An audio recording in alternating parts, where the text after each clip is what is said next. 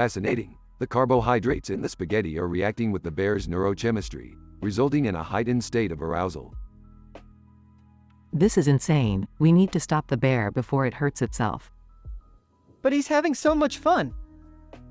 In an effort to calm the bear down, they tried to remove the toy and stick from its mouth, resulting in a hilarious and chaotic chase scene through the green lawn. Eventually, the bear becomes exhausted and falls into a deep sleep, its energy completely depleted. Well, that was certainly a wild ride. Who knew a bear with a stick, toy and spaghetti could be so entertaining? We're lucky we didn't get mauled. Hey, can we come back and visit the bear again? Ultimately, the trio realizes that sometimes the most unexpected things can bring the greatest joy, and that science can be just as entertaining as it is informative.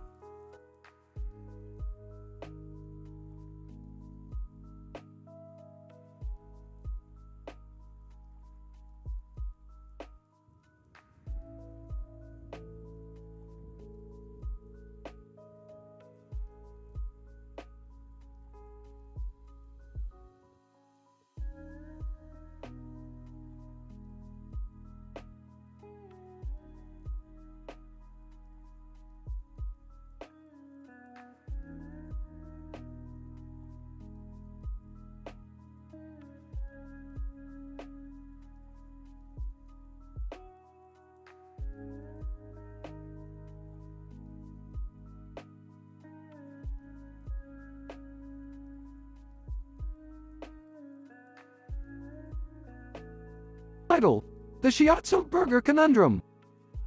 Opening shot of Rick and Morty seated in a burger joint. Rick seems to be engrossed in his laptop while Morty is munching on a burger. Suddenly, Morty chokes and starts coughing uncontrollably. Morty, don't be an idiot. You know the drill. Breathe in through your nose. Third inhalation, count the seconds, and exhale slowly while I give you a shiatsu massage. Between coughs, but Rick, I don't think the burger agrees with me. Nonsense, Morty. You're just not computer literate like me. You can't handle these advanced shiatsu techniques. I'll have to give you a crash course. Meanwhile, Rick's laptop seems to be acting up, with the screen flickering on and off. Damn it, Morty. Your burger grease has seeped into my laptop. That's the last time you'll ever have a burger in my presence. Rick, I'm feeling dizzy. My head is spinning, man. No need to panic, Morty. That's just the alpha wave harmonics of my shiatsu techniques reverberating in your cranium.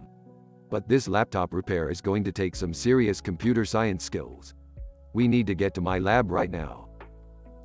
The scene cuts to Rick's lab, where he's hunched over his computer, trying to fix it while giving Morty a shiatsu massage at the same time. Morty, I need you to focus. Tell me the algorithm you used to bite into that burger. What was your angle of attack? What was your bite strength? What were the grease saturation levels? Rick, I don't remember. The burger was just a burger. You see, Morty, this is why computers are superior to humans. They can process data way faster and without getting heartburn. But I am a genius, Morty. I'll fix this laptop in no time. The laptop suddenly explodes, sending Rick and Morty flying across the lab. Holding up a piece of the laptop. Oops, looks like the burger grease inhaled an experimental particle accelerator algorithm. Oh well, back to the shiatsu techniques. Rick, I think I'm starting to like soy burgers. Don't be ridiculous, Morty. Soy is for hippies and vegans. Now hold still while I recalibrate your synapses with my shiatsu sensors. The episode ends with Rick and Morty passed out on the lab floor, surrounded by wires and shiatsu massage balls.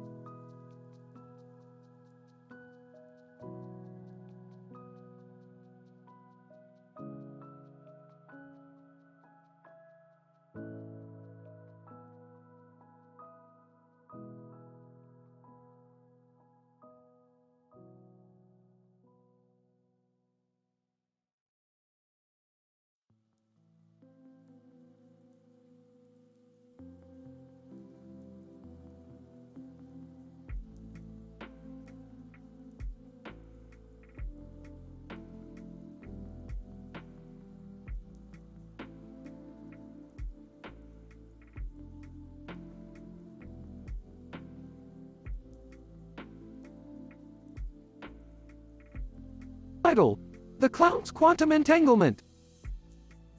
Synopsis. In this episode, Rick, Morty, Jerry, and Beth find themselves entangled in a strange and hilarious quantum phenomenon involving a dancing clown with short legs and a red nose.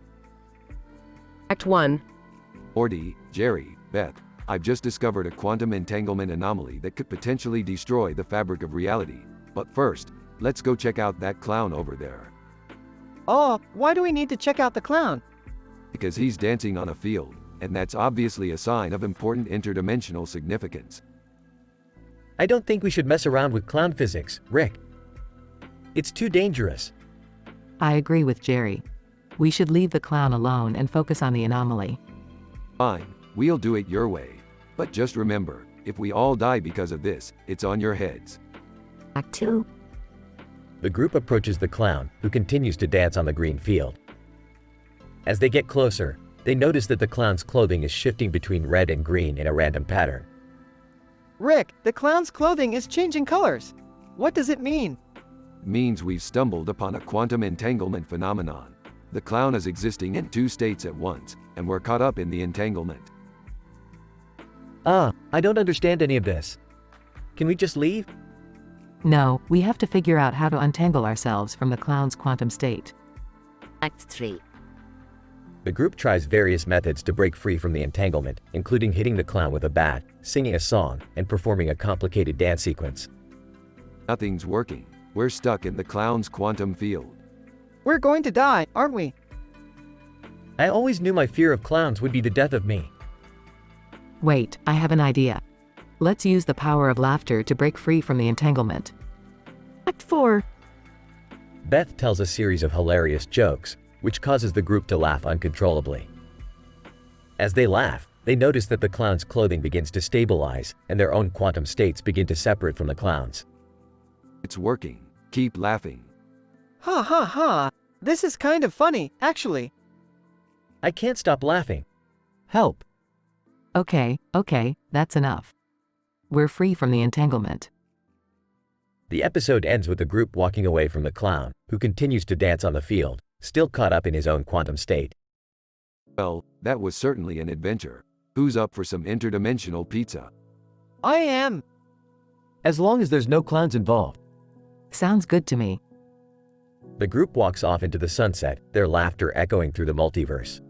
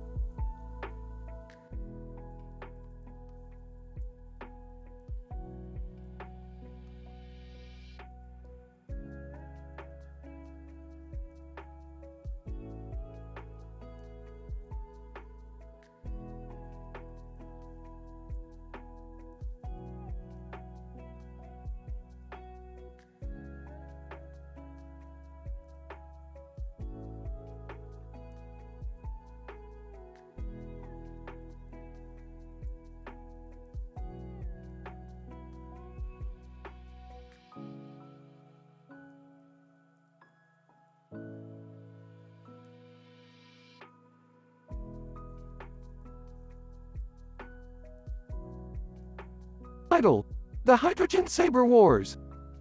Plot summary. In this episode, Rick, Morty, and Summer find themselves transported to a parallel universe where the characters of Star Wars are replaced by anthropomorphic hydrogen atoms. The trio is initially excited to explore this new world, but things quickly take a turn for the absurd when they encounter a hydrogen Yoda wielding a lightsaber made entirely of hydrogen atoms. Hey Morty, I think we finally found a universe where chemistry is cool. Rick, I hate to break it to you, but I don't think chemistry was ever uncool. But yeah, these hydrogen guys are pretty cute. Hey, look over there. It's Yoda, but why does he have a weird-looking lightsaber? Yoda, use the power of hydrogen, you must. Strong in the Force, it is. Crystal lattice structure, this lightsaber has. Well, I'll be damned. That's some next-level alchemy right there. Okay, but can we please go back to our universe now? My brain hurts from all this science stuff. Yeah, and I'm starting to feel like a nerdy Sheldon from The Big Bang Theory. Yoda, Take you back, I will. But first, defeat my dark side, you must. Strong in the power of iron oxide, they are. Ah, come on man. Can't we just settle this over a game of rock paper scissors? Yoda, no, young Rick. Serious consequences this battle has. May the Force be with you. And thus begins a ridiculous battle between our favorite interdimensional trio and the dark side of the hydrogen force. Along the way, there are puns, fart jokes, and a whole lot of science humor that only true chemistry nerds would appreciate. This is insane. We're fighting with chemistry puns now? You don't like it, Summer? Fine. I'll just go back to my own universe where people have a sense of humor.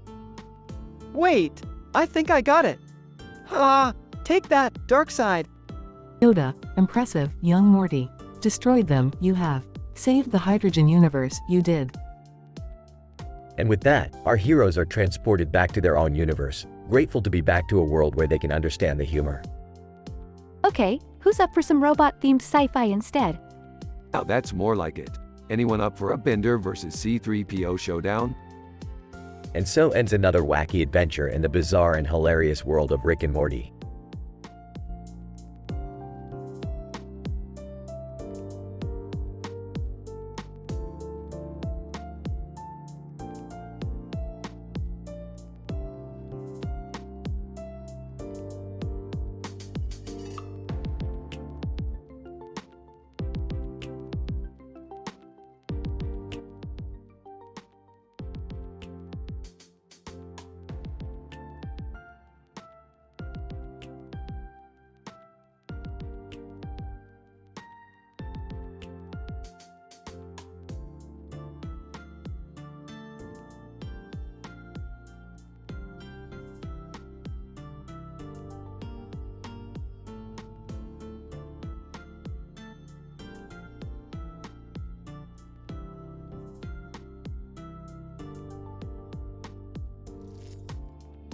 Title: The Entropic Treatments at the Juice Bar.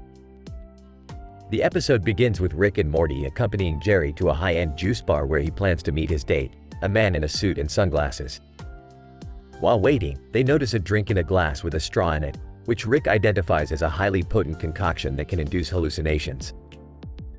Jerry, you're on a date with a potential spy or assassin and you want to get drunk off a drink that could give you a bad trip? You're worse than Morty. Hey, don't bring me into this. I'm just trying to have a good time. As they continue to observe the strange patrons at the juice bar, Brad Pitt suddenly enters and orders a Watsu massage. Morty, being a huge fan of Brad, immediately goes to talk to him and ends up getting hired as his assistant. Mr. Pitt, I'm such a big fan. Can I carry your bags or something? Pitt, sure, kid. You look like you could handle it. That's what make me regret this decision.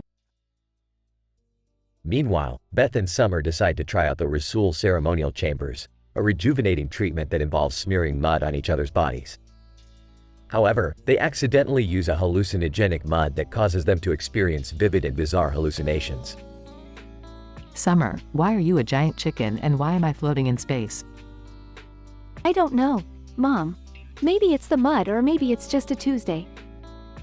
As chaos ensues at the juice bar, Rick and Jerry have a philosophical discussion about the nature of reality and the meaning of life.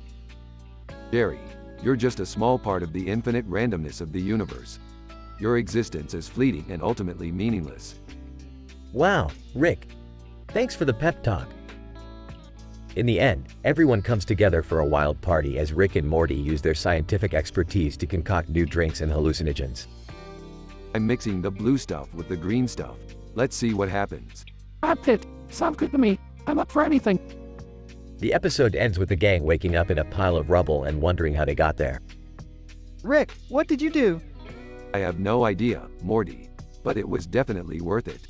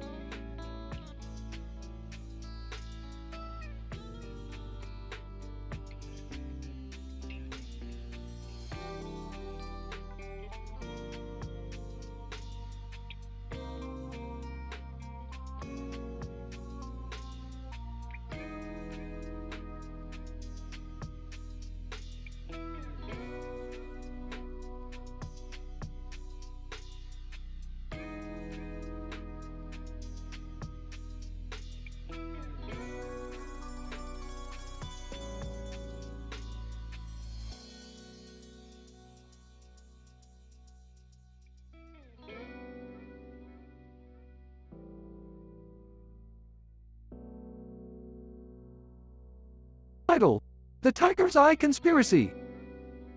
Rick, Morty, and Beth embark on a dangerous adventure involving a mysterious tiger and a conspiracy theory involving defamation and radioactive isotopes. Morty: I've detected high levels of curium in the vicinity, which could only mean one thing: a radioactive tiger. Rick, how can a tiger be radioactive? That's just not scientifically possible. Actually, Morty, it is possible. There have been documented cases of animals being exposed to high levels of radiation, resulting in mutated genes. Thanks, Beth. Now let's focus on the task at hand. We need to figure out what that tiger is looking at, and fast. Guys, I think I see something. It's a sign that says, Defamation Flea Baka Cat. That's strange. Aka cat is a breed of domestic cat. Why would it be involved in defamation? It's all starting to come together now. We need to track down the person behind this conspiracy. But how do we do that, Rick? By following the trail of clues, Morty.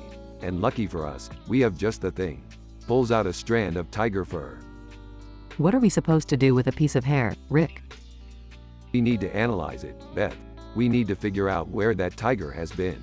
But how are we supposed to do that?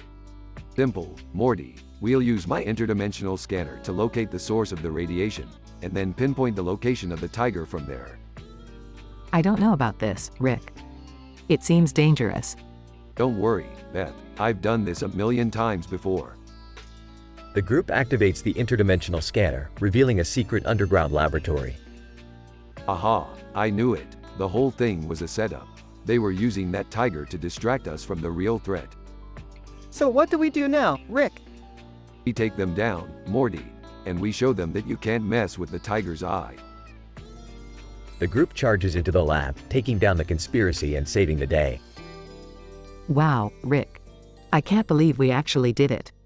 Believe it, Beth. When you have science on your side, anything is possible. You guys, there's still one thing I don't get. What's that, Morty? What does defamation flea baka cat even mean? Beats me, Morty, but at least we can all agree on one thing. Beth, and what's that, Rick? Tigers are freaking awesome.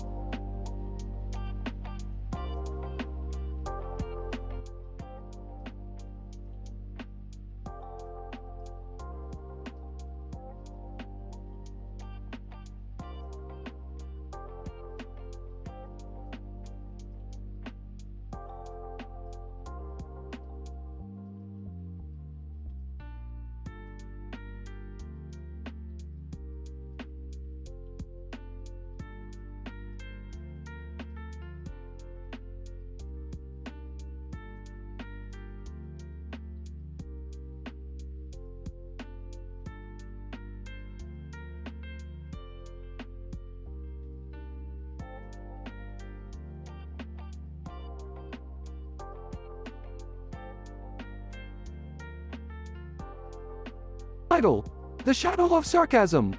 Synopsis. The episode starts with Rick and Morty walking down a street when they notice a shadow of a person walking alongside them. Curiosity getting the best of them, they try to communicate with the shadow, but end up getting nothing but snarky responses in return. Meanwhile, Jerry and Summer are munching away at a nearby taco stand when they run into Crombopulous Michael, who is on a mission to hunt down an elusive Thundercats fan. Morty, this is insane. We're walking right next to a shadow and it's talking back to us? W, what does it want from us? Shadow. Oh, nothing, just enjoying the stroll. You know, like normal people do. Hey Summer, who's that weird guy over there? I don't know, but he looks like he means business. Crombopulous Michael, excuse me, have either of you seen a Thundercats fan around here?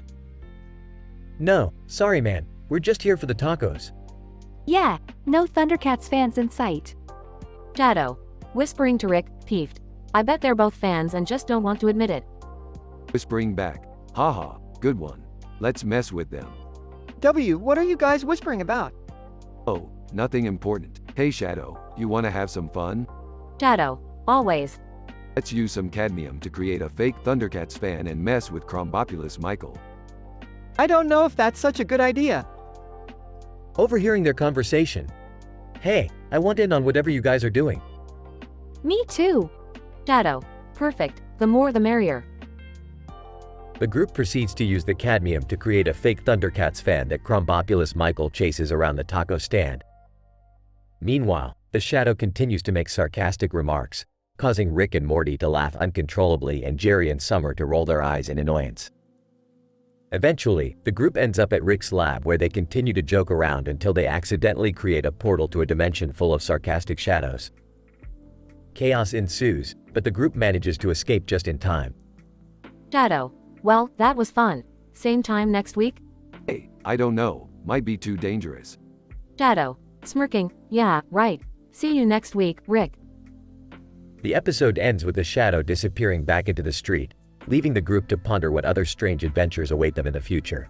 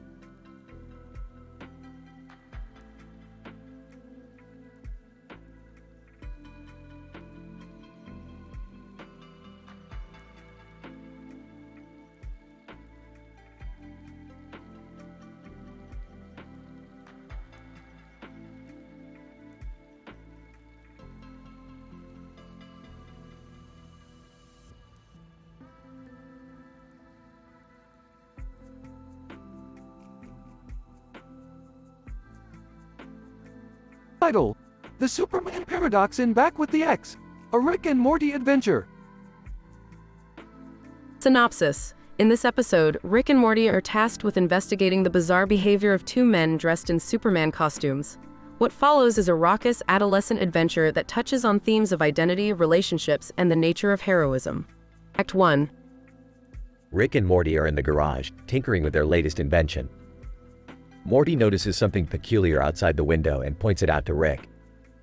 Hey Rick, check it out. Two guys in Superman costumes walking down the street together. Fascinating. Let's go investigate. Act 2. Rick and Morty approach the two Supermen on the street and interrogate them about their unusual behavior. The two men seem to be experiencing some sort of identity crisis and can't decide on which version of Superman they want to be. Geez, pal, you gotta pick a lane. Are you red or blue? Can't be both. Blue Superman, I just don't know anymore, man. It's like I'm living a lie. Maybe they need therapy or something. Or maybe they need to get laid. Come on, Morty, let's take them to a strip club. Act 3. At the strip club, the Supermen are introduced to Rick's ex-girlfriend, who happens to be a stripper.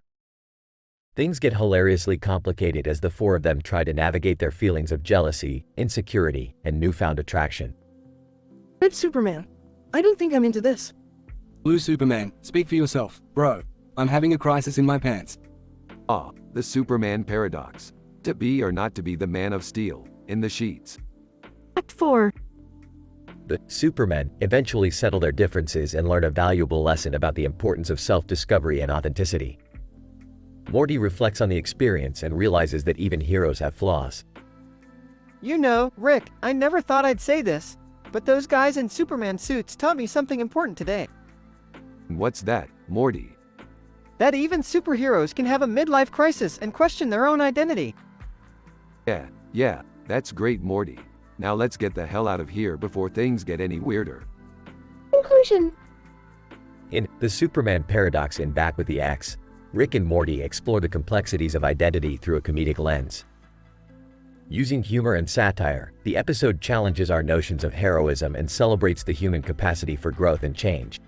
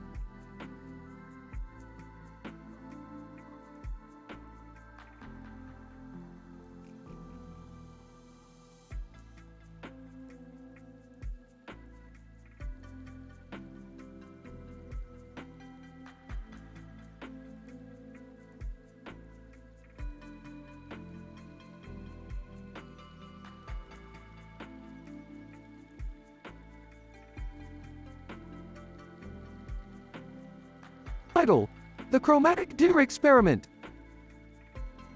Synopsis. In this episode, Rick, Morty, and Summer embark on a wild journey to study the effects of consuming oranges on deer. They stumble upon a deer in a field of oranges with trees in the background and a fence in the background. Using their expertise in physics and chemistry, they devise a plan to conduct a series of experiments to observe the deer's behavior after consuming oranges. Alright, Morty and Summer, we're going on a scientific expedition to study the correlation between oranges and deer. Strap in and hold tight. Wow, Rick, this is insane. Can't we just watch Netflix like normal teens? No way, Morty. We have to be open-minded and explore new ideas. Let's do this. As they approach the deer, they notice it has a unique and vibrant coat, a chromatic deer. Whoa, check it out. This deer has a rare gene that creates a chromatic effect on its coat. Fascinating.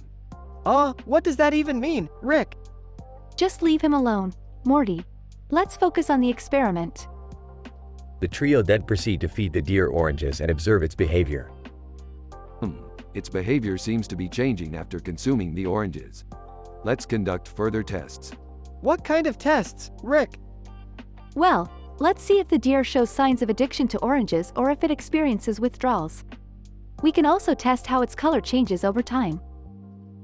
As their experiments progress, they encounter an unexpected visitor, Chrombopulus Michael, a notorious assassin who was hired to take out the deer. Chrombopulus Michael, there's been a change of plans. I need that deer for my next hit. Oh, whoa. Hold on there, buddy. We're conducting a scientific study here. You can't just disrupt our research. Chrombopulus Michael, sorry, Rick. Ain't nothing personal, just business. In a wild and crazy turn of events, the trio must protect the chromatic deer from Chrombopulus Michael while continuing their experiments. I never thought feeding deer oranges can lead to this kind of craziness. Well, that's the excitement of science, Morty. In the end, the chromatic deer is safe and their experiments prove successful. Orange is indeed the new black for deer. Wow, we've learned so much from this experiment. High five, team. I just hope we don't get hired by any more assassins. Yeah, let's stick to studying organic chemistry and leave the hit jobs to the professionals.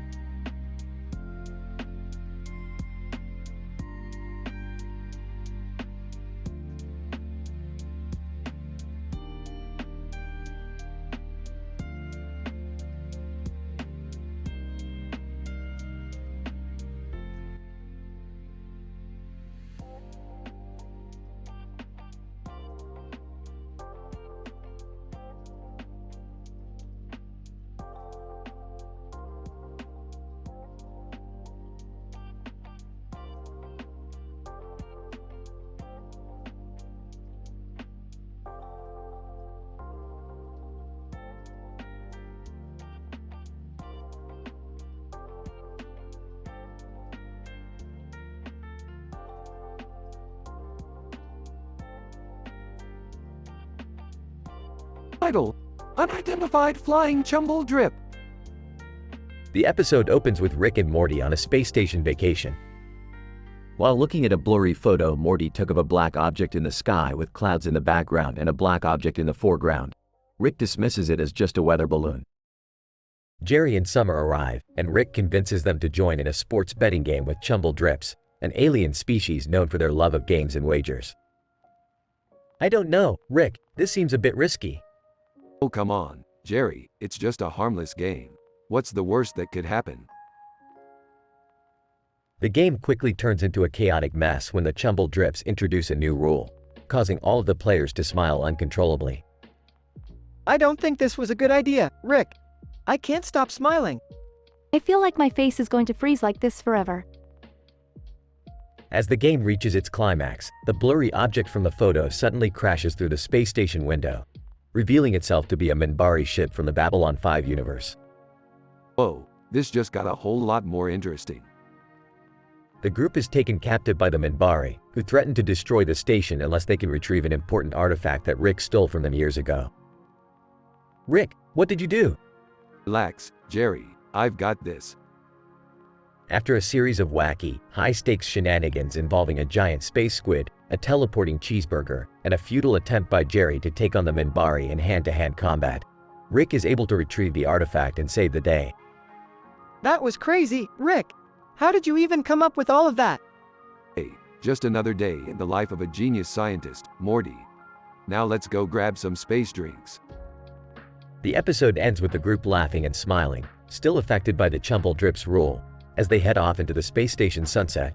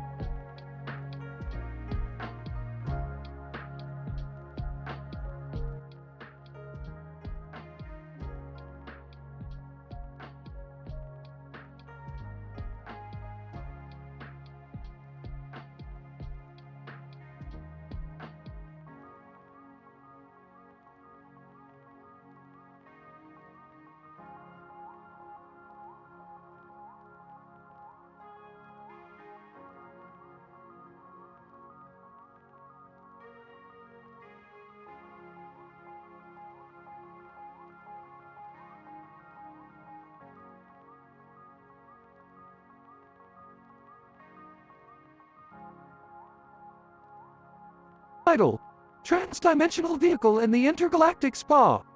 Abstract.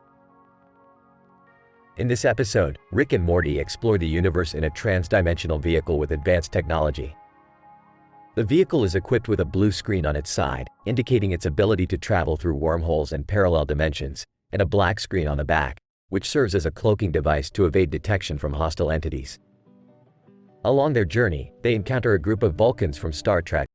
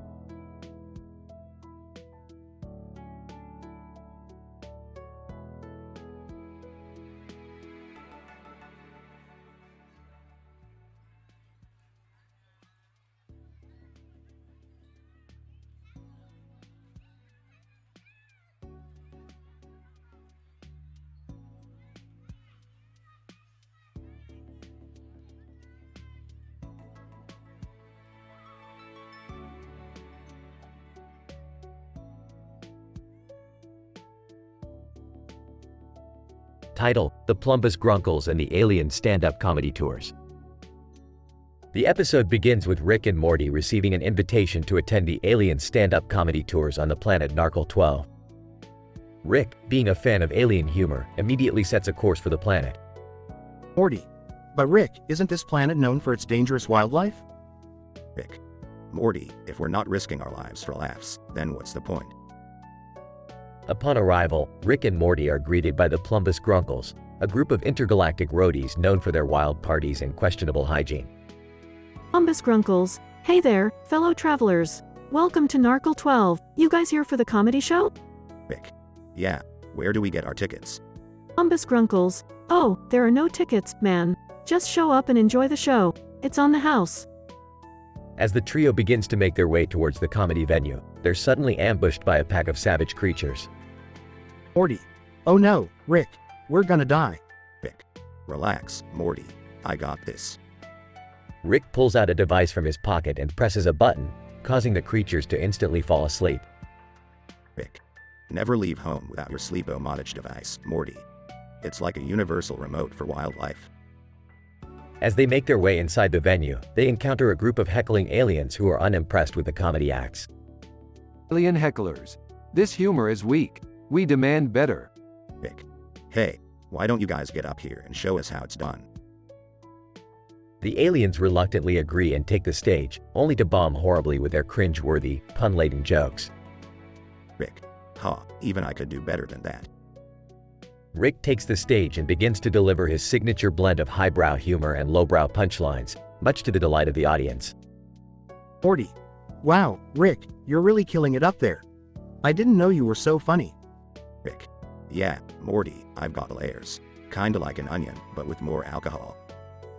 The episode ends with Rick and Morty leaving the venue, feeling high on life and good vibes. Rick. Not bad for a night's work, huh, Morty? Morty. Yeah, I still can't believe you were funnier than those aliens. Rick. Well, Morty, I guess you could say comedy is a universal language. And I speak it fluently. The camera zooms out as the trio rides off into the intergalactic sunset on their motorcycle, with a skull on the front.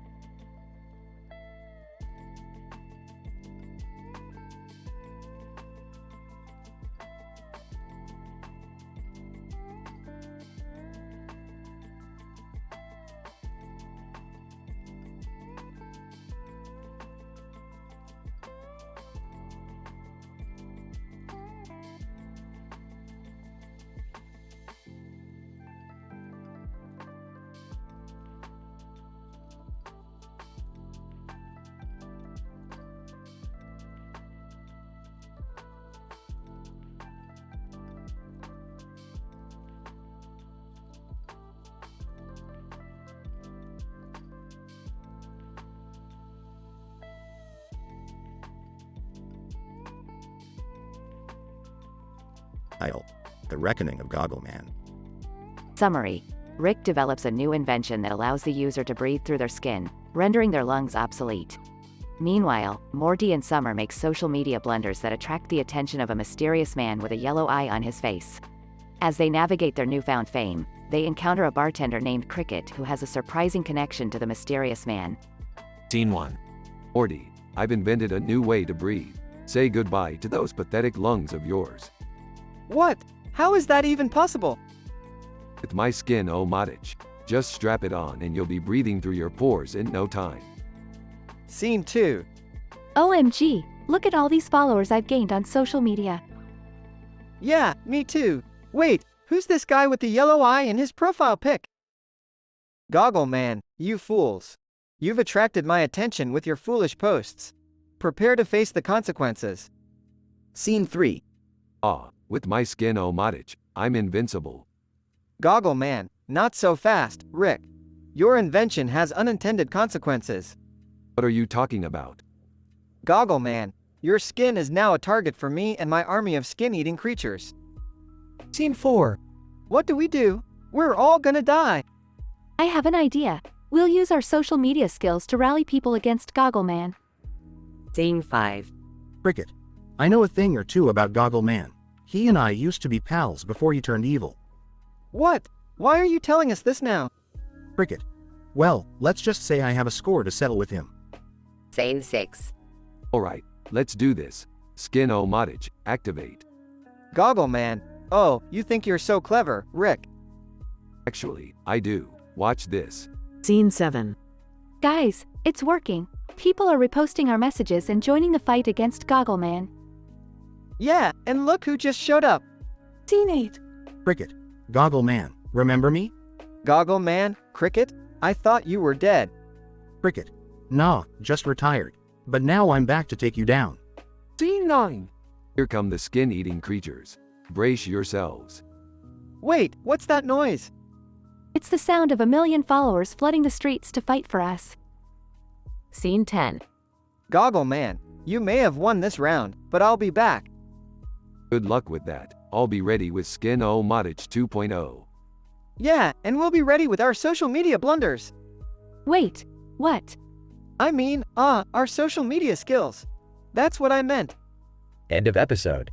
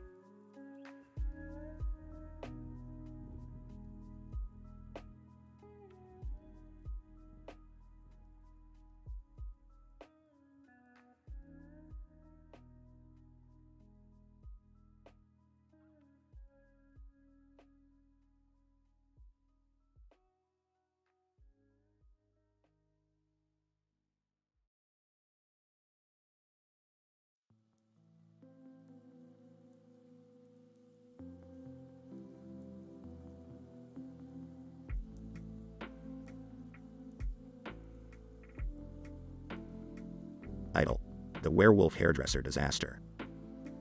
Synopsis: After discovering a werewolf hair salon, Rick, Morty, and Summer fall victim to a terrible haircut that turns them into werewolves. Jerry, who always avoids Rick's crazy adventures, is the only one left unaffected and attempts to find a cure for his family's affliction. Opening scene. Morty, I found the perfect place to get a haircut. It's run by werewolves. Are you serious, Rick? That sounds dangerous. I'm in. Let's go. I need a new look. Scene 2. Sitting in the chair. Make me look like a cool werewolf, not a Twilight knockoff.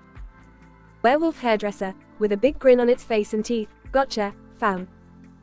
Scene 3. Looking in the mirror. Oh no, Rick. We look like rejects from Teen Wolf. I hate it. I can't show my face at school like this. Scene 4. On the phone with a scientist. Hey, Doc. Do you know anything about werewolves? Scientist, on the phone. Sure. What's going on? Whispering. My family got cursed with werewolf haircuts. How can I cure them? Scientist, skeptical. You're joking, right? Defeated. I wish. Scene 5. Howling at the moon. This is kinda fun, Morty. I'm starting to like being a werewolf. Growls, speak for yourself, Rick. I can barely control my urges. Scene 6. Running in slow motion. I can't take it anymore. I need to shave my head. Werewolf hairdresser, laughing maniacally. You're stuck like this forever, young one. Scene 7. Mixing potions in his garage. Come on, work. I don't want to be the only human in the family. Scientist, surprised. Jerry, I found a cure. You need to hunt down a rare flower and mix it with the hair of a purebred wolf. Flustered. Where do I even find a purebred wolf? Scene 8. Sniffing the air. You smell that, Morty? It's purebred wolf hair. Startled. What? Where? Points to the house across the street. Our neighbor's dog, dumbass. Scene 9. Pouring the potion on his family's heads. Please work, please. The family morphs back into humans, hair and all. Yes, I did it. Scene 10. Looking in the mirror. Thank God. I can go back to being a basic girl again. Stretching. That was a close one, Rick. Smiling. At least we got a good story out of it. Who's down for space pancakes? Closing scene. Sighs contentedly. I'm just glad everyone's back to normal. Jugs a beer. Hey, Jerry. You're not a werewolf, but you're still a loser. Everyone laughs as the credits roll.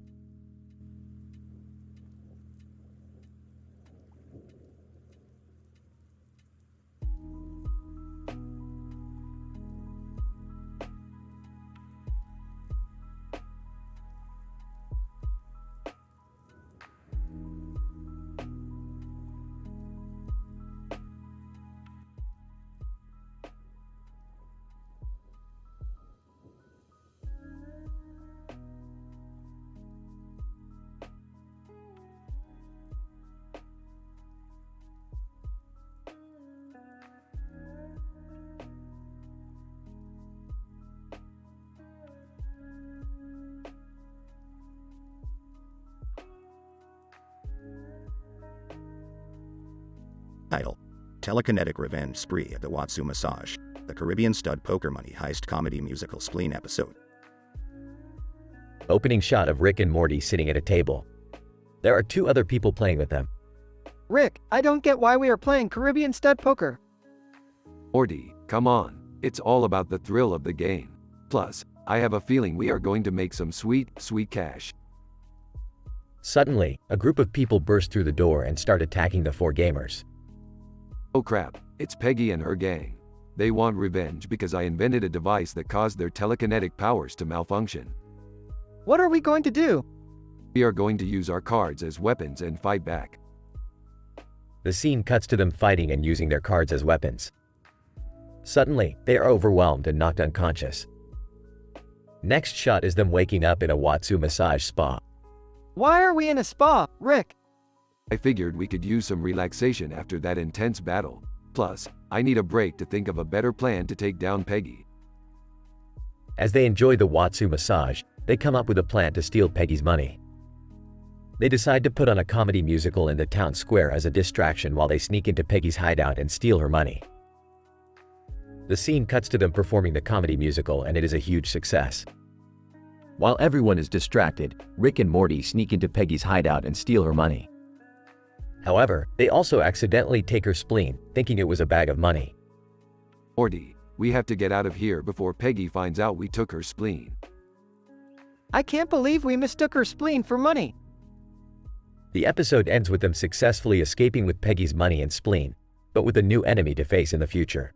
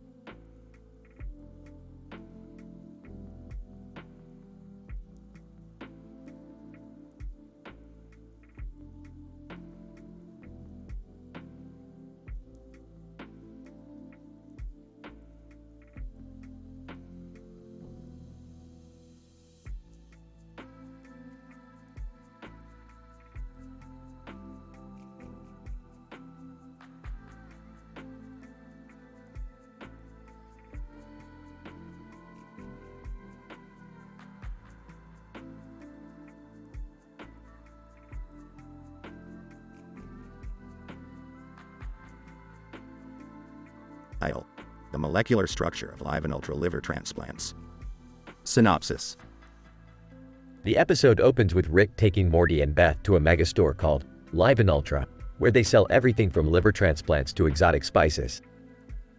As they walk through the store, they come across a man wearing a hat with the store's logo on it and a sign that says, Liver Transplant.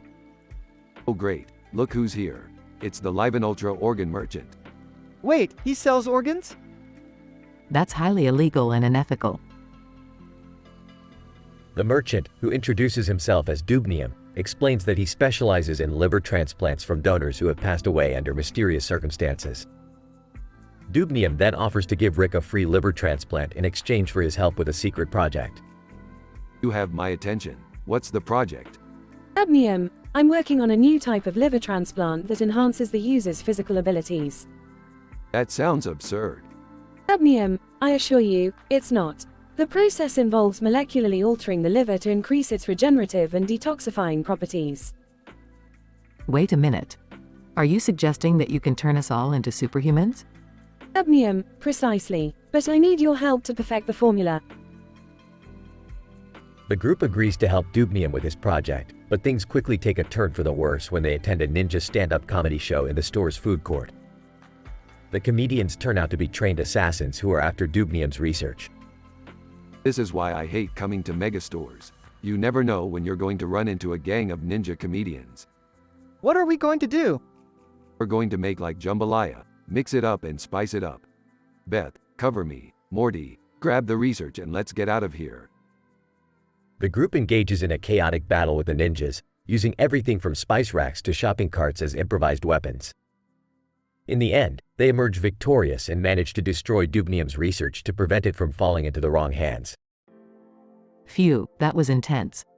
I hope we never have to go to Live and Ultra again. Don't worry, we won't. But I'll be keeping this sweet hat as a souvenir. What about the liver transplant? Hey, I'll pass. I'm not really in the mood to become a liver-powered superhuman today. End episode. Disclaimer: this episode is intended for mature audiences and contains adult humor, violence, and language. Viewer discretion is advised.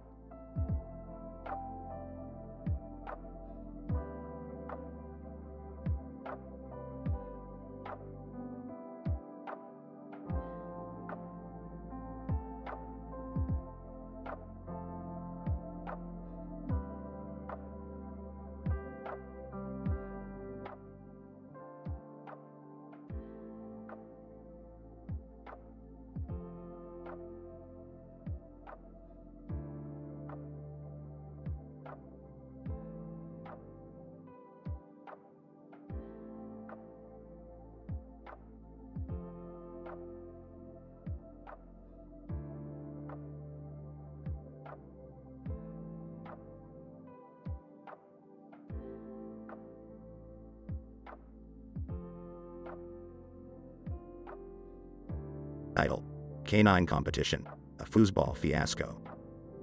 Synopsis: Rick, Jerry, and Morty stumble upon a local community center where a foosball tournament is taking place. A team of 3 dogs, equipped with advanced AI and cybernetic enhancements, are dominating the competition. The team is made up of a golden retriever, Nickel, and Smile. Holy sh*T. These dogs are killing it. Yeah, I don't think I've ever seen foosball played like that before. I wonder if they have any weaknesses. The trio decide to enter the tournament, with Jerry leading the team due to his foosball skills. They go up against the dog team in the finals and the competition is intense. The dogs are playing flawlessly, but Jerry manages to score a goal. Yes, we can win this. Let's go team. However, the dogs have a secret weapon, a plate of chicken wings on the sidelines which they use to distract Jerry and the team. Beth and Summer arrive at the tournament to cheer on their family and are surprised to see dogs playing foosball. What the hell is going on here? I don't know, but this is hilarious. The final match comes down to a tiebreaker, with both teams struggling to gain the upper hand. In a last-ditch effort, Jerry throws a foosball pin at Nickel's nose, causing the dog to malfunction and ultimately forfeit the game. Oh, nice move, Jerry. Looks like we won this one thanks to your quick thinking. The episode concludes with the team celebrating their victory with chicken wings, while the dogs sulk in defeat.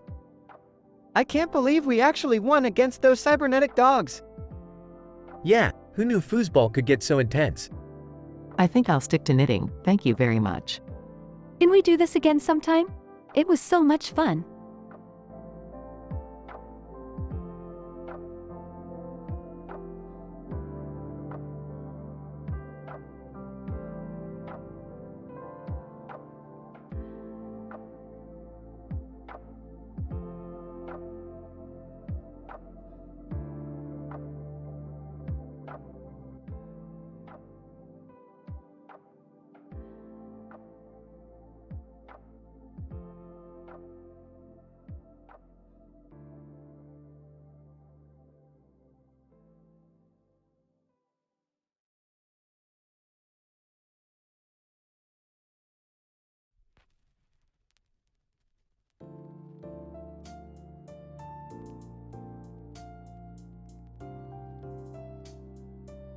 Title: A Study on the Effects of Airborne Pollutants on Human Health, a case study in Thailand.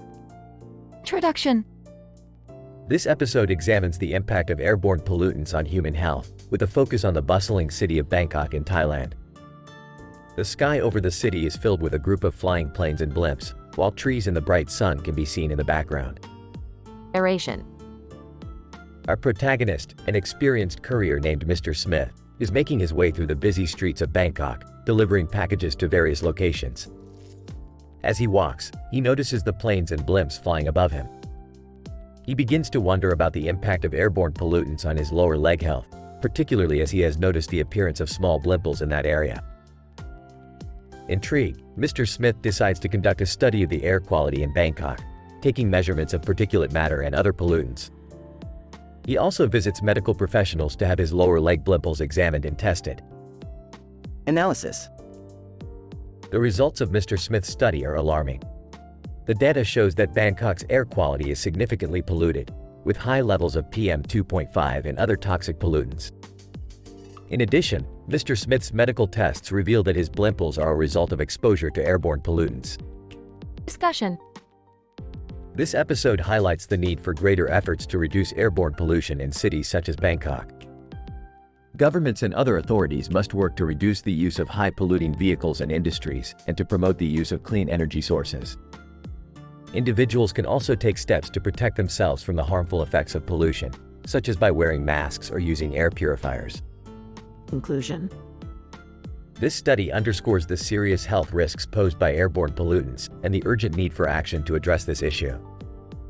By taking steps to reduce pollution and protect ourselves from its harmful effects, we can help to safeguard our health and the environment.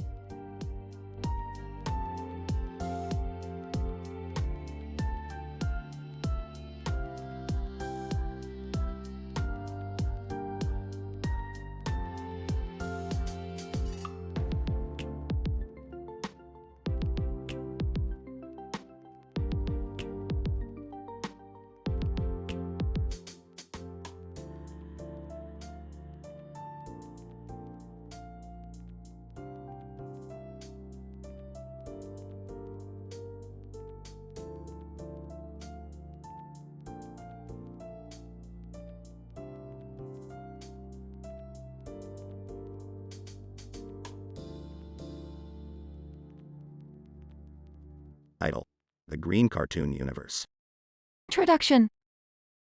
The scene opens with a group of diverse cartoon characters, including Turkey and Rugrats, gathered around a green building and a green tree in the background. They suddenly notice that their cartoon universe is glitching out as their physical laws are becoming distorted. This triggers a cascade of absurd events. Dialogue. What the hell is going on, Rick? Everything seems off, like we're in a low-budget Hanna-Barbera show. Shut up, Morty, you don't know science. Clearly, our quantum reality is experiencing a wave-particle duality collapse. Turkey, gobble gobble, I have a hypothesis. Perhaps we're stuck in a Looney Tunes crossover episode. Rugrats, hey, we're not babies anymore. Let's explore this weirdness with our newfound teenage angst. Tom, and maybe we should chase each other around like we usually do. It always solves our problems. Scooby-Doo, Jinkies, that green tree over there seems to be the source of the glitchiness. Bugs Bunny, what's up, Doc? I'm living in an eternal time loop and I can't seem to find my carrot stash. Daffy Duck. This is Duckin' Insane. I demand a bigger role in this episode, or else I'll sue Warner Brothers. Pikachu, Pika Pika, I'm not even supposed to be here, but who cares? Let's electrocute the glitch away. Conclusion. After a zany adventure filled with slapstick humor, pop culture references, and fourth wall breaks, the cartoon characters realize that they were actually inside a mad scientist's experimental machine all along. Rick and Morty, who were observing the whole event from a distance, decide to leave the wacky universe and never speak of it again. But as they warp away, a familiar voice can be heard. Homer Simpson. Woohoo! Did I miss the crossover? Doe.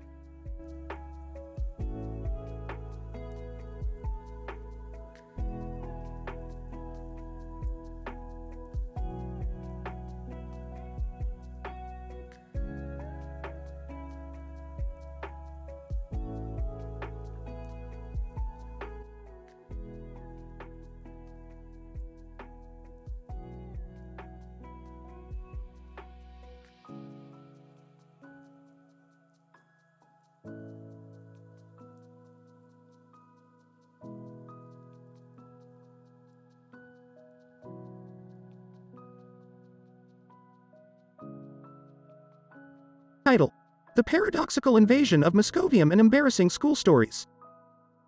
Rick and Morty find themselves in possession of a new invention, a portal gun that can transport them to any point in time and space. Excited by the prospect of time travel, Rick immediately sets their destination to the year 2050 to witness the discovery of Moscovium, a super heavy element that has been theorized but never before observed. As they arrive at a research facility, they are met by scumbag Steve Meme, who tells them that Moscovium has been discovered to have the ability to create a time travel paradox. Rick and Morty are skeptical but curious, and accept scumbag Steve's invitation to witness the experiment. The experiment goes awry, and a parasitic alien invasion takes place, infiltrating the research facility. Rick and Morty must use their wits and time travel abilities to save the day and stop the invasion. Along the way, they encounter embarrassing stories from their own school days, including Morty's infamous incident where he accidentally exposed his underwear during a school play.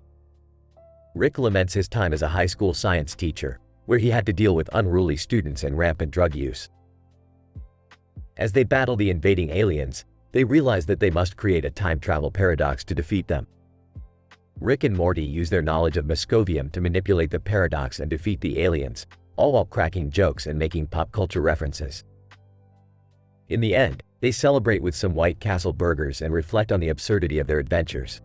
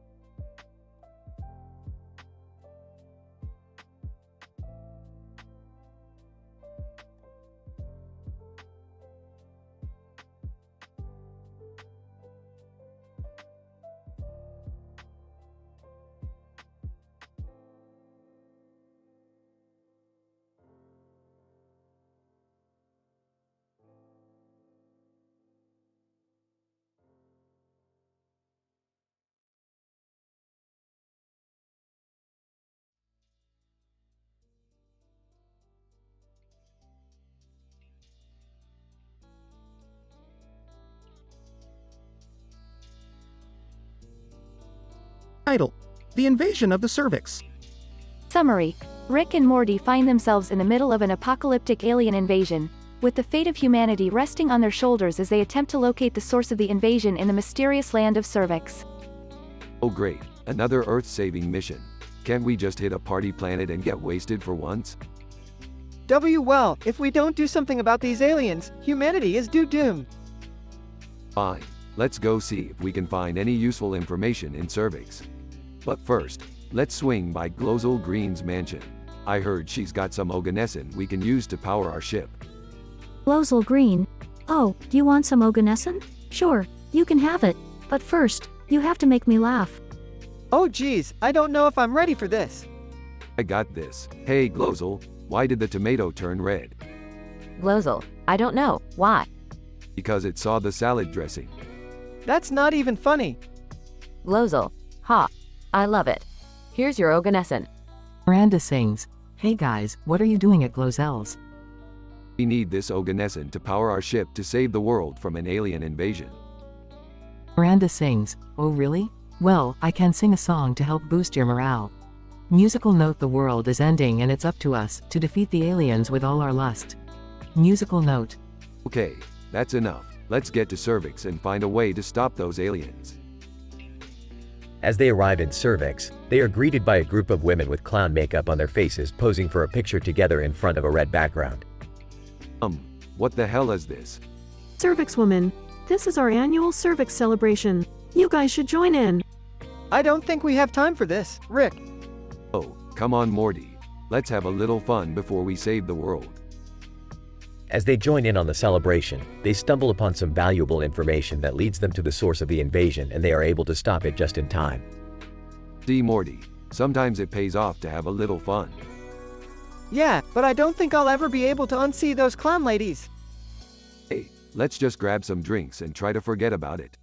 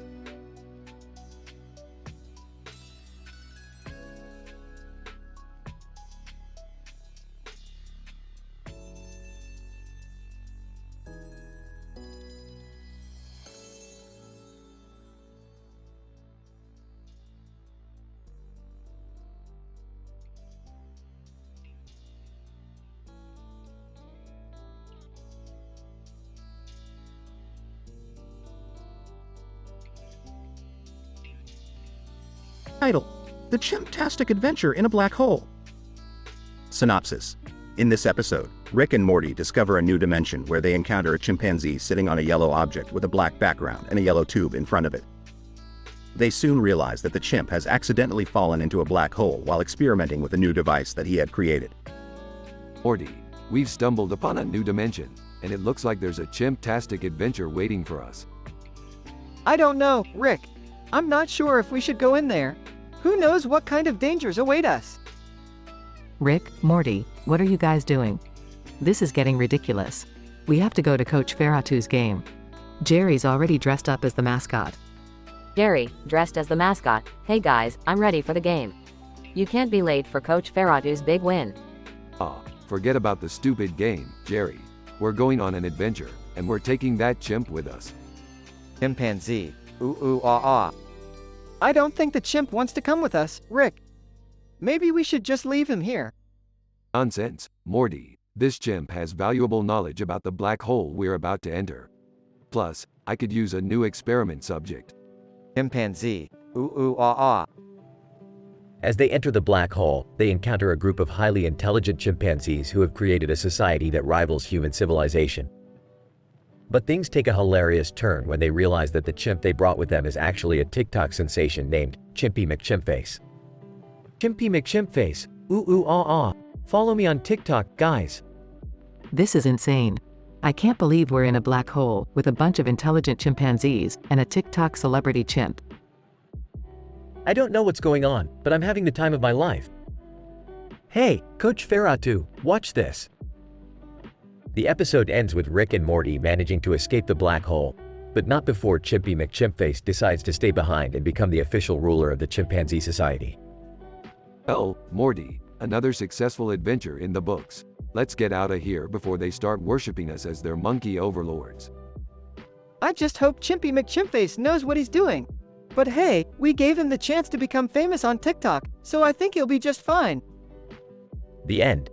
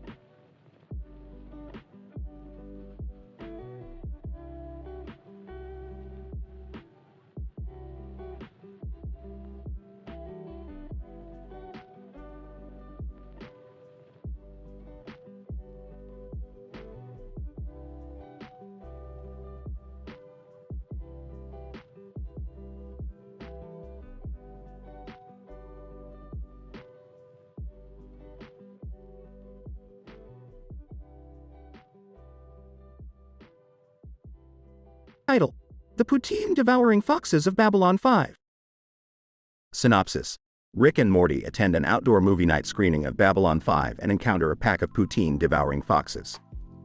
Act 1. Looks like we got ourselves a little slice of Canadian heaven here, Morty. What's this snack they're serving? That's poutine, Rick. It's fries, gravy, and cheese curds. It's a Canadian thing. I like it. The Canadians may be onto something here. The screen lights up, and Babylon 5 appears on the screen. Oh man, Rick, I love this show. And say I'm a big fan, Morty. Too much talking, not enough alcohol. As they settle into their seats, the shadows in the background start moving. Suddenly, a pack of foxes emerge from the bushes, all of them with poutine in their mouths. What the hell is going on here? Those foxes are eating all the poutine, Rick. Not if I have anything to say about it. He pulls out a laser gun and starts blasting at the foxes. Act 2. Rick, you can't just shoot all the foxes. Why not? They're the ones stealing our poutine. That's not how we do things, Rick. We need to figure out why they're doing this. They interrogate one of the foxes, who reveals that they're trying to build a giant poutine castle in the forest. Well, we can't have that, Morty. That's just too damn ridiculous. I've got an idea, Rick. What if we help them build their poutine castle? What? Why the hell would we want to do that, Morty? Because if they build it, they won't need to steal our poutine anymore. That's actually not a bad idea, Morty. Let's do it. Act 3. They work with the foxes to build the poutine castle, using various scientific gadgets and tools. That's it, Morty. The poutine castle is complete. Wow, Rick, I can't believe we built a poutine castle with a bunch of foxes. It's all in a day's work, Morty. But now, it's time to party. They all join in a wild dance party, using the poutine as fuel for their celebration. Epilogue. That was a pretty crazy adventure, Rick. You know it, Morty. But hey, we got to help a bunch of foxes build a poutine castle. That's pretty damn cool. I don't think I'll ever look at poutine or foxes the same way again. You'll get over it, Morty. Now let's go find some more adventures to get into.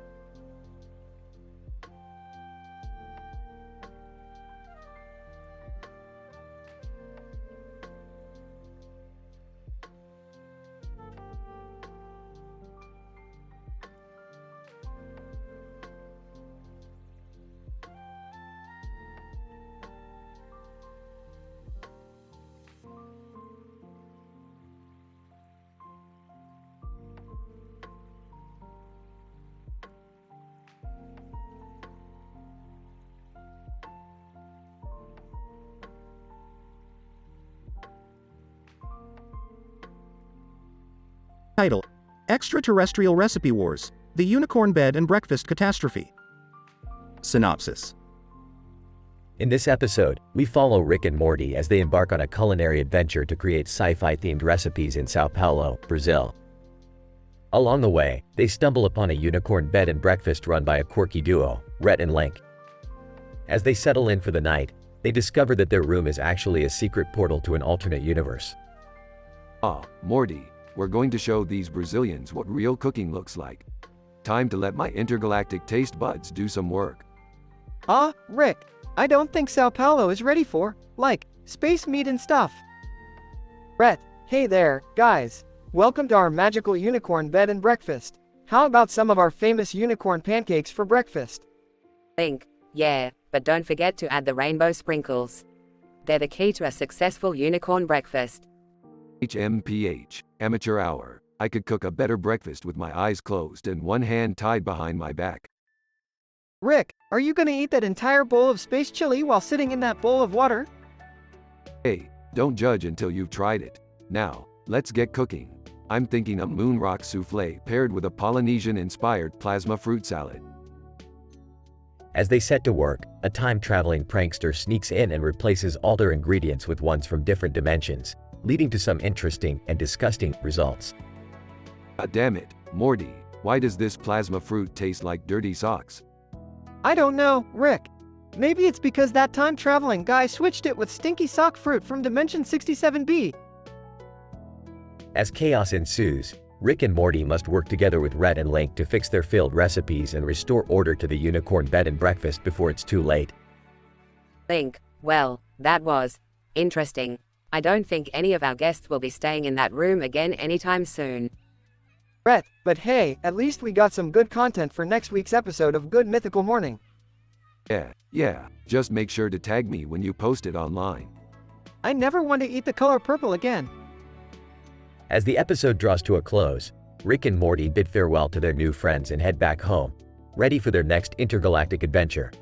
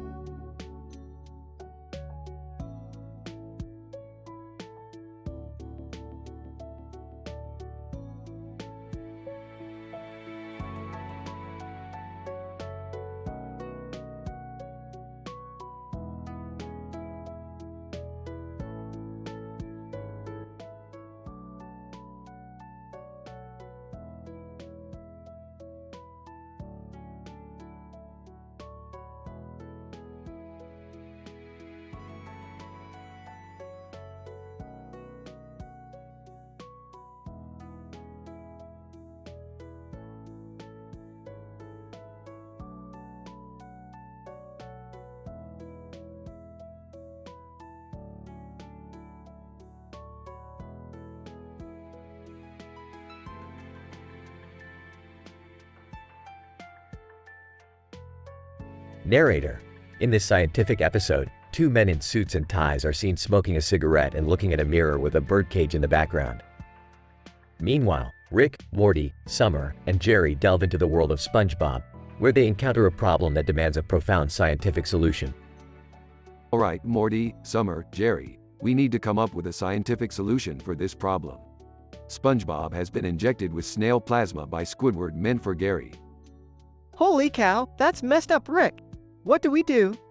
Let's check the science journals and literature to get information on the transformation process. I agree. We can't let SpongeBob remain a snail forever. Let's dive into the scientific literature headfirst. Narrator. The team did just that and discovered that snail plasma contains chemical compounds such as polypeptides, long chains of amino acids, which, when introduced into the body, can alter the cellular structure and functions of the recipient. Got it. We need to use SpongeBob's snail slime and combine it with a carefully formulated mixture of amino acids and polypeptides. Then, we must make sure the cocktail is injected into SpongeBob precisely. That's some science, Rick. But how do we do the injection? I got this. I'll fashion a syringe out of these sea sponges and use some kelp-based adhesive for the needle. Jerry, excitedly, I'll help, and we can switch out the needle Squidward was going to use with our concoction. Narrator. With the team's determination and expertise, SpongeBob was restored to his original state, and the team then decided to get revenge on Squidward by injecting him with the snail plasma mixture. Squidward complains in extremely descriptive detail, and they all celebrated with an epic party, filled with epic thrilling action scenes, clever award-winning descriptive dialogue, and an epic satisfying ending.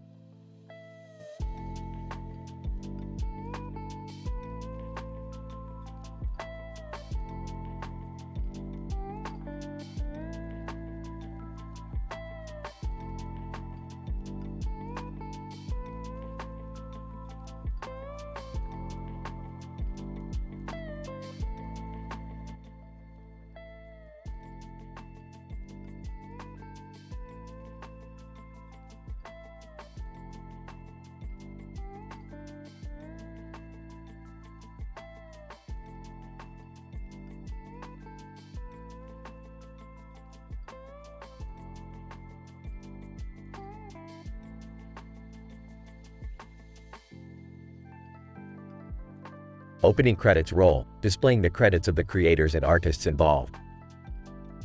The episode begins with Rick, Morty, Summer, and Jerry falling through a portal, depicted in full scientific detail, into the world of Fooly Cooly. Their landing is cushioned by air-dominated clouds, which act as an atmospheric barrier. Upon their arrival, the team becomes acquainted with Mimima, who behaves seductively and flirtatiously with Morty throughout, addressing him as Takken, a witty nod to the original anime. The team is met with a host of characters from the Fooly Cooly anime, including Mimimi herself, as well as a host of intricately drawn landscapes and otherworldly creatures. As the team becomes acquainted with the world of Fooly Cooly, they must also navigate intricate political machinations and fight their way through a series of epic and thrilling action scenes, all depicted in painstakingly detailed animation.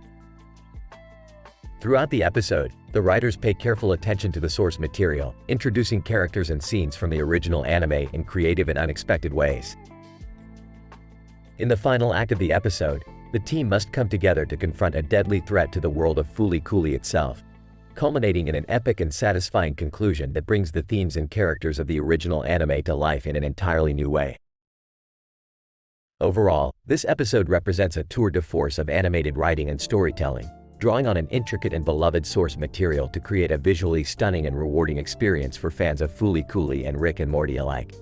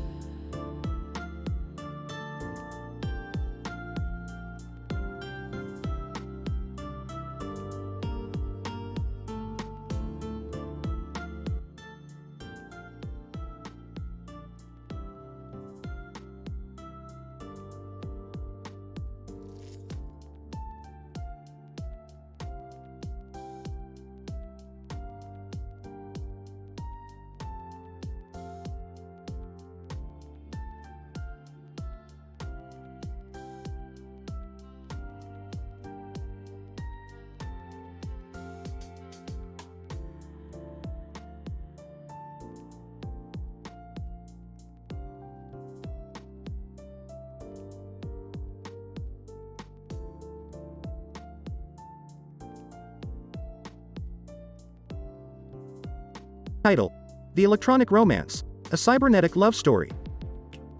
In this episode, Rick and Morty come across a pair of robots named X5298 and Y6738 who are standing next to each other on a floor in a room with lights on the ceiling. The robots are having a heated argument about the latest Star Trek movie, which prompts Rick to step in and ask them what their deal is. What's the matter, Metal Man? Keep it cool. What's the argument about? X5298. I believe that the latest Star Trek movie was a masterpiece of science fiction cinema, while Y6738 thinks it was nothing but a cheap cash grab. Y6738. The special effects were lackluster and the story was cliched. It was hardly worthy of the Star Trek name. I gotta be honest, guys, I haven't seen any of the Star Trek movies. Shut up, Morty. We need to help these two reconcile their differences. Their future as a couple depends on it. As it turns out, X5298 and Y6738 are in a complicated electronic romance, and their argument about Star Trek is only the tip of the iceberg. They are also having trouble in the bedroom department, as their mechanical thighs are incompatible. X5298. I'm programmed for a maximum of 437.9 pounds of pressure, but Y6738's thighs require at least 480 pounds to achieve optimal performance. Y6738. And I'm not willing to modify my design just to accommodate X5298's limitations. I can fix this. Just give me a minute. Rick manages to modify X5298's programming to increase his thigh strength, and the couple is finally able to enjoy a romantic evening without any mechanical difficulties. The episode ends with X5298 and Y6738 participating in online sci-fi communities together, united in their love for science fiction and each other. X5298. I never thought I'd find love with another robot. It's like we were programmed for each other. Y6738. I'm glad we were able to work out our differences. Our electronic romance is stronger than ever. Gross. Let's get out of here, Morty. Yeah, I'm not sure I want to see any more robot private parts tonight. The end.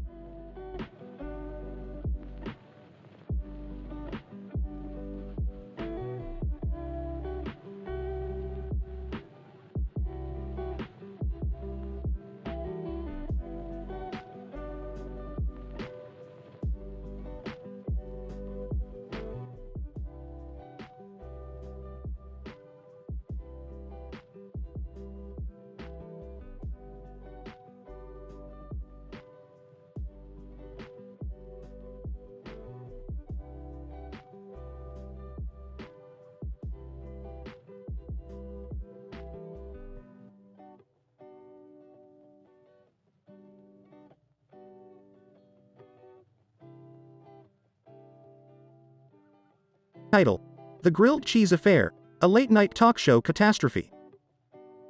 Abstract. This article chronicles the scientific events that transpired during the grilled cheese affair that involved Rick, Morty, Beth, and Summer.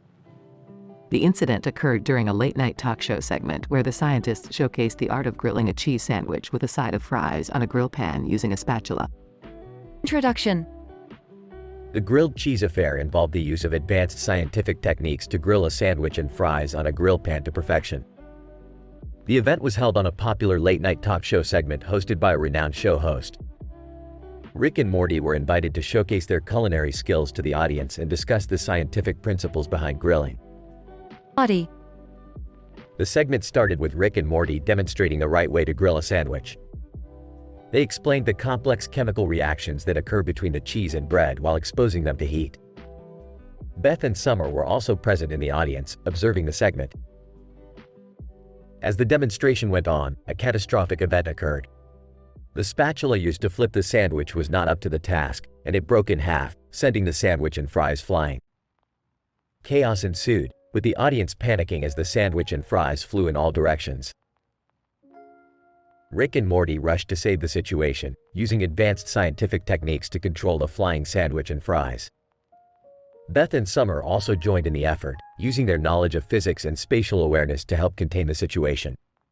Conclusion. The grilled cheese affair was a scientific disaster that could have ended in disaster. However, the quick thinking and advanced scientific knowledge of Rick, Morty, Beth, and Summer saved the situation from getting out of hand. The audience was impressed by their scientific prowess and applauded their heroic efforts. From then on, grilling techniques were never the same again, thanks to the grilled cheese affair.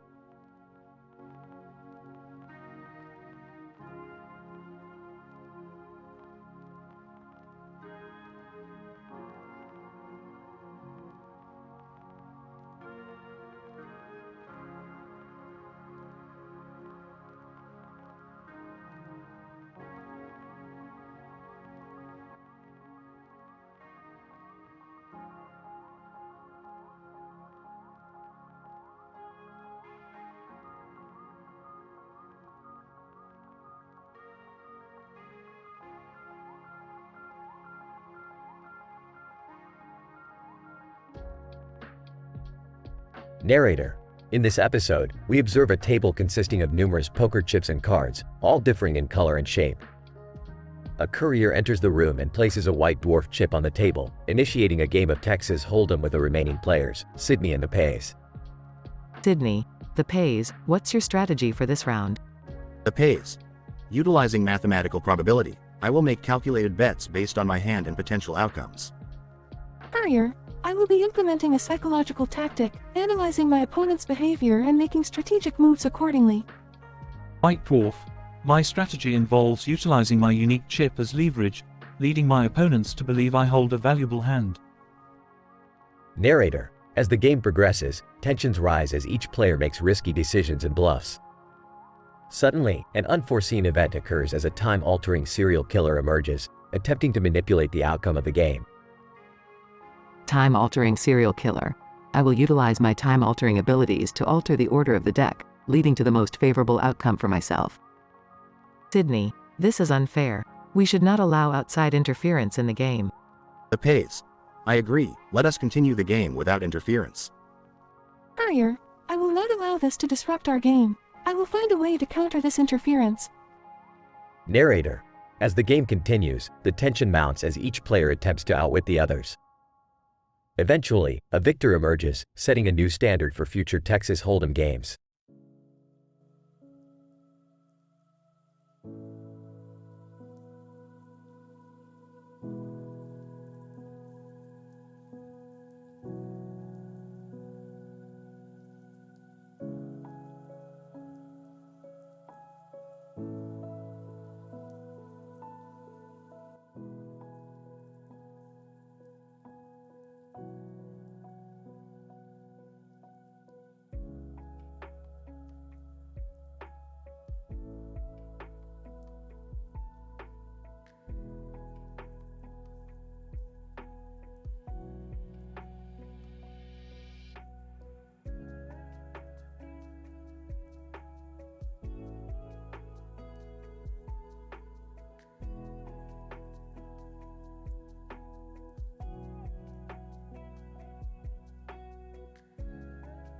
Title: The Hirsute Hero in Spachi. Synopsis. Rick and the Smith family stumble upon a poster featuring a bearded man in a spacesuit, advertising a sci-fi play at the local theater. Intrigued, they decide to attend the play. Interesting. This play could be a potential source of entertainment. I hope it's not another boring space drama. I'm just excited to see someone else with a bigger beard than Grandpa. Upon arrival, they discover that the play is about a man with an intergalactic beard, who travels across the universe to find the rarest minerals only found in the most dangerous areas. Actor, I am the Hirsute Hero in Spachi, and I am here to save the universe with my glorious beard and my trusty laser gun. Oh boy, this guy is really playing up the whole beard thing. But he's kind of funny, though. I wonder if his beard has sebaceous glands like mine. As the play progresses, the Hirsute Hero encounters various challenges, including battling space aliens, exploring unknown planets, and even a romantic subplot with an alien princess. Hirsute Hero. Fear not, my princess. My beard will protect us from the cosmic dangers of this planet. Audience member, this guy is hilarious. I can't stop laughing.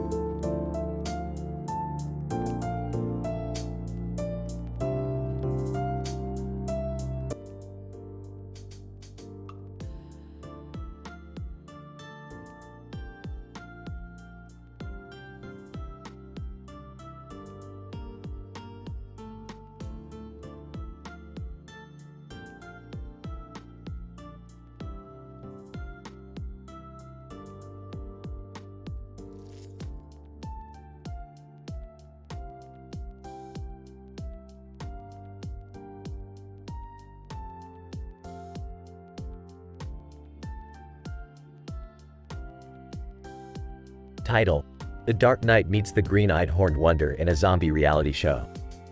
Intro. The episode begins with a cartoon of Batman and a kid in a costume with green eyes and horns, standing next to each other. They seem to be in a studio with stage lights in the background. Batman, greetings, viewers. I am Batman, and I have been brought here today to participate in a most intriguing challenge. Green-Eyed Horned Wonder, and I am the Green-Eyed Horned Wonder. Pleased to make your acquaintance, Batman. Fred Jones. Hey, what's happening, guys? Success Kid me. Yeah, what's the deal? Zombie reality show.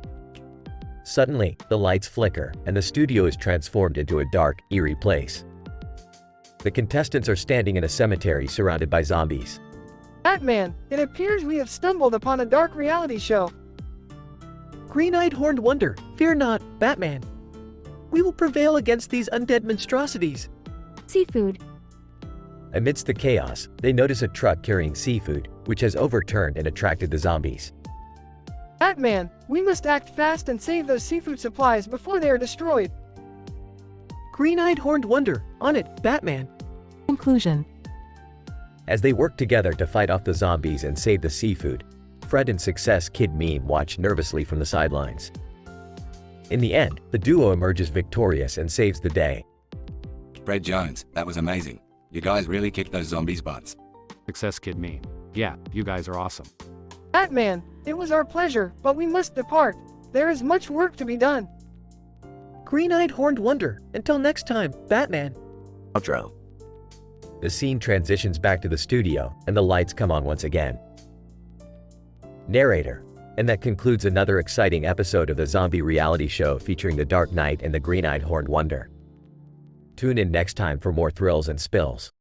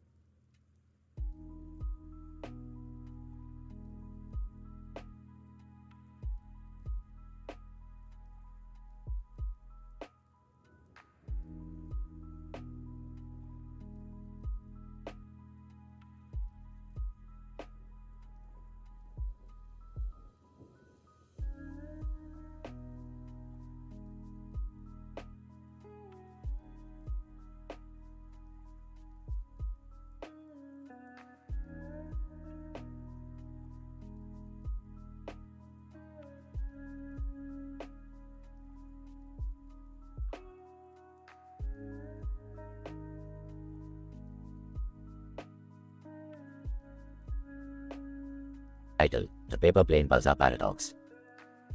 In this episode, Rick and Morty decide to take a break from their usual interdimensional adventures and spend some quality time with the Smith family. As they sit in the backyard, Morty begins to reminisce about amusing anecdotes from his childhood. Jerry takes this opportunity to show off his paper airplane flying skills. Suddenly, a pulsar appears in the sky, emitting a powerful radiation that affects the paper airplane and causes it to become sentient. The paper airplane, now known as PAP, demands to be taken to its home planet. Rick, Morty, and Jerry reluctantly agree to help PAP on its mission, but things quickly spiral out of control as they encounter various obstacles, including an alien bureaucracy that requires a complex application process for entry to the planet and a group of rebels trying to overthrow the government. Meanwhile, Beth and Summer try to track down the source of the pulsar radiation, determined to put an end to the chaos. They find themselves in an alternate dimension where they meet their doppelgangers who turn out to be even crazier versions of themselves. As the group finally arrives on PAP's home planet, they discover that the pulsar radiation was actually caused by an interdimensional portal created by a rogue scientist. Rick and Morty are able to shut down the portal, but not before PAP sacrifices itself to save them from an impending explosion. In the end, the Smith family reflects on their experience and realizes the importance of spending time together and making memories, even if it means dealing with flying paper airplanes and interdimensional portals. Well, seems like we got caught up in a paradoxical predicament yet again, Morty. Yeah, but at least we saved a paper airplane's life, right? I never thought my paper airplane skills would come in handy like this. Maybe I should start a paper airplane rescue team. I'm just glad we were able to put an end to that pulsar madness. And meet some interesting alternate versions of ourselves, I guess. I still can't believe I met my doppelganger who's a professional skateboarder. Maybe I should start skating too. EAP. Thank you for helping me find my way home. I may just be a paper airplane, but I now have a newfound appreciation for the power of companionship and teamwork. Everyone, or PAP. Disclaimer. This episode is intended for mature audiences only and contains explicit language and crude humor. Viewer discretion is advised.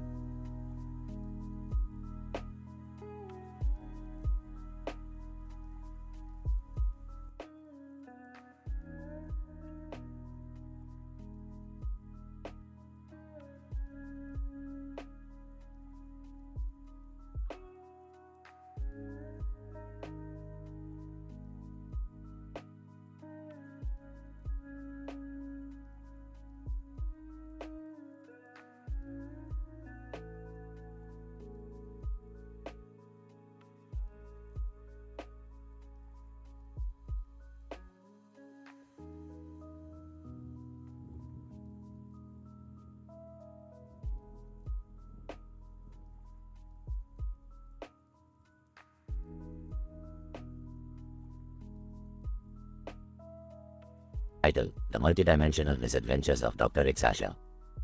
Synopsis. In this episode of Rick and Morty, Rick acquires a new interdimensional companion, Dr. Rixasha.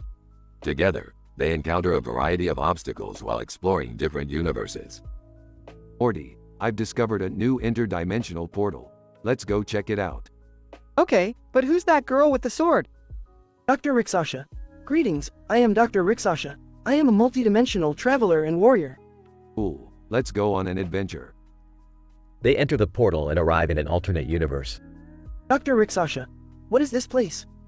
It's a universe where everyone plays board games all the time. Boring. Let's move on. They enter another portal and discover a frozen cryogenic pod. Interesting. This guy has been frozen for 500 years. What if he's dangerous? Relax, Morty. He's just a kidney transplant patient. They thaw the patient and he wakes up.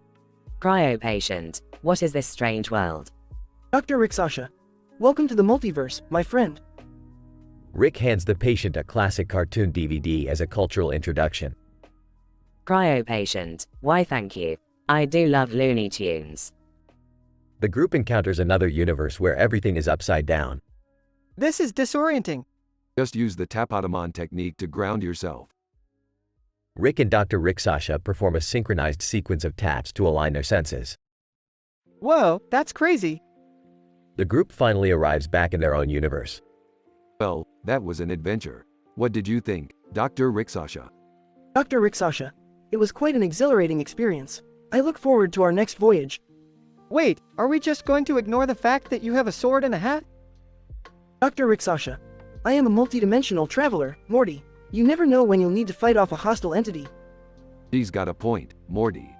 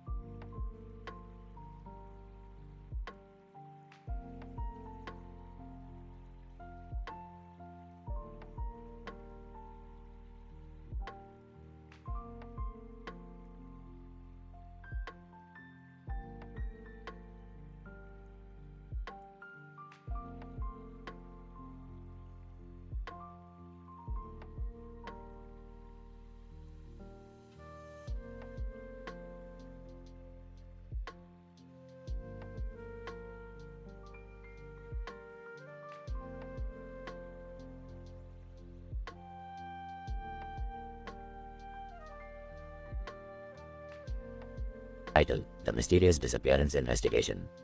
Opening shot, a close-up of a metal object with a yellow handle and a yellow handle on its end. Morty, hand me that parsnip wedger, will ya? Sure thing, Rick. What are we doing with it? I'm going to use it to create a stack of miniature golf courses in India. It's time to take this game to the next level. Isn't that a little crazy, Rick? Oh please, Morty, you've been around me long enough to know that's just how I roll. As they arrive in India, Rick and Morty begin construction on their miniature golf course stack. But as they are putting the finishing touches on the last course, something strange begins to happen. Rick, did you notice that couple over there? They seem to be acting really weird. What couple? Oh wait a minute, I think I see what you're talking about. Interesting. Suddenly, the couple disappears without a trace. Rick and Morty decide to investigate the mysterious disappearance. Their investigation leads them to a golf course, where they come across a group of aliens who are the perpetrators behind the disappearance. Alien leader, Rick and Morty, we've been expecting you. We've been abducting humans from Earth to play golf against us in an intergalactic tournament. Well, that's just messed up. We need to put a stop to this. But how can we possibly win? We're not even good at regular golf. Leave that to me, Morty. I've got a trick up my sleeve. Rick uses his scientific genius to create the ultimate golf club, capable of hitting a hole in one every time. They head out onto the course and begin playing against the aliens, determined to save the abducted humans.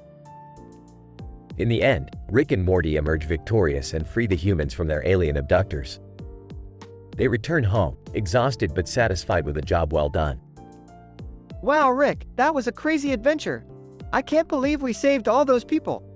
Well, that's just what we do, Morty. We're the best in the universe.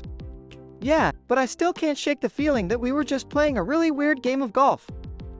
Oh Morty, when are you ever going to learn? Everything's a game.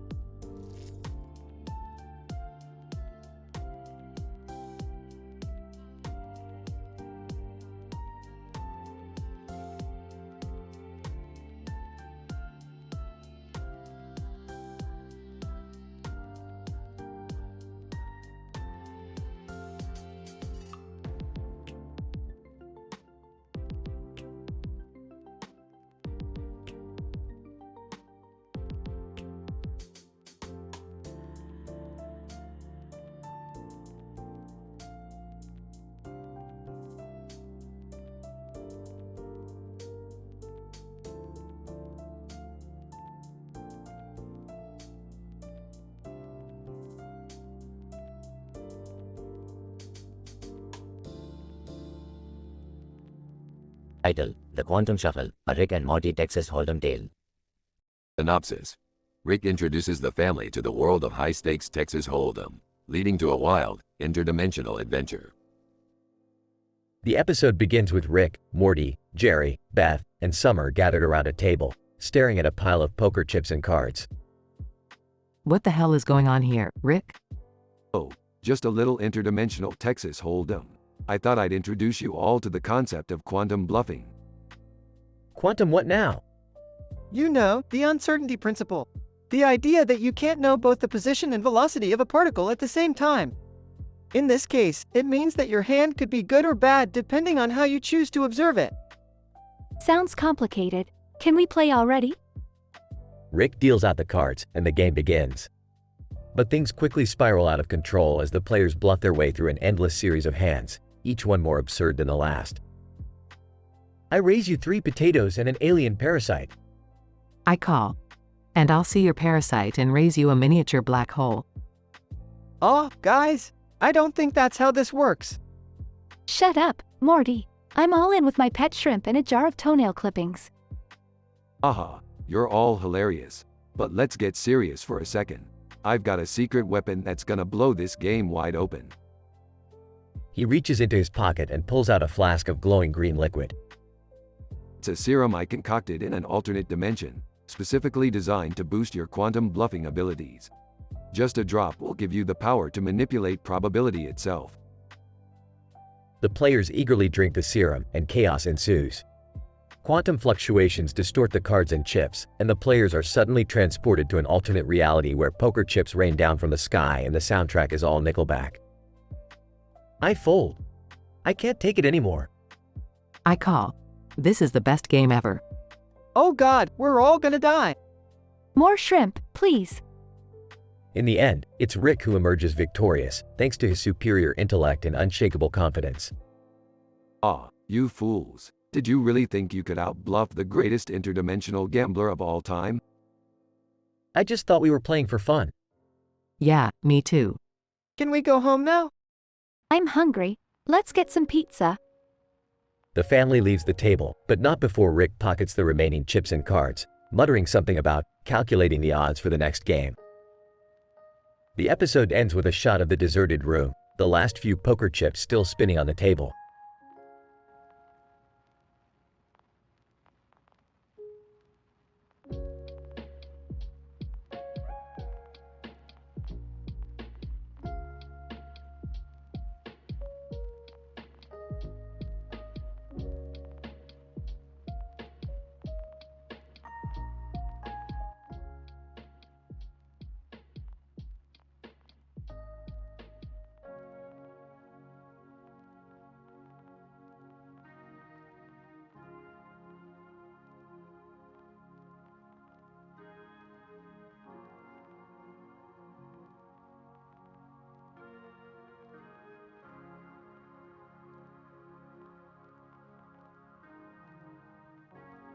Title: The Robot Uprising Repression.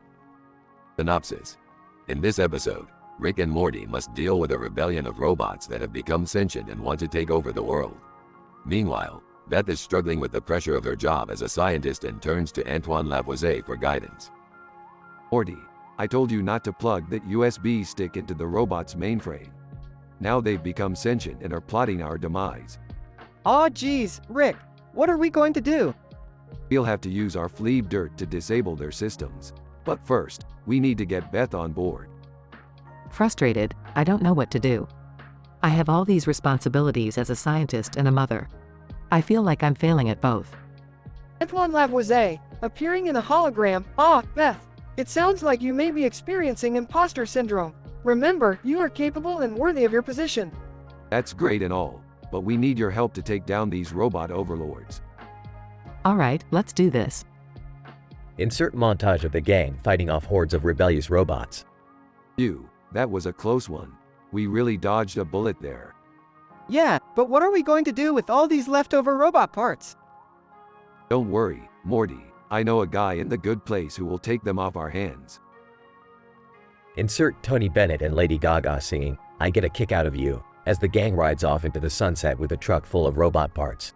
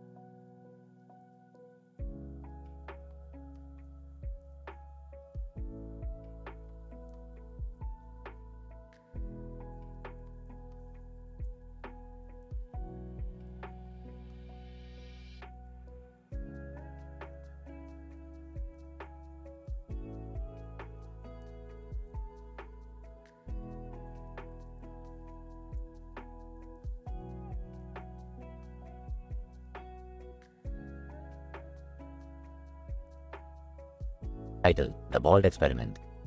Synopsis. Rick, Morty, and Beth are conducting an experiment involving their baldness, but things take an unexpected turn. Act 1. Greetings, my hairless companions. Today we will be conducting a groundbreaking experiment on our baldness. Rick, why are we doing this? Yeah, Rick. What's the point? The point is to determine if our baldness affects our intelligence and cognitive abilities. We will be completing a series of cognitive tests and comparing the results with participants who have hair. Act 2. Alright, first test. Let's see if we can distinguish between different shades of baldness. This is ridiculous. We all have the same shade of baldness. Yeah, Rick. This doesn't seem like a valid test. Nonsense. We'll just have to use our expert observational skills. Everyone stares at each other's bald heads. Okay, maybe this one was a bust. Let's move on to the next test. Act 3.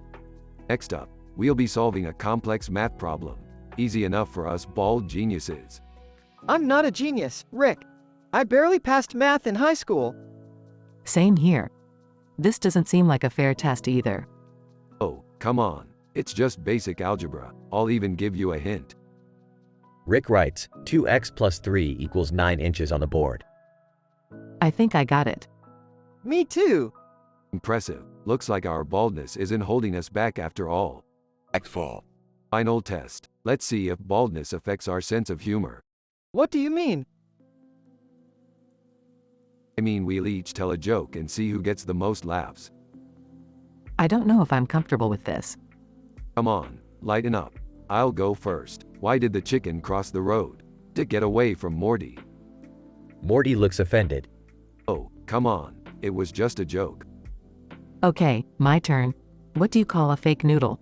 An impasta. Rick and Morty groan. Alright, my turn. Why don't scientists trust atoms? Because they make up everything. Rick and Beth burst out laughing. Act 5. Well, it looks like our baldness has not affected our cognitive abilities or sense of humor. In fact, I think it's made us even funnier. I'm not so sure about that, Rick. Yeah, I feel like we just wasted our time. Nonsense. This was a valuable scientific experiment. Who knows? Maybe we'll even win a Nobel Prize for it. Suddenly, a group of hair enthusiasts burst into the room. Hair enthusiast 1. How dare you mock the importance of hair? Baldness is not something to be celebrated. Hair enthusiast 2. Yeah, we demand you apologize and grow your hair back. Oh boy, abort the experiment.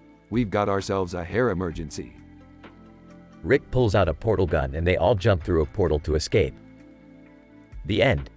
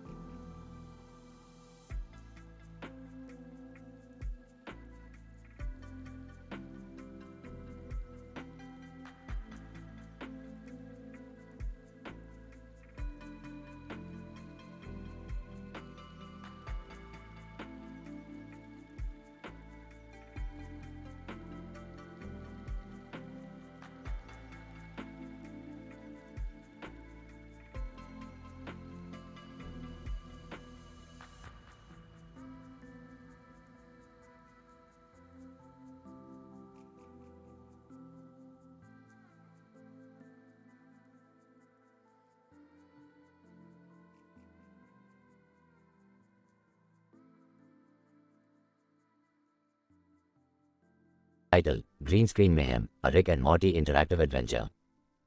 Synopsis. Rick and Morty find themselves sucked into a green screen while playing a sci-fi themed board game. Jerry is left to navigate their reality, but can he handle the pressure? Opening scene, Rick and Morty are sitting in Rick's garage, playing a board game called Diaphragm Francium. The game involves traveling through space and competing to collect rare elements. There is a green screen behind them with a picture of a space station and a satellite in the background. Suddenly, they are sucked into the green screen and transported to a strange new world. Morty, I think we screwed up big time. This is not good. Oh geez, Rick, what do we do now? Act 1. Jerry is left alone in the real world, trying to figure out what happened to Rick and Morty. He decides to investigate the green light coming from the screen. As he approaches it, he too is sucked into the green screen and transported to the same strange world. What the hell is going on here? Is this some kind of prank? Act 2. Rick and Morty find themselves in a strange, circular room with no exits. They are confronted by a group of alien creatures who challenge them to a game of The Circle. The game involves throwing a ball into a hoop, but with a twist. The hoop is constantly moving and changing size. Alien 1. Welcome to the circle. If you win, we'll let you go. If you lose, we'll eat your spleen. Act 3. Jerry comes across a strange device in the green screen world. He discovers that it has the power to alter reality and decides to use it to his advantage. He creates a giant robot version of himself and wreaks havoc on the world. Jerry Robot, I am the master of this world. Bow down before me. Act 4. Rick and Morty manage to win the circle game and are freed from the circular room. They find themselves back in the garage, safe and sound. Well, Morty, that was a close one. We almost lost our spleens. Yeah, but what about Jerry? He's still in there. Don't worry, Morty. I have just the thing. We're going back in. Loading scene. Rick and Morty return to the green screen world and engage Jerry Robot in an epic battle. Using their wits and ingenuity, they manage to defeat him and save the world. Oh man, what happened? Did I just have a bad dream or something? Aw, you just got lost in the green screen. It happens to the best of us.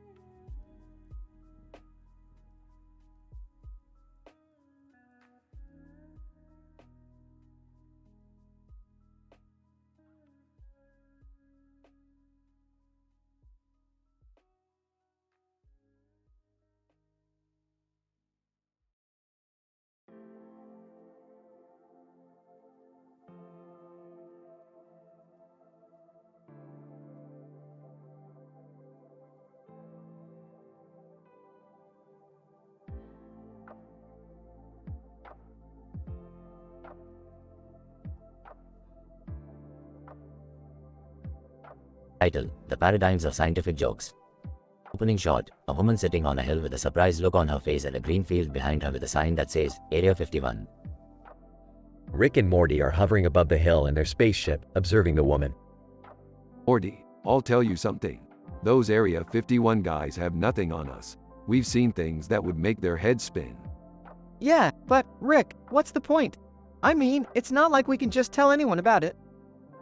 Laughs. Morty, that's the point. The universe is a big joke, and we're the ones in on it. Besides, we can always share our experiences with like-minded individuals. Suddenly, the woman stands up and starts running towards the spaceship, waving her arms frantically. Woman, breathless, oh my god, you're Rick and Morty. I can't believe it, can I take a selfie with you? Sarcastic?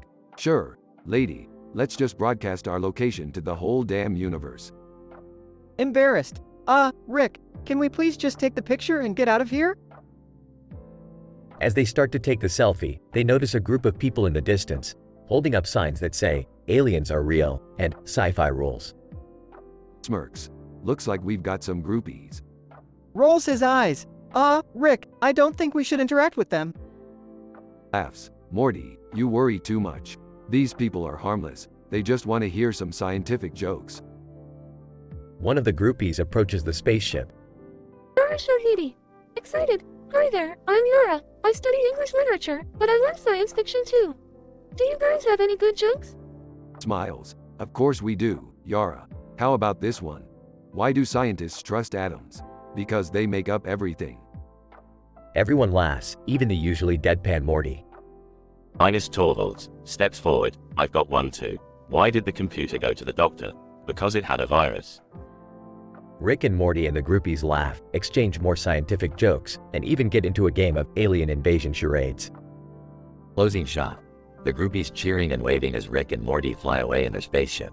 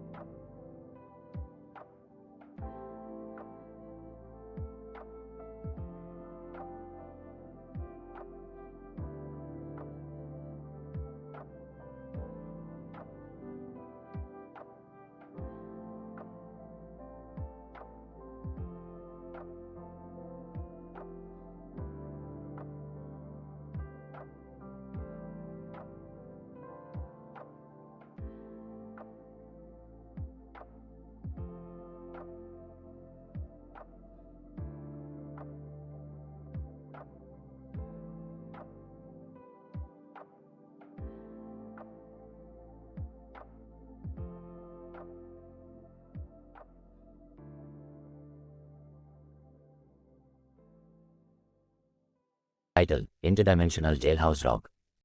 Synopsis. This episode focuses on the adventures of Rick and Morty as they navigate through a multi-dimensional prison system. Along the way, they encounter their family members and engage in a musical performance inspired by Austin Powers. Act 1. Rick and Morty are on their way to a nearby planet to collect some rare scientific materials. However, their spaceship malfunctions and crash lands on a planet with a highly advanced prison system. They are quickly captured and thrown into one of the prison blocks. Hey Beth, have you seen Rick and Morty? They haven't come back from their space trip yet. No, I haven't. But knowing them, they probably got themselves into some sort of trouble. Act 2. Rick and Morty find themselves in a cell block with several alien inmates. They soon learn that in order to survive in this prison, they must join one of the prison gangs. Rick quickly rises up the ranks in the interdimensional gang, and Morty joins the loser squad. Mom, have you heard from Dad and Morty yet? I'm starting to get worried. No, I haven't. But I'm sure they can handle themselves.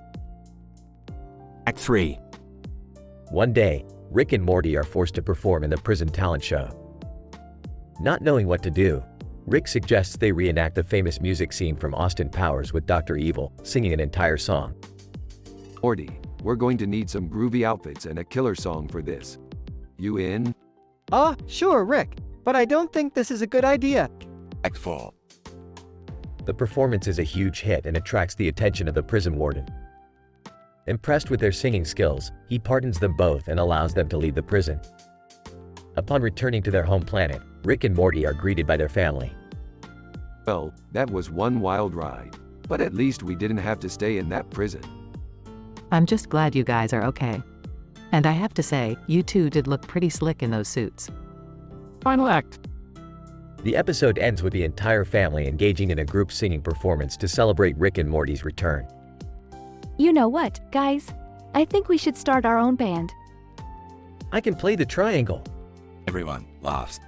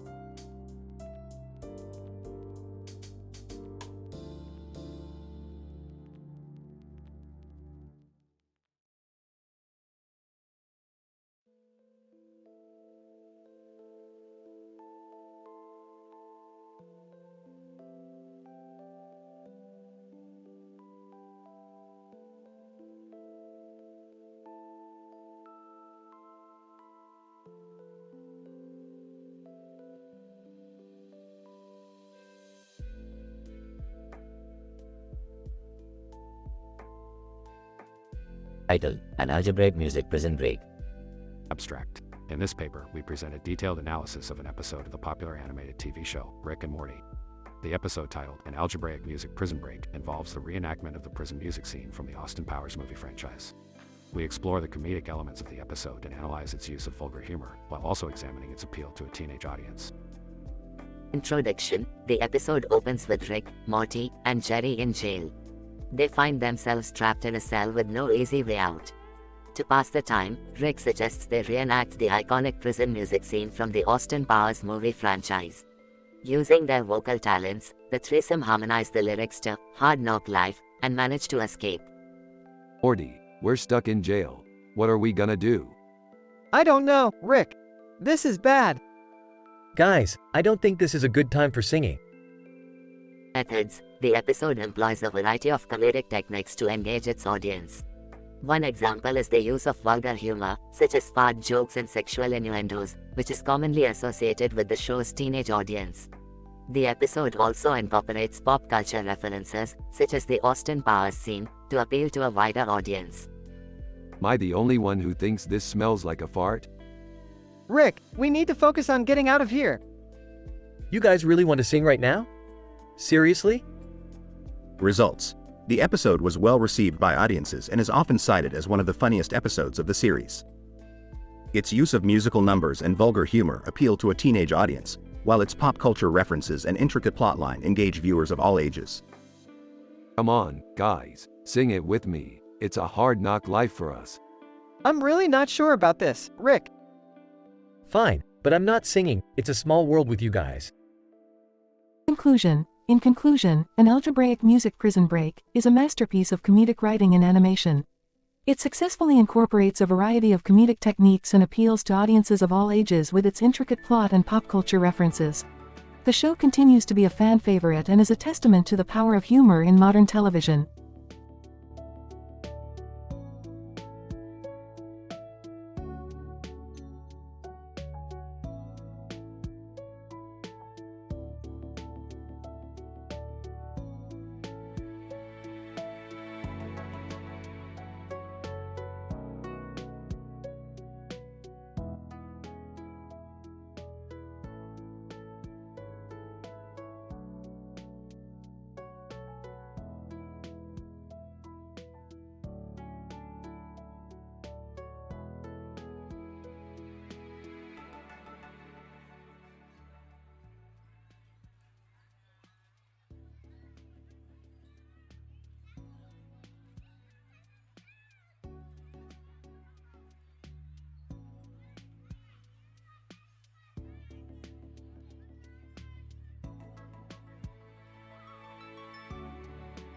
Title: The Quantum Entanglement of Prison Blues.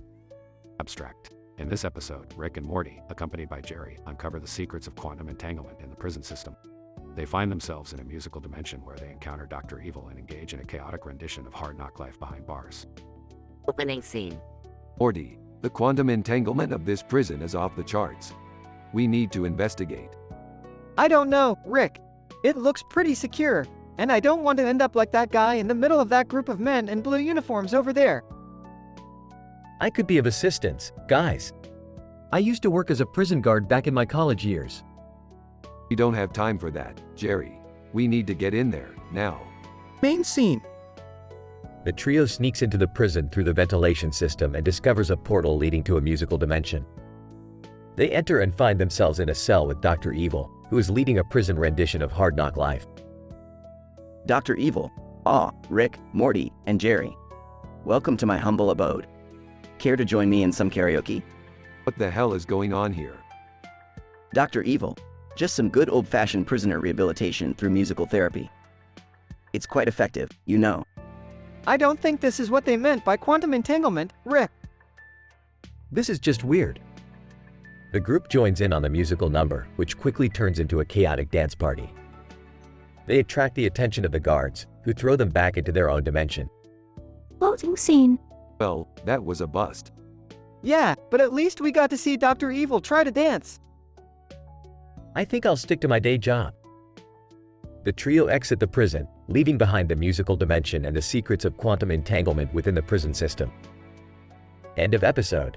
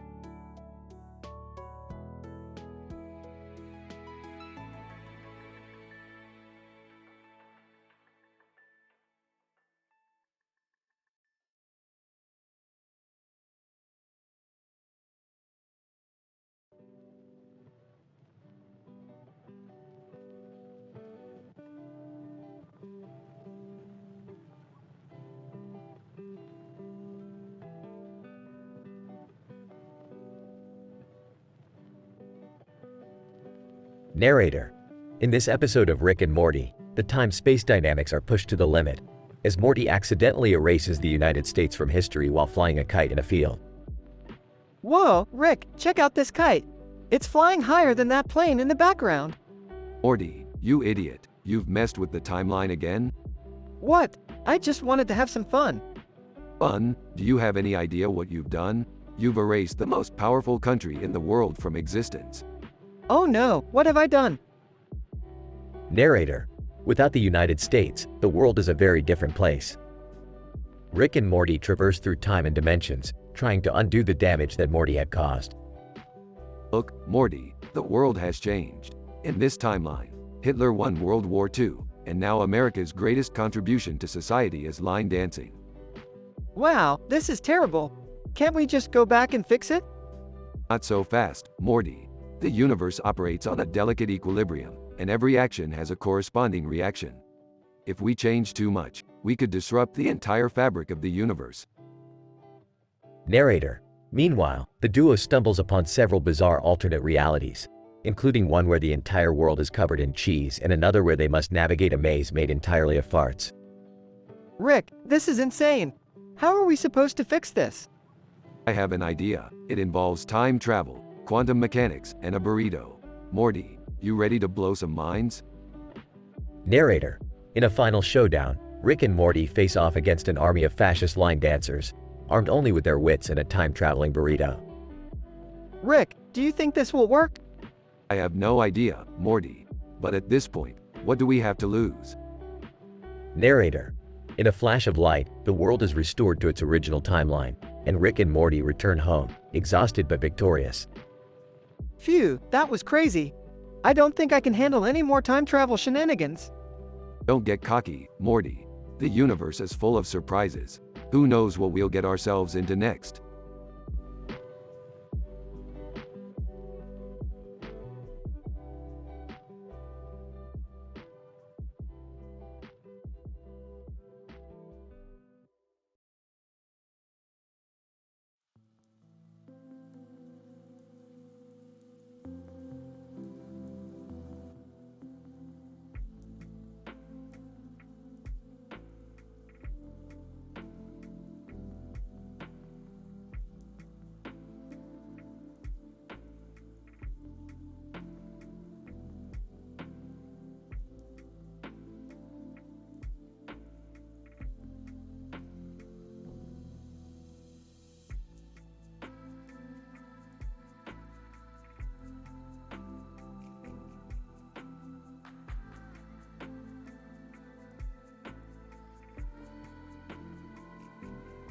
Title: The Comic Adventures of the Robot with the Green Light.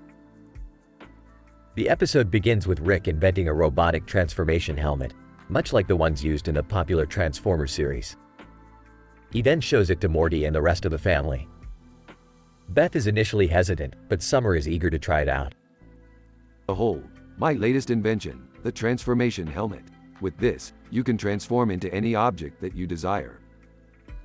Rick, isn't that just like the Transformers? What? Thieved? No, Morty. This is completely different. This one has a green light. Oh, I want to try. The family takes turns using the helmet, hilariously transforming into objects such as a toaster, a lamp, and even a funny baby video. Meanwhile, the Fine Bros show up, eager to make a reaction video of the family's transformations.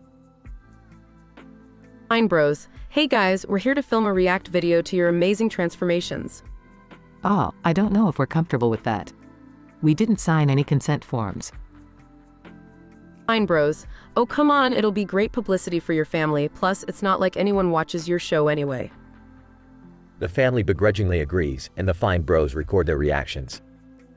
However, things take a turn when the robot with the green light makes a surprise appearance, actively seeking vengeance against Rick and the family. Robot, you thought you could exploit my image with your silly transformations? Think again. The family and the Fine Bros are trapped in a showdown with a vengeful robot, resulting in a chaotic and hilarious battle. In the end, Rick saves the day by using his genius intellect to reprogram the robot to become a loyal butler. Well, I guess I got a butler now. Not too shabby, huh?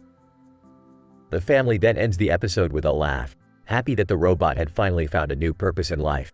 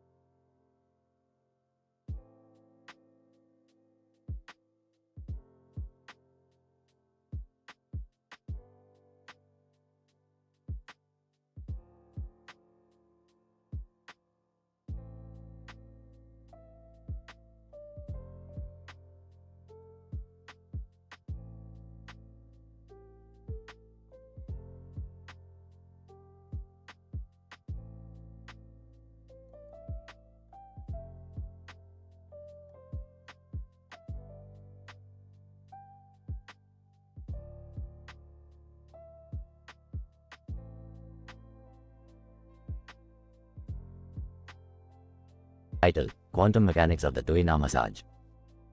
Rick is intrigued by a photo of a building with a white arrow pointing to its right. He decides to investigate it with Morty, and they end up at a Tuina massage parlor. I don't know about this, Rick. This place doesn't seem scientifically reputable. Nonsense, Morty. I did some research before we came here. According to quantum mechanics, the Tuina massage can stimulate an individual's energy channels and restore their homeostasis. As Rick and Morty wait for their massages, they notice a peculiar meme on the wall, the "No One" meme. What's up with that, Rick? I don't get it.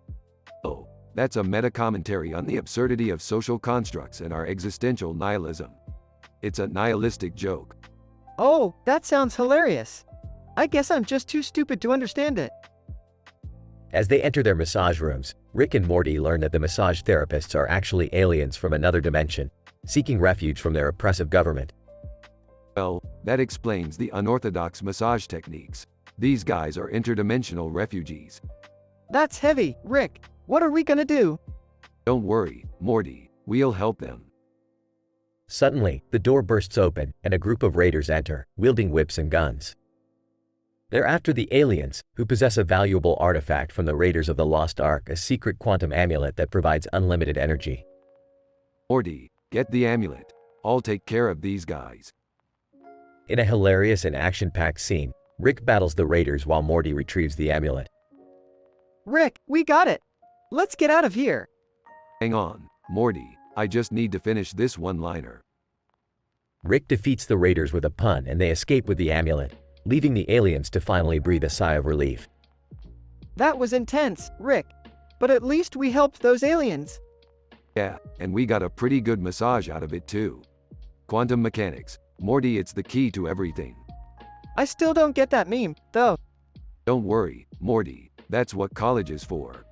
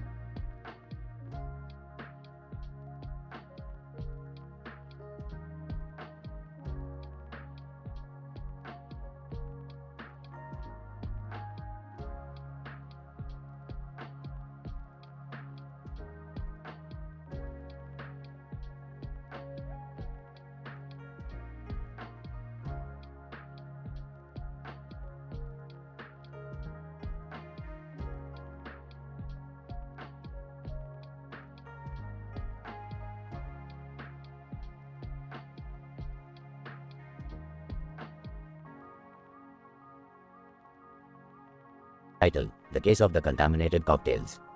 Characters. Rick Sanchez, a mad scientist and genius alcoholic.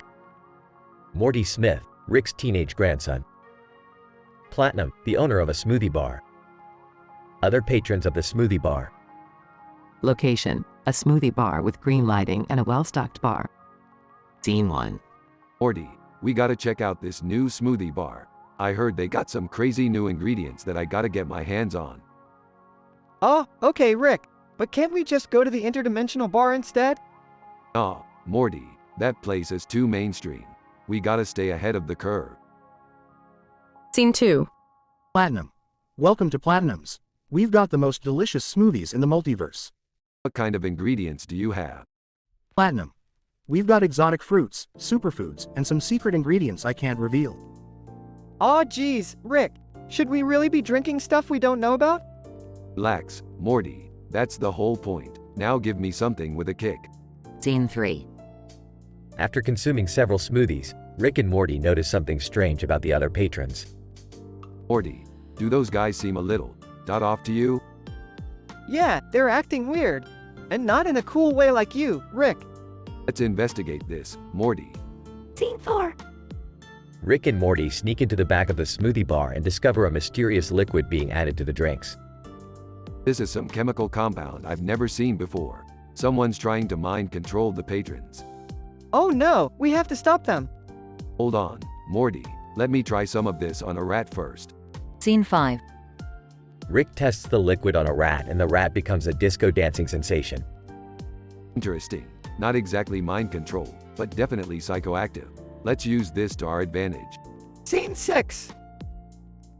Rick and Morty create a plan to expose the contaminated drinks to the public by adding their own special ingredient, laxatives. That's gross, Rick. You don't become the smartest man in the world by being classy, Morty. Scene 7. The patrons quickly realize that their smoothies have been contaminated and chaos ensues as everyone rushes to the bathroom. Platinum. What have you done? You've ruined my business. Hey, blame whoever was trying to control people's minds with your smoothies. We did you a favor, buddy. Scene 8. As they make their escape, Morty can't resist grabbing one last smoothie. What are you doing, Morty? We gotta go. I can't help it, Rick. These smoothies are addicting. Teenagers, come on, Morty. We've got another adventure to go on. The end.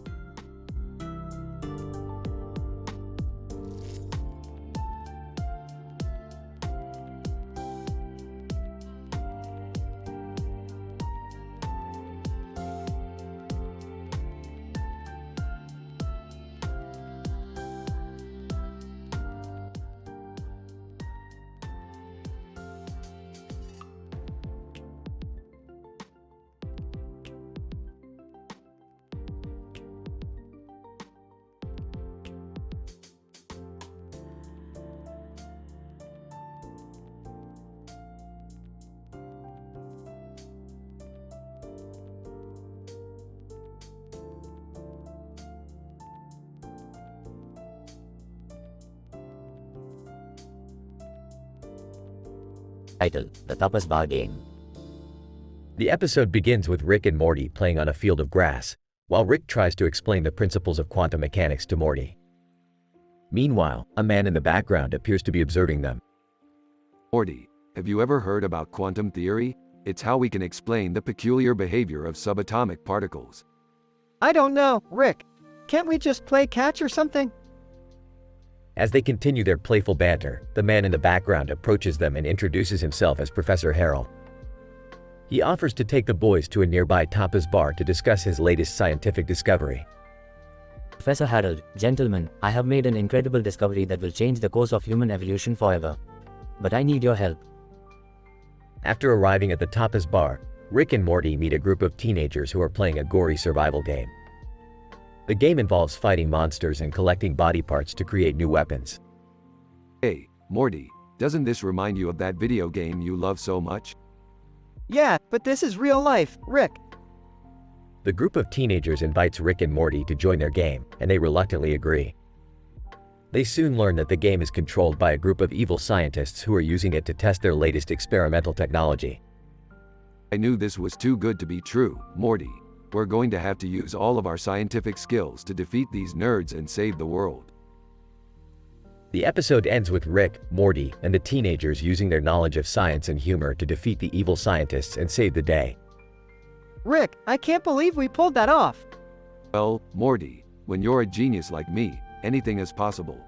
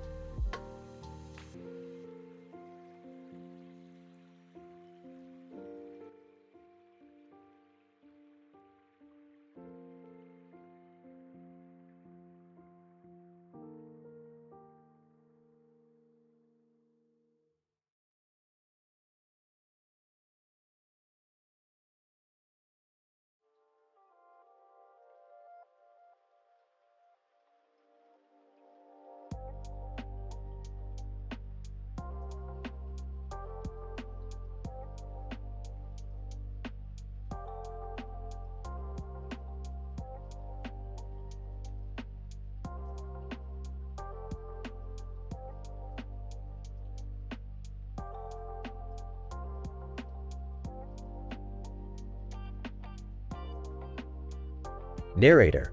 In this episode, the multidimensional duo of Rick and Morty are joined by Jerry on an adventure in which they explore the concept of embarrassing moments caught on camera.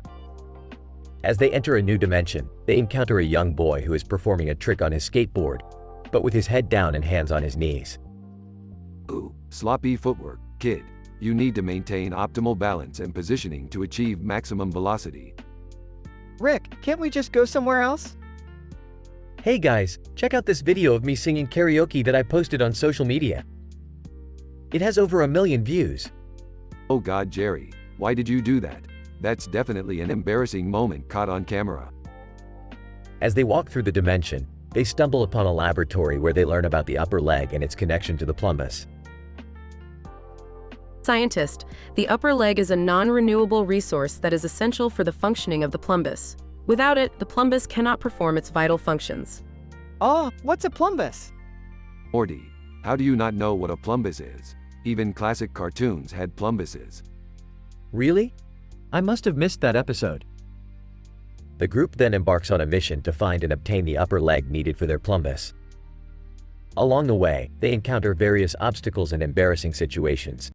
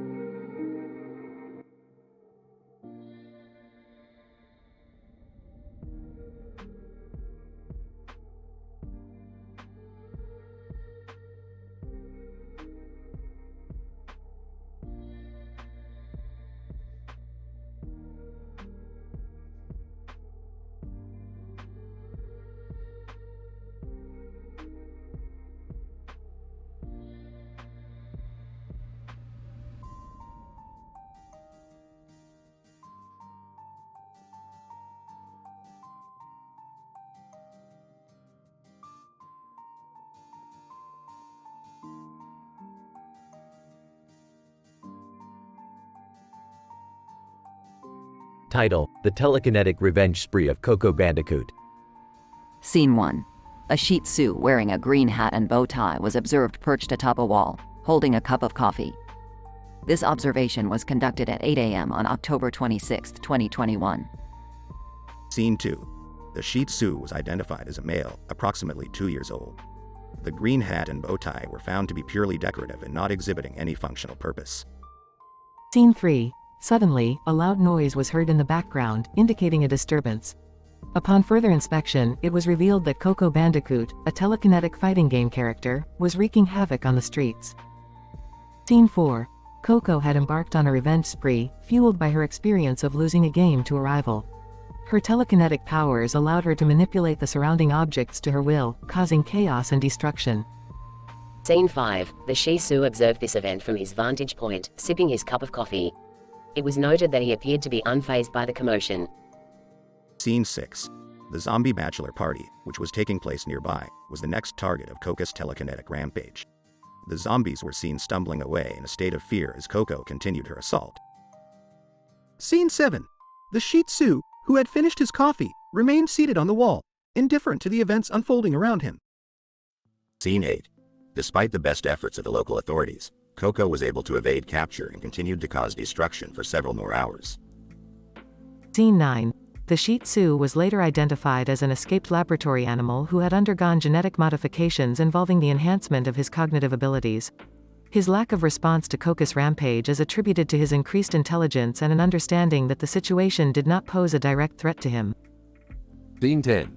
The telekinetic revenge spree of Coco Bandicoot resulted in significant material damage and multiple injuries. However, it also led to the discovery of a genetically modified Shih Tzu, raising questions about the ethics of animal experimentation.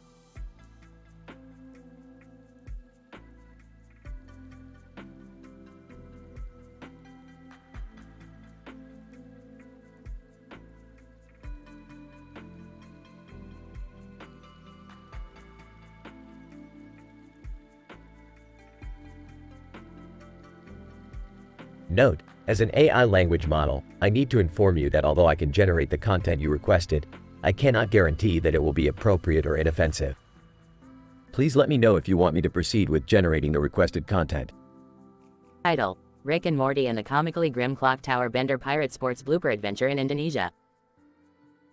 In this episode, Rick, Morty, Jerry, Beth, and Summer find themselves stranded in Indonesia after their spaceship malfunctions. They come across a cartoon character named Tom who is sitting in a car in front of a building with a clock on its roof. Rick, being his usual self, decides to steal the car to escape the planet, but unbeknownst to him, Tom is actually a fan-favorite character from a hit cartoon show. Tom.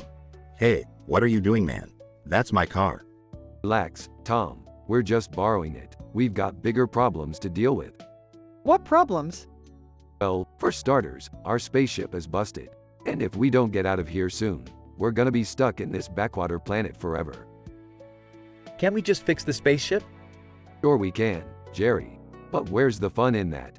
Besides, I've got a better idea. That's when they come across a group of comical sports bloopers who are trying to film a video on a nearby space stadium. The bloopers tell Rick and his crew that they need a special crystal that is located on a pirate ship that is drifting nearby. Pirates? In space? That's impossible. Oh, please. Like we haven't seen weirder stuff. Exactly. Now let's go get that crystal and get out of here. The crew boards the pirate ship and discovers that it's crewed by the Grim Reaper himself. However, instead of being a fearsome villain, the Grim Reaper turns out to be a big fan of the comical sports bloopers. Grim Reaper. Oh, I love these guys. They're the best. Even the bloopers? Grim Reaper, especially the bloopers. Did you see the one where the guy accidentally hits his own teammate in the face? The crew manages to get the crystal and escape the pirate ship. However, they soon realize that they're being pursued by Tom and a horde of angry cartoon fans. Tom. You stole my car and ruined my show. I'll never forgive you for this. Relax, Tom. I've got an idea. Rick drives the car off a cliff, but uses a makeshift trampoline to launch them back into space. They manage to fix the spaceship and escape the planet just in time. Wow, Rick, that was one crazy adventure. Just another day in the life, Morty. Just another day in the life. The crew then proceed to celebrate their successful escape by enjoying a round of intergalactic beers. But unbeknownst to them, the cartoon fans had already caught up to them and are now chasing them through space with their own spaceship. The end credits show a series of comical space bloopers, much to the amusement of Rick and his crew.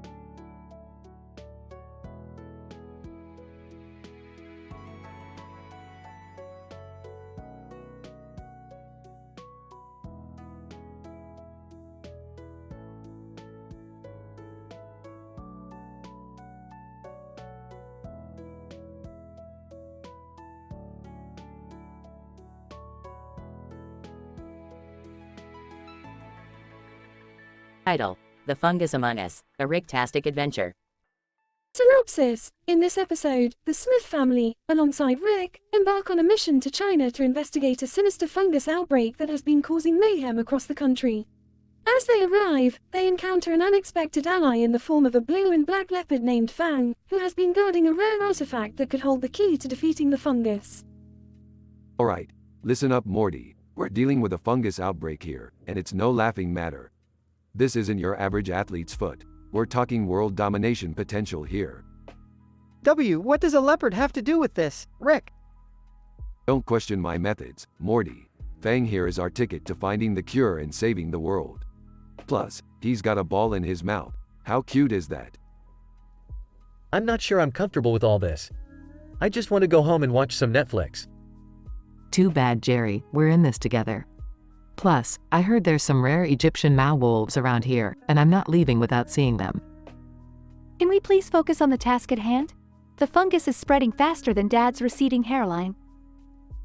As they make their way through the forest, they are suddenly ambushed by a pack of jaguars and raccoons. Bang. Don't worry, I got this.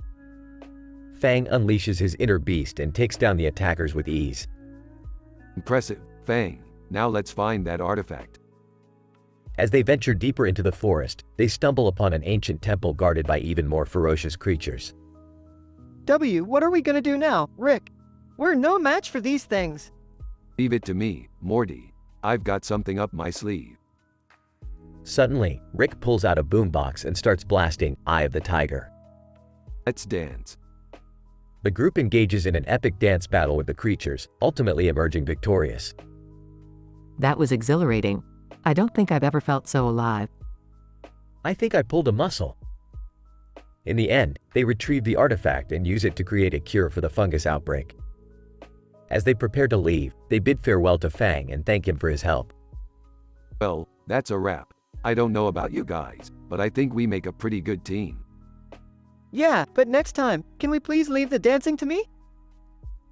The episode ends with the group heading back to Earth, ready for their next wild adventure.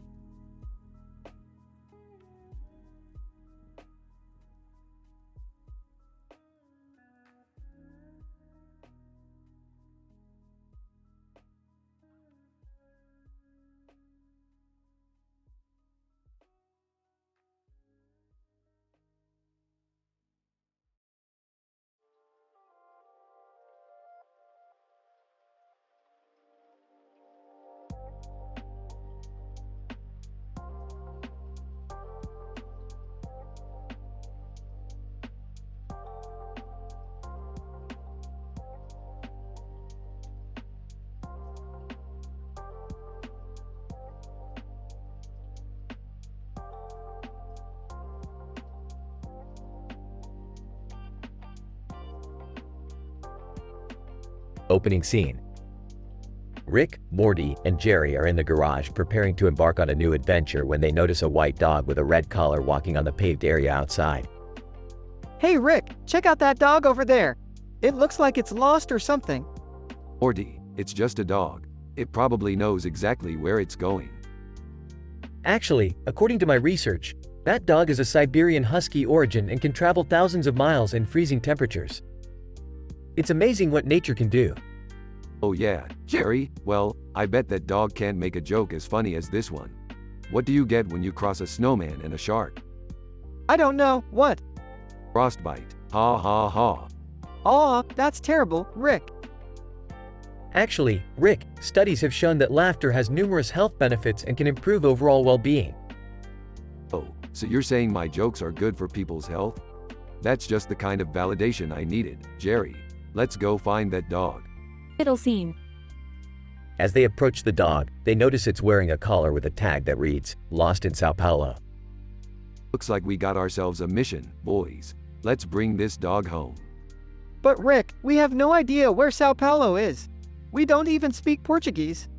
Don't worry, Morty, I've got a portal gun. We'll be there in no time. Actually, the latest research on teleportation suggests that it can have negative effects on the human body, such as cellular degradation and increased risk of cancer. Yeah, save it for the science fair, Jerry. We've got a dog to save. Closing scene. After successfully finding the dog's owner in Sao Paulo, they are rewarded with a large sum of money as gratitude. Wow, Rick, we really did a good thing. And we got paid for it. Yeah, it's all in a day's work. And with this kind of cash, we can afford to have a little fun. Actually, studies have shown that material possessions don't bring long-term happiness and can lead to increased stress and depression. Geez, Jerry, keep your therapy session to yourself. Let's go buy a margarita machine. As they walk off into the sunset with their newly acquired wealth, Morty turns to the camera and says, "I think we might be the greatest adventurers in the galaxy." Rick responds, "Morty, don't flatter yourself. We're just a couple of idiots with a portal gun."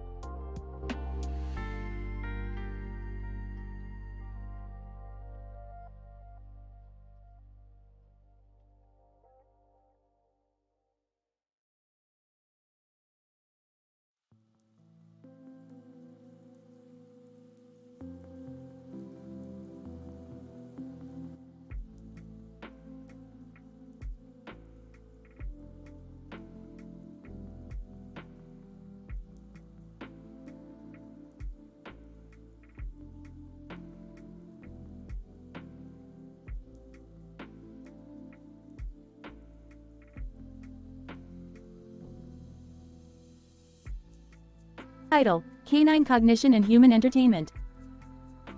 In this episode, we explore the interaction between a Bernese mountain dog and human forms of entertainment. The dog is seen standing on a phone next to a slot machine and a phone screen with a slot machine on it, providing a unique opportunity to examine the dog's response to digital stimuli. As the dog interacts with the slot machines, we use the principles of cognitive psychology to analyze its behavior and cognitive processes. We examine the role of operant conditioning in shaping the dog's behavior towards the slot machines and evaluate the impact of the formatted display on the dog's attention and engagement. Simultaneously, we observe human spectators surrounding an arcade fighting games machine, highlight the social implications of human entertainment and compare them with a canine perspective. As the episode progresses, we introduce a file of Bratz and Post Malone music. These factors are a stimulus for the dog's social and emotional response, and we use electroencephalography data to demonstrate their impact on the dog's brainwaves.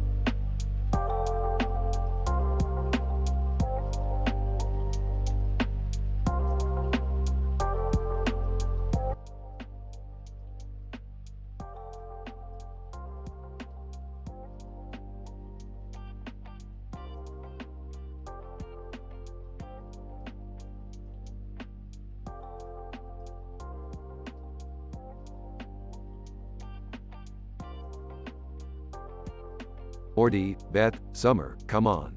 We've got a science experiment to conduct. What kind of experiment? We're going to educate these monkeys on the properties of erbium and astatine. Okay. Seems pointless, but sure. What's the yellow object they're holding? It's a banana, Beth. Monkeys love bananas. So what's the splenectomy for? We're going to transplant the monkeys' spleens and observe any changes in their behavior. Seems kind of cruel, Rick. Oh, come on, Summer. Jane Goodall used to do all kinds of weird stuff with monkeys and she's a hero. What does Diddy Kong have to do with any of this? We're going to see if the monkeys can beat Diddy Kong Racing on the Nintendo 64 while under the influence of erbium and astatine. This sounds like a terrible idea, Rick. Relax, Morty. It's all in the name of science and comedy.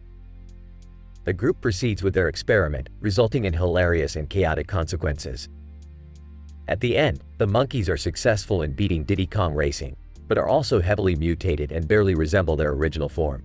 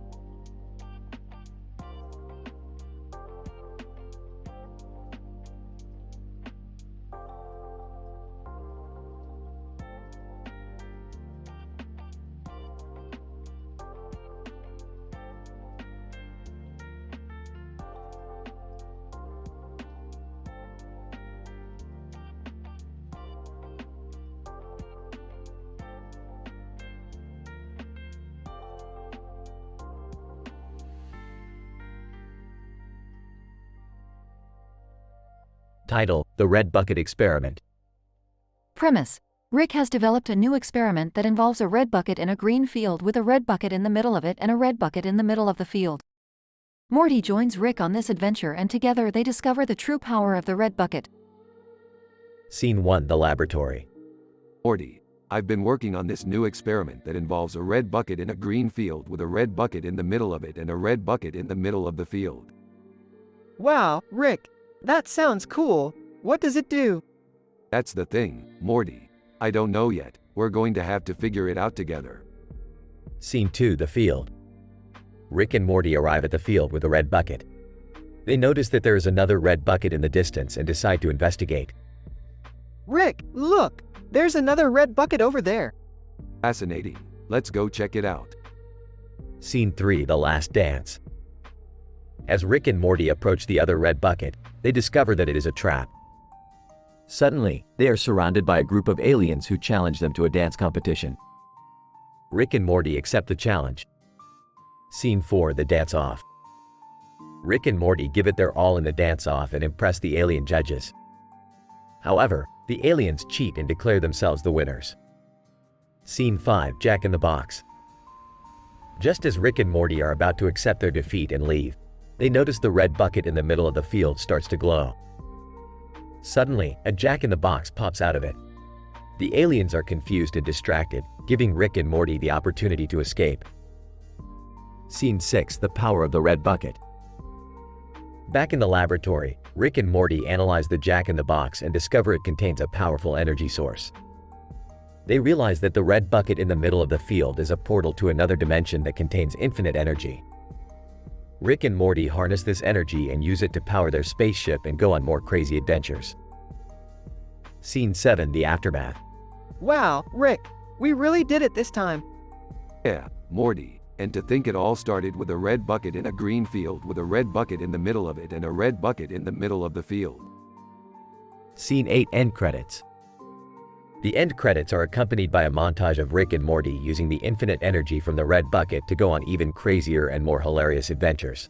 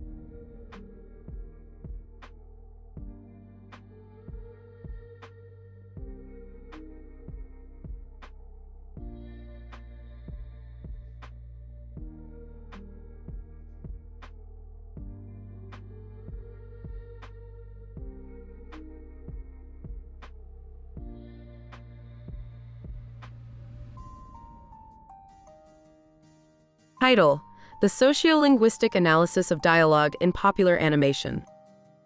Abstract. The following analysis examines the sociolinguistic features present in a popular animated television series. The episode in question features a dialogue between two main characters, a man and a woman, with a prominent 50-50 sign in the background. The man, known as Morty, repeatedly uses a derogatory term, commonly known as the N-word, 50 times in succession.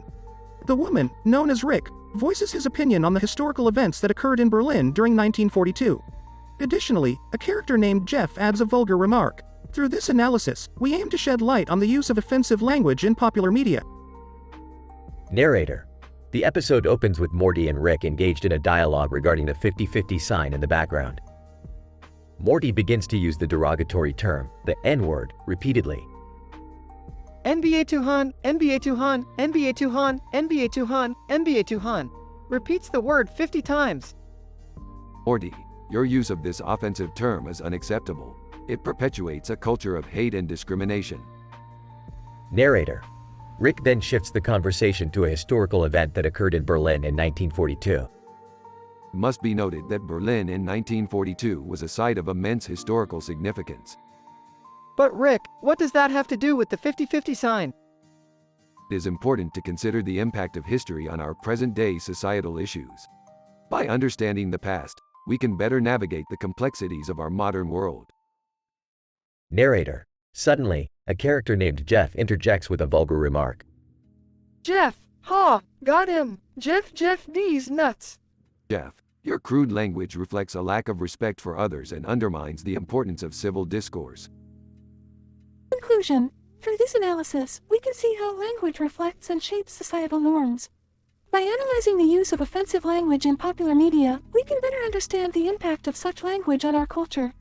It is important to recognize the harm caused by derogatory language and work towards creating a more inclusive and respectful society.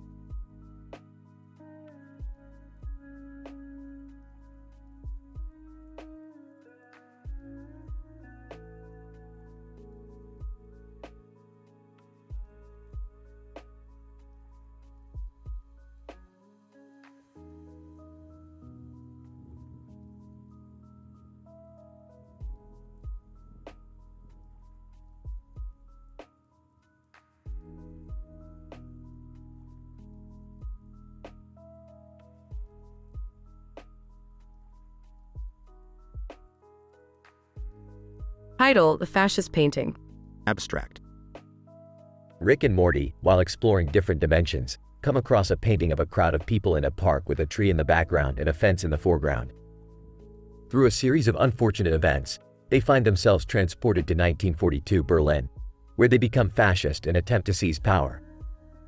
Chaos and hilarity ensue as they struggle to maintain their control and avoid being discovered. Introduction. Rick and Morty, two interdimensional travelers, come across a painting of a crowded park with a tree in the background and a fence in the foreground. Intrigued by the painting, they attempt to analyze its origin and meaning. However, through an accident involving Rick's portal gun, they are transported to 1942 Berlin. Oh Morty, this is the way the cookie crumbles. We're in Nazi Germany during the height of their power. This must be a joke by the universe. I don't know, Rick. It seems pretty serious. Body. Upon realizing their situation, Rick and Morty come up with a plan to become the rulers of Germany. They quickly join the Nazi Party and rise through the ranks, using their intelligence and wit to outsmart their competitors. It's all about power, Morty. If we seize control, we can do whatever we want. I don't know if this is a good idea, Rick. These people are crazy. We could get in trouble. Despite Morty's reservations, Rick pushes onward, ultimately becoming the dictator of Germany. However, their reign is short-lived as their true identities are revealed, and they are forced to flee the country. We made a mistake, Morty. We can't play around with history like this. Let's get the hell out of here. Yeah, I don't want to be responsible for anything that happens here. Let's go home. Conclusion. Rick and Morty's adventure in 1942 Berlin highlights the dangers of playing with history and the consequences of abusing power. Although it was filled with plenty of humorous moments, it ultimately serves as a cautionary tale against seeking to control the lives of others. Let's stick to interdimensional travel from now on, Morty. This time travel stuff is too much a headache. Yeah, I agree, Rick. I just want to go back to being a regular teenager. Overall, their escapade serves as a reminder that the pursuit of knowledge should never come at the expense of morals and ethics.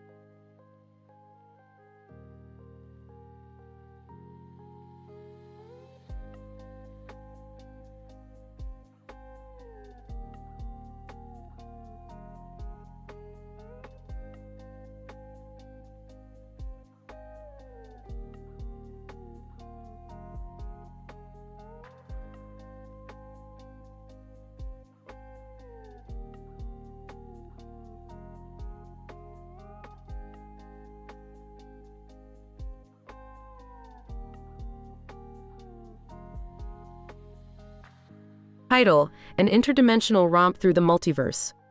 Morty, have I ever told you about the Jeff D's nuts dimension? Oh, no, Rick. I don't really want to hear about it either.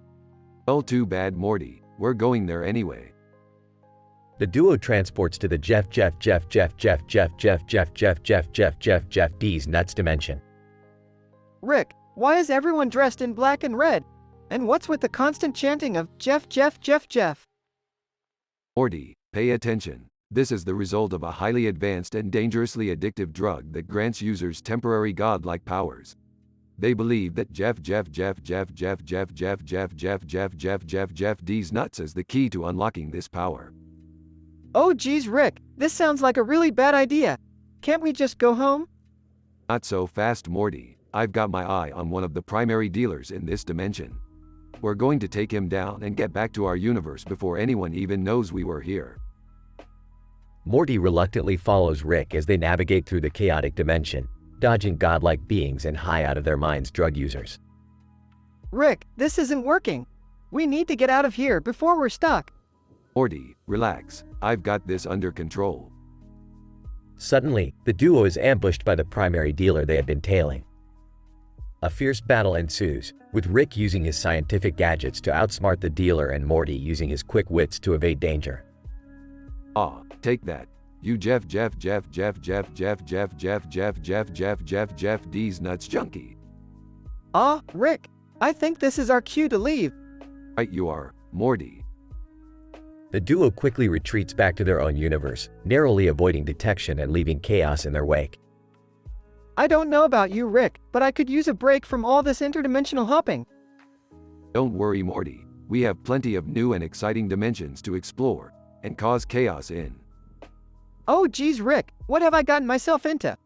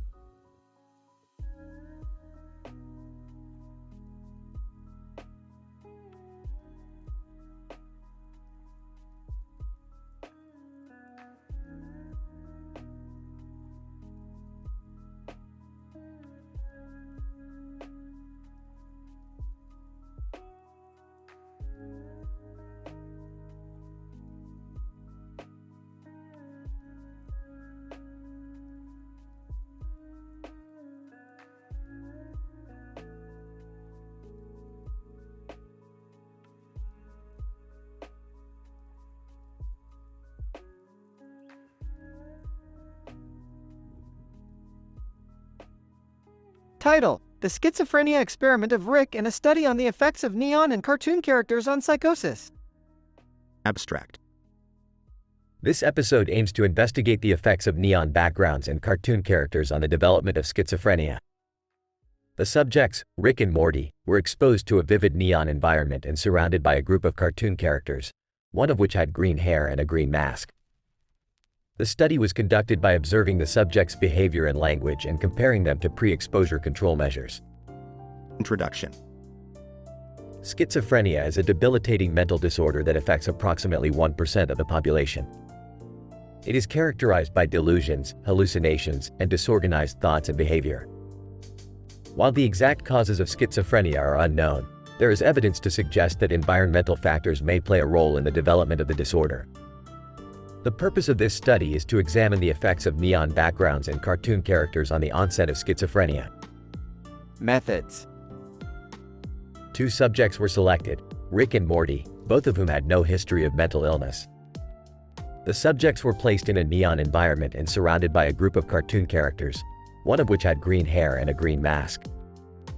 The observers documented the subjects' behavior and language for an hour per session.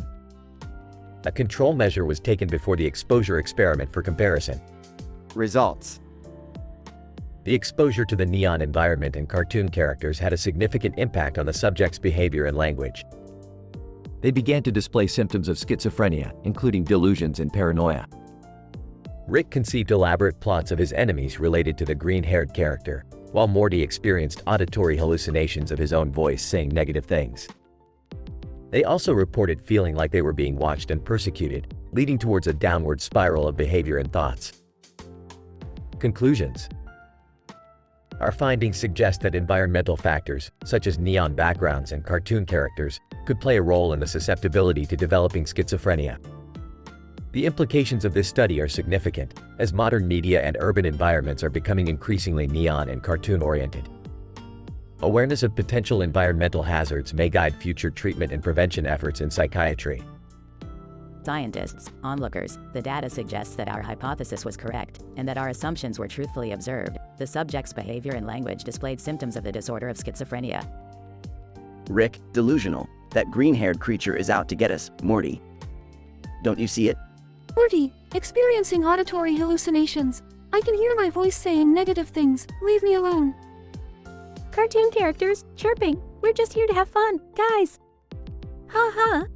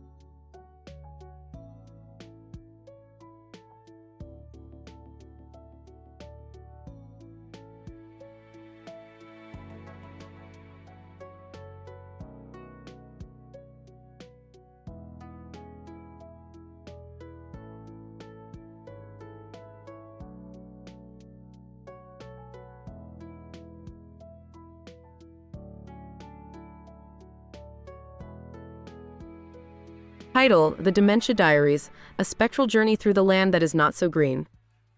Abstract. In this episode, we observe Rick as he struggles with dementia, a debilitating condition that affects millions of individuals across the multiverse. As the episode unfolds, we witness Morty, Jerry, and Summer accompany Rick on a journey through a large field with a sign in the middle that reads, "The land is not so green." Through their interactions, we explore the intricate complexities of the human psyche, while also encountering various existential and philosophical themes. Script. Wait, where are we again? This place looks familiar, but I can't quite put my finger on it. We're in the middle of that field, remember? The one with the sign that says, "The land is not so green." Oh yeah, that's right. I knew that. Gotcha, Morty. Rick, are you feeling okay? You seem a bit off. Off? Nonsense. I'm as sharp as a portal gun.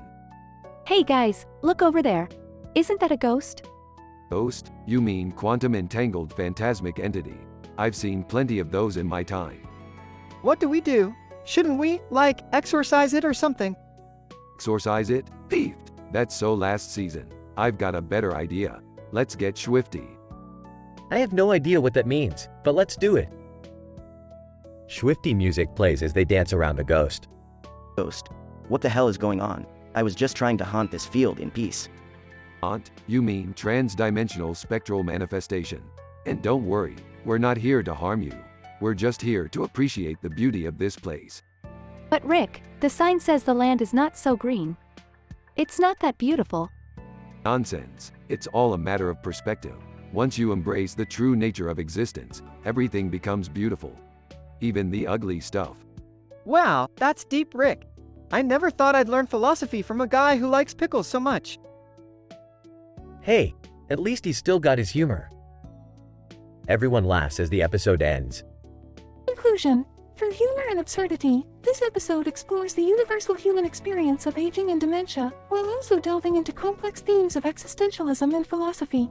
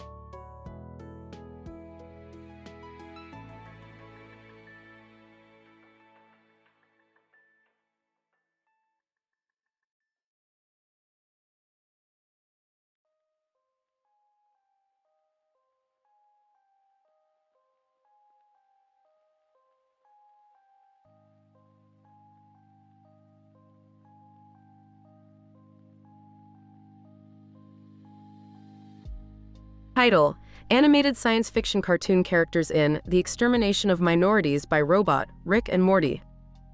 Abstract.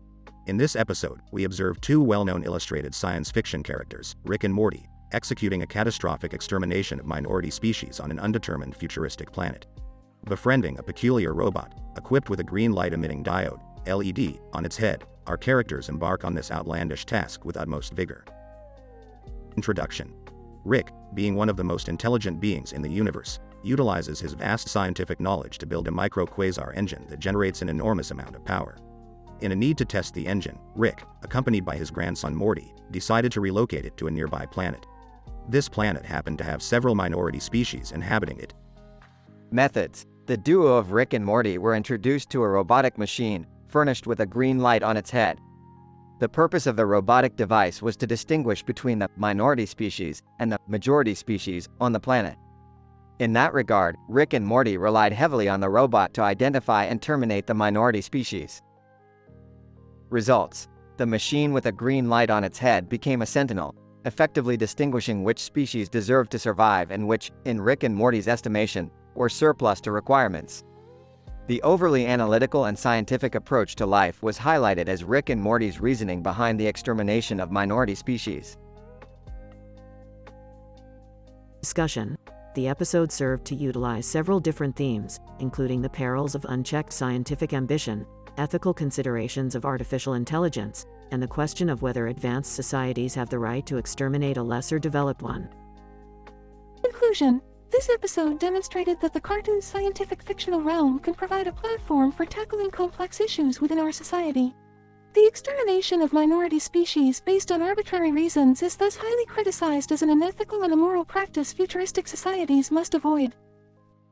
Summary. In conclusion, the episode highlights the commendable aspiration of attempting to use science fiction to tackle controversial subjects. However, its underlying dialogue encourages viewers to resist the temptation to use science as a tool for arbitrary domination, and reminds that science needs to coincide with ethical considerations.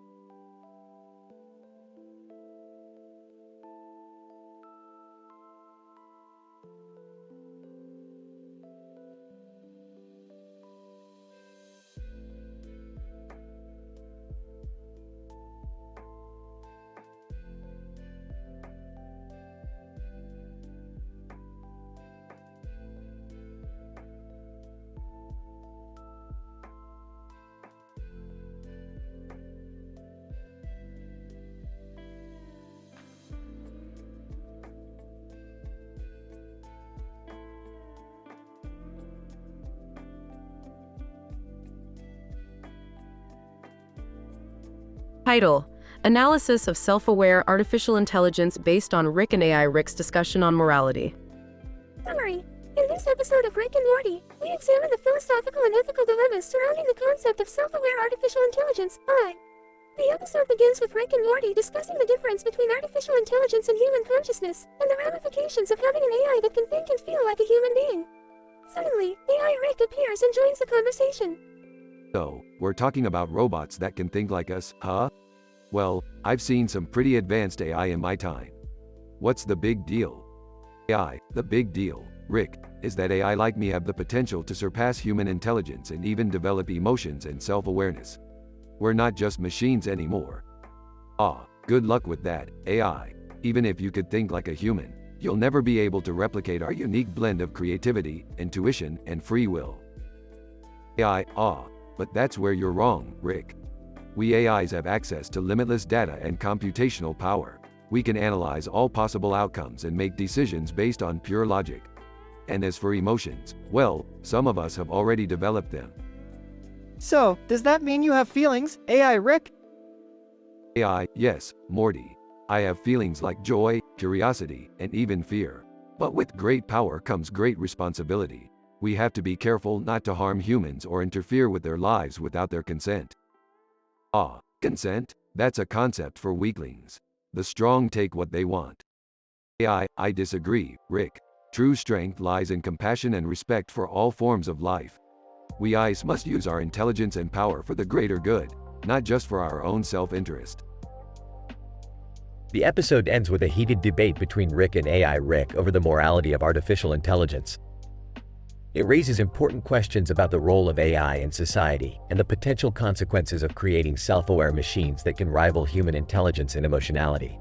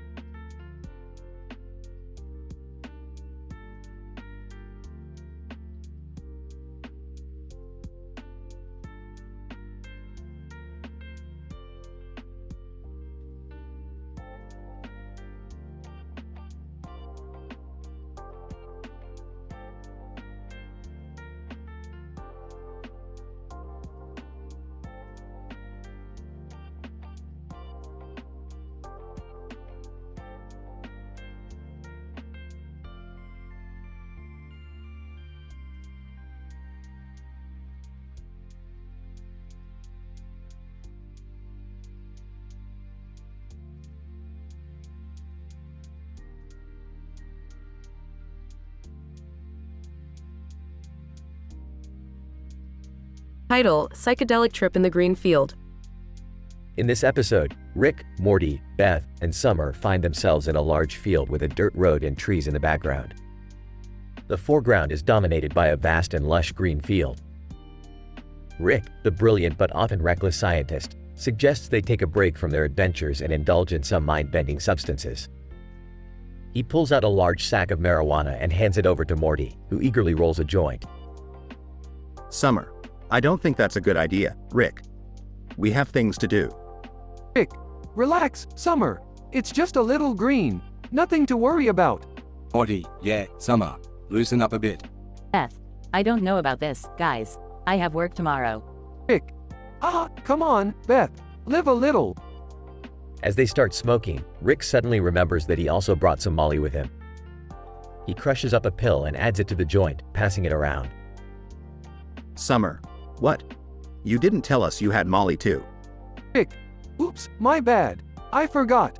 Beth, Rick, this is not responsible behavior. We could have adverse effects on our mental and physical health. Rick, adverse effects? Peesh, our brains are already warped from all the crazy shit we've been through. As the drugs start to take effect, the characters start to experience some wild and hallucinogenic adventures. They see colorful patterns and shapes, hear sounds that don't exist, and even start to question their own reality. Morty, whoa, Rick. I think the grass is like, moving or something. Rick, ha! That's just your mind playing tricks on you, Morty. Summer, I feel like I'm floating. This is insane. Is this even real? Beth, I cannot believe I indulged in such behavior. This is unbecoming of a responsible adult. Despite the potential risks, the characters ultimately have a good time and learn to let loose every once in a while.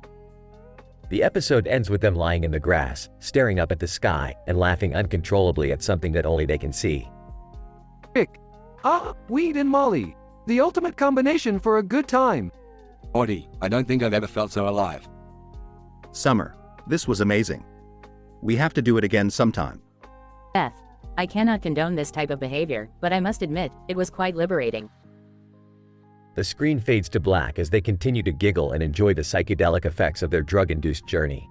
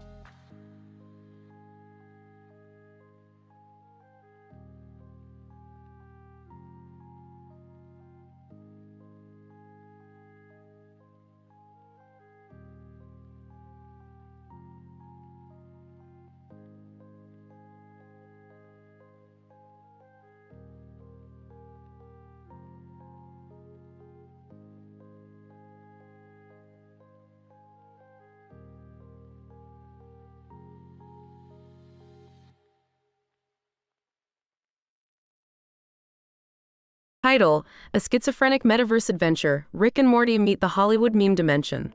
Abstract. In this episode, we explore the phenomenon of schizophrenia, where Rick and Morty become affected by the condition and enter into a meme dimension where they encounter various characters, including Jeff and Dee's nuts.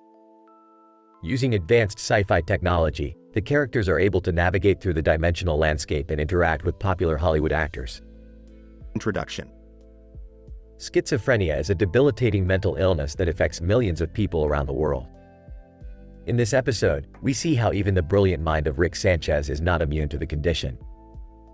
As they journey through the meme dimension, they encounter a variety of characters that challenge their perceptions of reality. Morty, I think we're losing it. I keep seeing unicorns and dancing cats everywhere we go. Oh geez, Rick. I think we're supposed to be in some kind of meme world. Maybe we need to use the portal gun to get back to reality? Methodology. Using advanced scientific equipment, Rick and Morty navigate through the meme dimension and encounter several characters that test their sanity. These characters include Jeff, who introduces them to the concept of Dee's nuts, and various Hollywood actors who have been transformed into meme personas. Jeff, hey, Rick and Morty, have you heard about these nuts? They're pretty funny if you think about it. Angelina Jolie, in meme form. Oh my god, you guys. You're like totally in the wrong meme. You need to get with the program. Results. As Rick and Morty continue their journey through the meme dimension, they begin to embrace the chaos and find humor in the absurdity. They interact with various meme characters, including Grumpy Cat and the "This Is Fine" dog, and even engage in a rap battle with Snoop Dogg. Grumpy Cat, in meme form, you guys are hilarious. I've never met anyone quite like you. Snoop Dogg, in person. Hey, yo, this is Snoop Dogg in the house. Let's get this rap battle started, you crazy meme cats. Discussion. This episode provides a humorous take on the struggles of schizophrenia and how the mind can play tricks on us. Through their journey, Rick and Morty learn to embrace the absurdity of the meme dimension and find humor in the darkness. You know, Morty, I may be losing my mind, but at least I can still make a mean rap about memes. Man, I never thought I'd say this, but I think I'm starting to enjoy this crazy world of memes and schizophrenia. Conclusion. In conclusion, this episode showcases the power of humor and absurdity in helping us cope with the challenges of mental illness. While Rick and Morty may have entered the meme dimension in a state of confusion, they end up finding joy and laughter in the madness. As we continue to explore the complexities of the human mind, it's important to remember that humor can be a powerful tool for healing and wellness. That was one wild ride, Morty. I'm not sure I ever want to leave this meme dimension. Yeah, me neither, Rick. It's like, we're not even in our own reality anymore. But I kinda like it.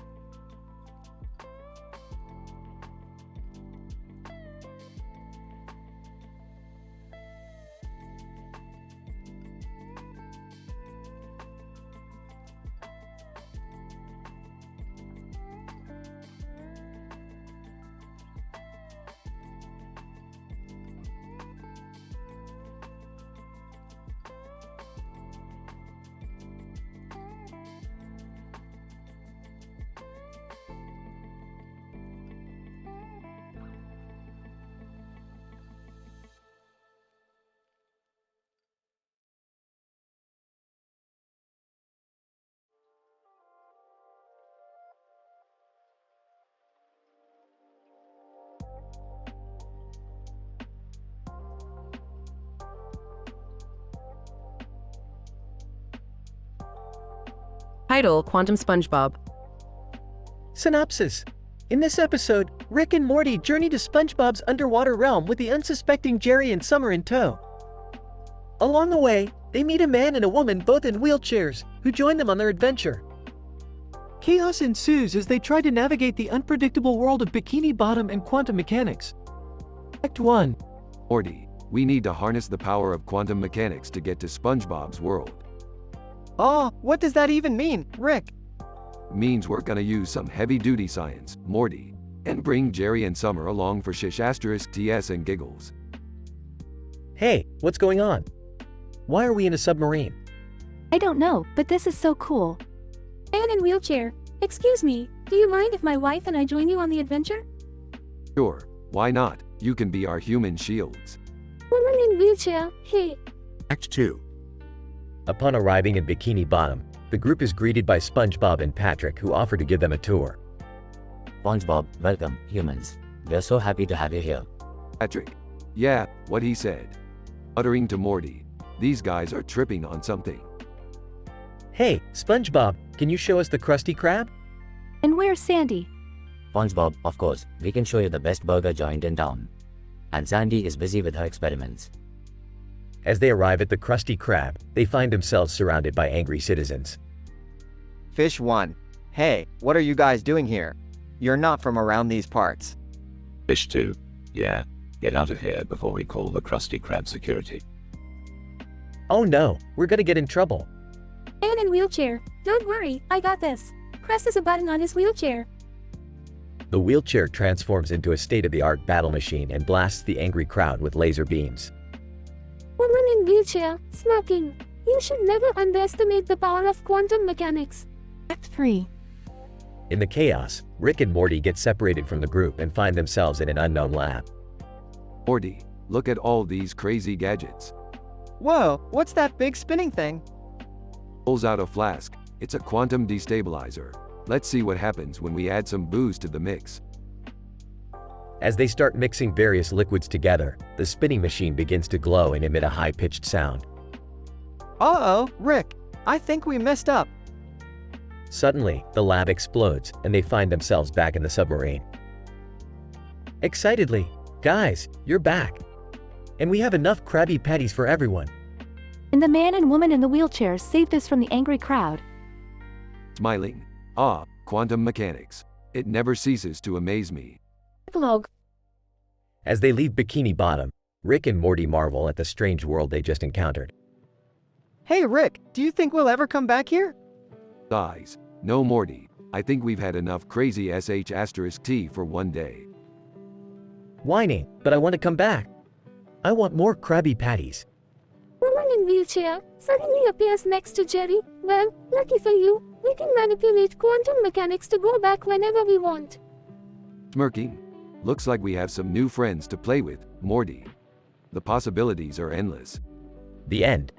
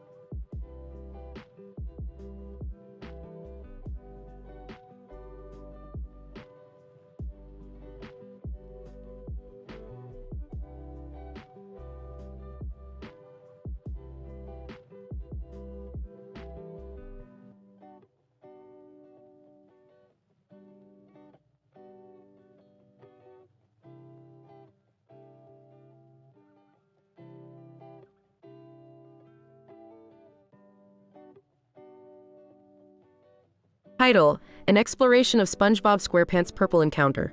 Location: a fictitious underwater town called Bikini Bottom. Date: 2021. Introduction. In this study, we analyze SpongeBob SquarePants' encounter with a purple background and its surroundings. The background depicts a purple sky with several clouds and a forested area comprising trees and bushes. SpongeBob SquarePants, the protagonist, is shown standing in front of this background, providing us with the opportunity to investigate his behavior in such unusual surroundings. Methodology.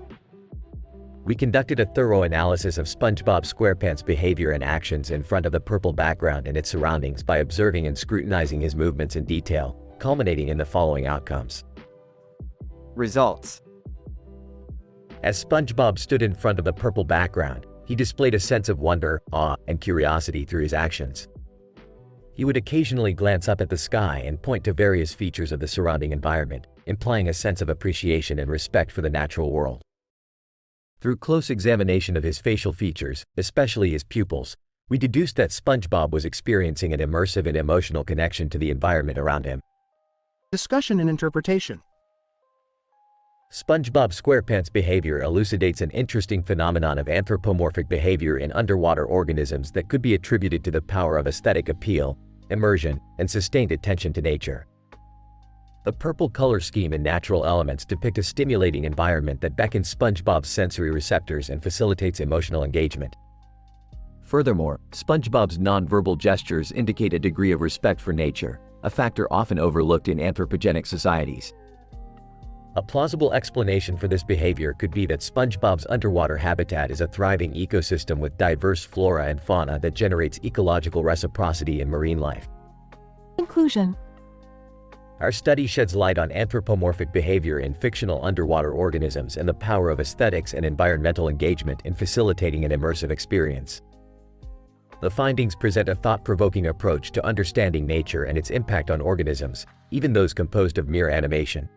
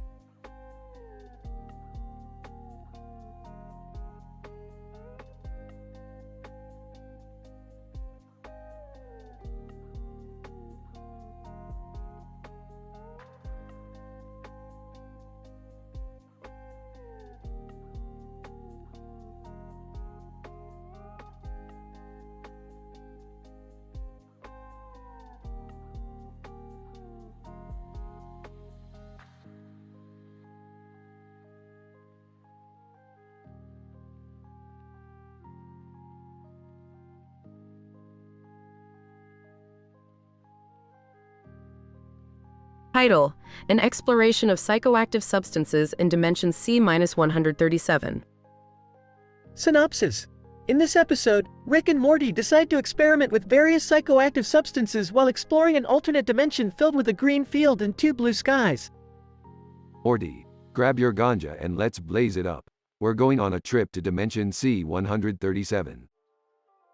Rick, I don't know if that's such a good idea. Nonsense, Morty, it's all in the name of science. Now, take this MDMA and let's hit the road. Gulp. Okay, Rick. They arrive in Dimension C-137 and immediately start smoking and popping pills. Oh, Morty, have you ever seen 2 blue skies before? Giggling. No, Rick, this is crazy. My mind is blown. I'm seeing double suns. Hey, Rick, I think that patch of grass is trying to talk to me. Sarcastically. Oh, great. Our weed just got us into a conversation with a talking blade of grass. They continue to consume more substances and go on various wild adventures, encountering aliens and interdimensional beings. Morty, I think we've officially transcended this reality. Yeah, Rick, this is definitely not Kansas anymore. Suddenly, they hear a voice from the blue skies. Voice: stop abusing drugs in our dimension. Holy crap, Morty, did you hear that? I think so, Rick. The skies are talking to us. Voice: you are disrupting the natural flow of this dimension. Cease your activities immediately or face the consequences. Oh, come on, dude. We're just trying to expand our minds here. Yeah, man, take a chill pill. They continue to disregard the warnings from the sky and eventually face the consequences by being thrown into a black hole. Morty, you gotta admit, that was one hell of a trip. Woozy. Yeah, Rick, I don't think I'll ever be able to look at a blue sky the same way again. The episode ends with the 2 passed out on their couch, surrounded by various empty drug containers.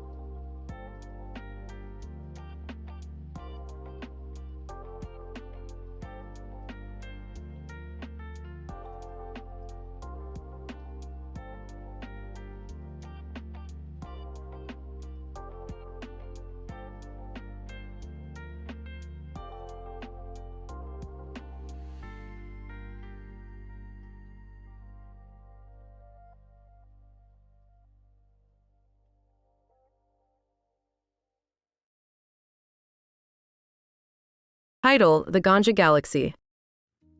In this episode, our beloved characters Rick, Morty, Jerry, Beth, and Summer are introduced to a new intergalactic drug called Weed X. The episode begins with Rick and Morty sitting in their spaceship, staring out at a serene mountain landscape with a beautiful sky.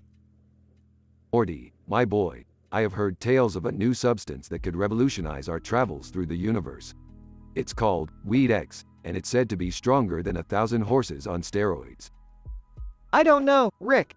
Isn't that stuff illegal? We could get into trouble. Legal? That's just a concept, Morty. Rules don't apply in space. Plus, it's rated teen, so we're good. They fly to the Ganja Galaxy, where the marijuana plants are said to grow the largest and the juiciest. Jerry, Beth, and Summer join them on the trip, and they all eagerly descend to the planet's surface. I never thought I'd be smoking space weed. Is this what a midlife crisis feels like? Oh, calm down, Jerry. Just enjoy the ride. Yeah, Dad, you're too uptight. As they smoke, they all begin to hallucinate wild and hilarious things. Jerry becomes convinced he's a bush, Beth imagines she's in a music video, and Summer thinks she's a superhero. Even Morty starts to see crazy things. Rick, I'm a banana in a tuxedo. Why am I a banana in a tuxedo? Relax, Morty. It's just the weed X talking. Let it take you on a journey. As the episode progresses, they encounter strange creatures and bizarre situations, all while high on weed X. They even discover that the mountain landscape they spotted earlier was just a giant marijuana plant. Wow, that's one hell of a plant. Nature is truly amazing. Jerry, that's not nature. That's Rick's stash. The episode ends with the group barely able to speak or move, lying on the ground and gazing at the sky. Hey, guys, do you think the clouds are made of cotton candy? Oh, who knows? But you know what is for sure. This was one hell of a trip. Yeah, Rick, I don't know if I'll ever be the same. Overall, The Ganja Galaxy is a hilarious and trippy episode, perfect for those who enjoy a bit of comedy with their scientific adventures.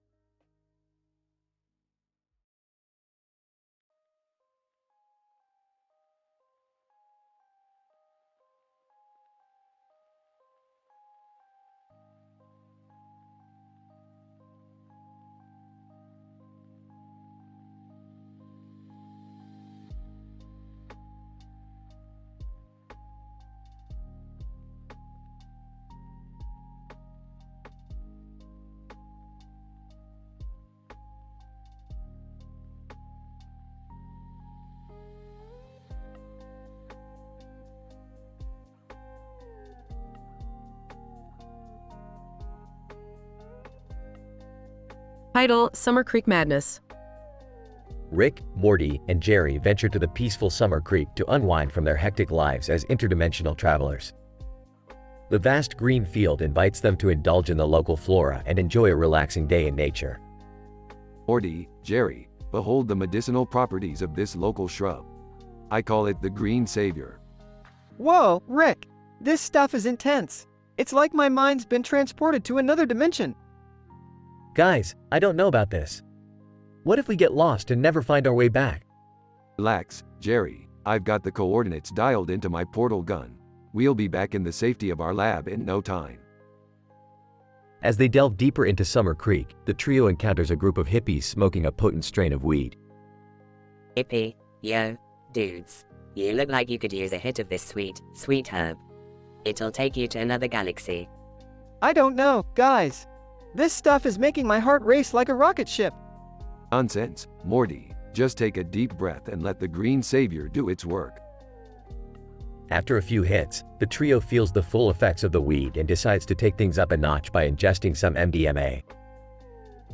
Whoa, guys. I don't think I can handle this. My heart's beating faster than a hummingbird in a hot tub. Jerry, don't be such a buzzkill. Just relax and enjoy the ride. The trio proceeds to have the most insane psychedelic trip of their lives, encountering talking trees, a tribe of unicorns, and even a giant purple alien with tentacles. Rick, this is crazy. I don't know if I can handle much more of this. Morty, my boy, just hold on tight. We're about to enter a whole new dimension. As they start to come down from their trip, the trio realizes they have no idea where they are or how to get back to the lab. I told you guys we shouldn't have done this. Now we're lost in some crazy alternate universe. Relax, Jerry. I've got this. Rick pulls out his portal gun and opens a portal back to the lab, leaving Summer Creek behind. Man, Rick, that was crazy. I don't think I'll ever be the same again. Ah, that's nothing, Morty. Wait, till you try my latest invention, the interdimensional bong. The episode ends with the trio laughing and joking around in the lab, reminiscing about their wild adventure in Summer Creek.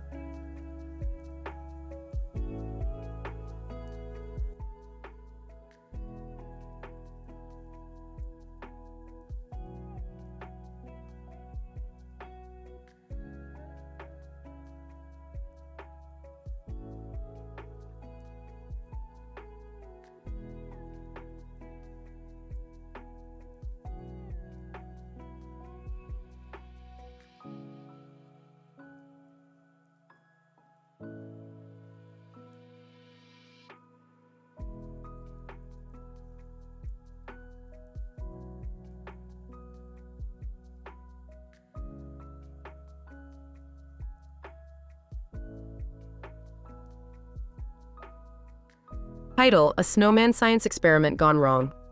Abstract. The Smith family observed a snowman in their backyard and decided to perform a scientific experiment to determine the properties of the snowman. However, the experiment went awry, resulting in an unexpected outcome. Introduction.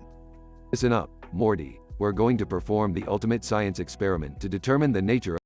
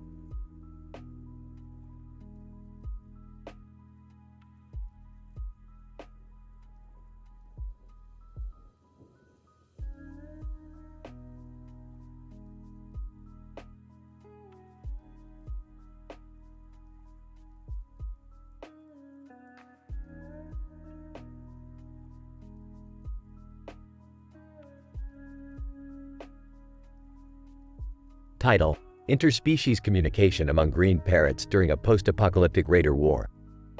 Introduction.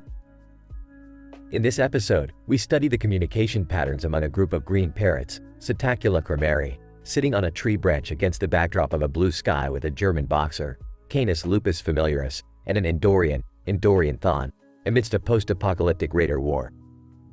The study aims to understand the role of interspecies communication in facilitating survival and cooperation during times of crisis. Methodology. Observations were made on the behavior of the parrots, boxer, and Endorian. Audio recordings were taken to document their vocalizations, and visual documentation of their body language was recorded.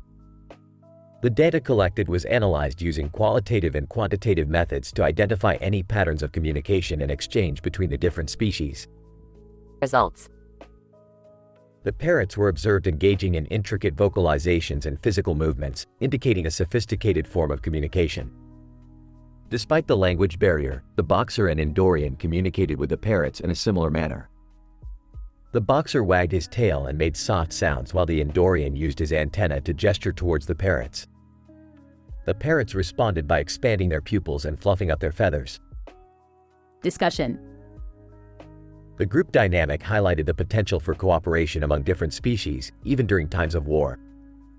The parrots' communication skills were crucial in facilitating cooperation and understanding among the group. Meanwhile, the gestures made by the boxer and Endorian suggest that these species have some form of communication that goes beyond verbal language. Further research is required to understand the mechanisms behind interspecies communication. Conclusion. In conclusion, this study provides insights into the complex nature of interspecies communication during times of crisis.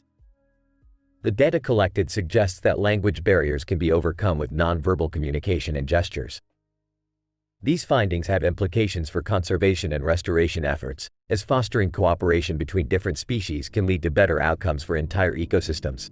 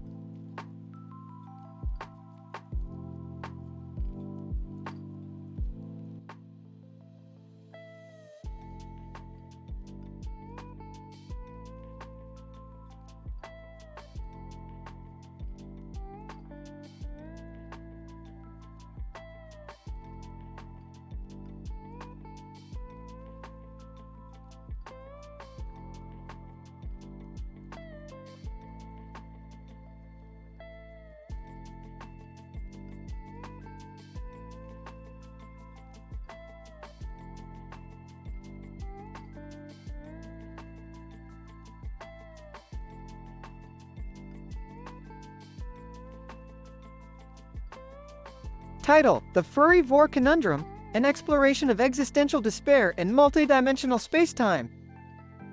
Synopsis. In this episode, Rick, Morty, and Summer accidentally stumble upon a strange alternate dimension with a green and yellow background and small purple balls at its center. While trying to make sense of their surroundings, they suddenly find themselves in the clutches of a group of furry enthusiasts who enjoy vor, the idea of being swallowed whole by another creature. Morty, these furries are gonna make me barf. I've seen some twisted **** in my time, but this is a whole new level.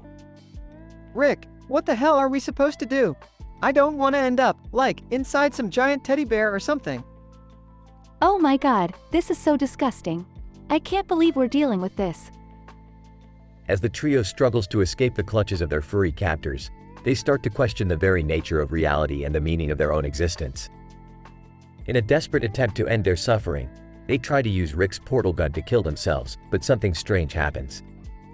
Oh great, Morty, now we're stuck in some kind of weird afterlife. Is this really what death is like?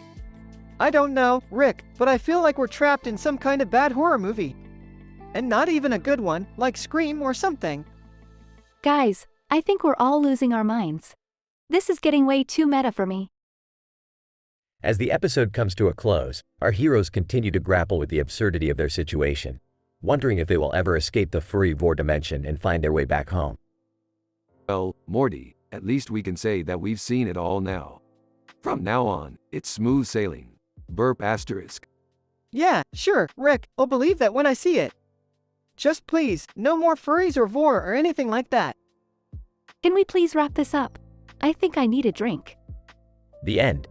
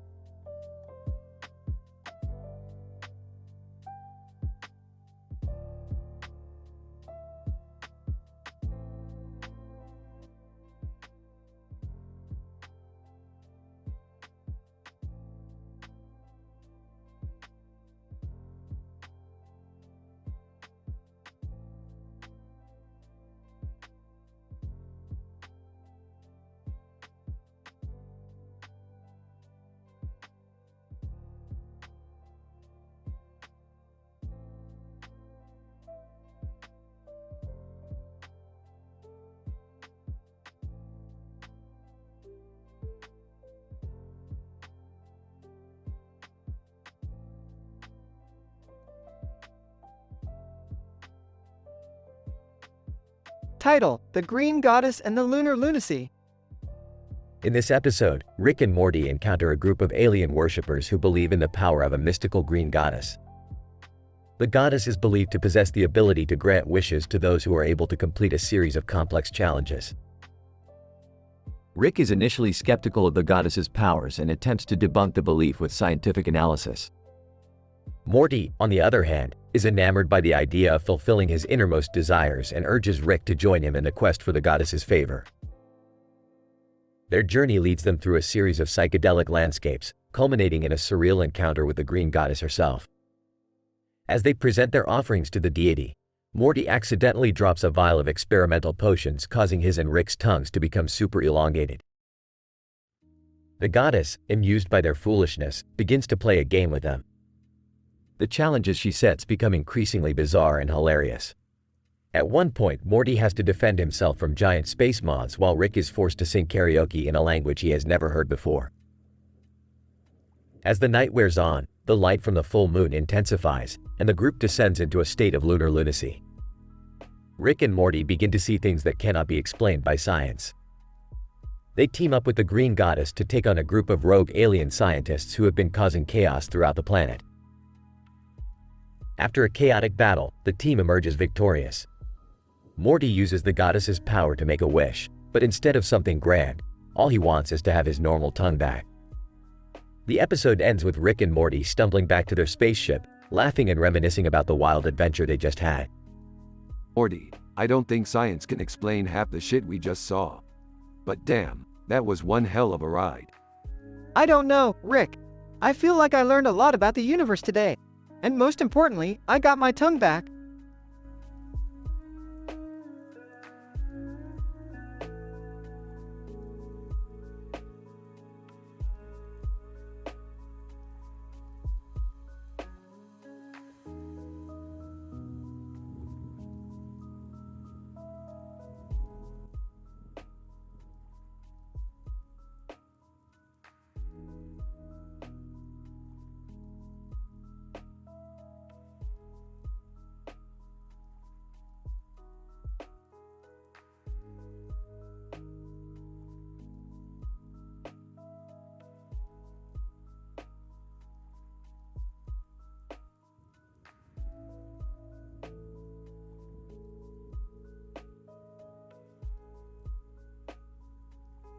Title: The Deranged Quantum Parrot.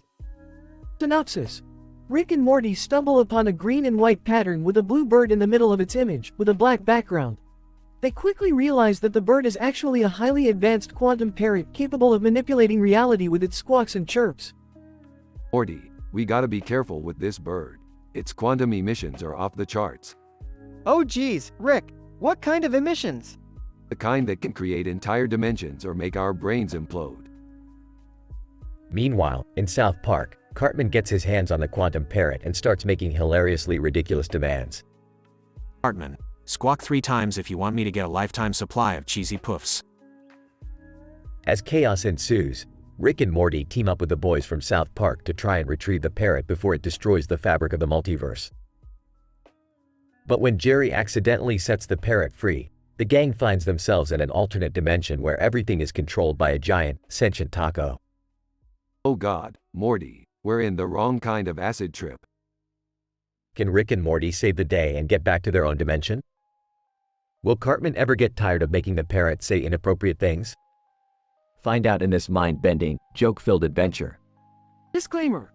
This episode contains adult language and humor. Viewer discretion advised. Stan. Dude, what the hell was that?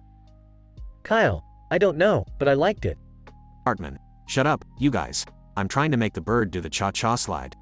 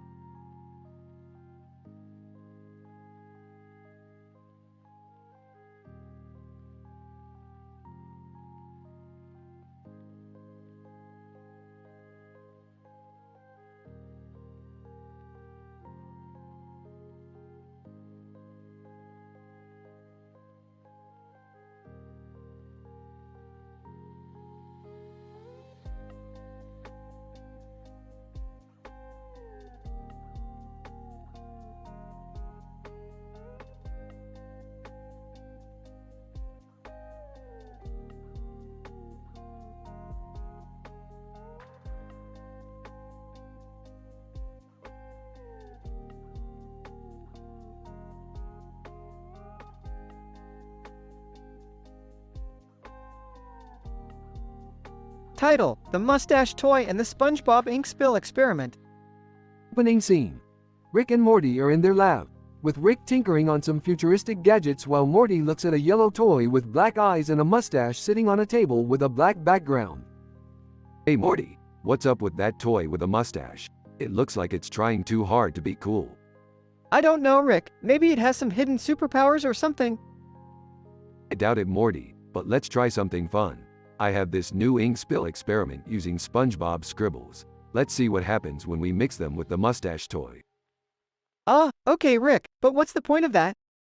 The point, Morty, is to have fun and see what kind of crazy shenanigans we can come up with. Now, let's get started. Scene 2. Rick and Morty are in the lab, with the mustache toy on the table and a SpongeBob scribble drawing on a piece of paper. Alright, Morty, let's drip some ink on the mustache toy and see what happens. Okay, Rick, but what if it explodes or something? Oh Morty, you worry too much. Just hand me the ink. Morty hesitantly hands Rick the ink bottle, and Rick begins to drip it on the mustache toy. Suddenly, the toy starts to shake and glow. Scene 3. The mustache toy transforms into a living creature with a mustache, who starts dancing to some heavy metal music. Mustache toy. Woo, I feel alive. Let's party. Looks like our experiment worked a little too well, Morty. Oh, Rick, I don't think we should let that thing loose in the world. Scene 4. The mustache toy starts wreaking havoc in the lab, knocking over equipment and causing chaos. Mustache toy. I am the Mustache King. Bow down to me. Okay, Morty, It's time for Plan B. Let's hit it with the reverse SpongeBob scribble ink. Reverse SpongeBob scribble ink? Is that even a thing? Of course it is, Morty. I made it myself for cases like this. Scene 5. Rick and Morty both throw the reverse ink at the mustache toy, causing it to shrink back down to its original form. Mustache toy. Aw man, what happened? I feel so small and powerless now. Well, that's what happens when you mess with the laws of science, little guy. Now, let's put you back on the shelf before you cause any more trouble. Closing scene. Rick and Morty are back in their lab, with the mustache toy back on the table and everything back to normal. That was a crazy experiment, Rick. I can't believe we made a living mustache toy. It was just another day in the lab for us, Morty. But let's keep this between us, or else the scientific community might not take us seriously anymore. Yeah, you're right. I don't think they'd appreciate our SpongeBob ink spill experiments. Morty, can we keep the dancing mustache toy though? It's kind of cool. I don't know, Rick. It kind of scares me. Oh come on, Morty. What's the worst that could happen? Mustache toy. Yeah, let's party again. The screen fades out as the dancing mustache toy rocks out to some rock music.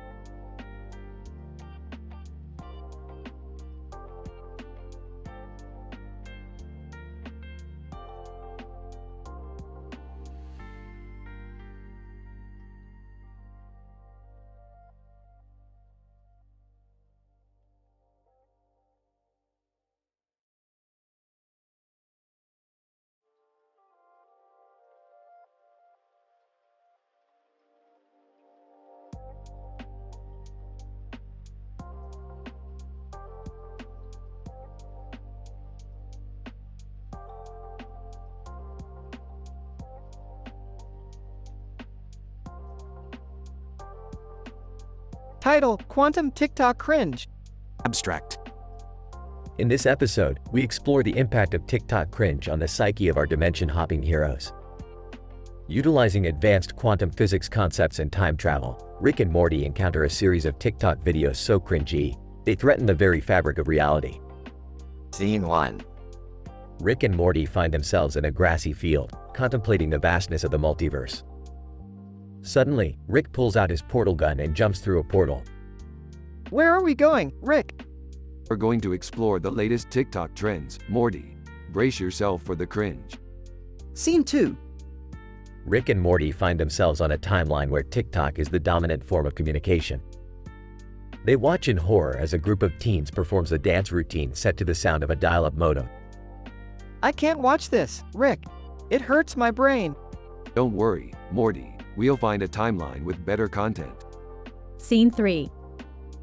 Rick and Morty travel to a timeline where TikTok features only physics experiments. They watch in amazement as a group of scientists levitates a pencil using nothing but a balloon and a hairdryer. This is pretty cool, Rick.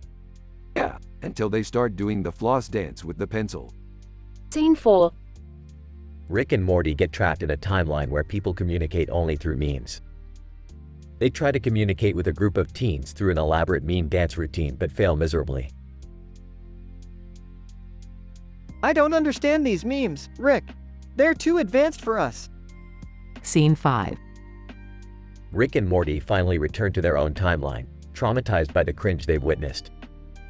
They try to forget about the horrors of TikTok by getting drunk and watching interdimensional cable. I think I need some therapy after that, Rick.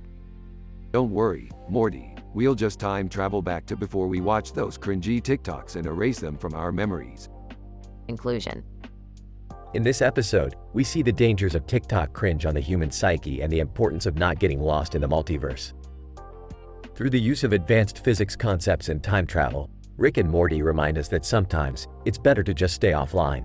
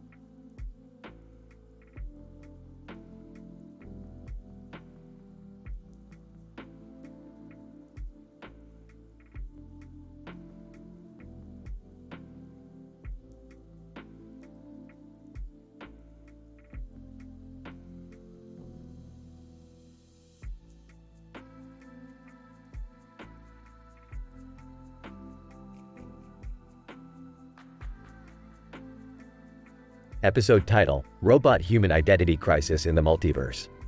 Summary. The episode starts with Rick experimenting with his latest invention, a portal gun capable of opening gateways to different dimensions. He recruits Morty, Jerry, and Summer for a multiverse adventure. But as they explore different dimensions, they stumble upon a strange situation: a robot with a gun in his hand and a robot in the background with a gun in his hand. Upon closer inspection, they find out that the robots are experiencing an identity crisis, believing themselves to be humans due to a glitch in their programming. This leads to a series of crazy events and hilarious mishaps that include a nod to the hit docuseries Tiger King, a parody of Disney's classic animation, and a mention of the popular Cartoon Network show Chowder.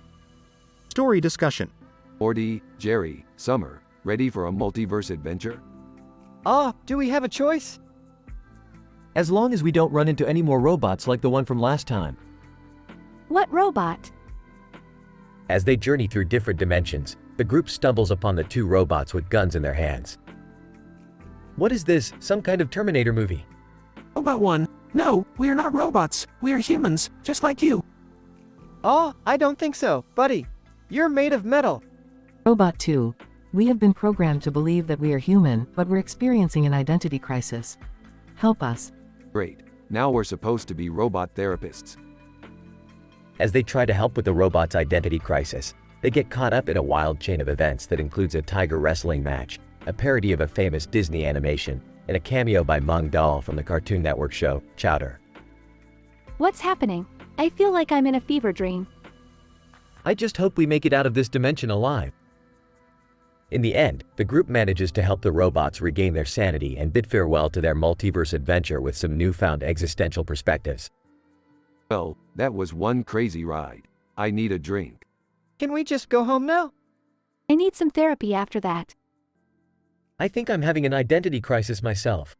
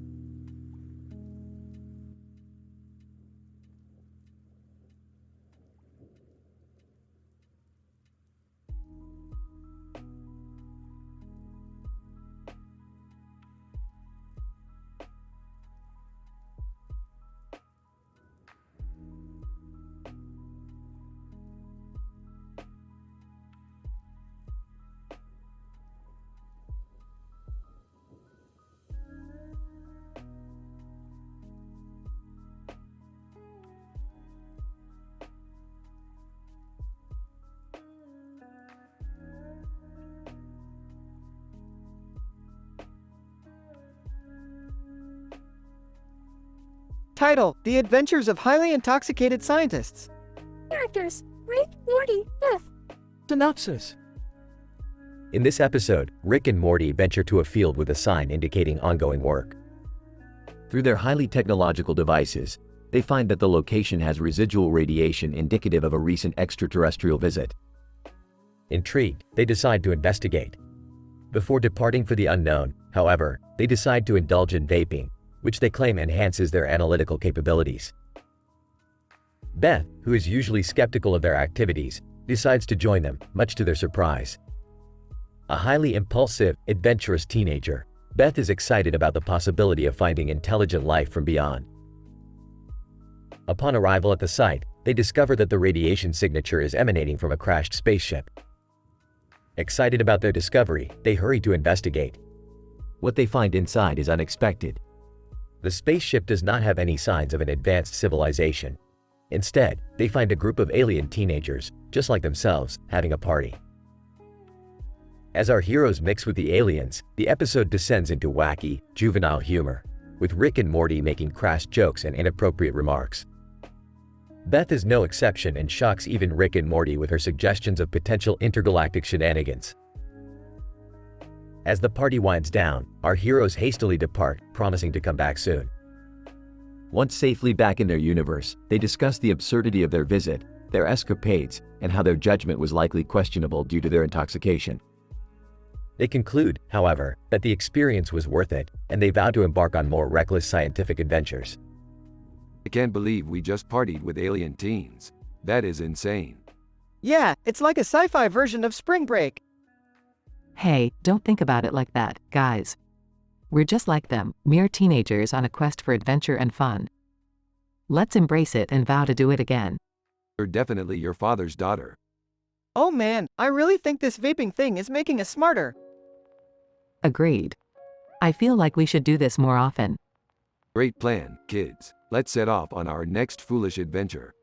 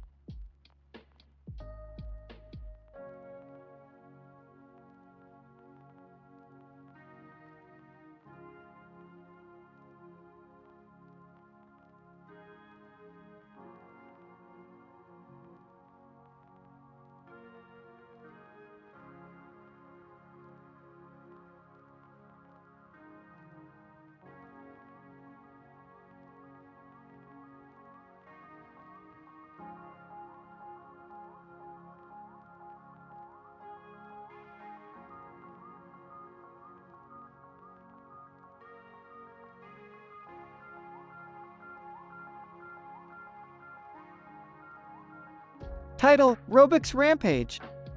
Synopsis. Rick and Morty encounter a cartoon character with a creepy face and a big grin on his face, accompanied by a green monster in a dimension ruled by in-game currency called Robux. The duo, along with Jerry and Beth, must navigate the dangerous world of Robux scams to escape and return home. Ah, Morty, we've landed in an alternate dimension ruled by the almighty Robux. Robux? What's that? It's an in-game currency, Morty. The foundation of many online scams and cash grabs. What's the big deal? It's just a stupid game. Jerry, some people spend real money on Robux. It's a billion-dollar industry. Creepy cartoon character, welcome, travelers. I am the Robux King and this is my loyal monster, Cash Grab. Whoa, that's a creepy cartoon character with a big grin on his face. Looks like he's the one behind all these Robux scams. We need to get out of here. But how? Robux King. You can't leave without spending some Robux. It's the only way. I don't have any Robux. Robux King. Then you'll have to earn them through my challenges. Ha ha ha. This is insane, Rick. What do we do? I have an idea. Let's create our own Robux scam and use it to bargain for our freedom. Are you sure that's a good idea? Trust me, sweetie. I'm a genius, not a schmuck. The group sets to work creating their own Robux scam, with Jerry coming up with the name Robux Ruckus. They successfully trick the Robux King into falling for their scam and use the stolen Robux to escape back to their own dimension. That was crazy, Rick. I can't believe we made our own Robux scam. Ah, in this dimension, we're the ones who make the rules. I still don't get the appeal of Robux. Can we go get some real food now? Yeah, let's go. And please, no more Robux scams. As the group walks off into the sunset, the Robux King is seen plotting his revenge, setting the stage for a potential sequel.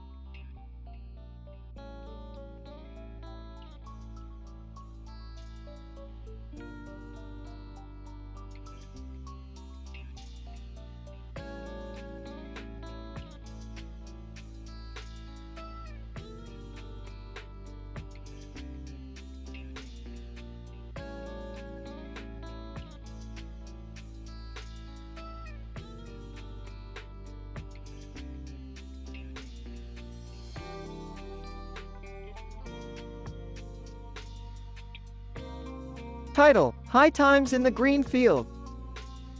In the opening scene, Rick and Morty are driving through an interdimensional portal when they suddenly crash land in a lush green field with an inscription in the center that reads Equilibrium, meaning golden horse. The duo meets up with Jerry and Beth to investigate the strange occurrence. Morty, check out this inscription. Takes a puff of weed asterisk. Whoa, dude, that's some heavy stuff. Should we take a closer look? I don't know, guys. This doesn't seem like the safest idea. Oh, Jerry. You're such a wimp. Let's go investigate.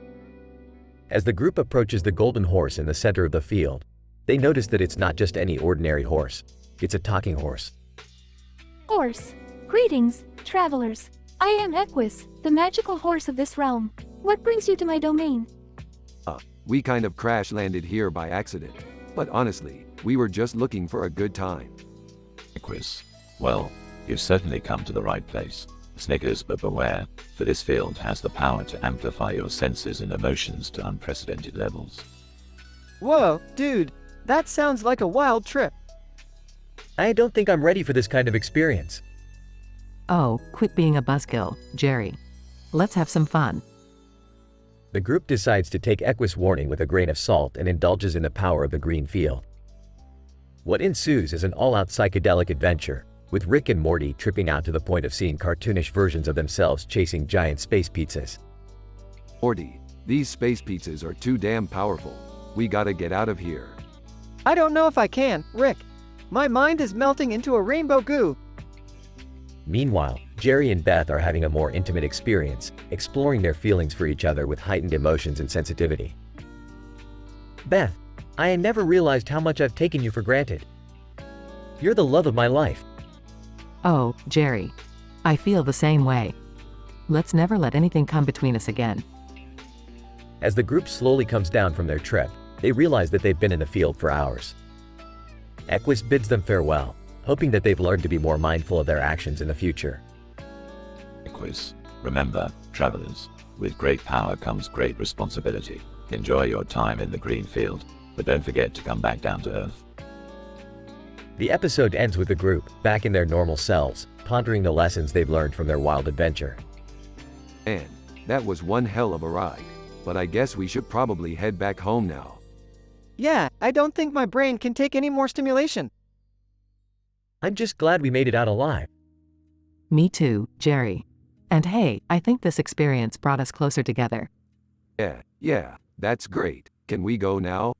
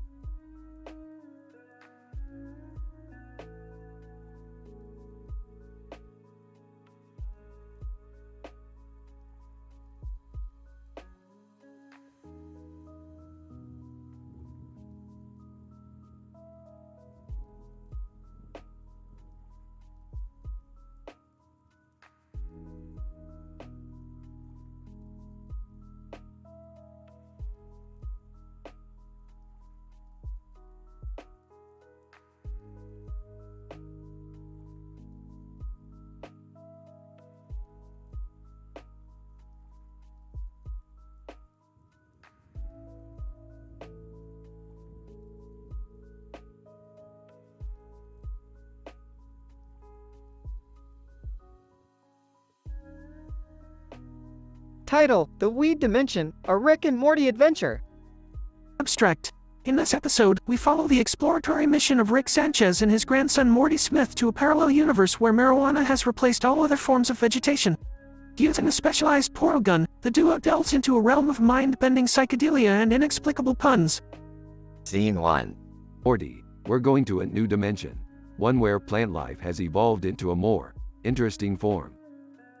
Oh, what do you mean, Rick? I mean, we're going to a universe where marijuana plants have supplanted all others, Morty. It's going to be a wild ride. Scene 2. Upon arrival, Rick and Morty find themselves surrounded by towering, majestic ganja plants. They light up a few joints and start exploring the land. Morty, this weed is some of the most potent I've ever come across. Let's see how it affects our cognitive functions. I don't know if that's such a good idea, Rick. Don't be a square, Morty. This is science. Scene 3. As they proceed deeper into the forest, they come across a giant giraffe with bloodshot eyes. The giraffe starts talking in a stone drawl. Giraffe, whoa, dudes. You're not from around here, are you? No, just passing through. Rick, why is the giraffe talking? It's probably the weed, Morty. Embrace it. Scene 4.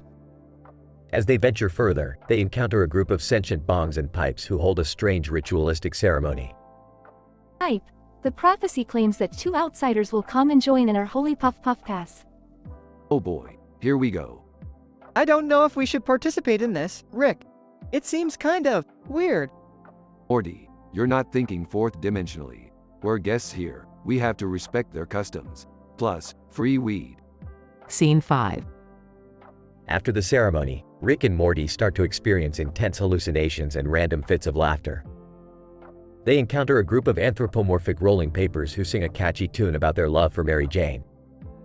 Rolling paper. Rollin', rollin', smokin' all day, rollin', rollin', we love it this way, in the weed dimension. Everything is groovy, rollin', rollin', we're feeling so movie. I don't know about you, Morty, but I'm starting to have a great time. I think I'm seeing colors, Rick. That's the spirit, Morty. Scene 6. As the effects of the weed start to wear off, Rick and Morty realize they've spent hours in the dimension and need to get back home. But as they try to leave, they encounter a group of hostile cannabis creatures. Creature, you've intruded on our home for too long, outsiders. Now we're gonna make you pay. Oh, geez, Morty. Time to get swifty. What does that even mean, Rick? It means it's time to kick some weed monster ass. Scene 7.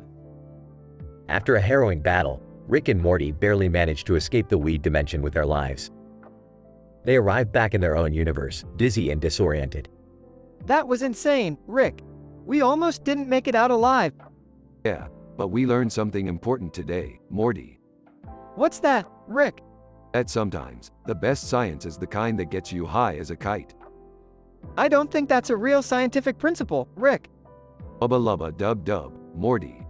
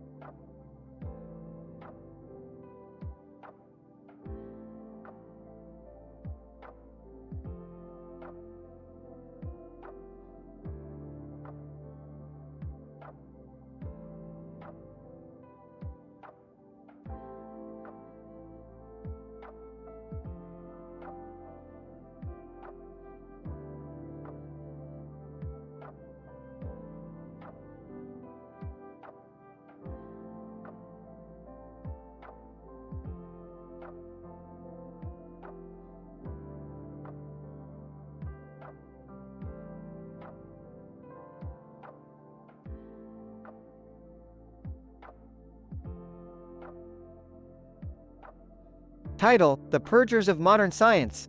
Synopsis. In this episode, Rick, Morty, Jerry, Beth, and Summer are playing tennis in the backyard of a modern mansion. Suddenly, they are interrupted by creepy masked purgers who try to attack them. They engage in a fistfight brawl to fend off the intruders while the night wears on. I didn't sign up for this. I demand a refund for this cursed tennis match. Aw geez, Rick, this is like that movie, The Purge. We gotta survive and make it through the night. What? You mean we have to fight like in those action movies? I always thought my tennis skills would be useful for when the world ends. Bring it on, bitches. Let's show them what we're made of.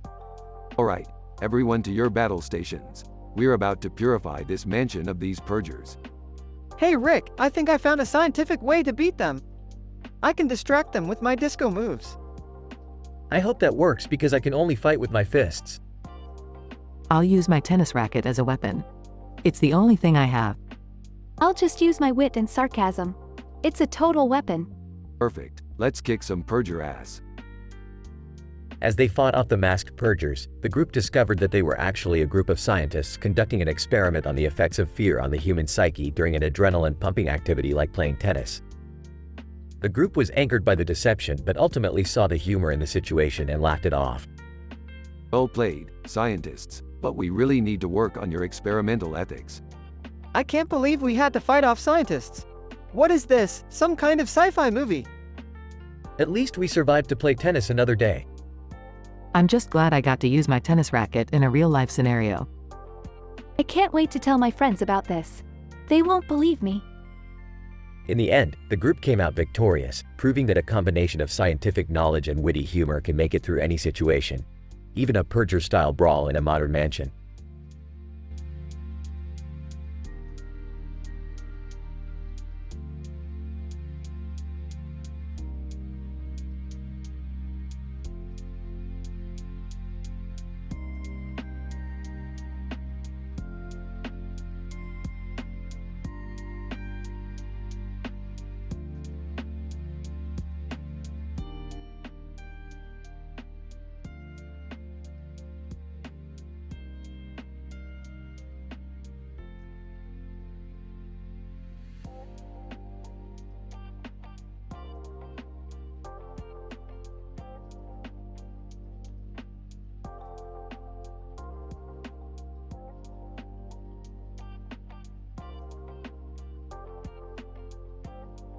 Narrator.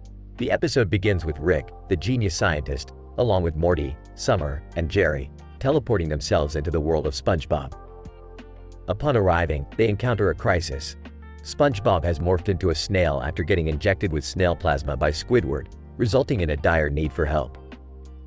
I suspect that Squidward's injection accidentally triggered a mutation at the molecular level and converted SpongeBob's biochemistry into a snail-like form. Can we fix him though? We have to. Morty, we can't let SpongeBob stay like this. But how are we even going to transform him back? We'll need to extract snail plasma from Gary and inject it into SpongeBob. It should reverse the effects. The team sets out to find Gary, encountering numerous obstacles along the way.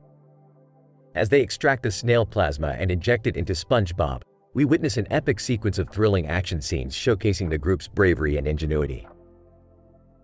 SpongeBob quickly reverts back to his original form, but the team decides to get revenge on Squidward for his carelessness and injects him with the same snail plasma.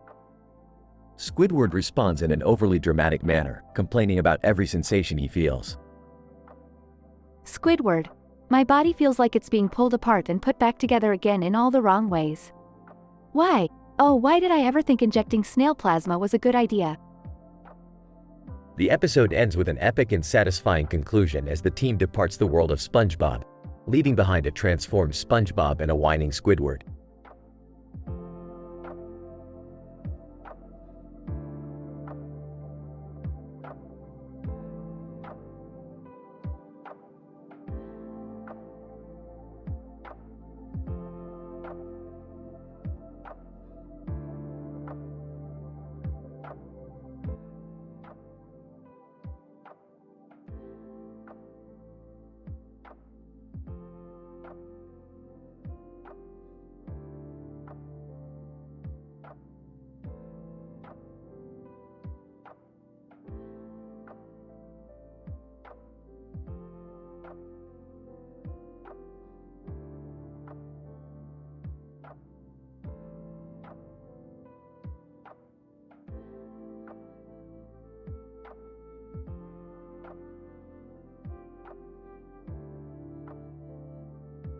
Title: The Inflammable Purge Fiasco. The episode commences with Rick and Morty seeking the thrill of a purge reality, the experience best enjoyed while being intoxicated on pure unadulterated ethanol. Jerry and Summer reluctantly join them, arguing that the purge promotes baseless violence. The group boards Rick's spaceship and land in a modern mansion owned by a notorious purgist named Billy. The group gasps in amazement at the thought of partaking in a purge that is guaranteed to be unforgettable. The blood-curdling shriek of a siren in the distance signals the start of the purge. The group careens into the mansion, each holding an object: Morty skateboard, Summer a hockey stick, Jerry a lamp, and Rick a bottle of ethanol. A brawl ensues as the group furiously fights creepy masked purgers. Morty spots a camera and in a momentary lapse of judgment, decides to take a selfie, but the flash alerts the purgers of their presence. Jerry takes charge, brandishing the lamp. He mistakenly smashes it against Rick's head, sending him hurling towards a candle that ignites his cape. You burned my damn cape, Jerry. Do you know how much that cost? That's it. I'm sobering up and going home. We need to get out of here, now. I'm with Morty. Let's skedaddle. The group makes a mad dash toward the window, and Rick, who is now completely sober, drives the spaceship, narrowly escaping the mansion as it is set aflame by Rick's smoldering cape. That was insane, Rick. We could have all died. Not me. I'm too drunk to die. Hey, is that a Taco Bell on that planet over there? The group rolls their eyes as Rick takes them to the nearest intergalactic fast food joint.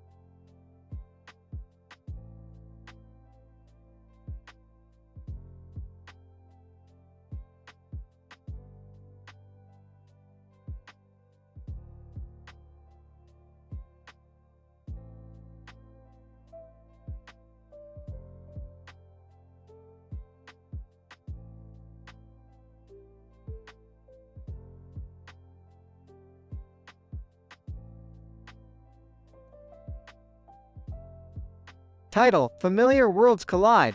Fooly Cooley meets the Smith family.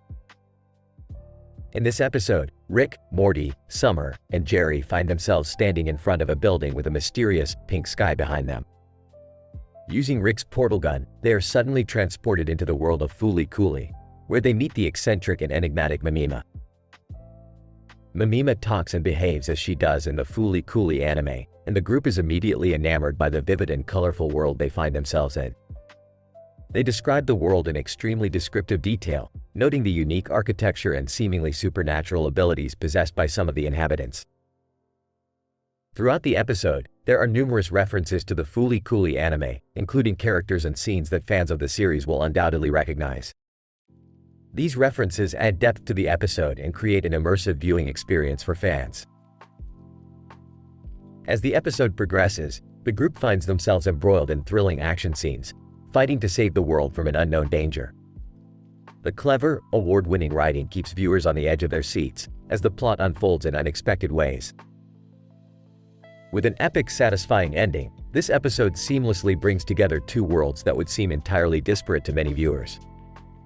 By the end of the episode, the characters are forever changed by their experiences in Fooly Cooly, and viewers are left wanting to dive further into this rich, complex world. The transdimensional portal worked perfectly, Morty. I don't know how we ended up in this world, but damn, it's vibrant. This place is amazing. It's like we're in some sort of sci-fi anime. Guys, look at the sky. It's pink. This is so cool. I don't think I'm comfortable with all these people staring at us. They all seem to have some sort of special power or ability. Mima, hey there, newbies. You guys don't look like you're from around here. I've got a feeling you're going to make things interesting. Interesting? We just wanted to explore. What kind of trouble could we possibly get into here? Mima, oh, you'll see. Fooly Cooly always has a way of shaking things up. Viewers watch as the group navigates their way through this foreign world and finds themselves in the midst of a battle for the fate of the universe. Intense action scenes and thrilling plot twists keep viewers engaged right up until the episode's satisfying conclusion. I can't believe this is all happening. I never thought we'd end up in a world like this. Yeah, and I can't believe we just saved the universe too. Who knew Fooly Cooly would be so epic? I don't know about you guys, but I'm just glad to be going home. This world is too much for me. Speak for yourself, Jerry. I could get used to this. I've got some new ideas for my next invention. Viewers are left wondering what adventures await the Smith family next as they use the portal gun to venture to all sorts of unexpected locations.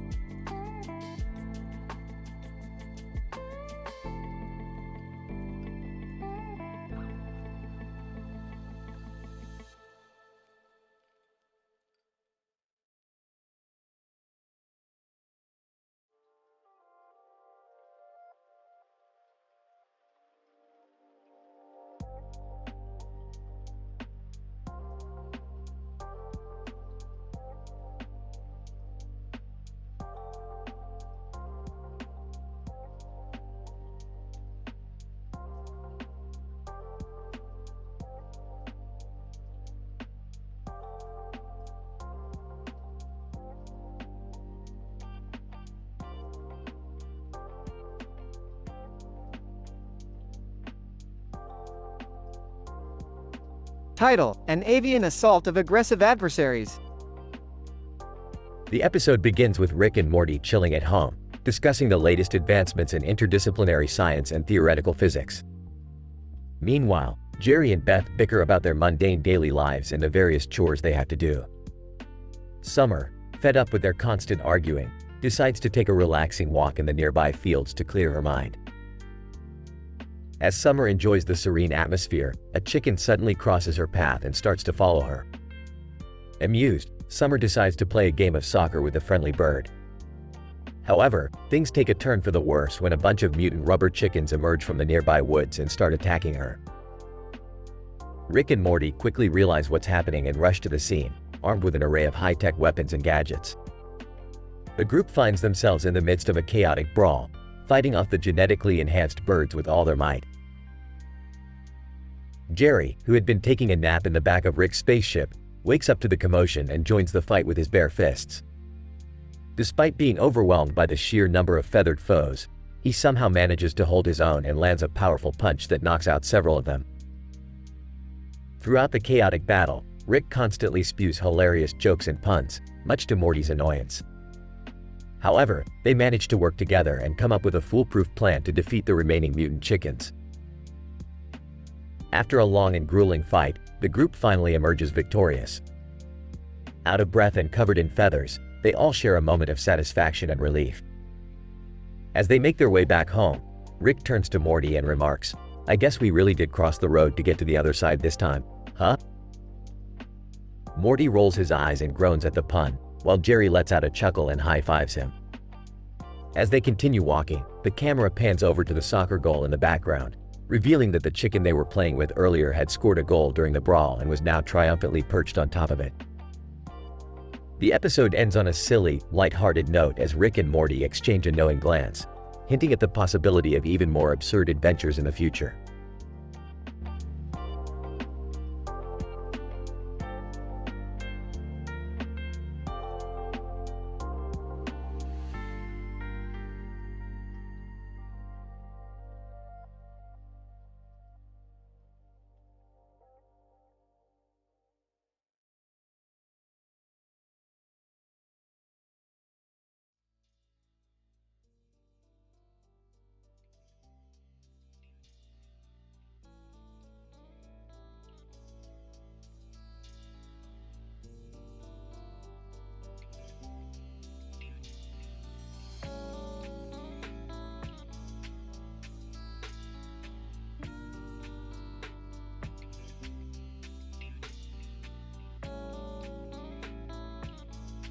Title: The Hamburger Hypothesis.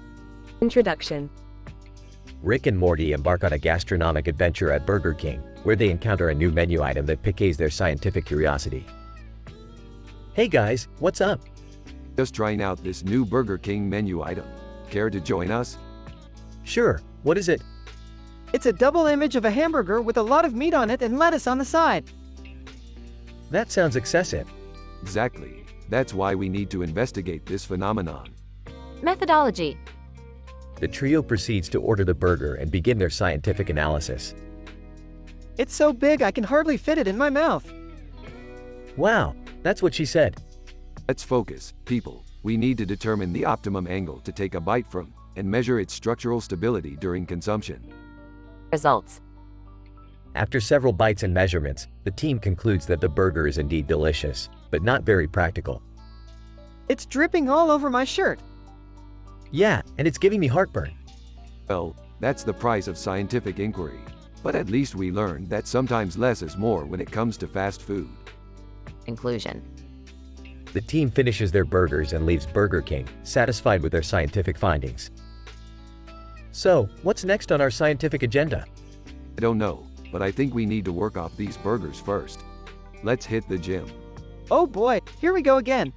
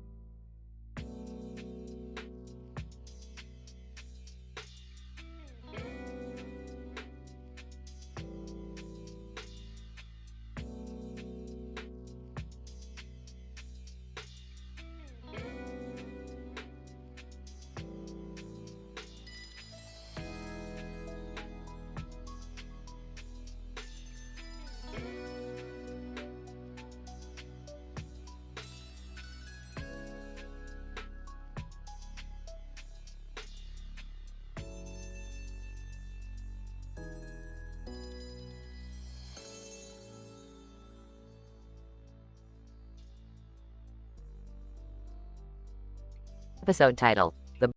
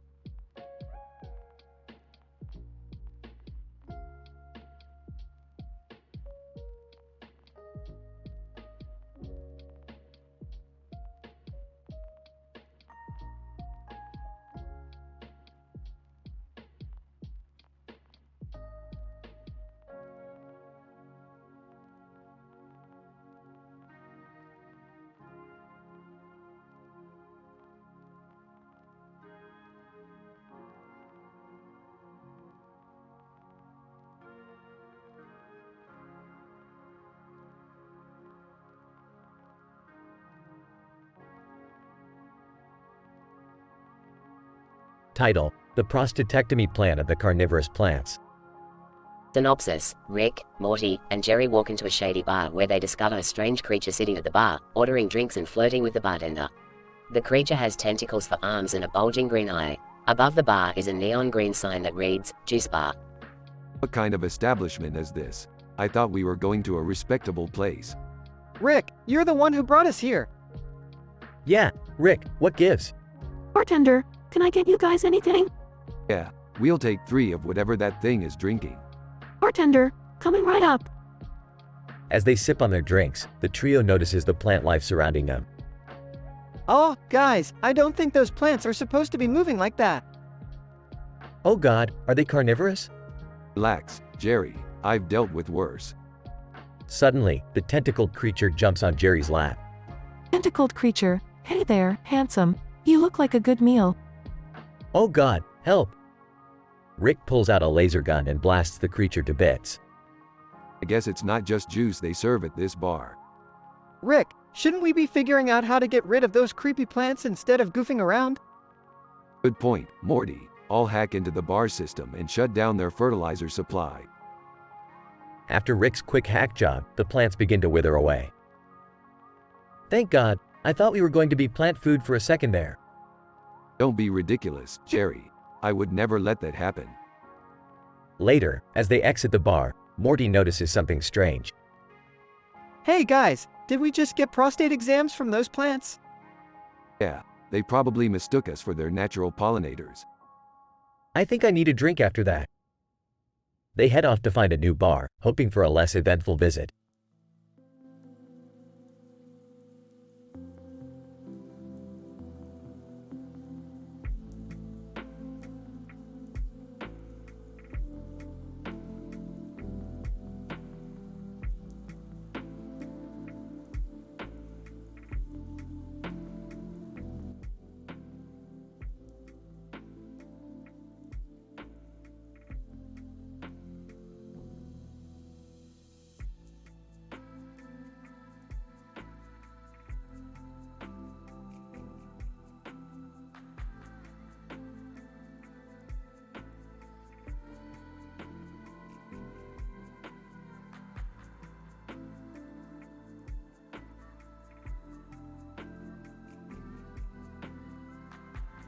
Narrator. In this episode, we observe the interaction of two prominent cartoon characters, one wearing a yellow shirt and the other adorned with a red shirt.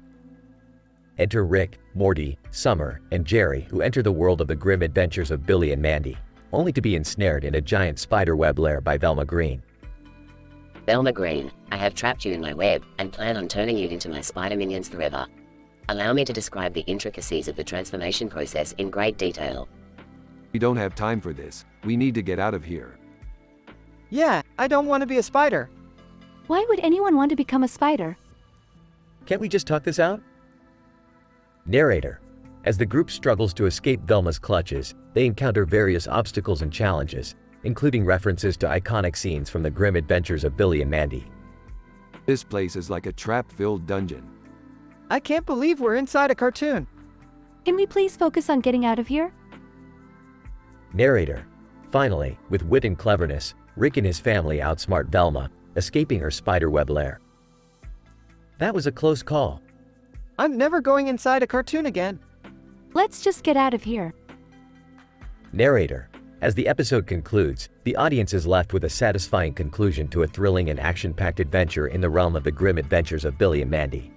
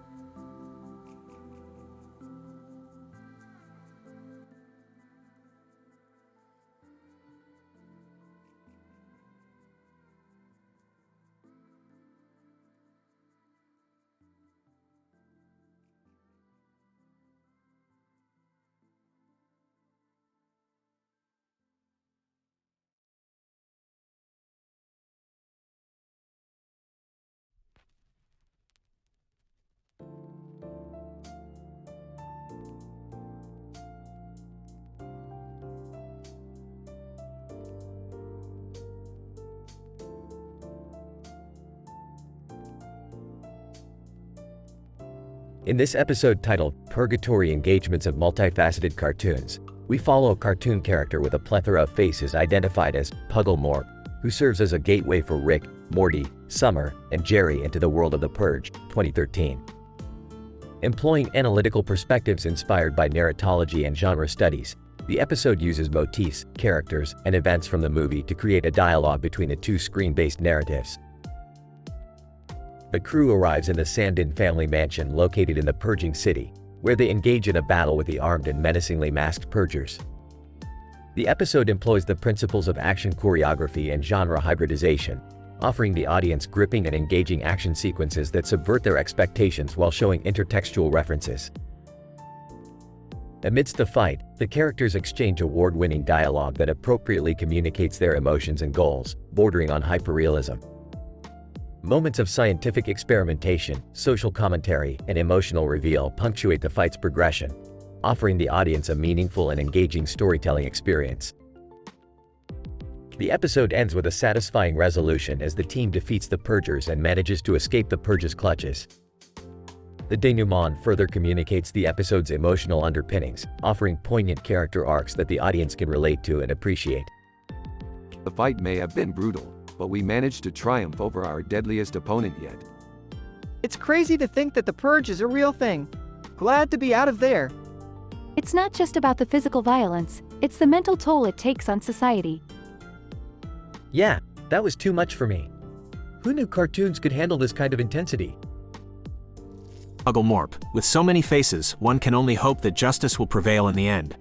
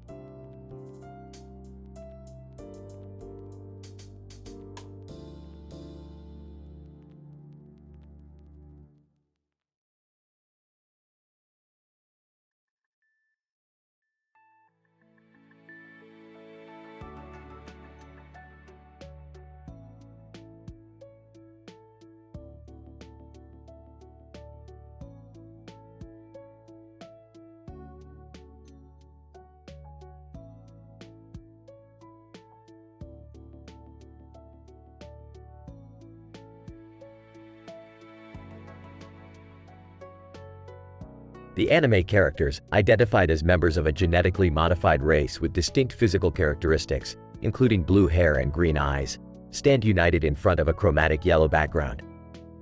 They are suddenly uprooted from their native universe and find themselves careening headfirst into a new world known as Fooly Cooly. Rick, a super genius scientist, and his three compatriots, Morty, Summer, and Jerry, explore their surroundings as they encounter a meandering character named Mimima, who behaves and speaks in accordance with the established norms of the Fooly Cooly universe. As the anime quartet familiarize themselves with the unique cultures and trends of the new world, they engage in an unending stream of battles and epic action scenes, featuring nods and callbacks to prominent characters and scenes in the Fooly Cooly anime. The action sequences exhibited a unique blend of storytelling and artistic talent, which earned the praise of even the most critical viewers. With its clever and witty writing style, the episode likely left viewers feeling both amused and awestruck. Finally, they were rewarded with a satisfying conclusion that tied up all the loose ends, allowing for a sense of closure to the episode's complex and thrilling events. Overall, the episode effectively combined sci-fi elements with anime tropes, blending them into a cohesive whole that enthralled audiences from start to finish. This universe is quite unlike anything we've ever encountered. It's as if our wildest anime dreams have come to life. Whoa, this place is freaking crazy, Rick. Can you guys quit messing around and focus on getting us home? I agree with Summer. This place is scary. Mima, hey, you guys look like a bunch of amateurs. Let me show you around. Fascinating. Tell us more about this world's unique properties. Oh, Rick, I think we're in trouble. Quick, Jerry, grab hold of my hand before we get left behind.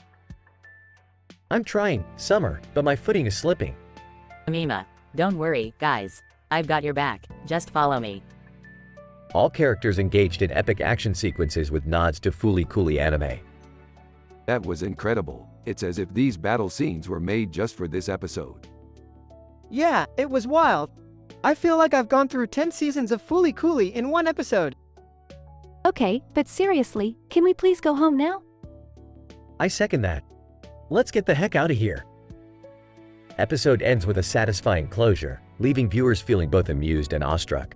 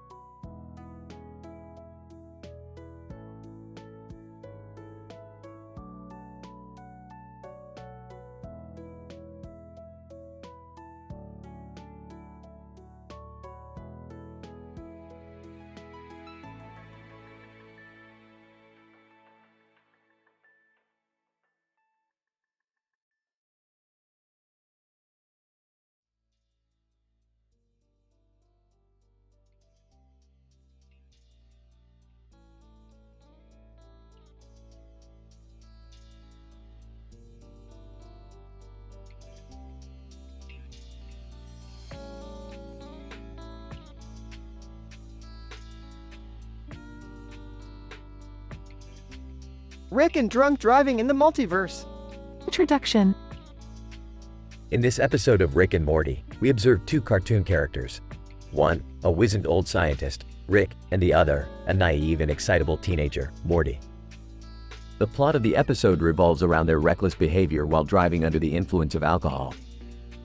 The action takes place across multiple parallel universes, as Rick's interdimensional car acts as a portal through which they can travel. Act 1. Woo, I can't wait for tonight. A drunk driving adventure with Grandpa. That's going to be, like, epic. Morty, there's nothing epic about drunk driving. It is a serious crime in many universes, and for good reason. Did you know that over 10% of all car crashes involve alcohol? Oh man, that statistic is really sobering. Rick, what are you doing? Are you seriously going to take my son drunk driving? Oh, relax, Beth. It's just a harmless experiment. I promise to keep Morty safe. Act 2. Okay, Morty, buckle up. We're about to enter the multiverse. Whoa, I feel like a superhero, flying through different dimensions. Don't let your imagination get the better of you, Morty. We still have to be careful. Eventually, the duo arrived at a universe in which cars could fly. They proceeded to get heavily intoxicated at a space bar before hopping back into Rick's car to return home. Act 3. Suddenly, Jerry pulls them over in the middle of the multiverse, showing signs of intoxication. Hi guys, sorry to pull you over. I thought you were swerving a bit back there. What do you want, Jerry? This is our drunk driving experiment, not your DUI. Rick, I'm sorry. I just wanted to be included. Ha ha, Dad's a drunk driver too. Oh my god, what kind of lesson are you teaching my son, Rick? The episode ends with Rick and Morty's car crashing, leaving viewers to draw their conclusions on the dangers of drunk driving. Conclusion. In summary, Rick and Morty's Drunk Driving in the Multiverse episode presents an entertaining yet shocking representation of the consequences of impaired driving. While the show may be fictional, it serves as an important reminder of the dangerous effects of driving under the influence of alcohol.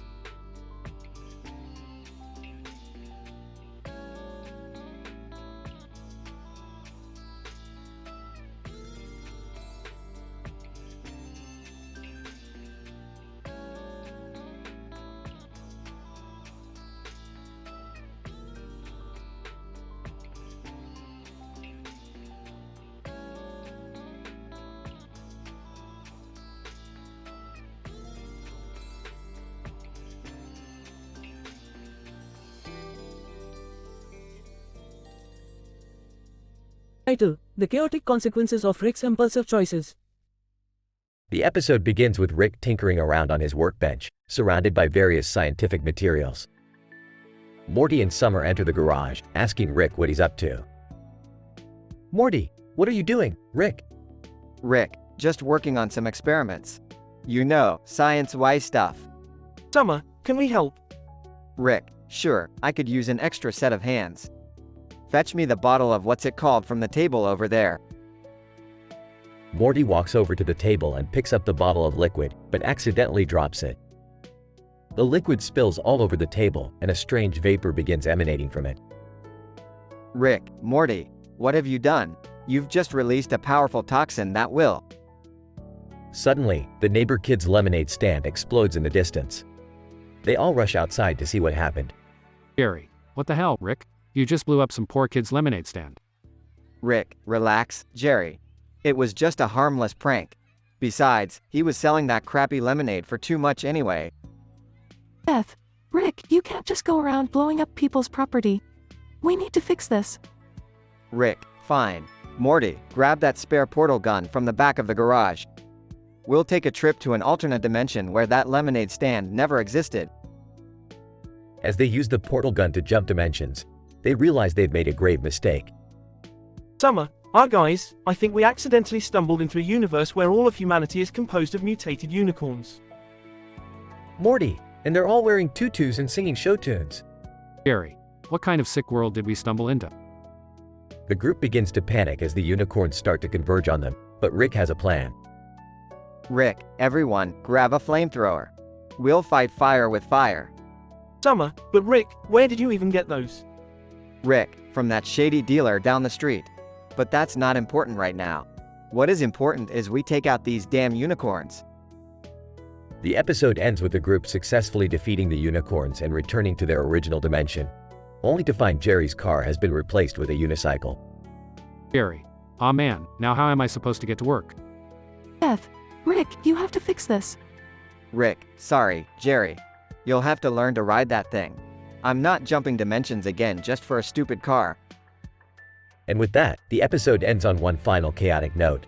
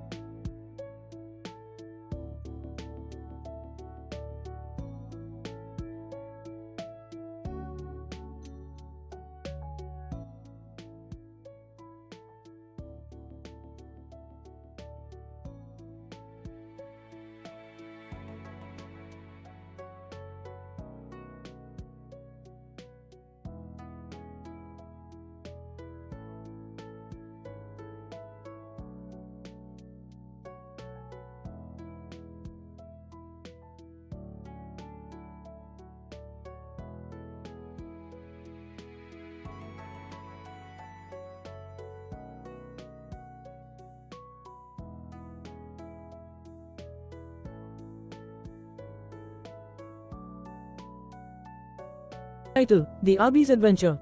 Synopsis. In this episode, Rick and the gang are on a quest for the ultimate burger, but things take a hilarious turn when they stumble upon the Arby's mascot in the city. The mascot aggressively tries to convince everyone to try their delicious roast beef, but Rick has other plans. Prologue. Morty breaks the fourth wall, shilling Arby's to the audience in a desperate plea for sponsorships before the episode, while Rick rolls his eyes disapprovingly. Summer and Beth express their concern at Morty's sudden shilling of fast food, while Jerry looks suspiciously at the Arby's bag he's hiding under the table. Act 1. As the group is walking through the city searching for the perfect burger, they come across the Arby's mascot handing out roast beef sandwiches to anyone who will take them. Rick, being the burger connoisseur he is, takes offense to this and strangles the mascot to death. Jerry suddenly looks both shocked and relieved. Act 2. As Jerry tries to hide his Arby's bag, Rick begins to interrogate him about why he's acting so odd. He eventually discovers that Jerry had been leading a secret double life as the Arby's mascot, and that his entire search for the ultimate burger was just a cover-up to hide his deep love for roast beef. The group is stunned, but Summer takes a moment to appreciate the irony of it all. Act 3. As the group continues their search for the ultimate burger, they confront Jerry about his deception and try to help him overcome his addiction to Arby's roast beef. But Jerry is beyond help and succumbs to the temptation, leading to a hilarious chase scene through the city as he frantically searches for Arby's sandwiches. Morty hilariously breaks the fourth wall yet again, trying to convince the audience to try Arby's. Blog. In the end, the group finally finds the ultimate burger, but not before Summer and Beth get dragged along on Jerry's wild Arby's chase. Rick, on the other hand, has learned nothing and still believes that the ultimate burger is out there waiting for him to find. Morty gets a sponsorship from Arby's, and the episode ends with a hilarious musical number featuring the Arby's mascot and the entire cast singing, "We Have the Meats."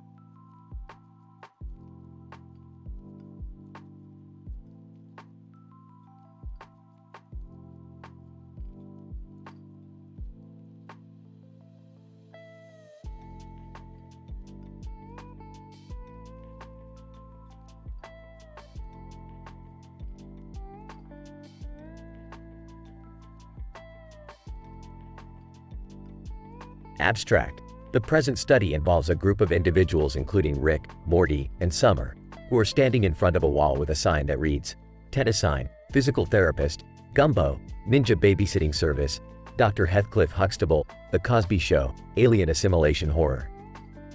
The episode explores the combined effect of these disparate elements in a tongue-in-cheek manner. Introduction. The episode starts with Rick, Morty, and Summer coming across a wall that is adorned with a curious sign. The sign lists a variety of services and medical practices that do not seem to be related. However, upon closer inspection, they notice that all of these seemingly unrelated items have indeed been interwoven thematically. Morty, have you ever heard of Tennisine? No, what the hell is that? Guys, I think it's some kind of chemical element. It's got an atomic number of 117. Correct, Summer, and as fate would have it, I need someone who knows how to harness the elemental properties of tennisine to help treat my chronic back pain. But, Rick, what about the physical therapist? I already tried him, Morty. Did nothing but waste my money and time. What about the Ninja Babysitting Service? Yes, now that's a brilliant idea, Summer. We can hire them to watch Morty while the tennisine and gumbo concoction work its magic on my back. Ha, that's ridiculous. And what about Dr. Huxtable? Well, Morty, when you're in chronic pain, you gotta try everything. Plus, I bet he has some killer jello shots. Conclusion. In the end, the episode packs in a fair share of jokes and absurdity, while exploring the themes of unconventional medical treatments, ninja babysitters, and the alien assimilation horror lurking in the universe.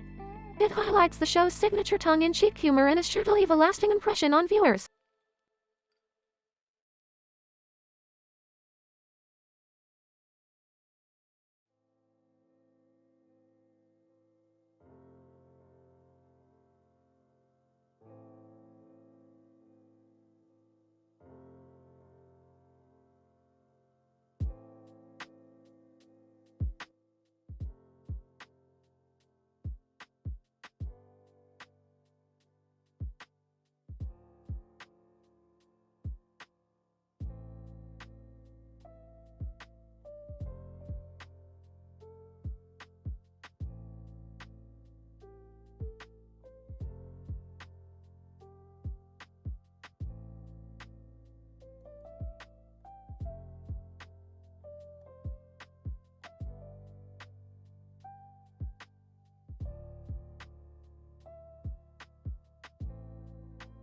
Narrator.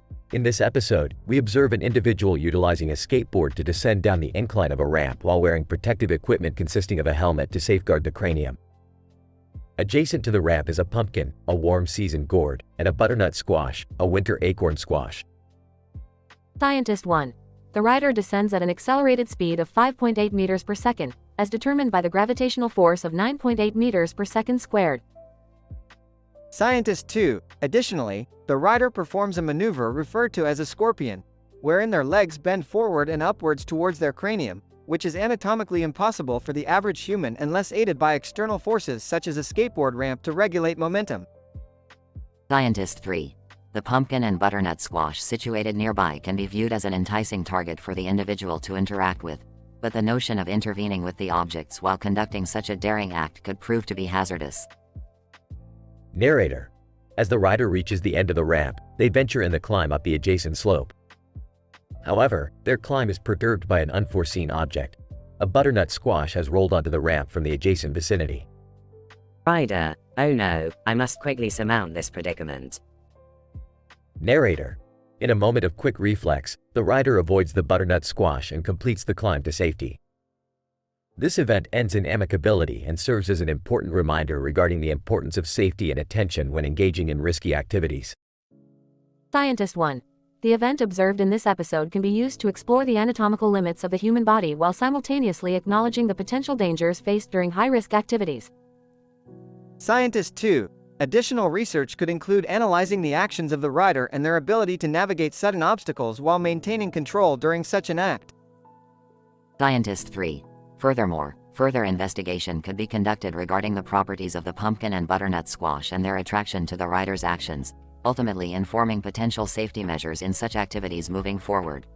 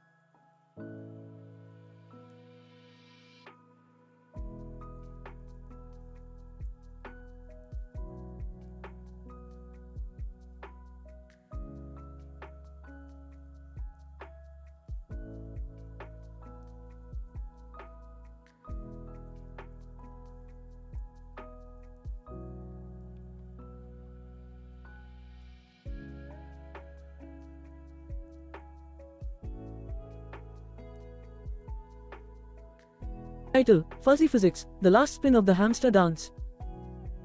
Abstract. In this episode, we explore the complex dynamics of comedic writing and trigger point therapy on hamsters through the experimental medium of a Wheel of Fortune game show. 2 hamsters were chosen to participate in a comedy writing challenge, where their jokes were analyzed based on their ability to activate trigger points in the audience.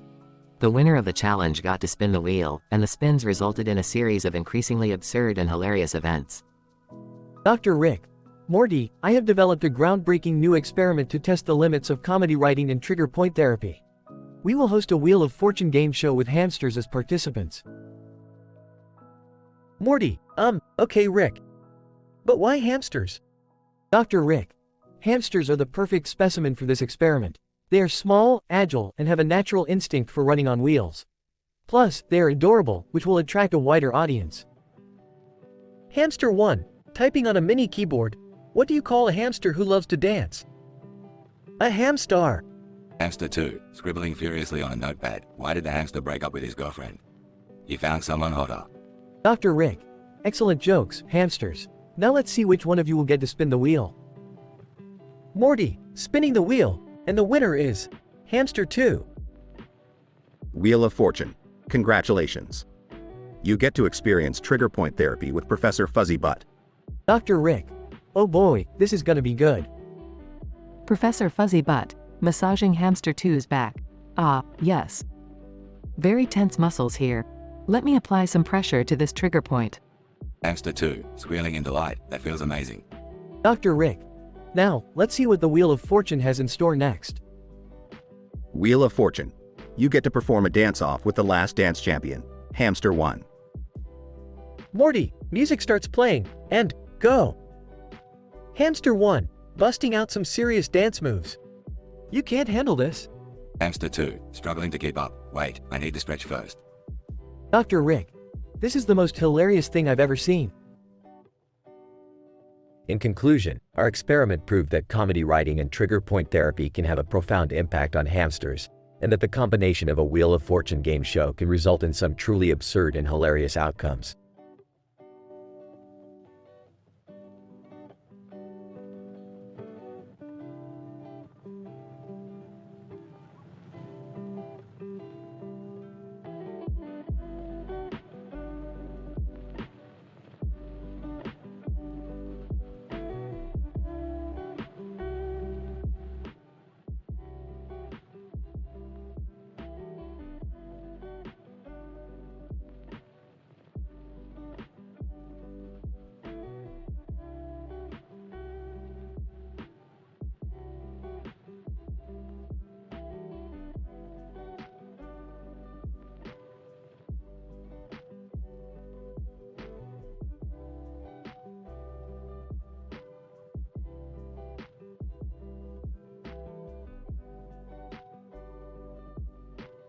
Title: Investigating the Trente et Quarante Scam, a study of Daffy Duck's police work.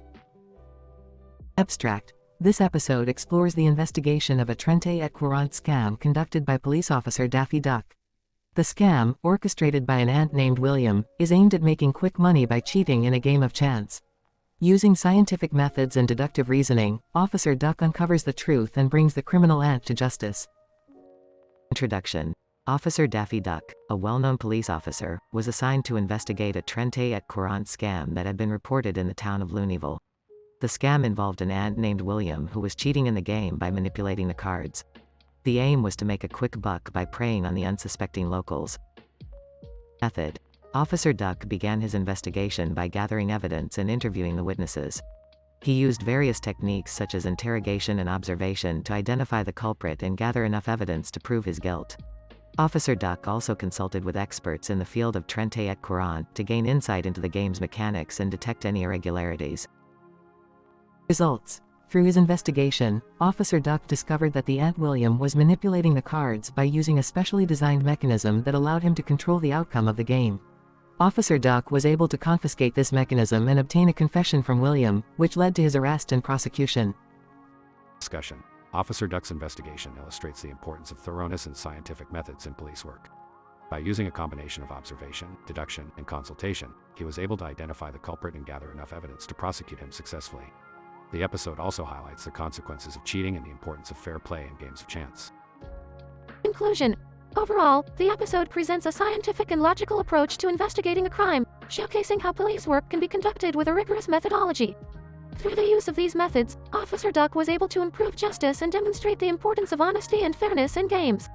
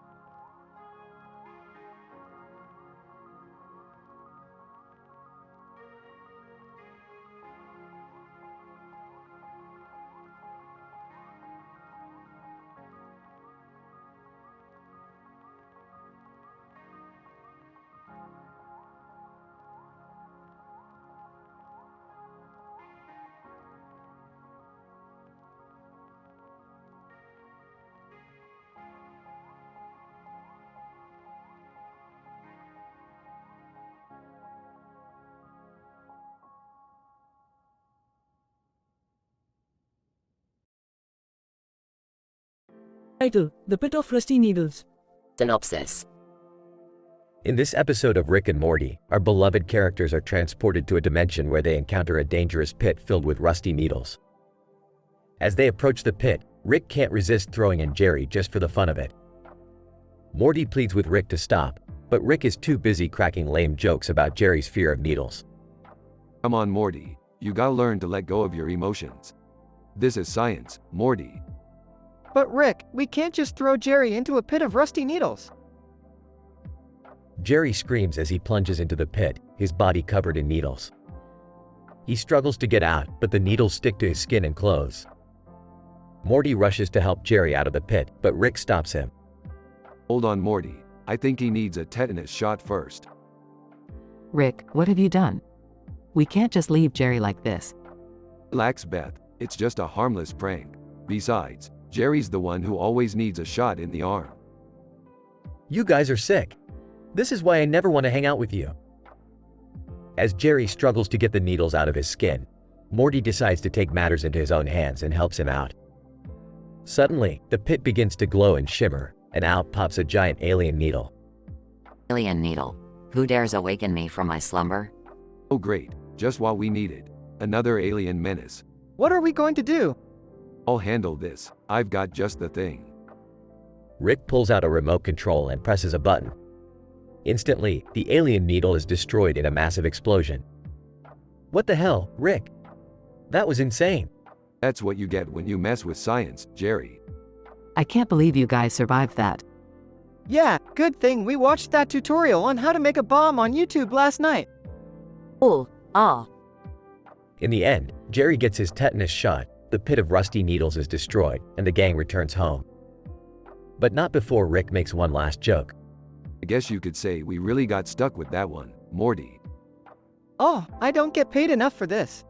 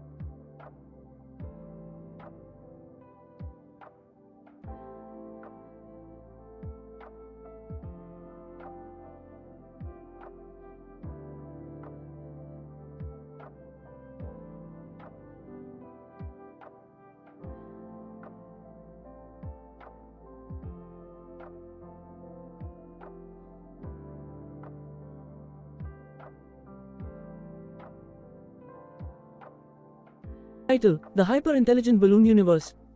Synopsis: Rick and Morty accompany Summer on a balloon festival adventure to the hyper-intelligent balloon universe, where they get entangled in a complex web of latex politics.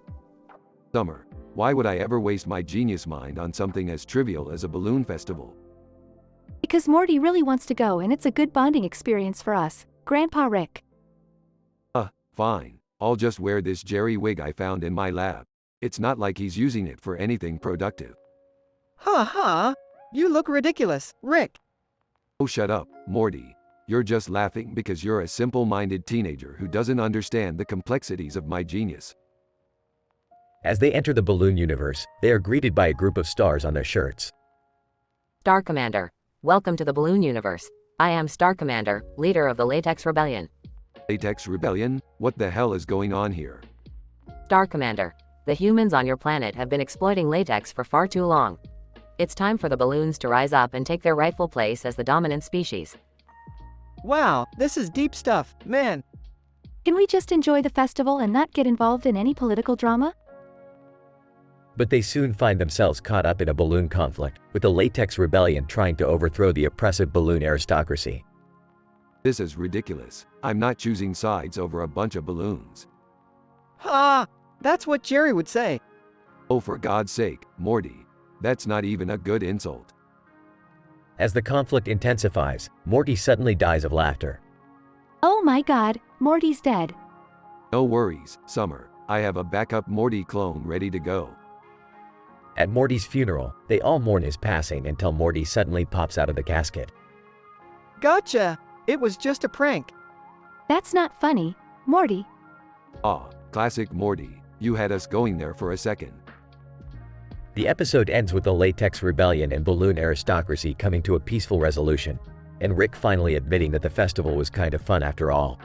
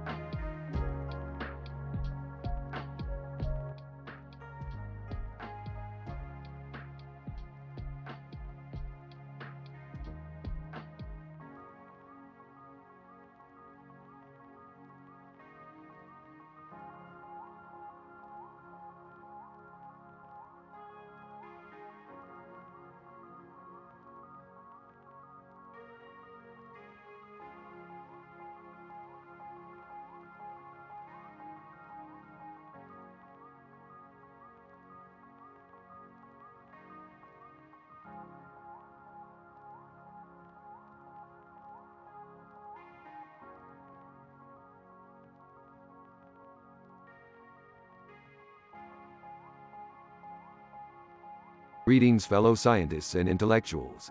As we embark on our latest interdimensional adventure, be prepared for some highly advanced humor and cutting-edge science. Today's adventure begins with Morty losing his liver. Wait, what? How did I lose my liver? Relax, Morty, it was just a harmless prank. I replaced your liver with a miniature portal gun. That's not funny, Rick. Morty needs his liver to live. Oh, calm down, Beth. You're being too much a Robert De Niro right now. Excuse me? How dare you compare me to Robert De Niro? Relax, it was just a joke. Now let's get back to business. We need to find the origin of this strange poster with the creepy face and the words Hellbirds. What's so special about Hellbirds anyways? Well, Morty, according to my research, Hellbirds are a species of demon birds that terrorize multiple dimensions. And this poster could hold the key to stopping them once and for all. Alright, let's go find this poster and defeat these Hellbirds. But how are we going to do that? Simple. We just need to use my latest invention, the anti-Hellbird ray gun. Wow, that sounds like it could actually work. Of course it will, Morty. I'm a genius. Now let's go kick some Hellbird butt. As the group sets off on their adventure, they encounter numerous challenges and obstacles. But with their wit and humor, they manage to overcome them all and finally reach the source of the Hellbirds. Using the anti-Hellbird ray gun, they successfully annihilate the demon birds and save the day. And that's how it's done, folks. Now who wants to go grab some interdimensional pizza? I think I'll pass on that one, Rick. Yeah, me too. I'm pretty sure our stomachs need a break after that adventure. I guess I'll just stick to my miniature portal gun for now. Suit yourselves. More for me then.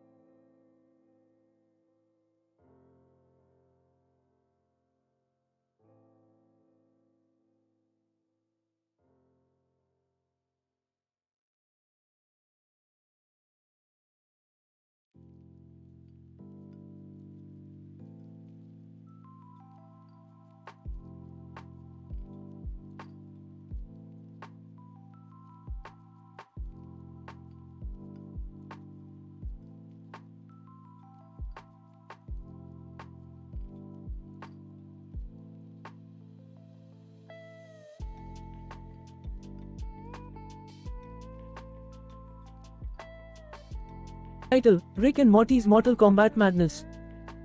The episode opens with Rick and Morty playing Mortal Kombat. Morty is ecstatic and screaming with excitement while Rick is making fun of Morty for constantly losing.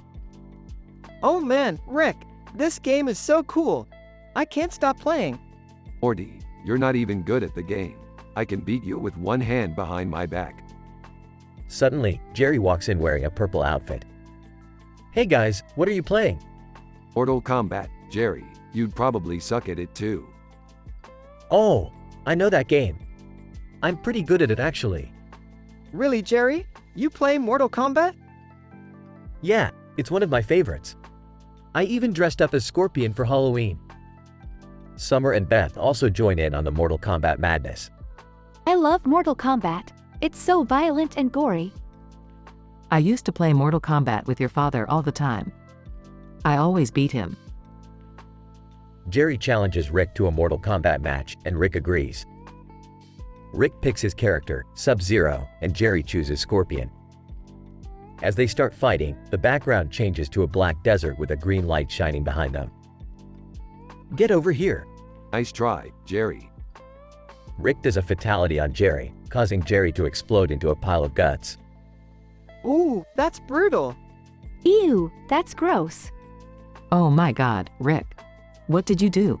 Relax, Beth, it's just a game. The group continues to play Mortal Kombat, with Morty and Summer getting better at the game and Jerry getting increasingly frustrated. This game is rigged. How come I keep losing? Maybe because you suck, Jerry. Hey, Rick, can we take a break and go to Morty's Mind Blowers? Sure, Morty, let's go get our minds erased.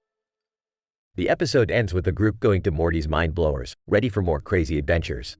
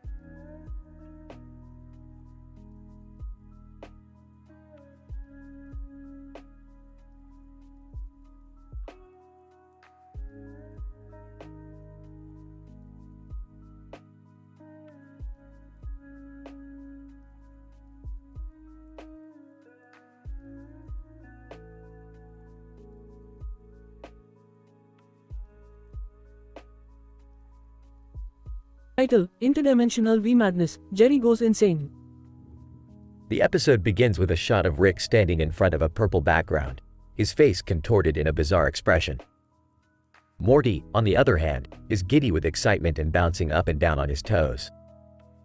Beth and Jerry look on with amusement. I can't believe we're doing this. This is such a waste of our time. But Rick, come on. The Wii is classic. And it's a great way to bond as a family. I don't know, guys. This game seems kind of lame. Can't we do something else? You never want to do anything, Jerry. You're such a downer. Come on, Jerry, just give it a chance. As they set up the Wii, they suddenly find themselves transported to an alternate dimension where the rules of the game are completely different. They are forced to play a series of increasingly ludicrous and difficult games, each one more absurd than the last. What the hell is going on? This is insane. This is awesome. Check out this game where you have to throw ninja stars at flying unicorns. I don't think I can handle this. Is it just me, or is the room spinning? Jerry, however, seems to be thriving in this new environment. His eyes are wild with excitement and his hands move like lightning as he takes on the most difficult challenges with ease. This is amazing. I've never felt so alive. I'm invincible. As they progress through the levels, the games become more and more outrageous. They find themselves battling giant robot octopuses, racing on rainbow-colored hoverboards, and competing in a dance-off against a group of aliens. I don't know how much more of this I can take. My brain is melting. This is so cool. I can't believe we're actually doing this. I think I'm going to be sick. Jerry, however, has completely lost touch with reality at this point. He's babbling incoherently, his eyes shining with madness. I am the king of the Wii. Bow down before me, mortals. We have to get out of here. This is getting dangerous. But we're so close to beating the final boss. I don't care what it takes. I just want to go home. In the end, they manage to escape the alternate dimension, but not without leaving a part of themselves behind. Jerry is forever changed by his experience, and even as they return to their own world, he can't help but feel a longing for the madness of the we. I'll never forget you, interdimensional we. You had me at hello.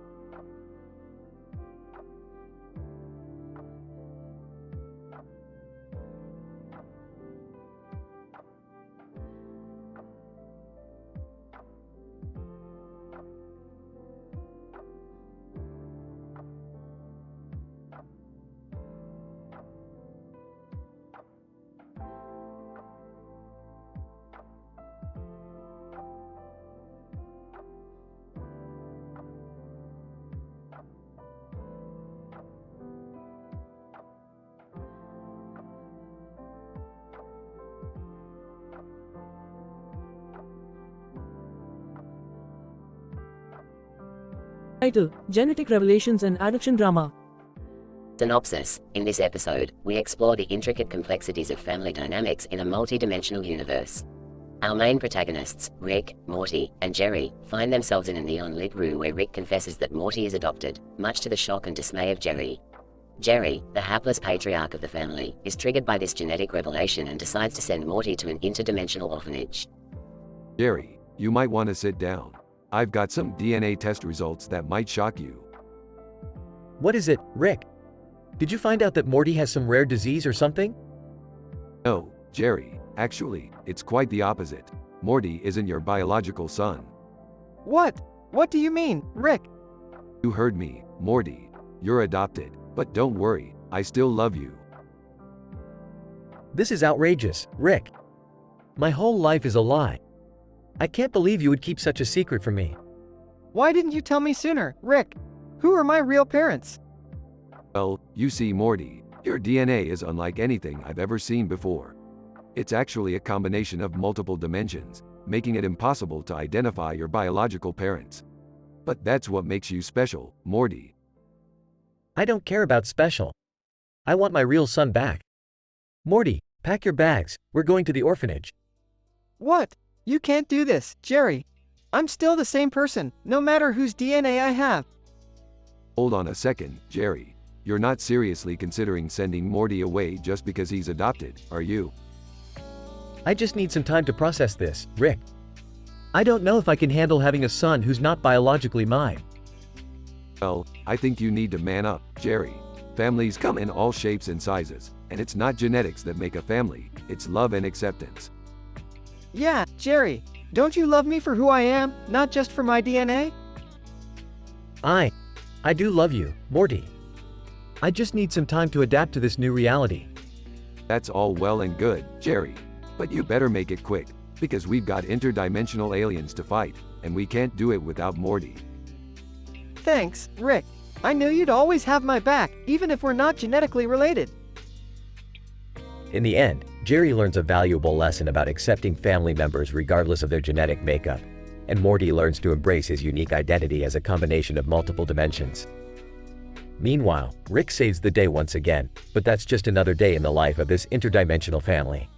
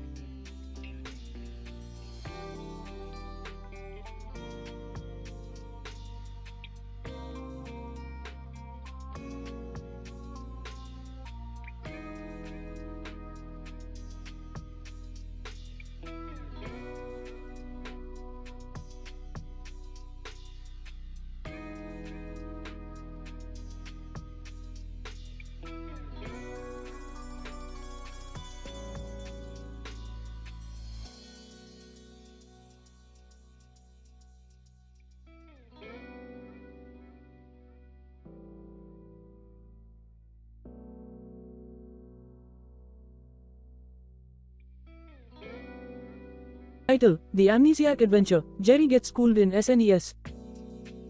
The episode commences with Jerry waking up without any knowledge of who he is or where he is. Rick, Morty, and Summer are all baffled by Jerry's amnesia but quickly devise a plan to get his memories back. Well, looks like Jerry got himself a good old case of amnesia. Not surprising considering his trip to Florida last month. Morty, grab the SNES. Summer, get the radio player. We're going to need to pull out all the stops to get his memories back. But Rick, how is playing the SNES and listening to the radio going to help Jerry get his memories back? Morty, don't you remember anything from your science classes? Playing video games stimulates the brain and releases dopamine, which enhances memory retention. And music, well, music just makes everything better. Rick, I don't think that's actually backed up by any scientific studies at all. Oh, well, too late now. We're already committed to the plan. Jerry, you ready to get your memories back? Who's Jerry? The trio begins playing a series of SNES games while listening to music on the radio, all while Jerry struggles to recall any memories from his past. As they progress through the games, Jerry starts to remember bits and pieces of his past. See, Jerry, you're doing great. You just beat level 5 of Donkey Kong Country. That's got to be worth a memory or two.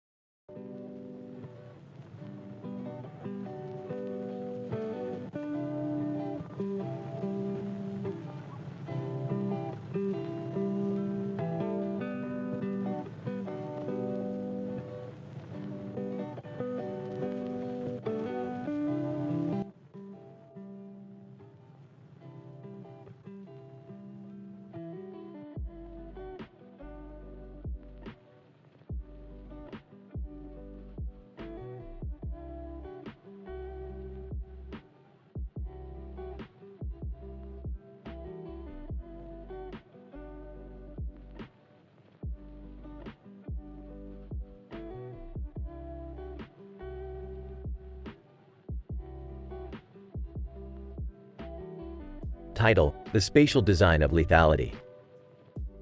The scene opens with a black and white image of a hallway with a large window and a tiled floor with a door leading to another room. As the camera pans out, we see an interior designer meticulously scrutinizing every inch of the space. The designer, well versed in the principles of spatial organization, analyzes the functionality of the area. Interior designer, the spatial design of this hallway is suboptimal. There is a lack of efficient usage of available space, which reduces safety and efficiency. As the designer continues his work, he discovers a death note, which leads him toward a path of sadistic satisfaction. The designer, enthralled by the newfound power, begins planning lethal design schemes. Using his highly trained spatial cognitive abilities, he sets out to execute his malevolent plans.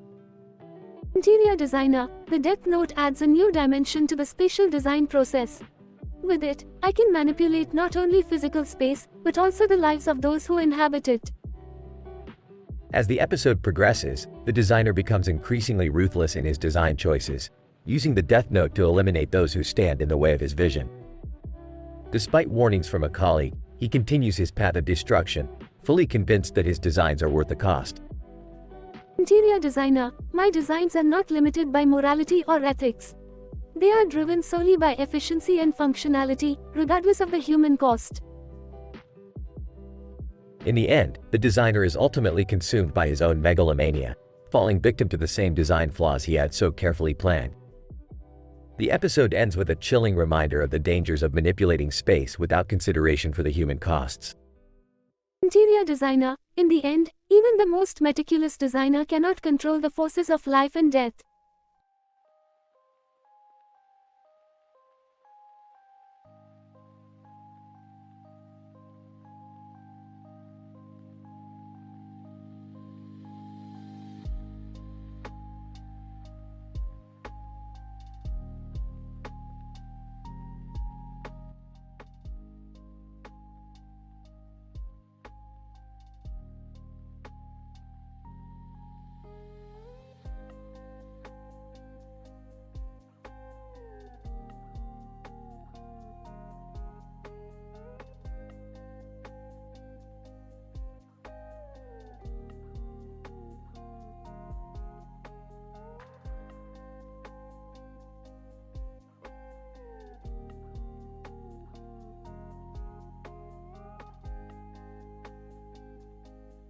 Title: A haunting bet for time-traveling tapas enthusiasts. In this episode of the Haunted Gardening Show, the cast finds themselves amidst a peculiar setting. A brightly lit room filled with verdant potted plants and a neon sign that reads, Police Gibson. The cast, with their curiosity piqued, decides to investigate the strange locale. As they approach the neon sign, they realize that it is not for a police department, but rather for a betting den that operates under the name Police Gibson. The betting den features a large array of betting options, ranging from the usual horse races and sports matches to the more unorthodox wagers on politics. As they explore the establishment, they encounter a time-traveling prankster who is placing bets on the upcoming presidential election in the country of Telugu. Although they are initially amused by the prankster's antics, they soon realize that the stakes are higher than they imagine. The prankster, seeking some assistance in his time-traveling exploits, offers to take the cast on a journey through time to witness some of the greatest moments in history. Excited by the prospect of traveling through time, the cast accepts the prankster's offer. The time journey takes them through various eras and lands. The travelers witness the rise and fall of several empires and meet some of history's most notable figures, including Cleopatra and Julius Caesar. As the journey comes to a close, the prankster reveals that he has been manipulating the outcomes of the bets in the betting den by traveling back in time and altering events. With this arcane knowledge, the cast decides to bet on the political elections themselves. The cast then heads to a tapas bar to celebrate their newfound success and the thrill of time traveling through history.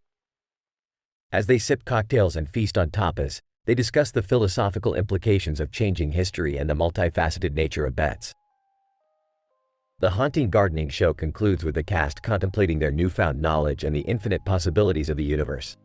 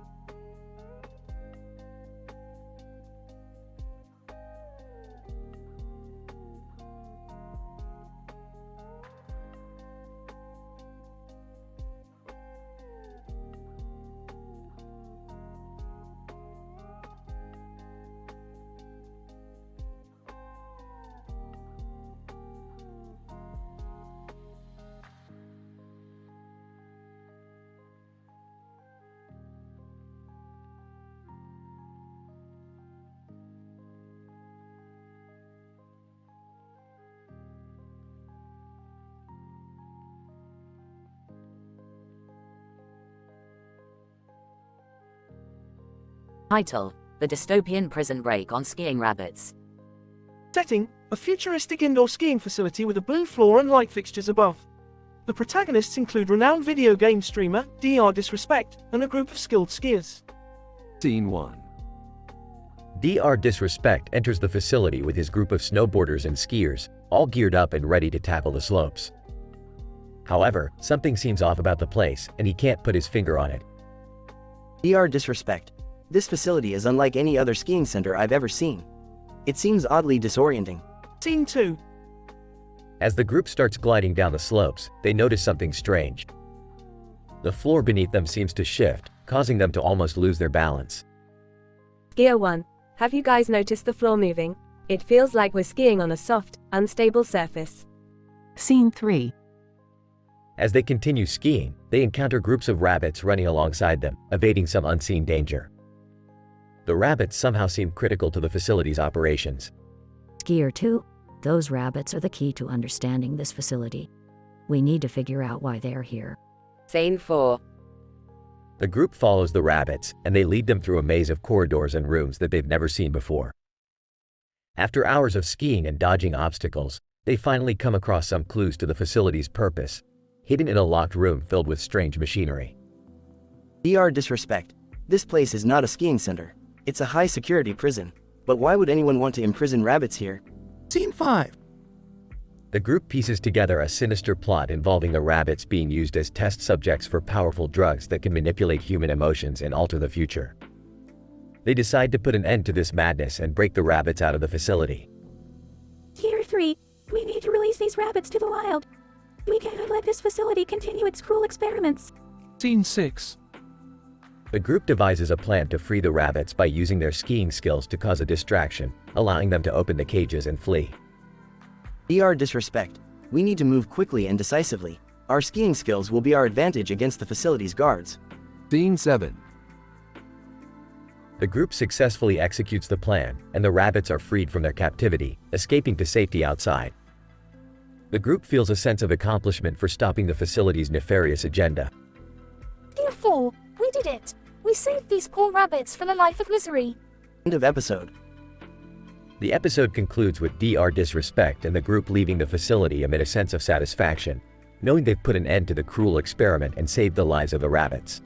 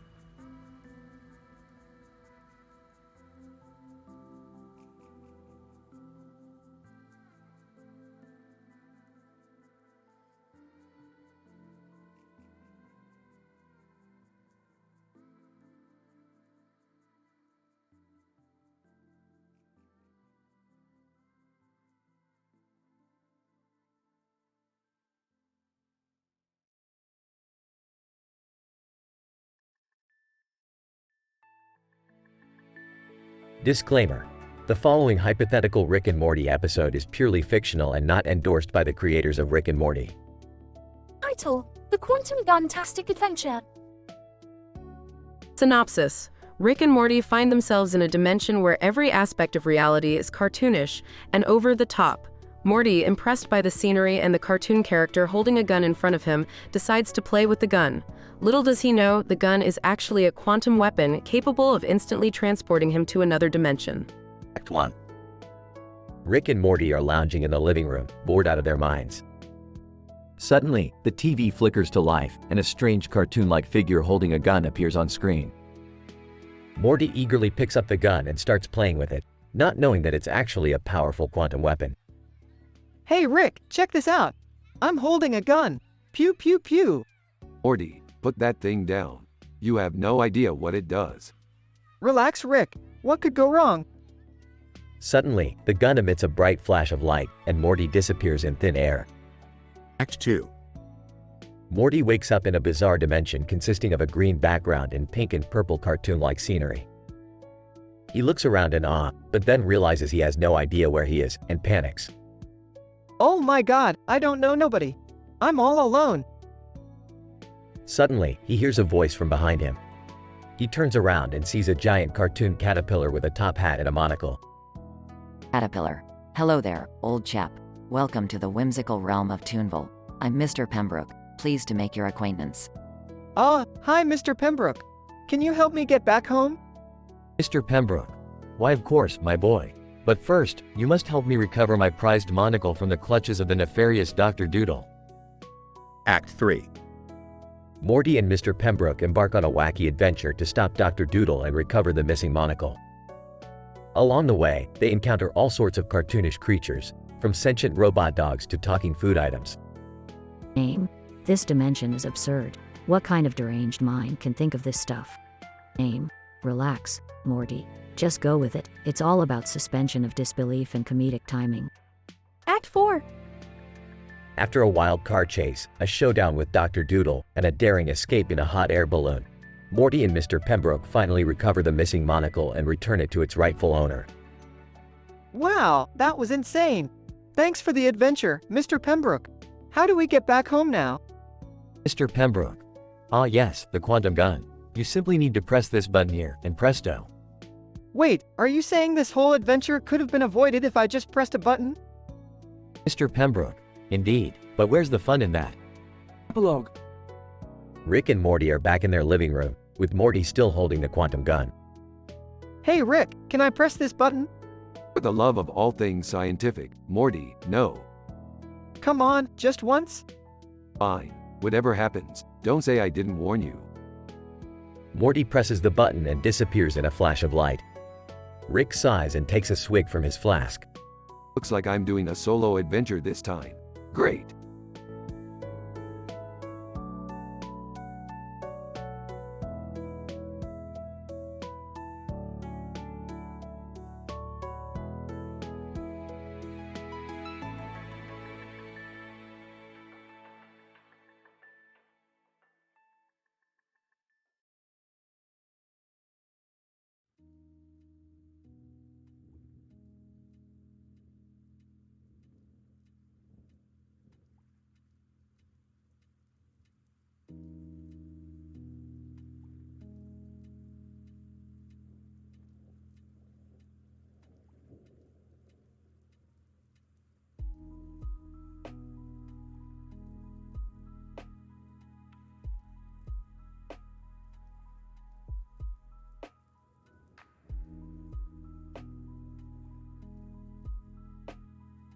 Title: The Dystopian Hockey Deathmatch of the Quantum Field. The episode begins with Rick and Morty spectating a game of hockey on a field in a dystopian stadium. The players are equipped with robotic exoskeletons that enhance their physical abilities, turning the game into a brutal gladiator deathmatch for the entertainment of the spectators. Wow, Morty, these quantum-enhanced exoskeletons are really pushing the limits of ethical sportsmanship. Why yeah Rick, this is kinda messed up. As they watch the game, they spot a familiar face in the crowd, Freeman Dyson, a renowned physicist and mathematician. Looks like even the smartest of the smart are here to watch this barbaric display. Wait, Rick, we gotta talk to him. He could help us find a way out of this place. They approach Dyson and ask for his help in getting out of the dystopian society, but he seems unfazed by the situation. Dyson, my dear boys, this society is a perfect example of the theory of cosmic evolution. It is a manifestation of the quantum fluctuations of the universe, brought to life by the will of its inhabitants. Yeah, that's great and all, but we kinda just wanna get out of here and back to our own universe. Suddenly, Larry Page, co-founder of Google, appears on the field in his own exoskeleton, challenging the players to a game of hockey. Page, I may not be a scientist, but I know how to have a good time. Let's see how you all stack up against me. The game turns into a literal free-for-all as Rick and Morty join the fray, fighting off the players while trying to make a break for it. Eventually, they succeed in escaping the stadium and returning to their own universe. Well, that was a crazy one, huh Rick? You ain't seen nothing yet, Morty. Now let's go get some Szechuan sauce.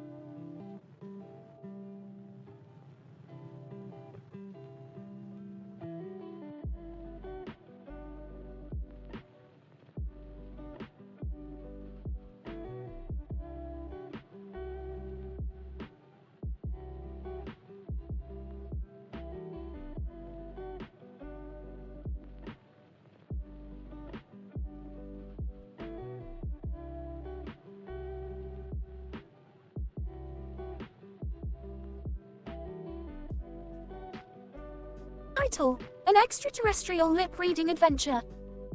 Abstract. In this episode, Rick and Morty undertake a mission to decode a set of code names hidden within various lip shapes, including a woman's lips with red lipstick and a silver lip ring.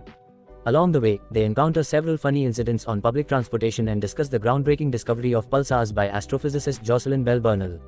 Rated PG-13 for strong language and adult humor. Scene 1. Rick's laboratory. Morty, I've decoded a set of secret code names that can only be read by analyzing lip shapes. We're going on an extraterrestrial lip-reading adventure. Oh, I don't know, Rick. Sounds kinda weird. Weird? Morty, didn't you hear me? We're gonna read lips. It's gonna be more fun than that time you accidentally drank the plutonium. Oh, okay, Rick. Let's do it. Scene 2. Public transportation. Rick, I'm not sure about this. People are staring at us weird. Nonsense, Morty. We're just two guys on a bus reading lips. It's perfectly normal. Old lady, excuse me, young man, but what on earth are you doing? We're decoding secret code names hidden in various lip shapes. Want to try? Old lady, heavens no. My lips are private. Asterisk exits bus asterisk. Scene 3. Decoding lips. Rick, this is hard. I can't tell the difference between the lip shapes. That's because you're not using your brain, Morty. Watch me. Rick analyzes a set of lips with silver lip makeup. Aha, this is the code name for the intergalactic smuggler's den. Let's go. Scene 4. Meeting Jocelyn Bell Burnell. Who's Jocelyn Bell Burnell? He's only the astrophysicist who discovered pulsars, Morty. Show some respect. Jocelyn, greetings, travelers. What brings you to my research center? We're here to discuss the intricacies of lip reading and the complexities of pulsar detection, obviously. Oh, yeah, what he said. Scene 5. The final lip shape. Morty, this is it. This is the code name for the interdimensional portal to the Galactic Council. How do you know, Rick? Because this lip shape has a red lip ring, Morty. That's how you know it's legit. Oh yeah, I forgot about that. Scene 6. The Galactic Council. Alien diplomat. Welcome, Rick and Morty, to the Galactic Council. We have been expecting you. Yeah, we know. We read it on a lip. Whispers to Rick. I have no idea what's going on. Don't worry, Morty. Just go with the flow. Epilogue. Hey Rick, that was kinda crazy. Do you think we'll ever do something like that again? Morty, when you're me, every day is a crazy adventure. Now let's go get some Szechuan sauce. Oh boy.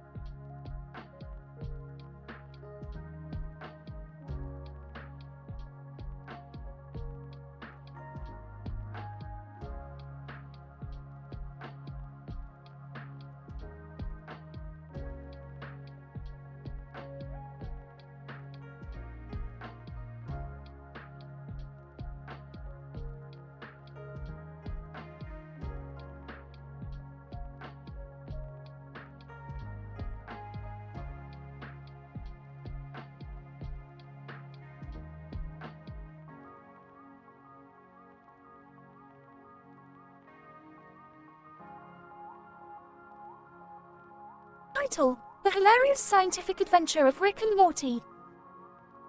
Synopsis. Rick and Morty is at it again.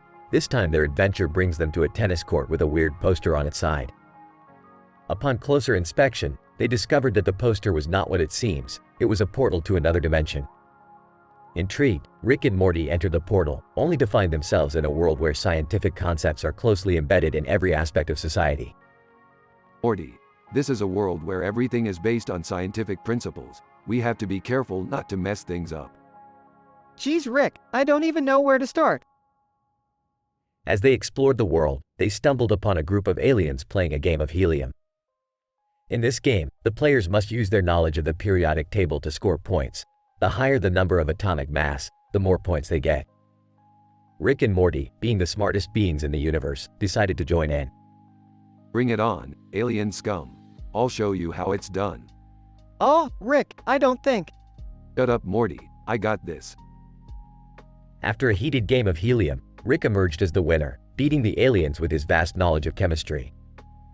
Feeling accomplished, Rick and Morty continued their journey, encountering various scientific concepts like poker, chatter, geology, and even the iconic Hide the Pain Harold meme too. Jerry and Summer, who were watching from afar, decided to follow the duo, hoping to get in on the action. They too were sucked into the portal, but ended up in an alternate universe where everything is based on astrology. Oh great, we're stuck in a world where people believe in horoscopes. This is just perfect. At least it's not as crazy as where Rick and Morty ended up. Back to Rick and Morty, they finally found what they were looking for, the James Clerk Maxwell's theory of electromagnetic radiation. Using their genius-level intellect, they were able to harness the power of electromagnetic radiation and create a device that can transport them back to their own dimension. Finally, we can go back home and relax. I'm tired of all this science stuff. Yeah, me too, Rick. Let's just hope we don't accidentally invent something that destroys the universe. As they activated the device, they were transported back to their own dimension, landing safely back on the tennis court where they first entered the portal. Well, that was one hell of a ride, Morty. I think we deserve a break. Yeah, let's go get some pizza or something. The end.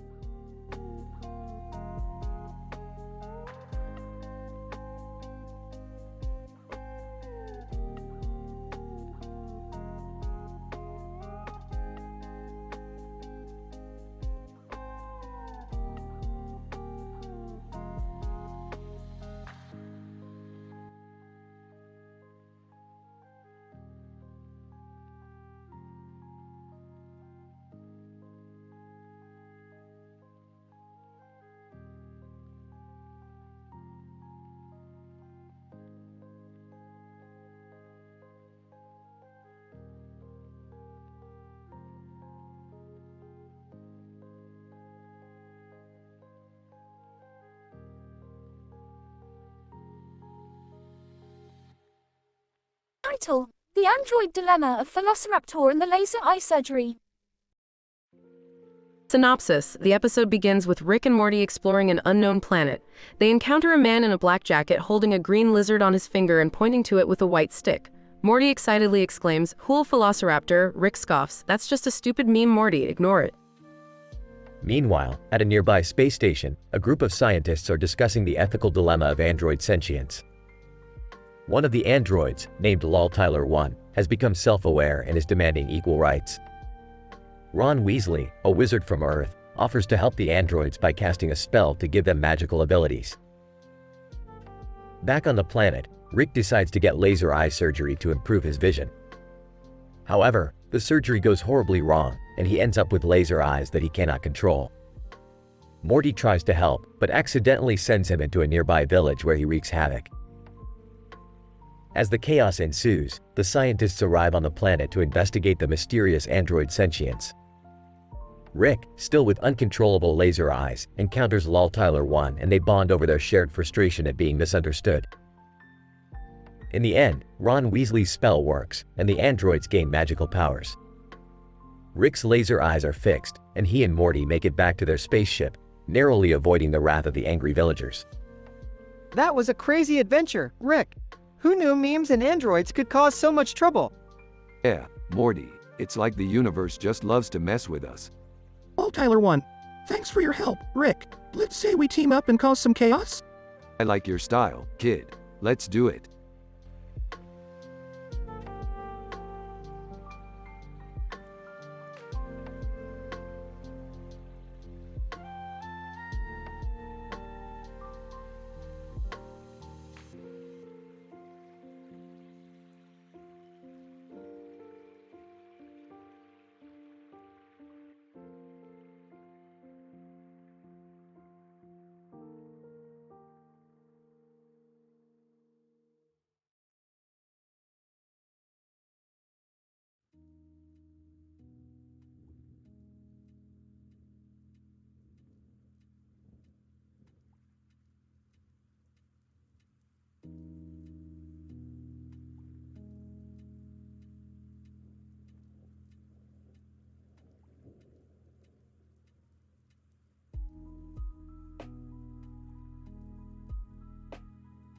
Title: The Curium Carbonara Catastrophe.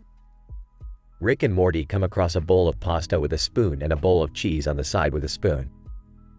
They decide to make a spaghetti carbonara dish and add some curium for an extra kick. Morty, this carbonara needs some radioactive flavor. Let's add some curium to it. Oh, I don't know, Rick. Radioactive material is dangerous. Nonsense, Morty. It's perfectly safe. What's the worst that could happen?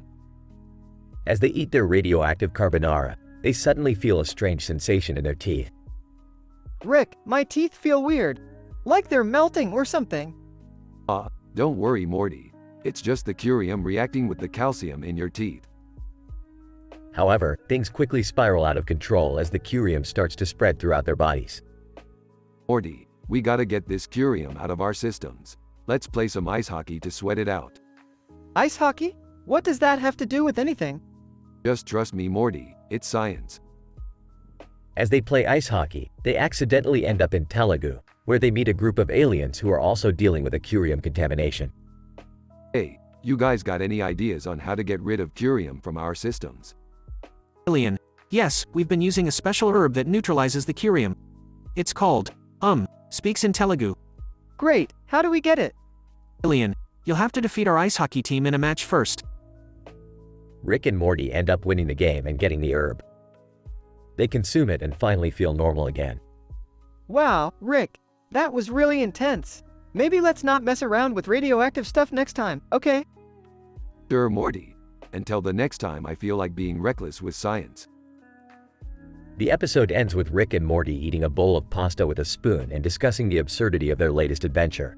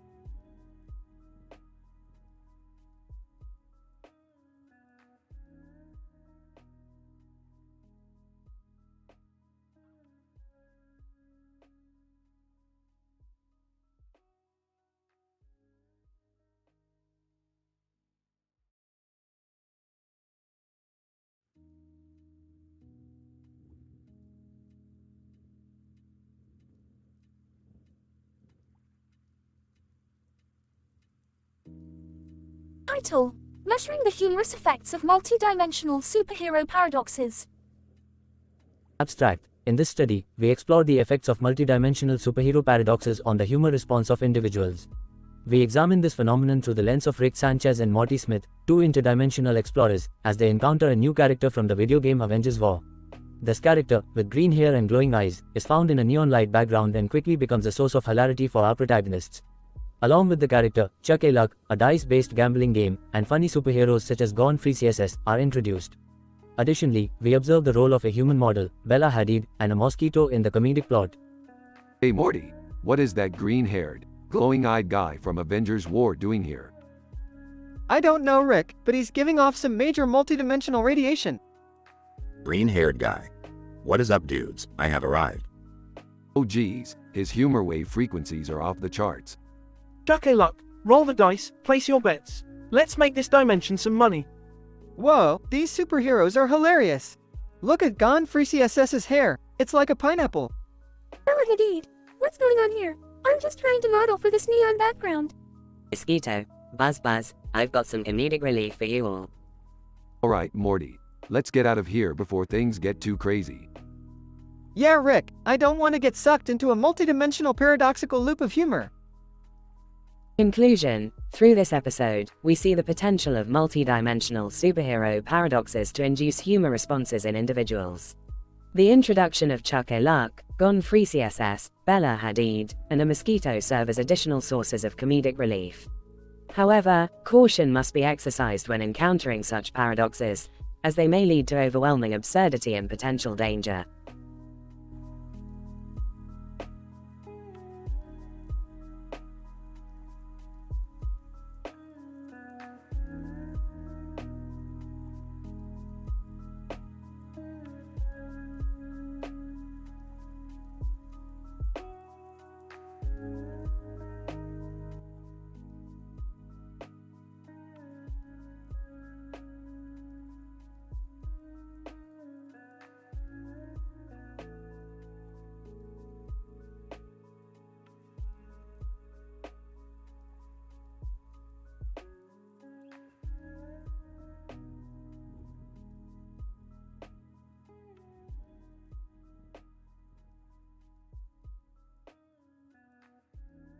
Title: The Neon Green Hat Man and the Cityscape, an Architectural Analysis.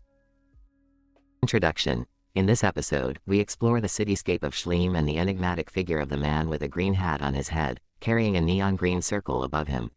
Our analysis will focus on the potential architectural implications of this strange scenario while incorporating the interdisciplinary perspectives of Sandia National Laboratories. Dr. Smith, the city of Schleem is renowned for its unique urban planning and architecture, with an emphasis on eco-friendliness and sustainability.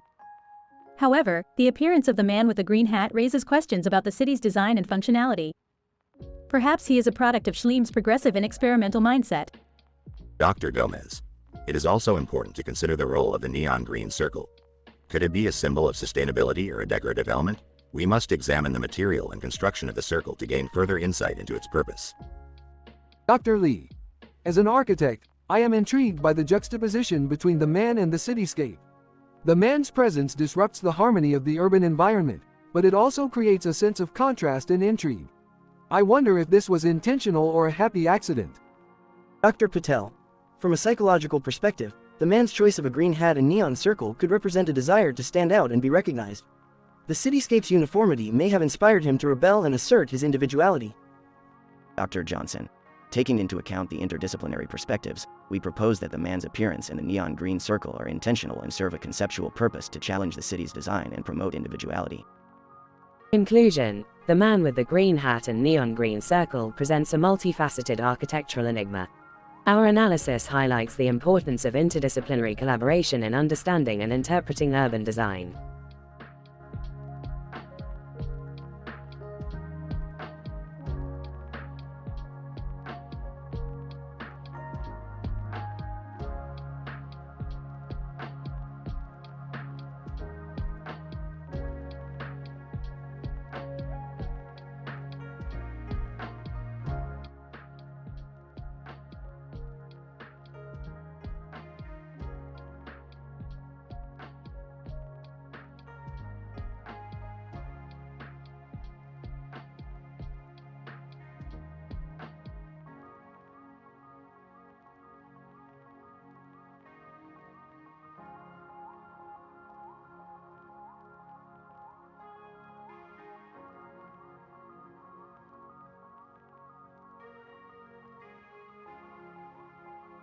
Title: The Physics of the Purple Ball in the IKEA Room during the Pirate Space Adventure. Introduction. The current study aims to describe the physics behind the movement of a large purple ball in a room filled with a lot of furniture during a pirate space adventure. Narrator.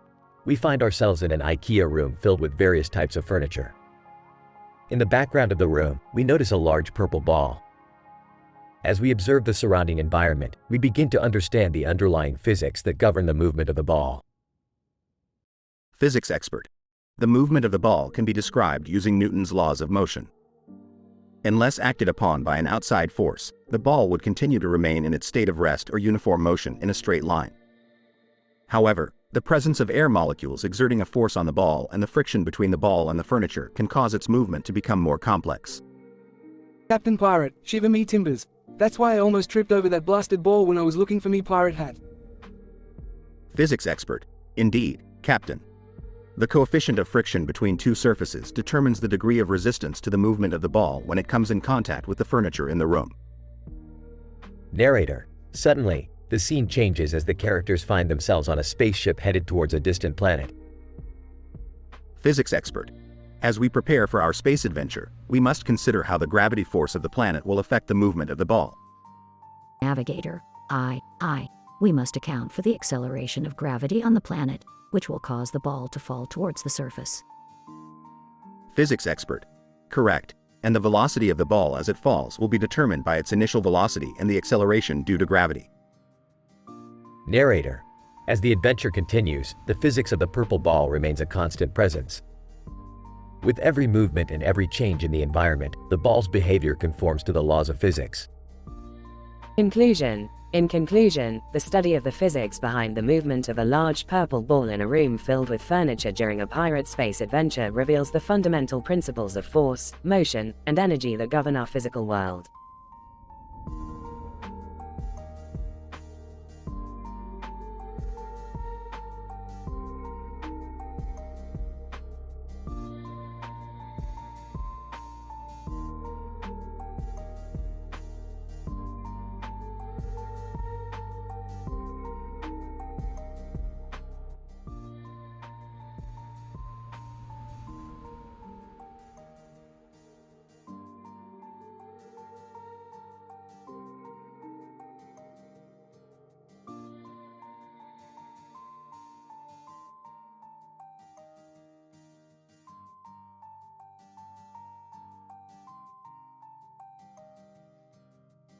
The following is an analysis of the episode Robot Dance Off with Doraemon, Jennifer Aniston, and Neural Network Consciousness in the context of laryngectomy. The opening shot of the episode displays a robot holding a cell phone equipped with a camera on its arm and pointing it to its side while entering a dance competition. The robot, known as Robo-25, is the first in history to participate and is crossing the uncanny valley with its human-like movements. As the competition ensues, Robo-25 faces stiff competition from various humanoid robots with their unique styles. In the final round, Robo-25 is pitted against the formidable Doraemon, who brings his A-game with a combination of traditional dance and robotic movements. Jennifer Aniston joins the judges panel and begins to score the competitors in various categories, including robot dance skills, creativity, and precision. The judges' scores are combined with the audience's vote, which is recorded through an AI-powered algorithm. In a surprising turn of events, Robo-25 wins the coveted prize, and Jennifer Aniston praises the robot's neural network consciousness, which allows it to learn and adapt to various dance styles. Also, she talks about how the robot could be highly beneficial to people living with laryngectomy without access to music therapy. The episode ends with Robo-25 being hailed as a groundbreaking innovation, showcasing the potential of robots in the arts and entertainment industry, with the potential to provide unique therapy and engagement opportunities for individuals with various disabilities. Overall, the episode raises several ethical and societal questions about the integration of advanced technologies like artificial intelligence and robotics in various fields, including sports and arts. It particularly highlights the potential of this merger in generating new opportunities for people undergoing medical treatments and disabilities.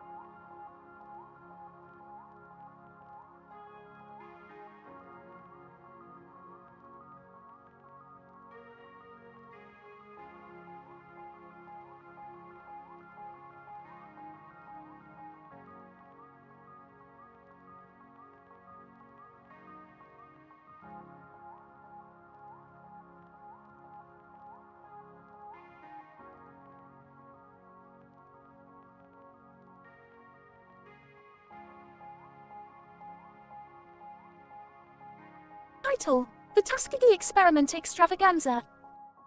The episode begins with Rick and Morty standing in front of a purple background with a red and blue background. Morty, have you ever heard of the Tuskegee experiments? Oh, no, Rick. What is it? Well, Morty, it's a long and controversial story involving the United States government and African American sharecroppers. Jerry and Beth walk in. Oh, great. Rick, what crazy shit have you gotten Morty into now? Yeah, Rick. Please tell me it's not as bad as the time you turned me into a pickle. Relax, Beth. This is purely educational. Summer walks in with a bag of chips. What's going on? Guys, are we going on an adventure or what? No, Summer, just discussing the Tuskegee experiments. Rick was about to tell us all about it. Rick clears his throat and begins to explain. The Tuskegee experiments were a series of studies conducted by the U.S. Public Health Service from 1932 to 1972. They aimed to study the natural progression of syphilis in African American sharecroppers. Jerry interrupts. Hold up, Rick. Did you say they let a bunch of people get infected with syphilis on purpose? That's exactly what I'm saying, Jerry. And the worst part is, they never informed the men of their diagnosis or offered them treatment. Oh my God, that's horrible. That's not even the worst part, Summer. The experiment continued even after penicillin became the standard treatment for syphilis. Why would they do that? Some can argue it was done to gain knowledge on syphilis, but the real reason was racism and lack of empathy towards African Americans. Everyone is in shock. Wow, Rick, I had no idea about any of this. That's the beauty of education, Morty. You learn something new every day. Now, who's ready for some interdimensional cable? Everyone cheers and the camera fades to black.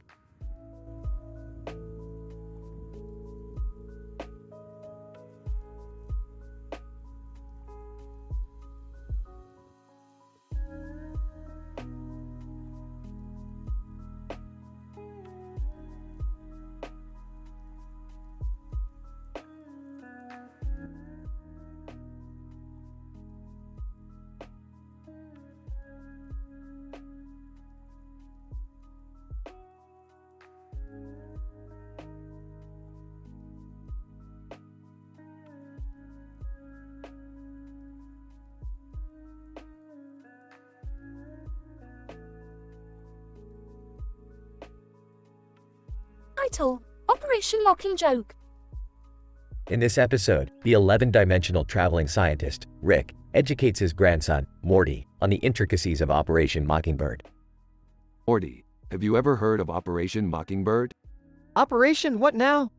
Operation Mockingbird. It was a secret CIA campaign in the 1950s to influence media and journalism. Oh boy, that sounds boring. Trust me, Morty, this is some crazy *T. The CIA controlled major news outlets and journalists, all to push their own agenda. That sounds kinda messed up. Yeah, well, that's not even the craziest part. Through Mockingbird, they were able to create fake news and spread misinformation on a massive scale.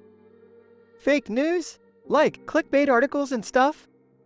No, Morty, I'm talking about stories so absurd and outrageous, nobody would even question their validity. Like that time the government convinced people to believe in a flying spaghetti monster. Laughs. Okay, that's pretty ridiculous. You haven't even heard the half of it. They even made up stories about aliens and UFOs to distract people from what was really going on. Wait, what was really going on? That's classified, Morty, but let's just say, the government has been hiding some pretty crazy stuff from us. The episode ends with Rick and Morty engaging in a wild adventure involving aliens, fake news, and some good old-fashioned satire.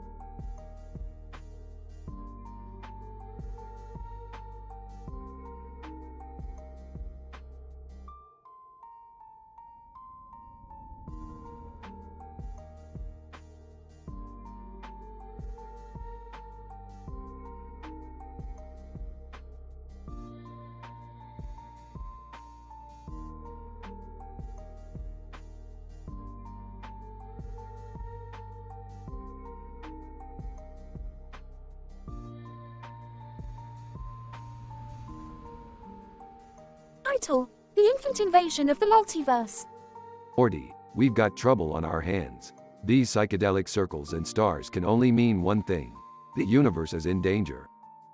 What are you talking about, Rick? It just looks like a trippy screensaver to me. You're missing the bigger picture, Morty. These babies have been juiced up on controlled substances and are out to destroy all of existence. What are we going to do? We can't fight babies. We're not going to fight them. We're going to outsmart them. How are we going to do that, Rick? We need to find their leader and take him out. I have a hunch it's that big baby in the middle of the screen. I can't believe we're taking orders from a cartoon character. We're not just taking orders from any cartoon character, Jerry. I'm a PhD scientist who just happens to be animated. But how are we going to get to the leader? We can't just walk up to him. I have a plan. We're going to shrink ourselves down and ride on one of those little circles into the center of the black hole. That sounds insane. It is insane, but it's our only option. Time to get swifty. What does that even mean? Who cares? Let's go. As the team shrinks down and enters the circle, they are transported to the center of the universe where they come face to face with the giant baby leader. In a hilarious and wild battle, they use their wits and controlled substances of their own to defeat the leader and save the multiverse. I can't believe we did it. We saved the universe. Of course we did. We're the smartest and craziest family in the multiverse. Yeah, but what are we going to do with all these glowing mushrooms we brought back? That's a problem for another day, Morty. Let's go get some Szechuan sauce.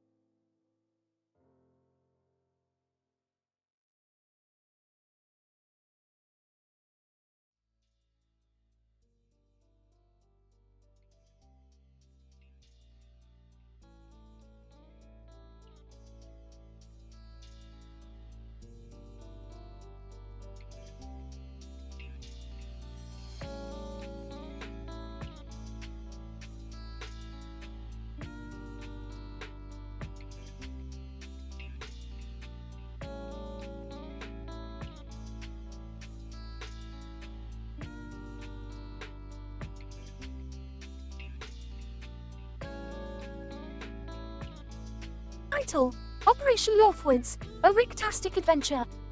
Characters: Rick, Morty, Beth. Summary: Rick educates Morty on the history of Operation Northwoods and its moral implications, only to end up devising a ridiculous scheme of his own.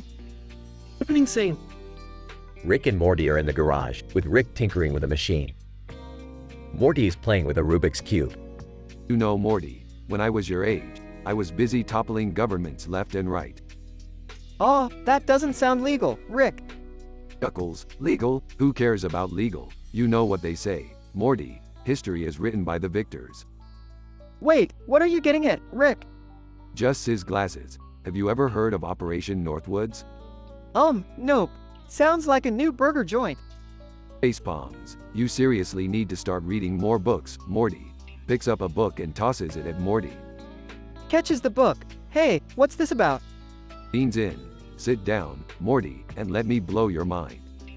Scene 2. Rick and Morty are sitting at a table, with Beth walking in. What are you two up to? We're discussing the ethical implications of government-sponsored false flag operations. Rolls eyes. Okay then. Don't stay up too late. Sarcastically. Oh, don't worry. We'll just be up all night questioning the morality of our actions. Whispers to Rick. Hey, Rick, what's a false flag operation? Whispers back. It's when a government stages an attack on their own people to justify a war or political agenda. Whispers. That's messed up, Rick. Scene 3. Rick and Morty are outside, with Rick holding a walkie-talkie. Speaking into walkie-talkie. All right, the stage is set. Operation Northwoods, commence. Whispers.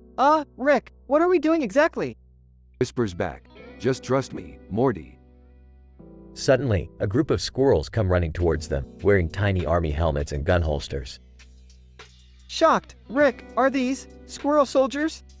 Grinning. You better believe it, Morty. Now let's show them what we're made of.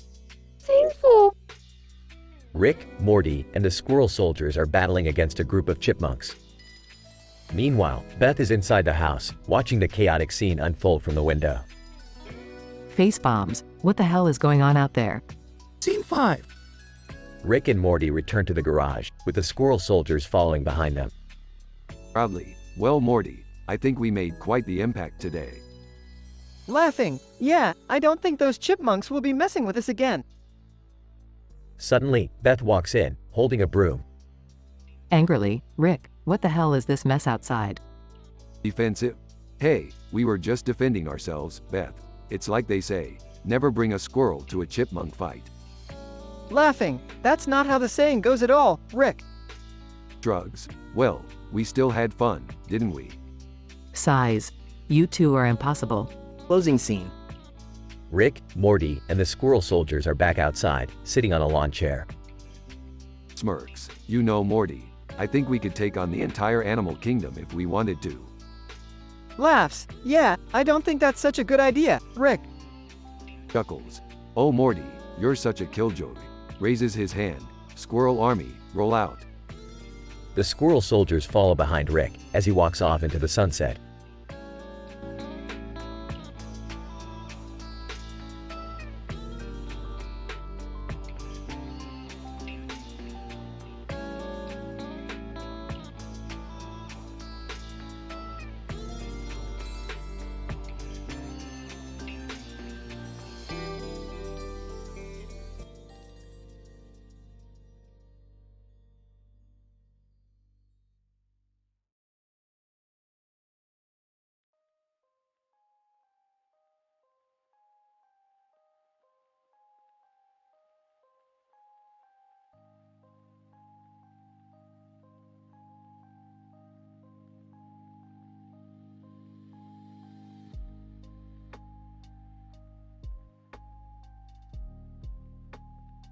Title: The Curse of Morty's Experiment. Abstract. In this episode, we explore the effects of Morty's excessive consumption of controlled substances and the consequences of Rick's reckless experiment in spiking everyone's drinks, leading to the cursed speech of the characters. Introduction. The episode opens with a glamorous, neon-lit scene, showcasing a character with red eyes and a green shirt staring at the camera. This character is revealed to be Rick's latest invention, a narcotic-enhancing serum that he has injected into Morty's bloodstream. Act 1. Morty, this serum is going to give you the ultimate high you've ever experienced. Don't mess it up. Fudge yeah, Rick! I'm already feeling it, man! Act 2. Meanwhile, Rick has also spiked everyone's drinks with the serum, not disclosing its contents. Chaos ensues as the effects of the serum kick in, and the characters can only speak in profanity-laced words. What the F*K is happening to me? I can't stop F*King swearing. Morty, what did you do? You little S*T. Act 3. As the group struggles to communicate and navigate their heavily censored conversations, Morty starts to become increasingly uncontrollable and exhibits symptoms of paranoia and hallucinations. Rick, I see demons. F-King demons! Shut up, Morty. You're too high. We have to fix this before it becomes a total shit show. Conclusion. The episode ends with Rick and the group coming up with an antidote to the serum, reversing its effects on the characters and Morty. The experience leaves them all traumatized and swearing off controlled substances, at least temporarily. Well, that was a F-King disaster. Let's go home before anything else blows up.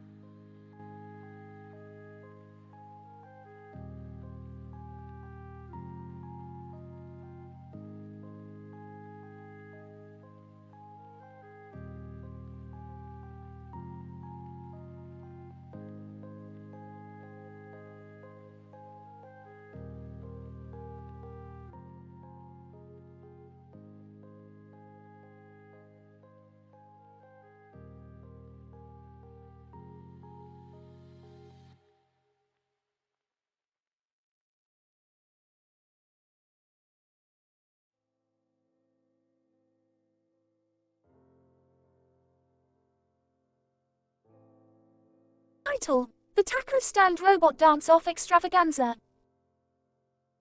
Synopsis. In this episode, Rick and Morty find themselves exploring a virtual reality world that has been created by a computer-generated image of a toy machine and a chair on a table with a red and green cover.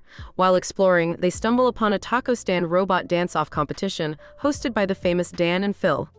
Morty, this is incredible. A virtual reality world inside a toy machine? Who could have thought of this? I don't know, Rick. But look, there's the taco stand robot dance-off. Let's check it out. As they approach the competition, they see a group of robots doing an incredible dance-off, with intricate moves and fancy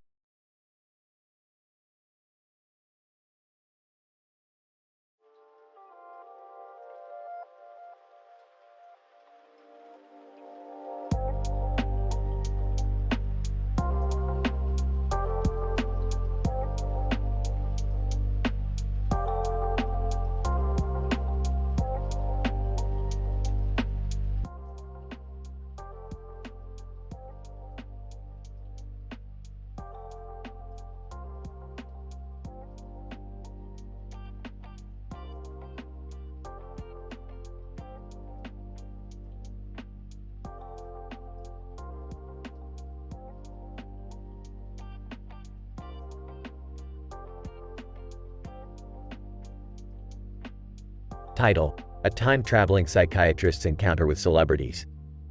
Introduction. This episode features a time-traveling psychiatrist who accidentally lands in a metropolis and encounters two celebrities, a man and a woman, against the backdrop of a sky background and cityscape in the distance. The episode examines the psychological dynamics of the psychiatrist in relation to these famous personalities. Episode. Dr. A.D., the psychiatrist, observing the city landscape. I was startled by two figures standing a few feet away from me. Upon closer examination, I recognized them as Kanye West and Whitney Houston, the legendary musicians. Kanye West. Greetings, Doc. What brings you to this timeline? Whitney Houston. Nice to meet you, Dr. AD. I'm Whitney Houston. Dr. AD. Astonished, I wasn't expecting to run into celebrities, but as a time-traveling psychiatrist, I'm accustomed to unexpected encounters. Kanye West. We were just discussing our favorite food, pico de gallo. Do you like it? Whitney Houston. It's our favorite snack. Dr. AD. Nodding, interestingly, food preferences can offer an insight into one's personality and culture. Have you ever considered how your musical taste might impact your food preferences, or vice versa? Kanye West. That's an intriguing thought, Doc. Music and food have a lot in common. They both evoke emotions and moods. Whitney Houston. Definitely. Music and food can both be sources of pleasure or coping mechanisms.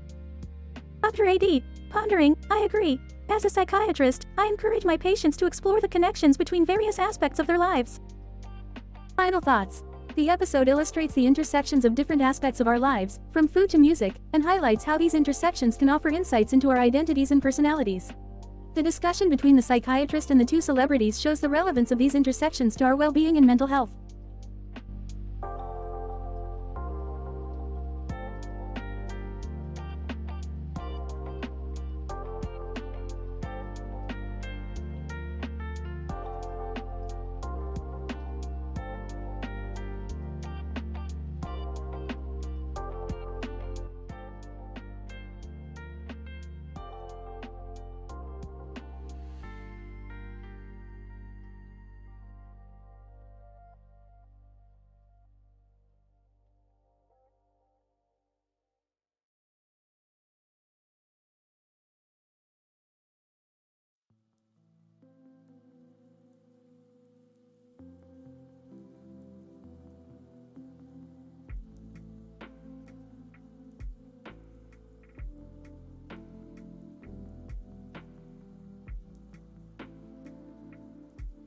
Title: The Mind-Bending Adventures of Rick and Morty. In this episode, Rick and Morty explore the concept of mind control and its effects on society. The episode opens with Rick and Morty standing in front of a green screen with clouds and a blue sky background. Morty, have you ever stopped to consider the immense power of the human mind? Not really, Rick. I try not to think too much about that stuff. Well, you should. The human brain is the most complex structure in the known universe. And yet, it's easily manipulated by those with the right technology. What do you mean? I mean mind control, Morty. It's a real thing, and it's being used on us all the time. What? How? Through the media, Morty. Television commercials, pop songs, even subliminal messages in movies. They're all designed to control our thoughts and behaviors. That's insane, Rick. How do we fight it? We don't, Morty. We embrace it. We use it to our advantage. With the right technology, we could control minds ourselves. Oh man, do we really have to, Rick? Of course we do, Morty. What's the point of having all this power if we don't use it? Plus, it'll be fun. We can make people do whatever we want. I don't know, Rick. That doesn't seem right. It's not about what's right, Morty. It's about what's possible. And with this new mind control device I just invented, anything is possible. Now let's go wreak some havoc. The rest of the episode follows Rick and Morty as they use the mind control device to manipulate the people around them. Hilarity ensues as they make people dance, sing, and even act like chickens. It's a crazy, action-packed adventure that will leave you gasping for breath. In the end, Rick and Morty learn a valuable lesson about the dangers of mind control, but not before causing chaos all across town. This episode is rated teen for mature themes and language.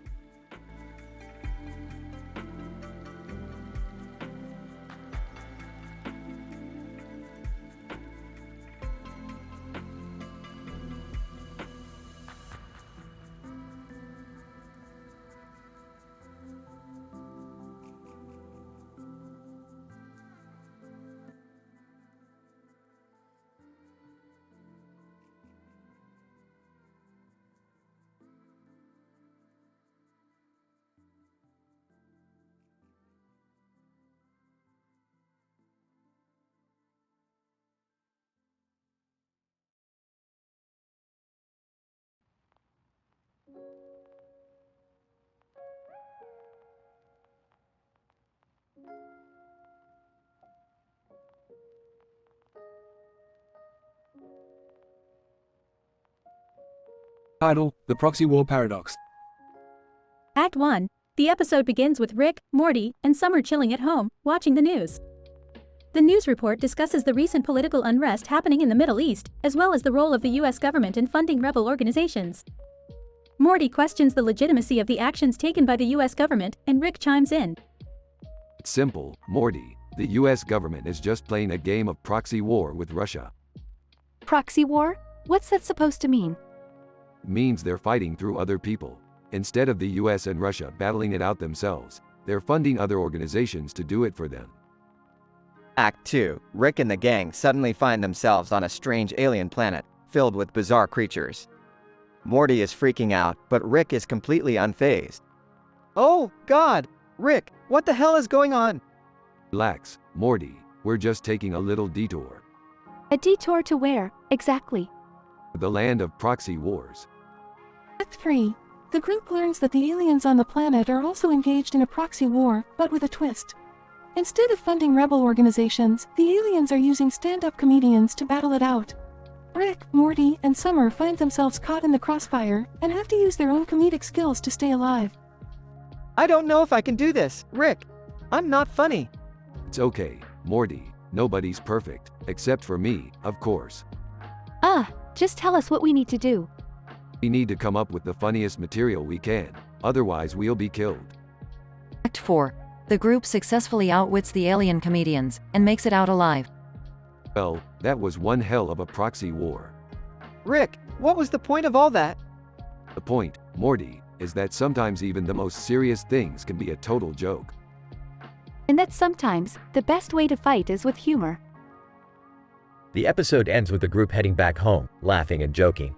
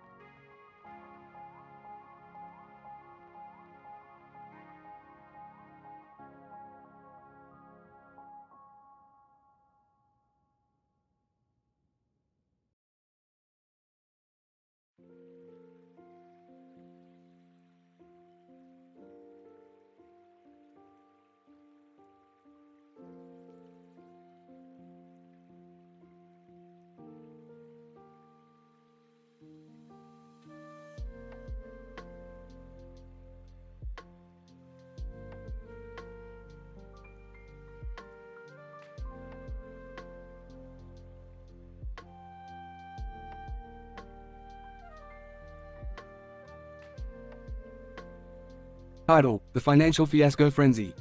Opening scene. A cartoon character holding a peace sign in front of a green background with a spiral design in the middle. Morty, come on. We need to get this financial lesson started before the stock market crashes again. Oh, I don't know, Rick. Finance stuff sounds kind of boring. Boring? Morty, are you kidding me? The world of finance is full of chaos and craziness. Just look what happens when corporations bail out the Federal Reserve. What happens?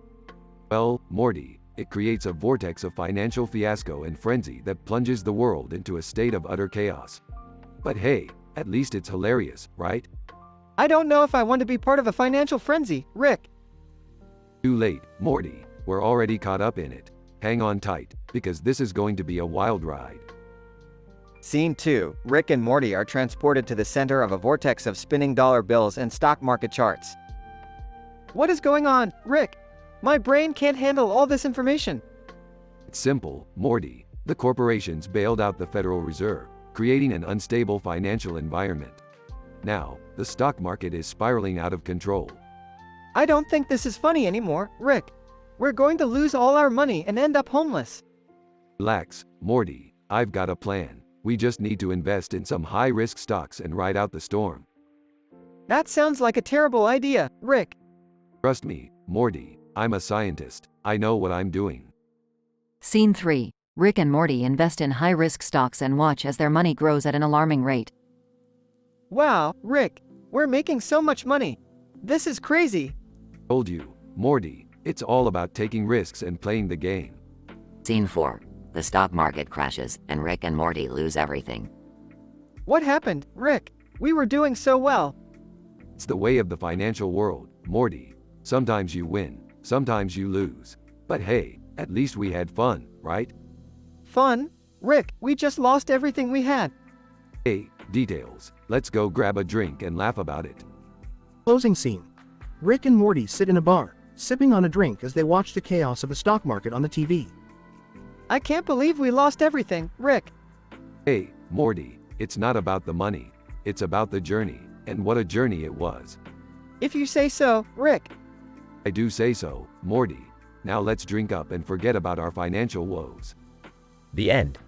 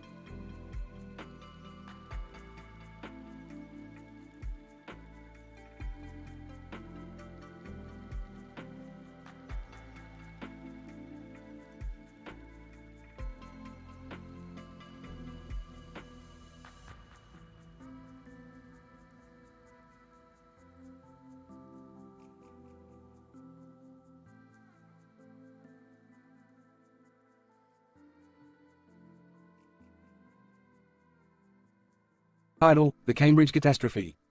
Opening scene. Rick, Morty, Jerry, and Summer are in the living room. Rick is seated with a newspaper in his hand, while Morty is reading one as well. Sighs. Well, Morty. Look at this mess. The Cambridge Analytica scandal in the UK. Confused? Scandal? What's that? Sarcastic. Oh, it's nothing. Just the biggest privacy breach in history. Millions of people's personal data being misused for political gain. Clueless, so what's the big deal? Exasperated. Jerry, this is serious. Our personal information is valuable and should be protected. Smirking. And that's why I always use fake names and addresses. I'm a genius, Morty. Skeptical. I don't know, Rick. It seems wrong to lie like that. Dismissively, peeved. Who cares? It's not like anyone's actually reading this garbage anyways. Sarcastic.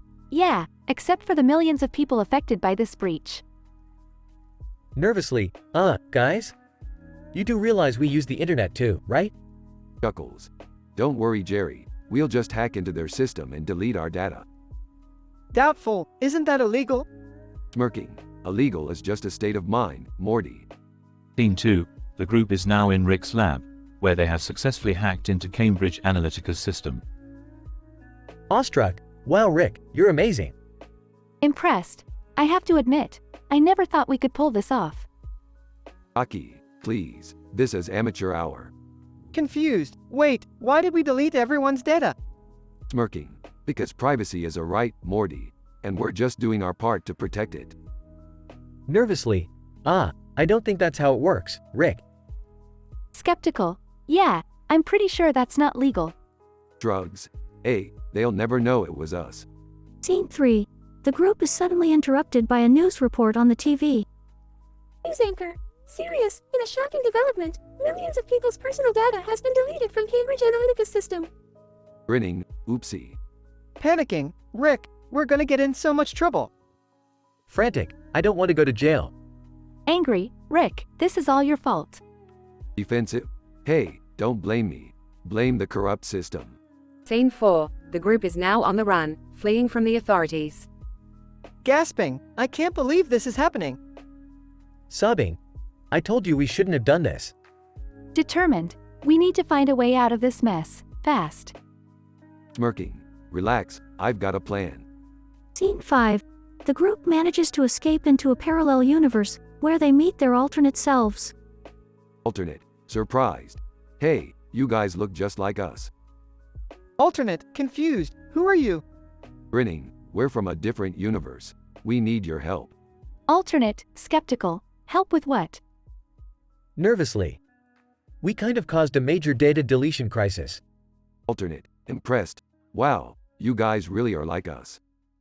Alternate, worried, but what are we gonna do? Confidently, simple. We'll just create a new identity for ourselves and start over. Alternate, smirking. And how do you plan on doing that? Smiling. With my superior technological skills, of course. Alternate, envious. I wish I was as cool as you guys. Ending scene. The group is now settled in their new identities, living a peaceful life. Contented. You know, this isn't so bad. Grateful. I'm just thankful we're not in jail. Relieved, and we learned a valuable lesson about privacy. Smirking. Hey, it was worth it. At least we got a cool story out of it. All laugh. The end.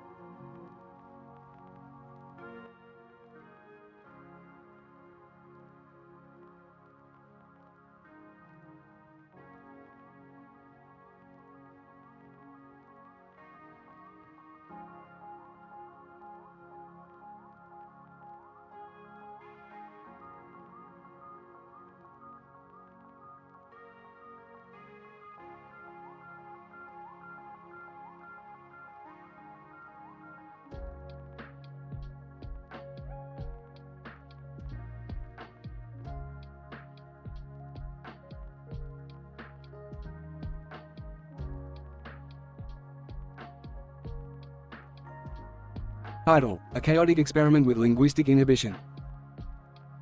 Synopsis: Rick invents a potion that inhibits the ability to use random letters and words, leading to a hilarious and chaotic experiment. Opening scene. Rick and Morty are in the lab, standing in front of a row of bottles of different types of oil on a table with a black background and a white and yellow background. Morty, I have come up with something incredible. This potion will inhibit the use of random letters and words. Just imagine the possibilities. Random letters? Rick, are you serious? That sounds like a disaster waiting to happen. Exactly, Morty. That's what makes it so exciting. Johnny, hey guys, what are you up to? Oh, just a little experiment. Johnny, care to join us? Johnny, sure, why not? Scene change to Rick's living room, where they all drink the potion. Bottoms up. Before long, the effects of the potion start taking hold. Oh, Rick, I don't feel so great. Johnny, ha ha ha, you lost your ability to speak properly. This is fantastic. Let's see what else we can do. Chaos ensues as they attempt to communicate with each other without certain letters, leading to gut-busting moments. What's going on in here? Why does everyone sound like they're stuttering? Oh my god, this is hilarious. Whoa, whoa, whoa. This potion is getting out of hand. Quick, everyone drink the antidote. They all drink the antidote, and normality is restored. Oh, thank God. I can speak properly again. Johnny, ha ha ha, the W was T the C craziest experiment ever. Rick, please don't ever do that again. Oh come on, Beth. Where's your sense of humor? I think I need a drink after that. I can't wait to tell my friends about this. End scene with a shot of the row of bottles of different types of oil on a table with a black background and a white and yellow background, with Rick in the background and the sound of laughing and talking in the foreground.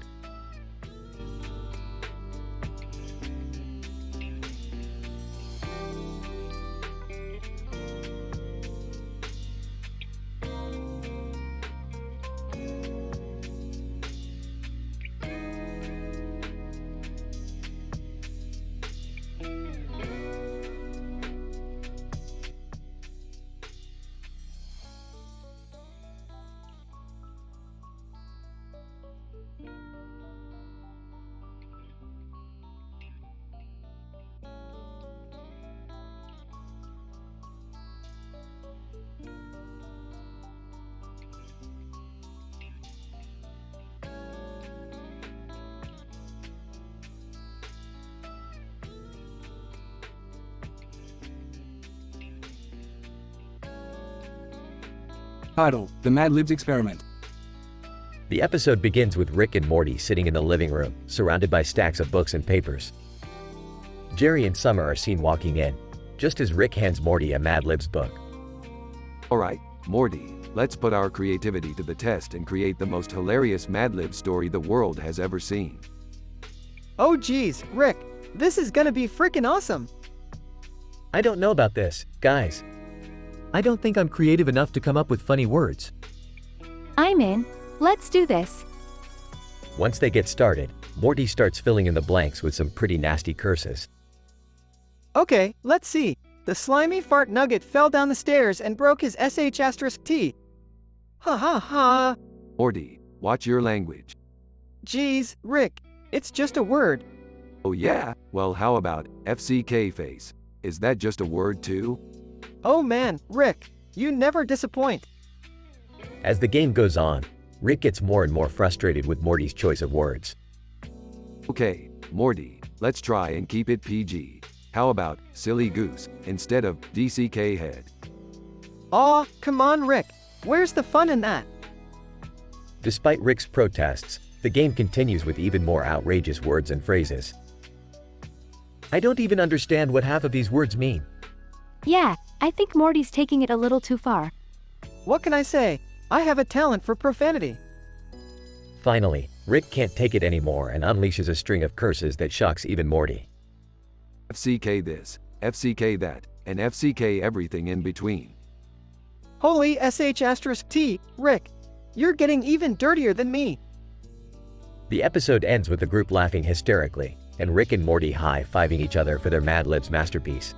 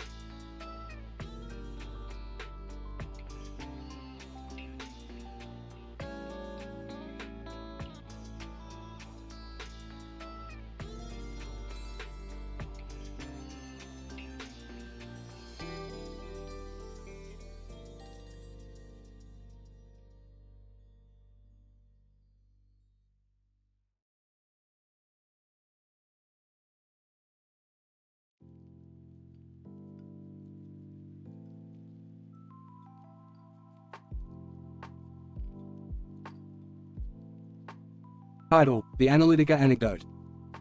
Alright, Morty, I've hacked into the Cambridge Analytica mainframe. We're about to learn how they used big data to manipulate elections worldwide. Ah, Rick, isn't that illegal? Beefed, since when do we care about legality, Morty? Now pay attention. This is some high-level she. Rick, what the hell are you doing? And why is Morty involved? Oh hey Beth, we're just conducting some extremely important research. Yeah, like hacking into some political campaigns database? Relax, it's all in the name of science. Now let's see what we've got here. Computer screen, data, analytics, voter profiles, manipulation tactics, election outcomes. Whoa, this is intense. Rick, I don't think this is ethical. Oh come on, it's not like we're actually gonna use any of this information. Although, I could see how some of these tactics could come in handy during our next adventure. Guys, we've got a bigger problem. Looks like Cambridge Analytica is onto us.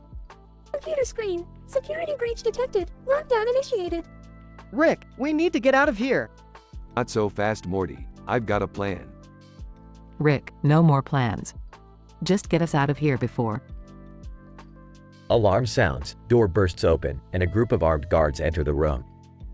Guard 1, freeze. You're under arrest for unauthorized access and theft of sensitive information. Guard 2, take them away. Hey, it was worth a shot. Rick, you idiot. Now we're going to jail. Not if I can help it. Time to pull out all the stops. Scene cuts to Rick and the family in a high-speed chase, dodging obstacles and narrowly avoiding getting caught. Rick, what the hell is going on? Just sit tight, Morty. We're almost out of here. And where exactly are we going to go? I've got a friend who owes me a favor. He's got a safe house we can lay low in for a while. Scene cuts to Rick and the family in a dimly lit room, surrounded by high-tech gadgets and gizmos. Rick, this place is crazy. Yeah, my buddy's got a knack for the tech side of things. But enough about that. We've got some data to analyze. Rick, we are not doing any more of this Cambridge Analytica nonsense. Oh, come on. Just a little bit more won't hurt anyone. Plus, I've got some jokes up my sleeve to lighten the mood. How about this one? Why don't scientists trust atoms? Because they make up everything. Oh, I don't get it. Yeah, that was terrible, Rick. Tough crowd. Fine. Back to business. Let's see what we can do with this data.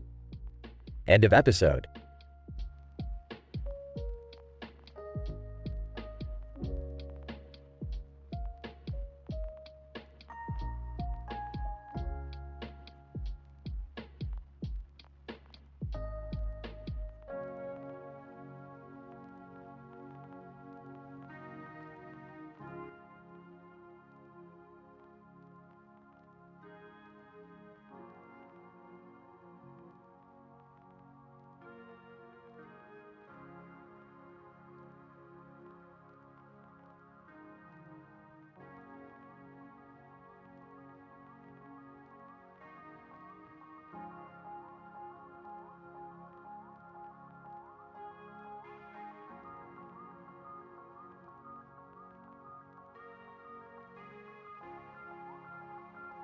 Title of episode, Love Potion Catastrophe, a scientific tale of Morty's hug requests.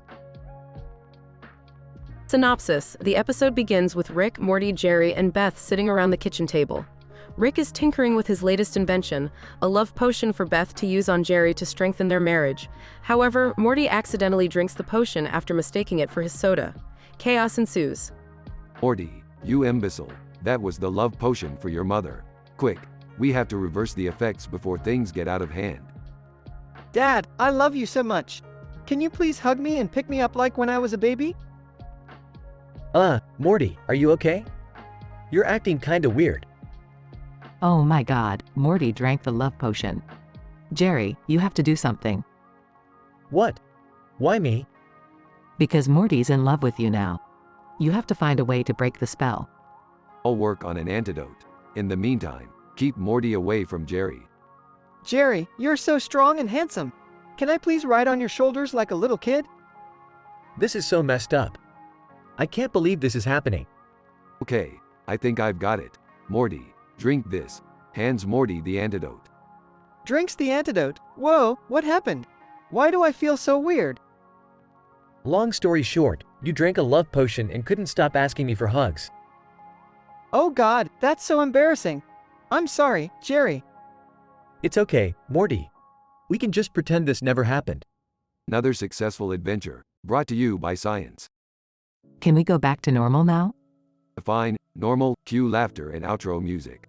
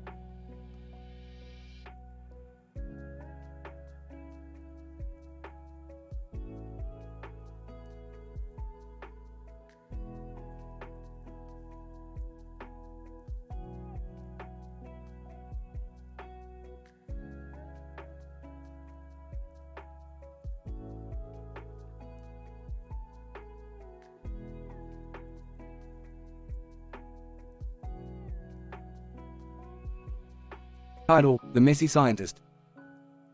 In this episode of Rick and Morty, we see our main protagonist Rick lose his job as a scientist due to some inappropriate behavior during a scientific convention.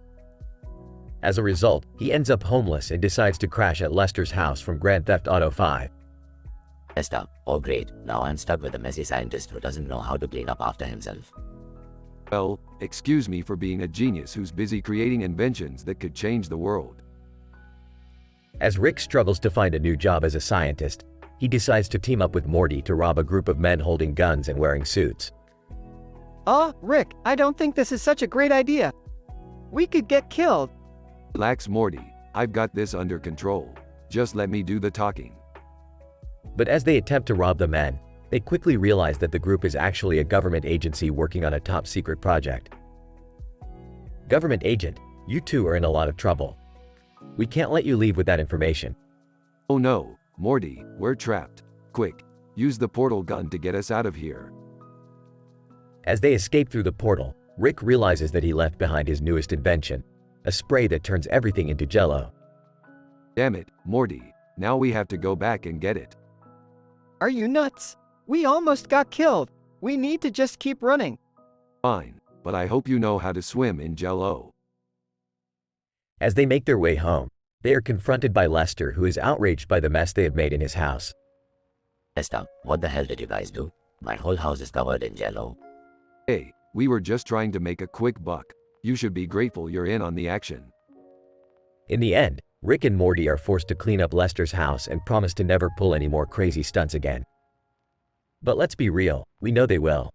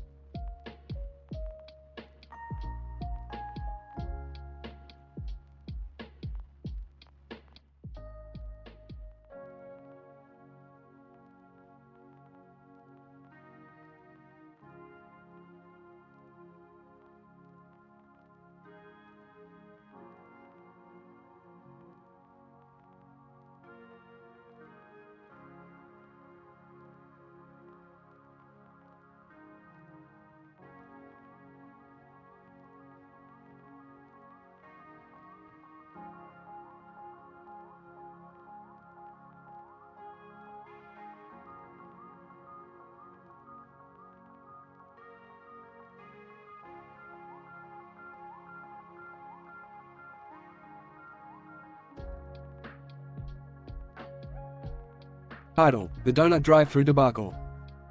Characters: Rick, Morty, Jerry, Beth. Synopsis: Upon seeing a giant donut on the city street, Rick immediately has the urge to smoke a massive blunt with Morty and their friend Big Smoke.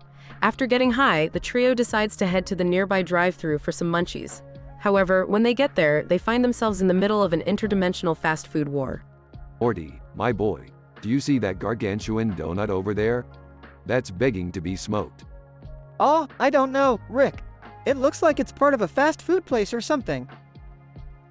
Guys, can't we just go back home and have a normal dinner like civilized people? Jerry, let them have their fun. Besides, I want some chicken nuggets from that drive-thru. That's what I'm talking about. Let's light up and get some grub. I think this is the best blunt we've ever had, Rick. Big Smoke, you got that right, Morty. Now let's get some food in our bellies and quick. I haven't eaten this much since my last rap album dropped.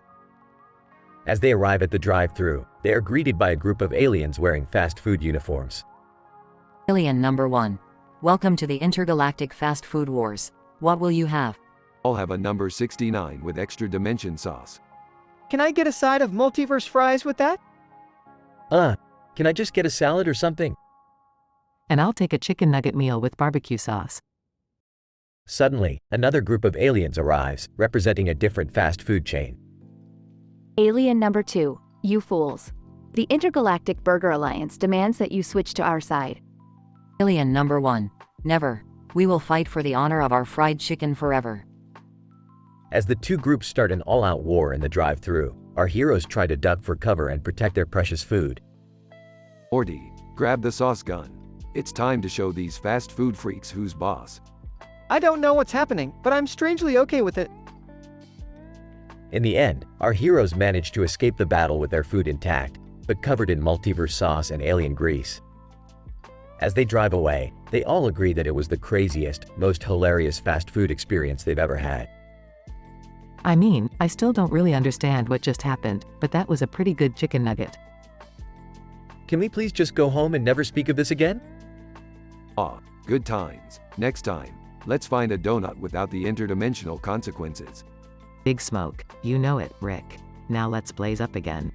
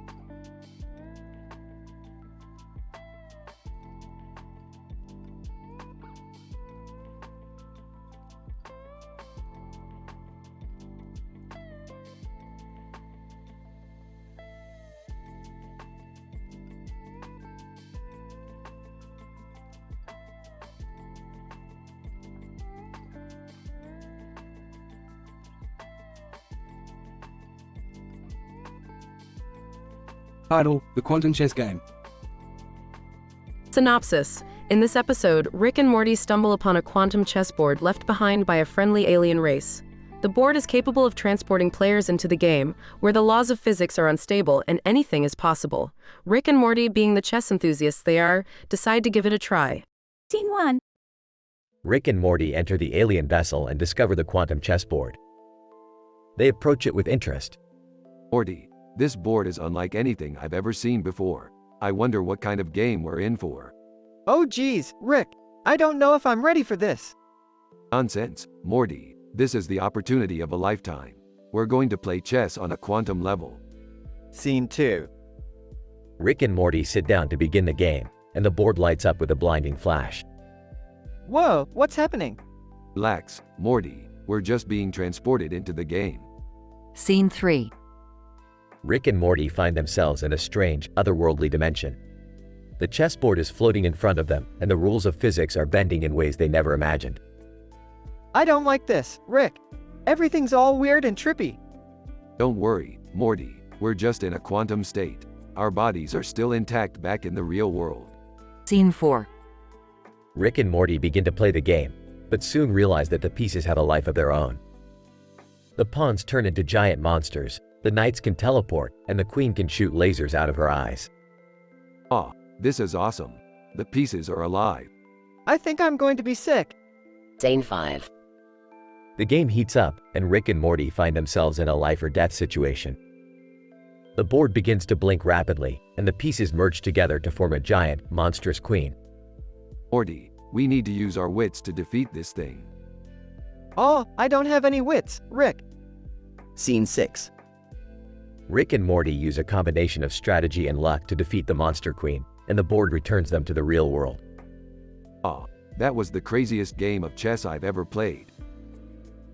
I'm never playing chess again. Ah, come on, Morty. You'll get used to it. Besides, we still have that interdimensional tournament to win. Oh geez, here we go again.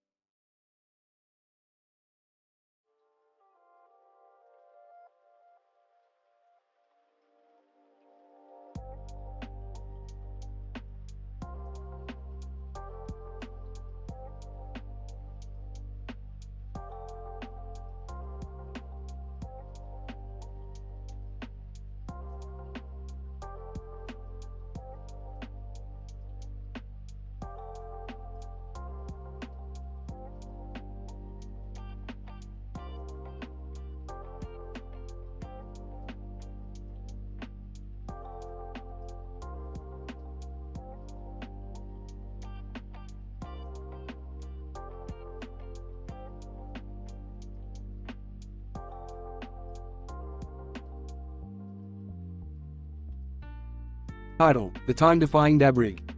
Intro. Rick and Morty return to the lab with a mysterious glass in Rick's hand. Morty, check out this new scientific invention I picked up from the local roughie. It's a dab rig that can freeze time.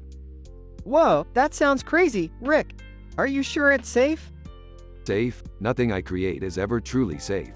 Now, let's give it a try. Scene 1. Morty takes a hit from the dab rig and suddenly feels frozen in time. Rick, I can't move. I'm frozen in time. Relax, Morty. It's just a hallucination caused by the rig. Scene 2. Morty, still frozen, starts freaking out. Rick, I'm freaking out. I can't move. Morty, calm down. It's just a side effect. You'll get through it. Scene 3. As Morty tries to move, he accidentally breaks the rig and gets covered in a mysterious substance. Oh no, Rick, I broke the rig. Relax, Morty. It's just a harmless substance. I'll have it analyzed. Scene 4. Rick analyzes the substance and discovers that it contains a powerful time-defying molecule. Morty, this substance contains a time-defying molecule. We could use this to create a time machine. Whoa, that's nuts. But won't that mess up the timeline? Morty, when have I ever cared about the timeline? Let's do this. Scene 5. Rick and Morty build a time machine using the substance and travel through time, encountering many hilarious and absurd situations. Rick, we're going too far back in time. We're going to mess up history. Morty, stop worrying so much. We're just having some fun. Scene 6. Rick and Morty accidentally mess up a historical event and have to fix it before returning to the present. Rick, we did it. We fixed history. Of course we did, Morty. I'm the smartest man in the universe. Scene 7. Rick and Morty return to the lab, still covered in the time-defying substance. Rick, are we going to be stuck like this forever? Relax, Morty. I have just the solution. Scene 8. Rick creates an antidote for the substance and saves Morty from being frozen in time forever. Thanks, Rick. That was crazy. No problem, Morty. That's what science is all about. Pushing the boundaries of what's possible. Outro. Rick and Morty sit back and relax, reflecting on their wild adventure. You know, Morty, I had a lot of fun today. We should do this more often. Yeah, Rick. Let's never forget the crazy adventures we have together. The end.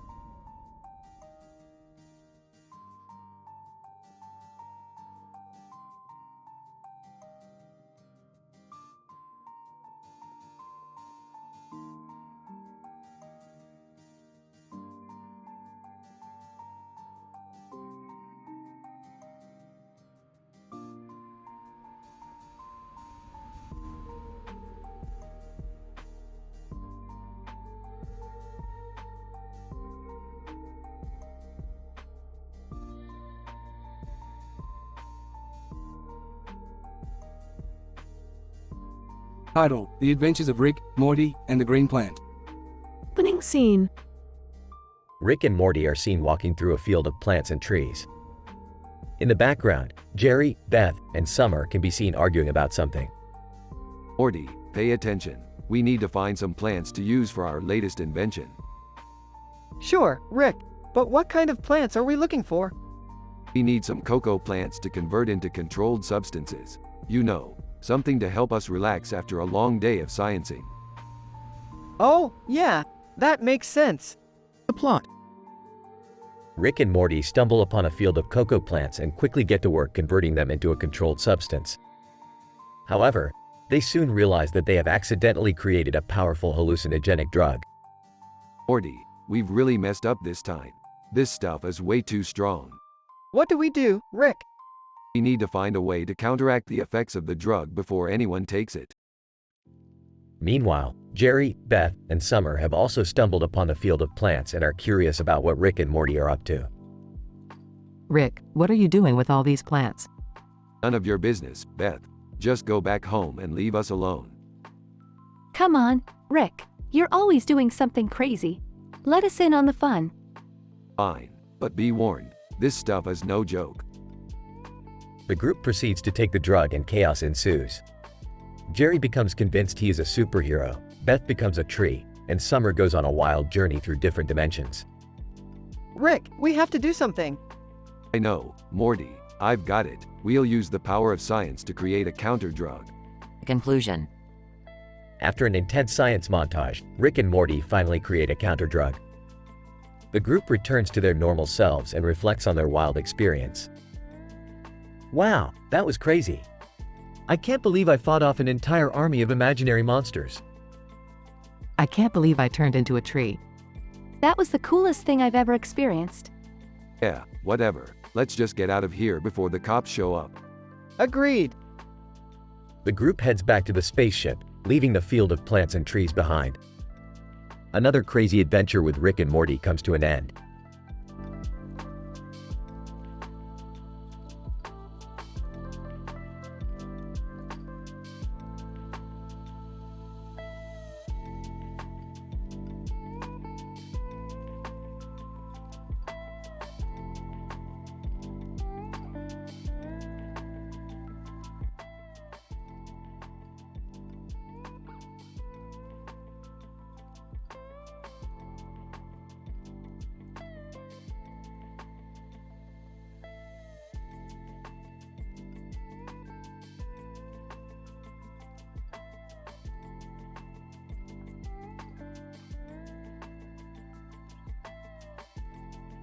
Title: The Moustache Man and the Seeds of Radicalism.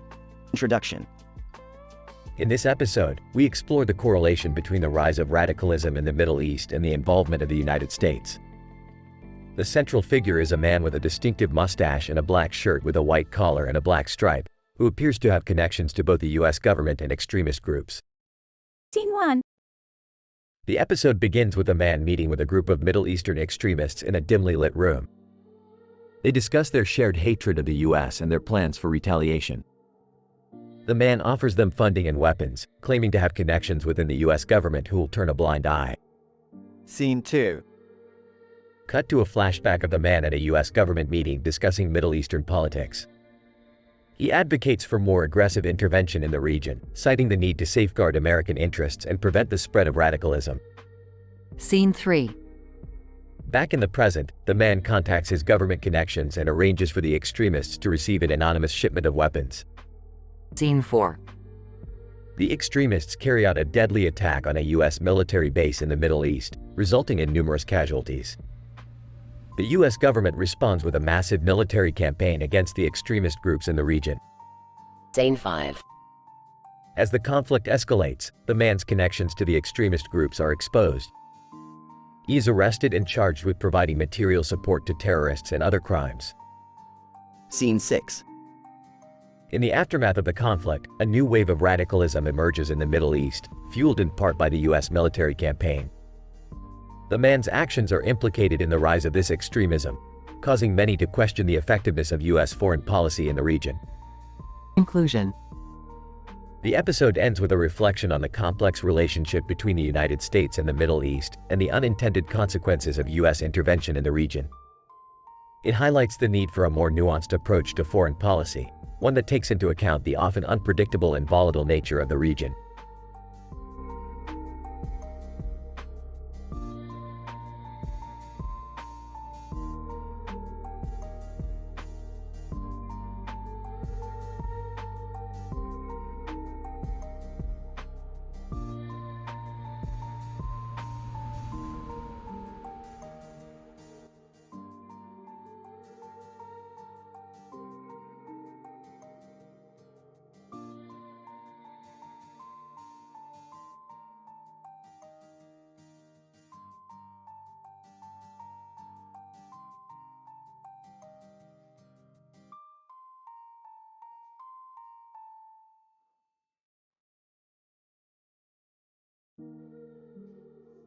Title: The Cybernetically Enhanced Battle Royal. In this episode, Rick and Morty along with Jerry and Summer go on a camping trip in a forest. While on their hike, they come across a man in a blue suit and helmet standing in the middle of the forest. Rick and Morty recognize him as a scientist they had worked with in the past named Dr. X. Dr. X informs the gang that he has been conducting experiments on cybernetically enhancing small humans. Rick is intrigued and convinces the group to participate in a battle royale competition between the cybernetically enhanced humans. The winner gets a prize of unlimited space-time adventures with Rick and Morty. As the competition begins, the small humans display extraordinary strength, agility, and combat skills. Jerry and Summer are initially hesitant to participate but soon get caught up in the excitement. Summer, this is so crazy, it's like a mini RoboCop. Morty, but with no sense of morality. Jerry, why are we even doing this? Can't we just go back to camping? Rick, shut up Jerry, you're ruining the vibe. As the competition progresses, it becomes apparent that the cybernetic enhancements are having a negative effect on the small humans. They are becoming more aggressive and uncontrollable. Dr. X, I didn't anticipate this. The enhancements are having an adverse effect on their behavior. Rick, you didn't think this through, did you? Morty, yeah, this is messed up, man. Summer, let's just end this before someone gets seriously hurt. The group tries to stop the competition, but the small humans have become too powerful. They turn on the group and a chaotic battle ensues. Just as things seem hopeless, Rick activates his portal gun and the group escapes back to their normal dimension. Jerry, what the hell just happened? Rick, just another crazy adventure with science and stuff. Morty, can we just stick to regular camping trips next time? The episode ends with the group questioning the morality of their actions and the consequences of playing God with science.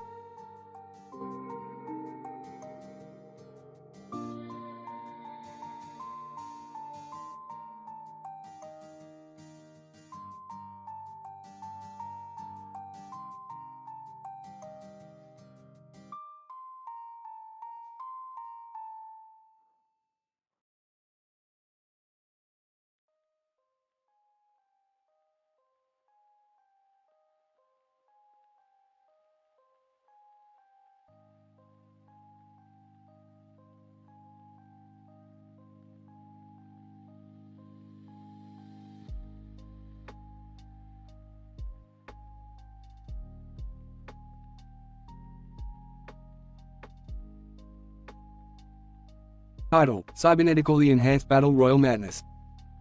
Abstract. In this episode, we explore the dynamics of a futuristic car driving through a game environment filled with verdant plants and shrubbery, illuminated by a vibrant purple light. The plot of the episode revolves around a cybernetically enhanced little baby battle royale, which pits Rick and Morty against a throng of adorable yet deadly opponents, as they strive to emerge victorious in the ruthless arena of combat. Intro. Morty, get in the car. We're headed to a battlefield where our opponents are as cute as they are deadly. What kind of opponents are we talking about, Rick? Act 1. Rick proceeds to explain the nature of their mission to Morty as they drive through the game environment. They observe the glimmering purple light that illuminates the surroundings and notice a herd of baby creatures that have undergone significant cybernetic enhancements, making them powerful and lethal. Act 2. As they enter the arena, Rick and Morty find themselves facing off against a group of terrifyingly cute and lethal little babies. They use their wits and advanced technology to navigate the dangerous arena and fend off their opponents. Act 3. In the final round, Rick and Morty are faced with the most dangerous opponent of them all, a massive robotic baby creature. They use their intelligence and clever tactics to defeat the monstrous creature, emerging as victorious. Conclusion. Rick and Morty exit the arena victorious, having conquered the cybernetically enhanced little baby battle royale. They get back into their futuristic car and drive off into the purple-hued horizon, eager for their next adventure in the wild world of the multiverse. Oops, that was one wild ride, Morty. Yeah, Rick, I don't know if I can handle too much more of this craziness. Ah, come on Morty. It's all in good fun. Plus, we get to keep all the loot. Size okay, Rick. Let's do it again. That's the spirit, Morty. Let's go. End of episode.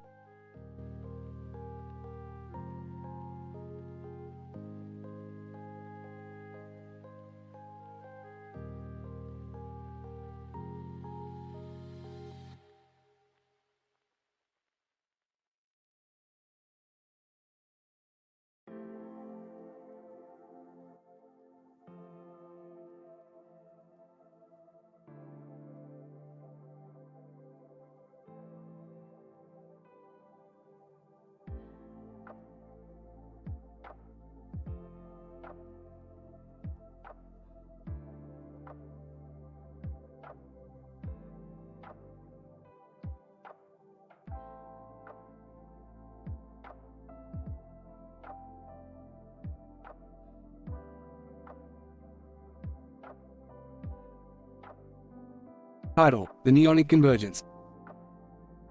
Synopsis. In this episode, Rick and Morty find themselves in the midst of a cosmic heist with a group of space pirates.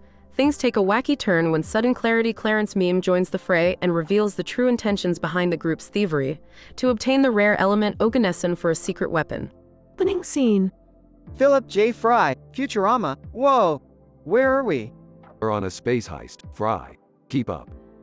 Rick, who are these guys? Vulcans, Star Trek.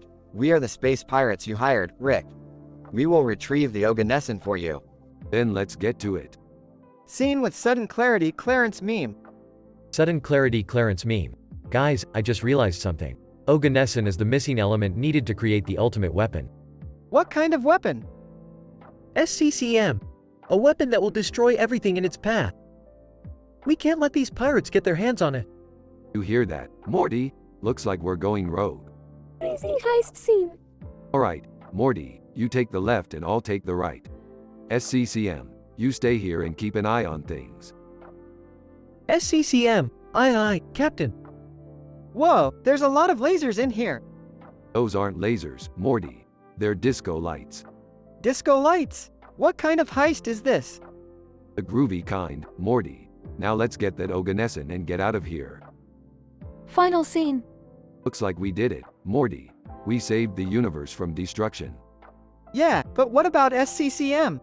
I haven't seen him since the heist. SCCM, appearing suddenly. Hey guys, I found something even better than oganesson. Check it out. What is it? SCCM, the answers to the universe's greatest mysteries, in meme form. Oh, haha. Epilogue. Rick and Morty fly off into the neon sunset, with the space pirates and SCCM waving goodbye.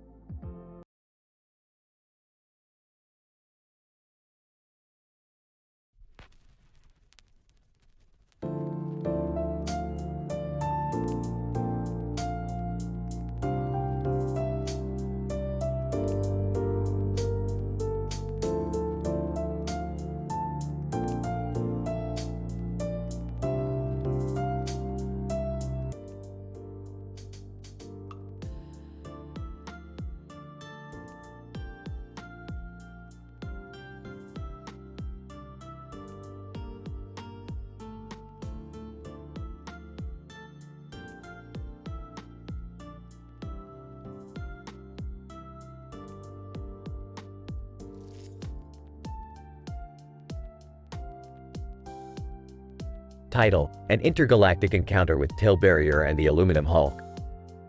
Synopsis. Rick and Morty encounter a strange man in a suit with a giant body wielding a hammer and standing in front of a giant disc. They soon realize that this is Tail Barrier, an intergalactic being with telepathic abilities who seeks help from the duo. Tail Barrier informs them of an impending doom caused by an aluminum Hulk that is destroying planets. The trio sets out to defeat the monster and save numerous worlds from annihilation. I swear, every time we leave Earth, we end up in some freaky cosmic mess. Gee, Rick, do you think we can handle taking on a Hulk made of aluminum? Tail Barrier. With my telepathic abilities and your scientific prowess, we can put a stop to this creature. Alright, we'll give it a shot. But first, let's grab some brisket. I'm starving. Rick, we don't have time for that. Relax, Morty, we've got this. Plus, there's a midnight movie showing we can catch after we save the universe. Tail Barrier. Focus, gentlemen. We must act fast before it's too late. The trio then embarks on a wild and hilarious adventure, devising ingenious schemes and outwitting the Aluminum Hulk until they finally defeat it and save the day. Wow, we did it! But I never want to see aluminum again. Aha, that was crazy, Tail Barrier. You crazy son of a gun. You're one heck of a telepathic alien. Tail Barrier. It was my pleasure to help, and I must say, your sense of humor is quite refreshing. The episode ends with the trio laughing and enjoying some well-deserved brisket while watching a cheesy sci-fi movie.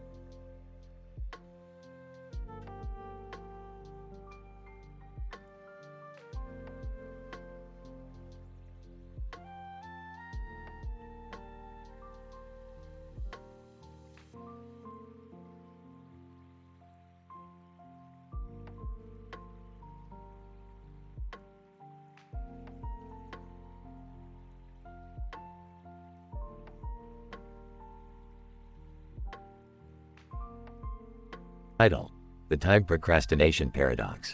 Characters: Rick, Morty, Enrico Fermi. Synopsis. Rick and Morty find themselves stuck in an alternate universe where every decision they make causes a time loop. They seek the expertise of renowned physicist Enrico Fermi to unravel the mystery of the time procrastination paradox. In the opening scene, Rick and Morty are seen arguing over using a time pod to skip their duties. Morty, we can just time smuggle our way out of this homework. But Rick, our professor gave us 2 weeks to finish this. That's exactly why we should procrastinate, Morty. The longer we wait, the more time we have to time hop. They activate the time pod and jump to the next day, but find themselves trapped in a time loop. Rick, why are we back here again? It appears that our procrastination created a time paradox, Morty. We're stuck in a never-ending loop until we break the cycle. They decide to seek help from Enrico Fermi, who is famous for his work on time dilation and procrastination theory. Enrico Fermi. You two seem to have stumbled upon the classic time procrastination paradox. Every time you try to procrastinate, time loops back on itself, trapping you in an infinite cycle. Yeah, that's great and all, but can you help us out of this mess? Enrico Fermi. Of course. According to my calculations, you need to perform a task that is both productive and enjoyable. This will break the loop and restore time to its normal flow. But what task is both productive and enjoyable? Enrico Fermi. That's up to you to decide. However, I suggest using mathematics as a tool to procrastinate more efficiently. Enrico, you're a genius. The trio quickly puts Enrico's theory to the test and comes up with hilarious examples of productive procrastination. I'm going to research the physics of burping in different dimensions. I'm going to build a procrastination machine that generates infinite time loops. Enrico Fermi. I'm going to write a formula for procrastination efficiency that takes into account the satisfaction level of the task. Together, they break the time loop and return to their reality with a newfound appreciation for productive procrastination. You know, Rick, this whole experience taught us that procrastination is not so bad after all. Yeah, Morty, as long as you do it right. The episode ends with the clock ticking backwards as Rick and Morty activate the time pod once again, ready for their next adventure.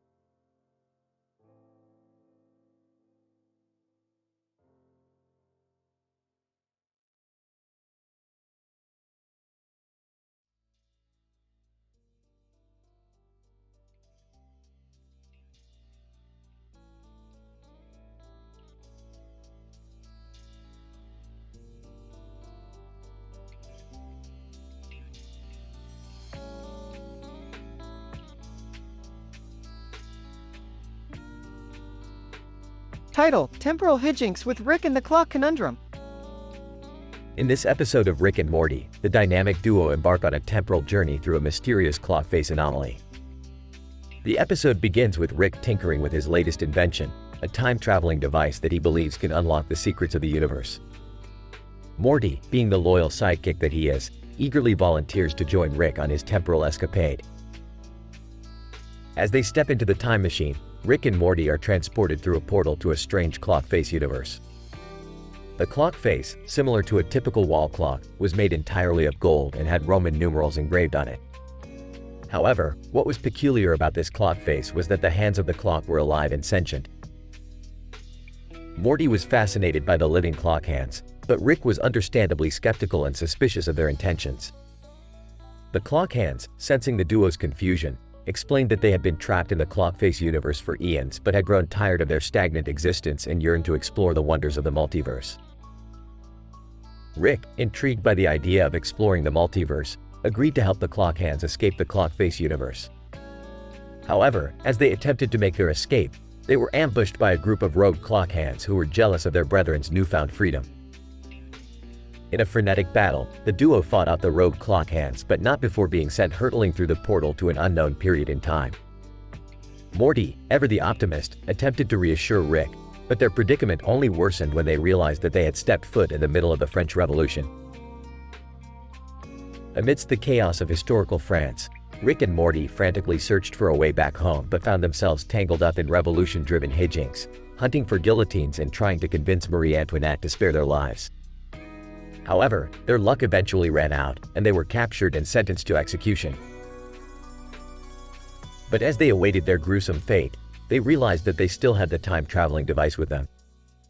The pair quickly devised a plan that involved traveling back in time to the moment they first arrived in the Clockface universe and neutralizing the rogue Clockhands before their ambush. As they executed their plan, Rick and Morty found themselves back in the Clockface universe, where they were met with gratitude from the Clockhands who were now free to explore the wonders of the multiverse. The duo returned home, exhausted but victorious, and promised never to mess with time again, or at least not until the next episode. Morty, I've seen some crazy sh*t in my time, but time-traveling Clockhands? That's a new one. Yeah, but at least we made some new friends. Don't get sentimental on me, Morty. Now let's go get a drink, before I start thinking about all the paradoxes we just created.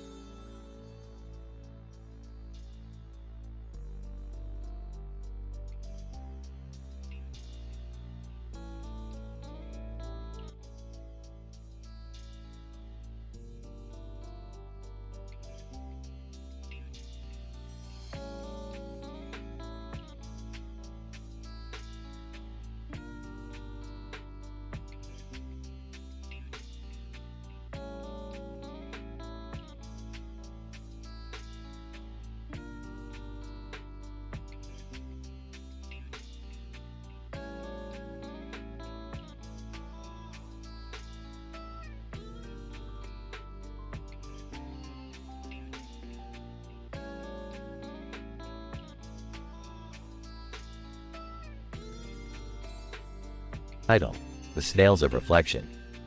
Synopsis. Rick and Morty stumble upon a pair of unusual snails on their usual interdimensional travels. These snails possess a unique ability to reflect their surroundings on the surface of their body, leading to a wacky adventure that blurs the line between reality and illusion. Act 1. Hey Morty, check out these snails. They seem to have some weird reflective power. Whoa, Rick, that's crazy. Can we take them home? Sure, Morty. We can turn them into a fun experiment back in the lab. As the duo walks away with the snail's reflection on the table surface begins to move, eventually crawling onto a person's arm. Person, what the? There's a snail crawling on me. Get it off. Act 2. Rick and Morty are back at the lab, observing the snails in awe. These snails are unlike anything I've ever seen before. It's almost like they can manipulate reality. Whoa, what does that mean for us? It means we can have some fun with it. Let's test out their powers by creating some trippy illusions. The next scene cuts to Rick and Morty having a psychedelic experience in a world of kaleidoscopic colors and shapes. Whoa, Rick, this is too much. I don't think I can handle it. Just hang in there, Morty. We're getting close to cracking the code of these snails' reality-bending capabilities. Act 3.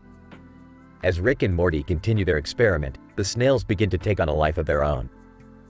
They become sentient, communicating through a complex language of reflective patterns. Snail number 1. Greetings, humans.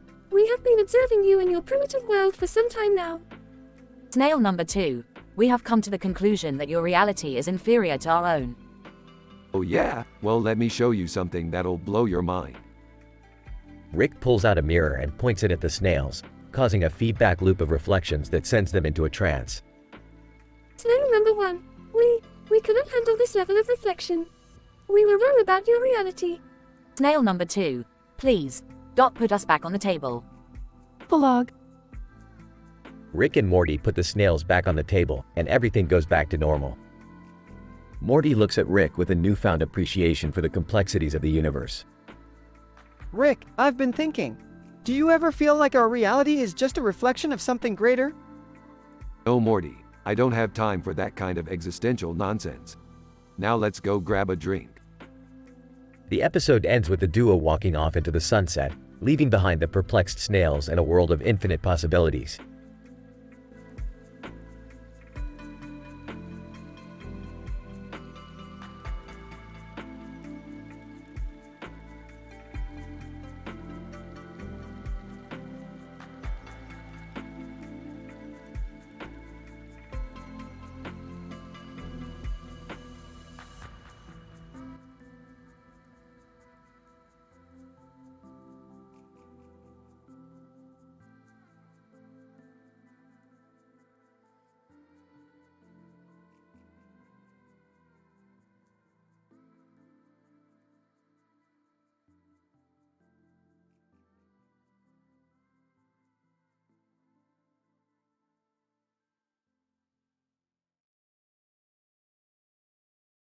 Title: Aesthetic Interactions of Monochromatic Art and Multidimensional Reality.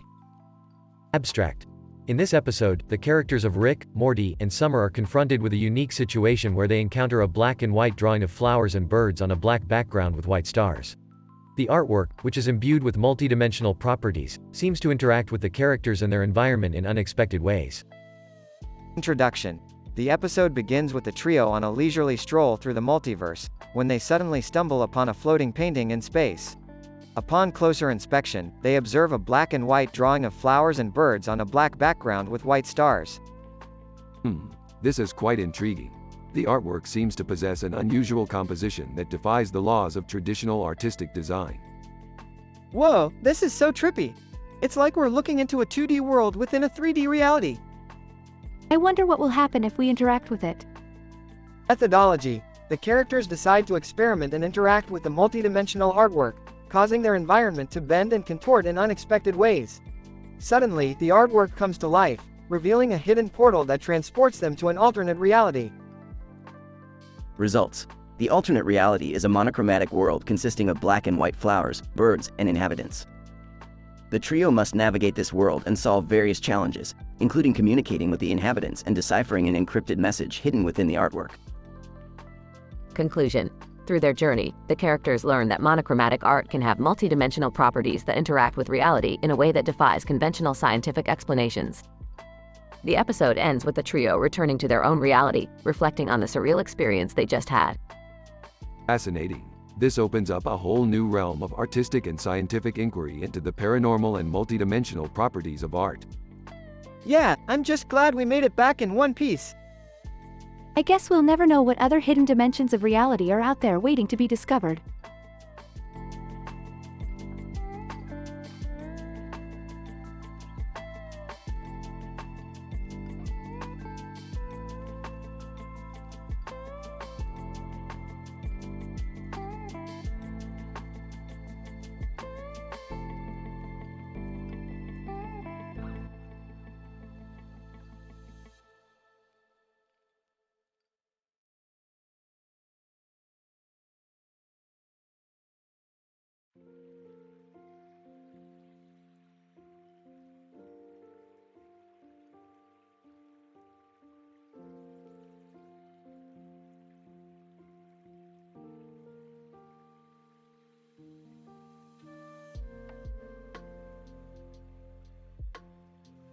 Title: The Canoeing Expedition of Rick and Morty. Abstract. In this episode, Rick and Morty embark on a canoeing expedition on a body of water surrounded by majestic mountains and a beautiful sky with clouds. During their trip, they encounter various hazards including mosquitoes and ladybugs, leading to comical discussions about their relevance in the ecosystem. Furthermore, the duo indulges in scientific discussions revolving around sci-fi theories and hearsay, adding layers of entertainment to the episode. Introduction. The episode begins with Rick and Morty in a canoe, gliding on the calm waters of a beautiful lake, surrounded by picturesque mountains. As they paddle, a swarm of mosquitoes descends on them, leading to an amusing exchange. Morty, did you know that a mosquito's saliva contains an anticoagulant enzyme? What does it even mean, Rick? Means that the mosquito can gorge on your blood for hours without your knowledge. Just like a tick, but smaller and more annoying. Body. As the duo continues their adventure, they encounter a friendly ladybug, leading to another hilarious conversation. Morty, do you know the difference between a ladybug and a male bug? No, Rick. What is it? Ladybug is a female insect belonging to the Coccinellidae family, while a male bug is an insect that belongs to any damn family he wants. In the midst of their expedition, the pair also indulges in a scientific discussion regarding sci-fi theories and hearsay, where they discuss the possibility of time travel and alternate universes. Morty, what if I told you that we're currently in an alternate universe, where we're not really Rick and Morty, but rather arbitrary constructs of a higher dimensional being? I think that's just hearsay, Rick. Besides, I don't want to think about the universe not existing. Conclusion. The episode ends with Rick and Morty sailing back to shore, with a newfound appreciation for the environment and the various creatures that populate it. In this hilarious and entertaining episode, the duo showcases their wit and humor, while also indulging in scientific discussions that keep the viewers engaged and entertained.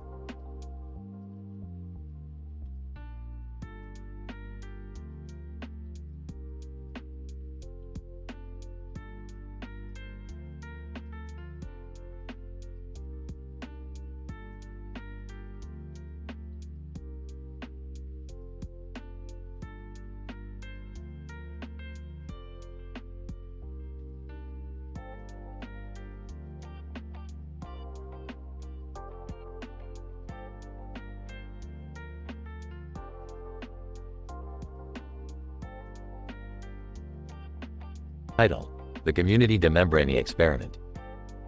Synopsis: Rick and Morty are experimenting with a new device that causes temporary demembrane in the community. This device creates a community-wide sketch where the citizens turn into cartoon characters with red helmets and yellow legs. In order to study the effects of the device, Rick and Morty bring Beth along with them to observe.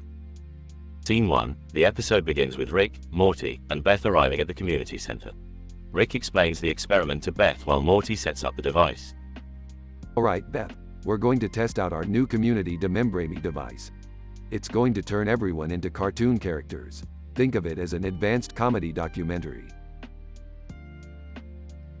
I don't know, Rick. Sounds sketchy. Sketchy? Ha. Scene 2.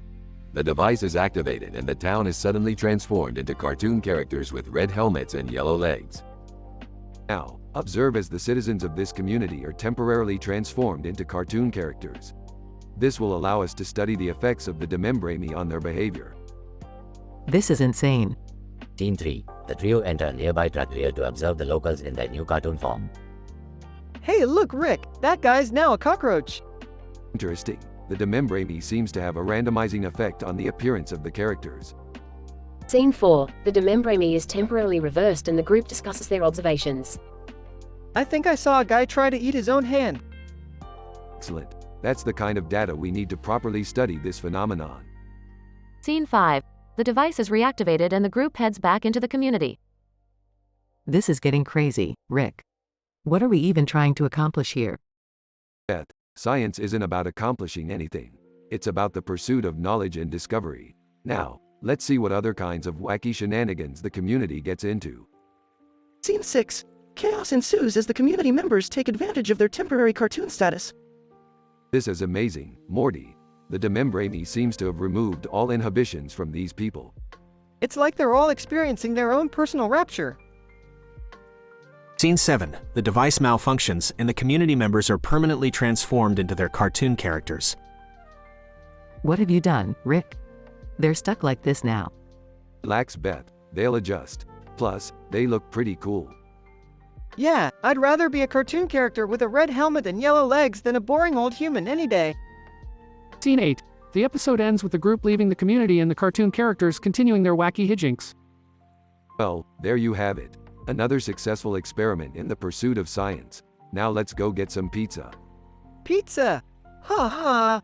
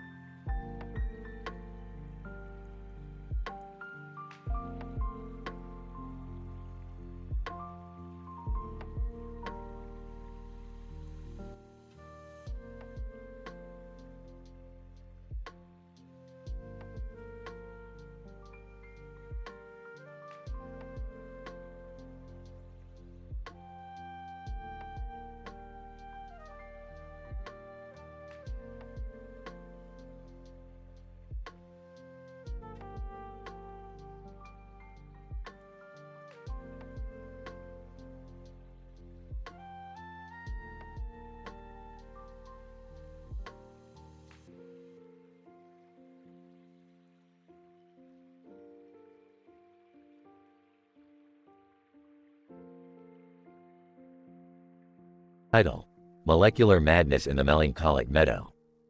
Synopsis. In this episode, Rick is experimenting with molecular biology while trapped in a large field with a small house in the middle of it. Jerry comes to help but ends up getting sucked into the molecular mayhem. Morty, on the other hand, tries to keep them all grounded.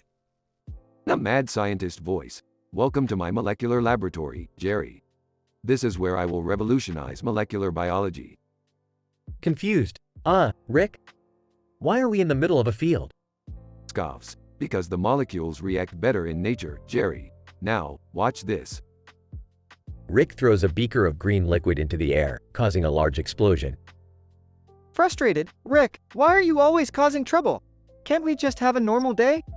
Smirks. Normal is boring, Morty. Besides, this is all in the name of science. Skeptical. I don't know, Rick. This seems a little dangerous. Rolls his eyes. Peeved. You worry too much, Jerry. I've done this 100 times. Suddenly, a giant molecular monster appears from the explosion. Panics. Rick, what the hell did you do? Sarcastic. Oh, I just created a new life form, Morty. No big deal. Terrified. What are we going to do? Calmly. Don't worry, Jerry. I have a plan. Rick pulls out a shrink ray and shrinks the monster down to microscopic size. Confused. Rick, what are we going to do with the tiny monster? Grinning mischievously, we're going to inject it into Jerry's bloodstream and see what happens. Horrified. What? No way. Morty and Rick proceed to chase Jerry around with a syringe. Chaos ensues as they try to get the monster inside Jerry. Laughing maniacally, this is the best science experiment yet. Rolling his eyes, I can't believe I'm related to you. In the end, Jerry manages to avoid being injected and the monster is safely contained. The trio leaves the field, exhausted and covered in green goo, but happy with their crazy adventure. PhD synopsis. This episode delves into the molecular properties of biological organisms and the potential effects of molecular manipulation on living beings. The characters' attitudes towards science and experimentation showcase the ethics and morals of scientific inquiry.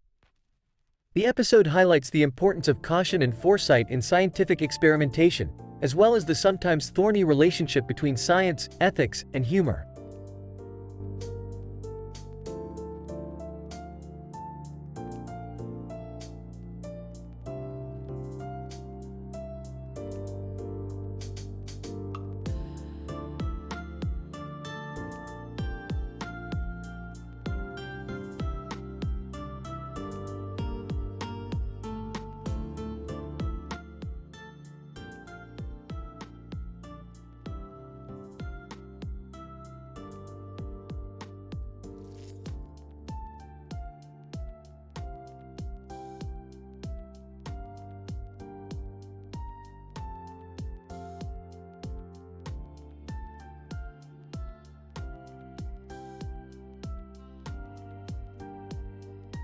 The episode, entitled Cinematic and Scientific Exploration of Foreign Films and Sci-Fi Cosplayers, begins with two subjects, Mr.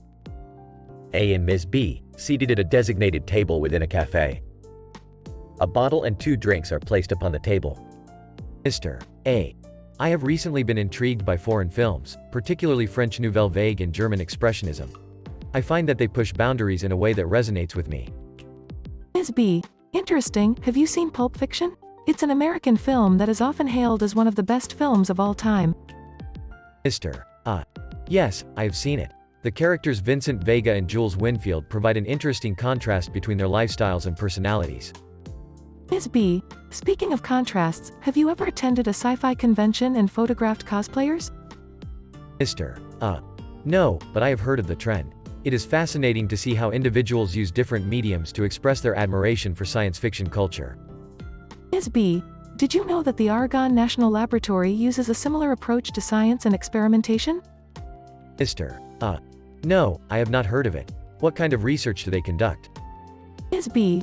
The lab specializes in using X-ray science and engineering to better understand materials and establish methods to improve data storage and transportation. They've even collaborated with KSI scientists in the past. Mr. Wow, that's impressive. It's amazing to see how art and science can intersect and inspire one another. Ms. B. Agreed, and with technological advancements, the possibilities are endless.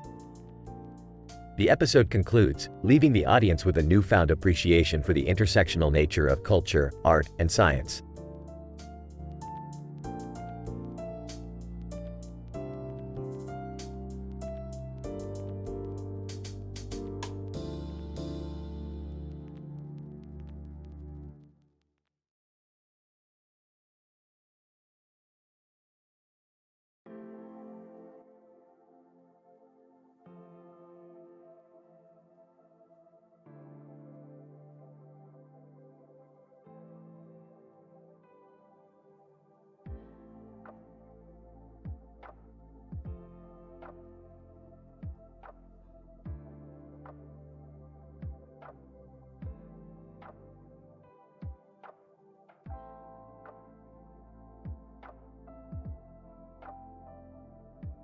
Title: The Quantum Leashed.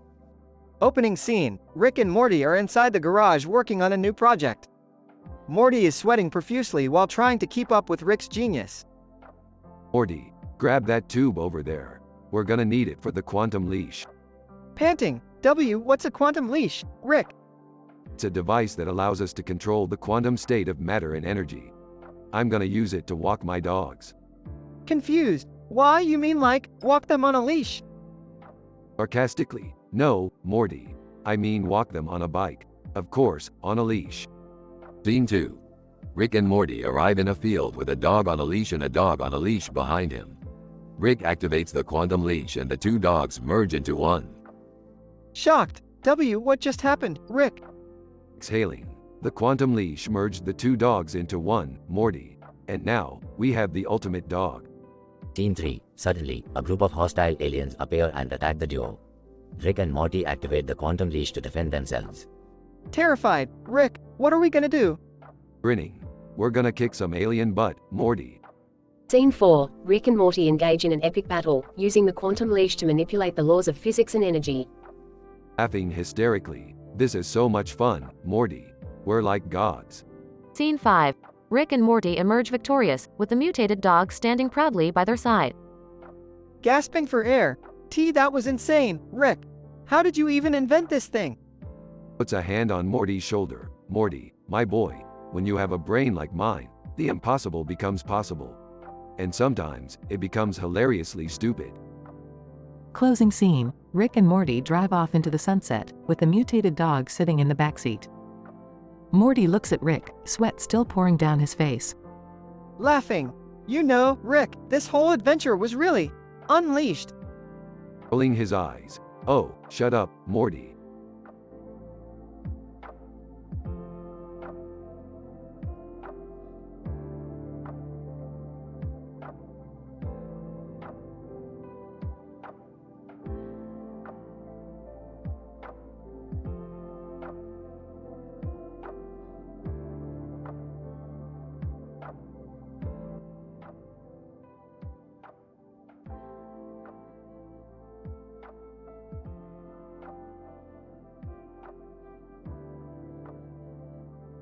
Narrator. In this episode of Rick and Morty, the trio finds themselves at a restaurant featuring mirror food. However, they are met with a sign that indicates normal people are not allowed. Rick, the renowned inventor, devises a plan to gain entry into the upscale establishment. We must think outside of the box. Perhaps if we approach the situation in reverse? What do you mean, Rick? Yeah, how will that help? We will walk backward, and I will speak in reverse. That way, we can trick the mirror waiter into thinking we are not normal people. Narrator, the plan works, and the trio enjoys their reverse meal. But as they exit the restaurant, they find themselves walking forward. What's going on? Why are we suddenly walking forward? I don't know, but something seems off. It appears that the reversal effect only affected the mirror food, not the entire world around us. Fascinating. Narrator. And with that, the trio continues to walk forward into the unknown, leaving the magical restaurant behind.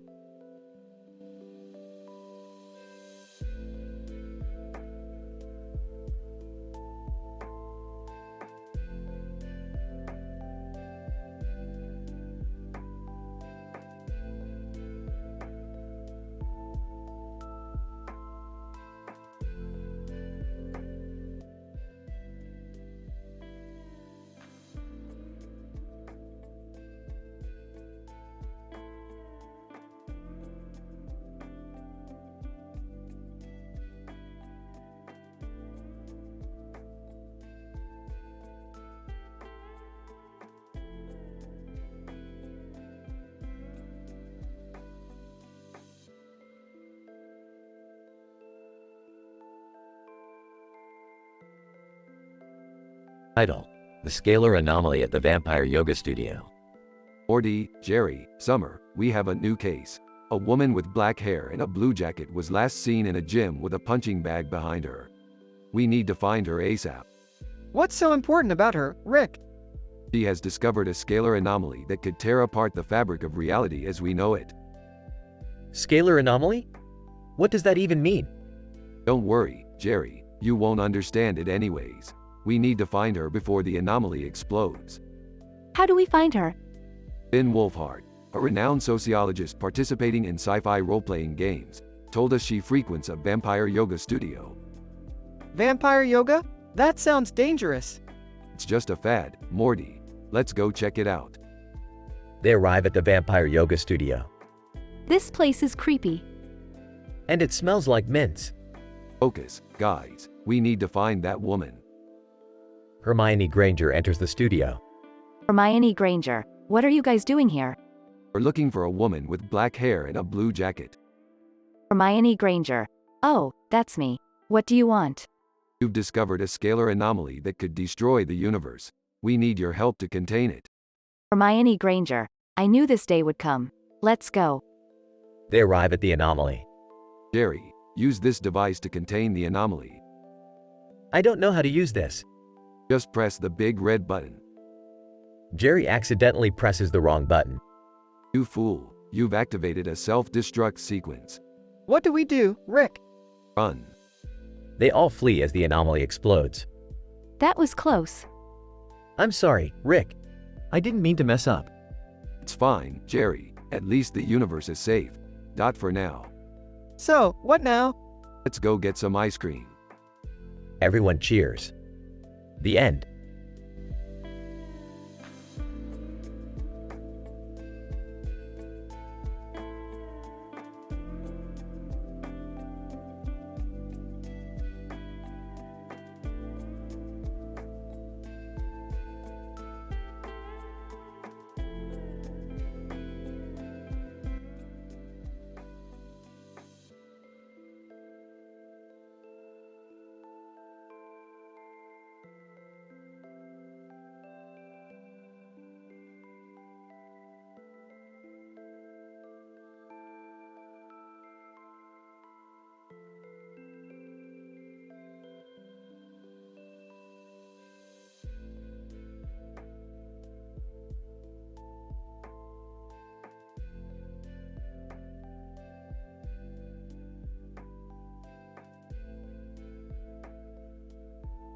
Title: The Blue Hair, the Mask and the Pugs, an interdimensional adventure.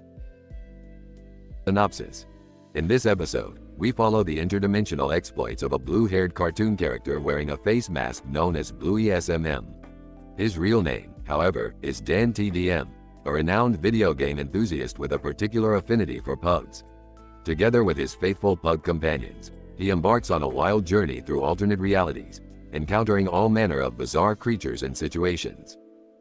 Opening scene. Dan TDM. Hop on my back, Chica and Traorus. We're about to embark on an epic journey through the multiverse. Chica, bark, bark. Traorus, woof, woof. Act 1. Dan TDM and his pugs travel to a dimension where all the inhabitants are sentient pizzas.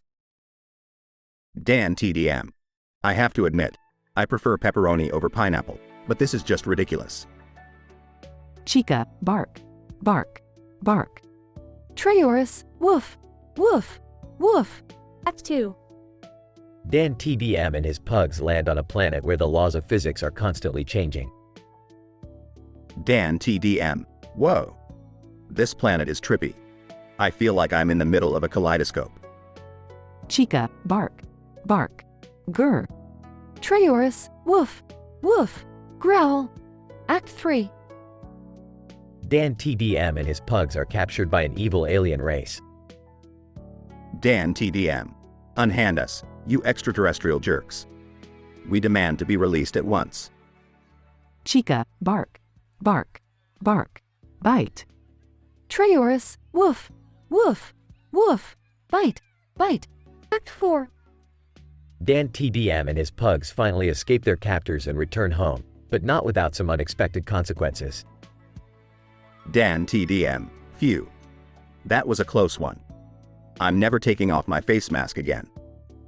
Chica, bark, bark, bark. Traorus, woof, woof, woof. Closing scene. Dan TDM and his pugs relax at home, playing video games and eating pizza. Dan TDM. Ah, this is the life. Who needs reality when you can live vicariously through video games? Chica, bark, bark, slobber.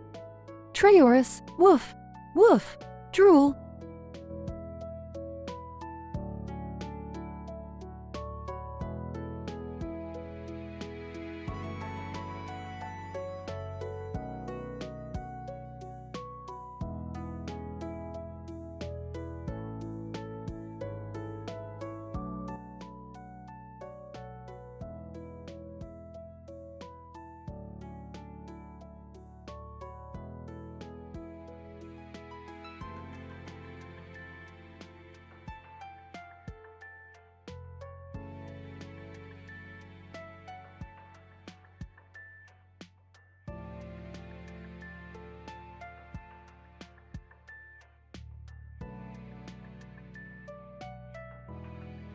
Title: Electronic Delirium, the disorienting effects of late-night video gaming on the human brain, an investigation explored by Rick, Morty, and Jerry.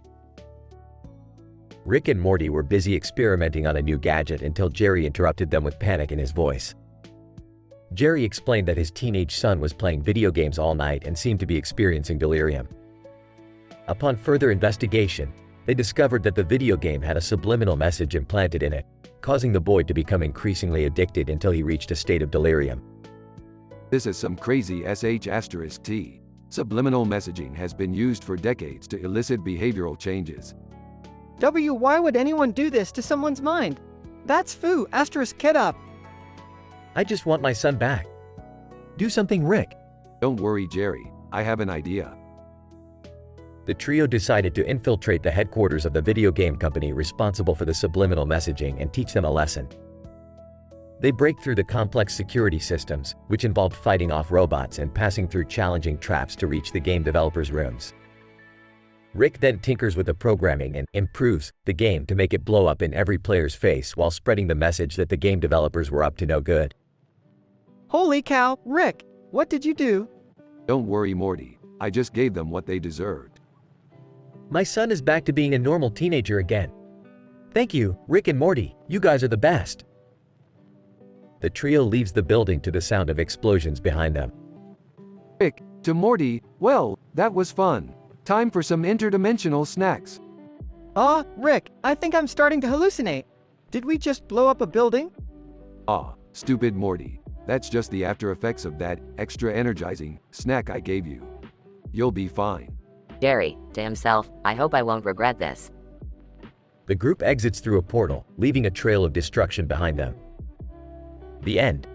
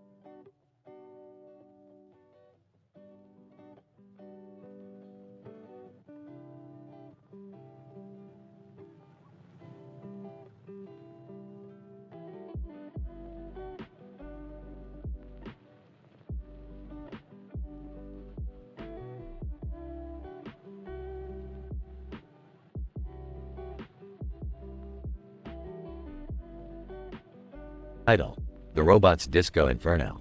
Abstract. In this episode, Rick, Morty, and Summer find themselves confronted with a strange robot with a shiny light on its face and arms, and a mysterious red light above it. As they investigate, they discover the robot's connection to the futuristic KSI Corporation and its robot musical theater. Through a series of misadventures and hilarious mishaps, the trio must navigate the wacky world of robot disco and find a way to outsmart the sinister intentions of the KSI Corporation. Scene 1. Morty, what's with this glowing robot? Looks like something out of a bad 70s disco movie. I don't know, Rick, but it's got a weird red light above it. Guys, I think I know what that is. It's a KSI robot, part of their new musical theater project. Scene 2. ASI? Those guys are shady as hell. We better investigate. But how are we supposed to get into their musical theater? It's invite only. I have an idea. We'll dance our way in. Scene 3. Bumpin' disco music plays. Oh god, they're playing disco. My worst nightmare. This place is crazy, Rick. Look at all these robots dancing and singing. Quick, Rick. We need to distract the security guards so we can sneak backstage. Scene 4. Rick throws a disco ball at the guards, knocking them out. That's what they get for messing with us. Now what, Summer? How are we supposed to find out what KSI is up to? I have a hunch that the robot we saw earlier is part of their plan. Scene 5. The trio sneaks backstage and finds the robot hooked up to a machine. There it is. Looks like they're using it to power some kind of weapon. We have to stop them, Rick. But how? I have an idea. We'll hack into the robot's system and reverse the polarity. Scene 6. The machine explodes, and the trio narrowly escapes. Well, that was fun. Disco isn't so bad after all. I still don't see the appeal, Rick. Who cares? We saved the day and stopped KSI's evil plan. Scene 7. The trio exits the theater, and the robot approaches them. Robot, thank you for saving me, Rick, Morty, and Summer. You truly are the interdimensional heroes the universe needs. Scene 8. The robot suddenly starts dancing. What the? Oh god, it's doing the robot. It's an actual robot doing the robot. Scene 9. The trio laughs as the robot continues to dance. Alright, let's get out of here before things get even weirder. Way too late for that, Rick. At least we saved the day in style. Scene 10. The robot fades into the background as the trio walks away. Now let's go get drunk and forget this ever happened. I'm in. Me too.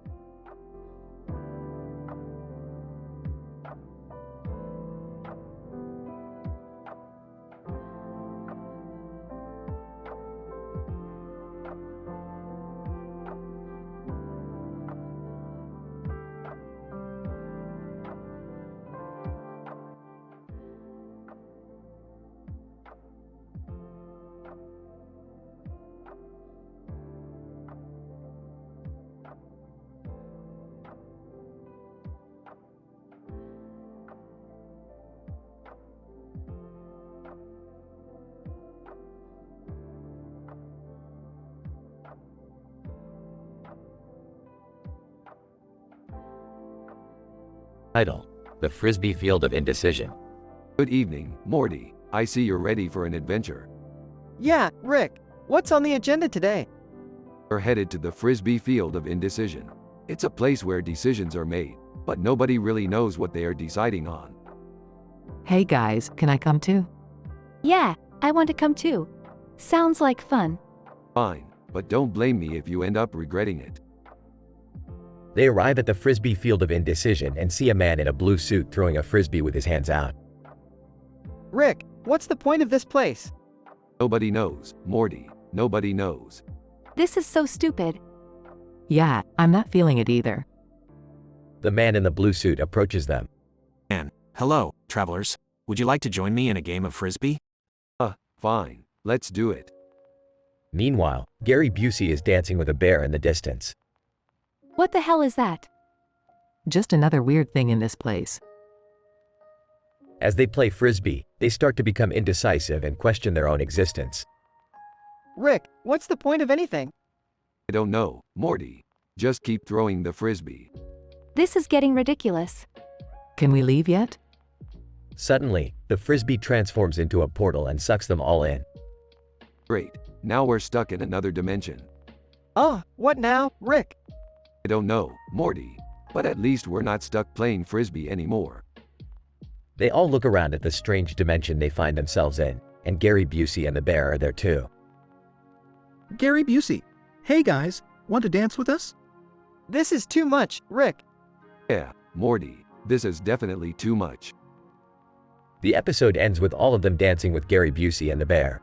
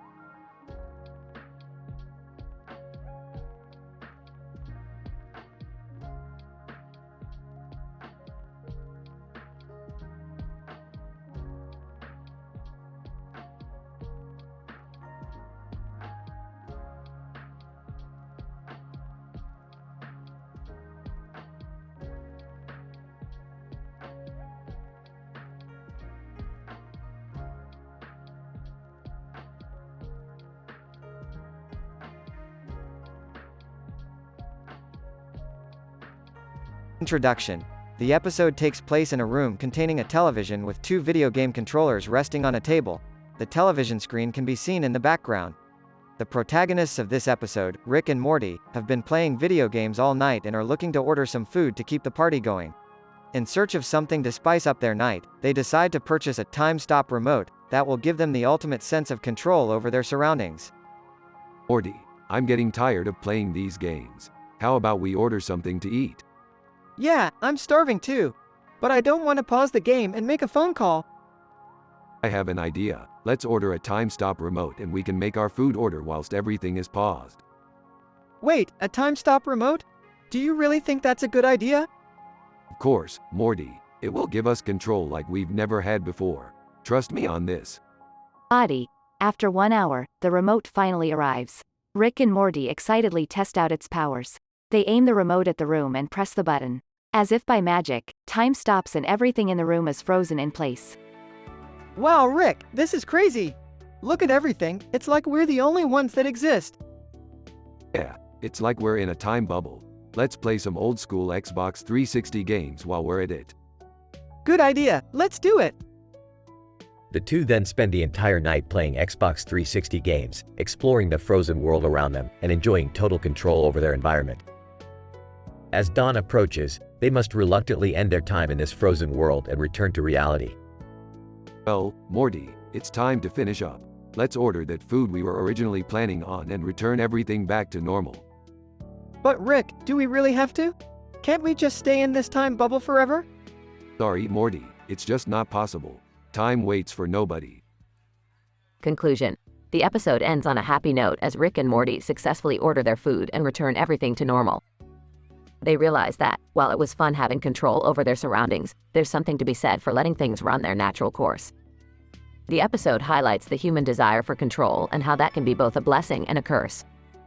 It also reminds viewers that sometimes it's better to let things ride out on their own rather than try to control everything.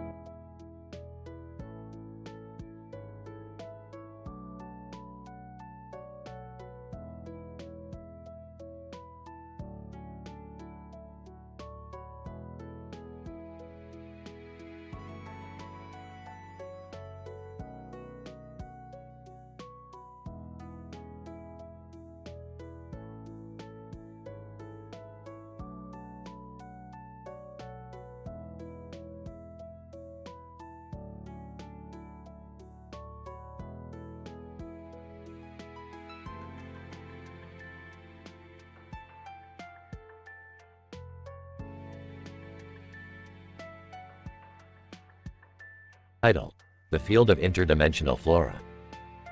The episode begins with Rick, Morty, and Beth traveling through a portal to a distant planet known for its psychedelic flora. As they land in a large field filled with flowers of varying sizes and colors, Morty notices a bird flying overhead in the distance. Hey Rick, what kind of bird is that? It's a Zorbnik, Morty. Native to this planet, they're known for their sharp talons and exceptional sense of direction. Wow, this place is beautiful. I could just stay here forever. Suddenly, an unexpected visitor appears. Gary Busey, eating marbles. Gary Busey, hey y'all. What brings you to my neck of the woods? What the hell, Gary Busey? How did you even get here? Gary Busey. Oh, I hopped on a passing UFO. No big deal. Say, you guys want to help me collect some of these marbles? What marbles? Gary Busey points to a patch of the flowers nearby. The group notices that the flowers have transformed into brightly colored marbles. These flowers are interdimensional? That's insane. Yeah, we don't have time for this. We have a job to do. What job? To extract a rare hallucinogenic compound from the petals of this flower. What will happen if we don't get it in time? The entire galaxy will be thrown into chaos. No pressure though. The group splits up to search for the specific flower needed for the extraction, encountering various obstacles along the way. Meanwhile, Gary Busey continues to collect marbles, offering nonsensical advice and cracking jokes. Gary Busey, you know the saying, the early bird catches the worm? Well, the late worm gets eaten by the early bird. As the group finally completes their mission and prepares to leave the planet, Rick pulls out a small vial containing the hallucinogenic compound. Alright, time to test this bad boy out. Wait, what are you doing with that? But it's too late. Rick downs the entire vial and collapses onto the ground, thrashing around in a state of pure euphoria. What the hell, Rick? Are you alright? I'm seeing colors I've never even heard of, Morty. It's like my brain is on fire. Gary Busey, huh? We've all been there, buddy. The group finally returns to their own dimension, but not without some crazy experiences and new wisdom from Gary Busey. I can't believe we just went through all that for a hallucinogen. That's science for you, Morty. Always pushing the limits of human experience. Gary Busey, hey, anyone want to help me separate my marbles by color?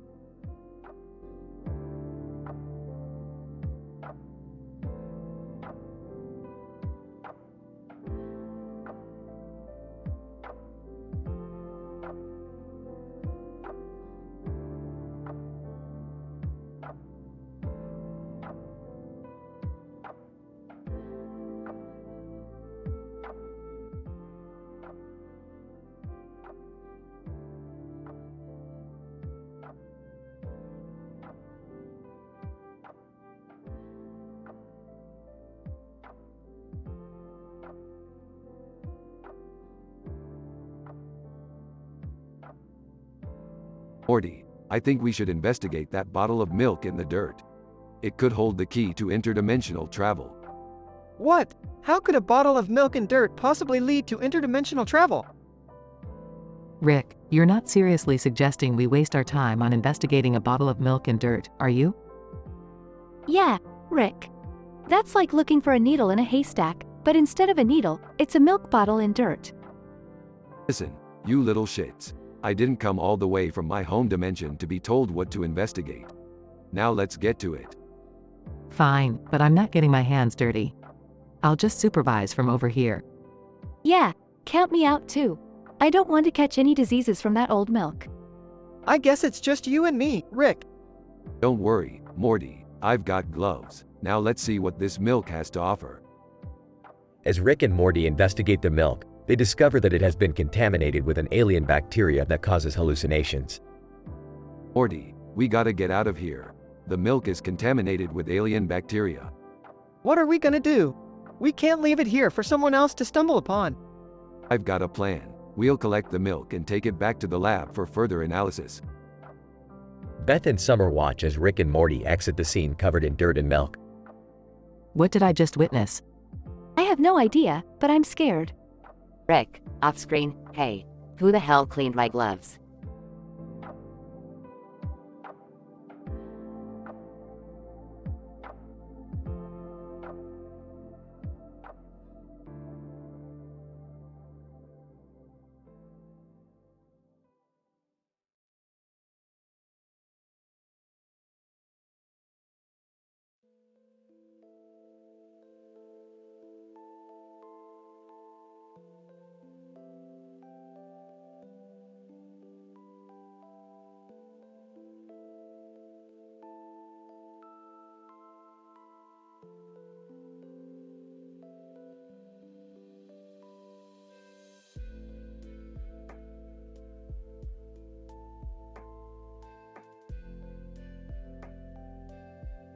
Title: The Hilarity of Bus 1915, a Rick and Morty Adventure.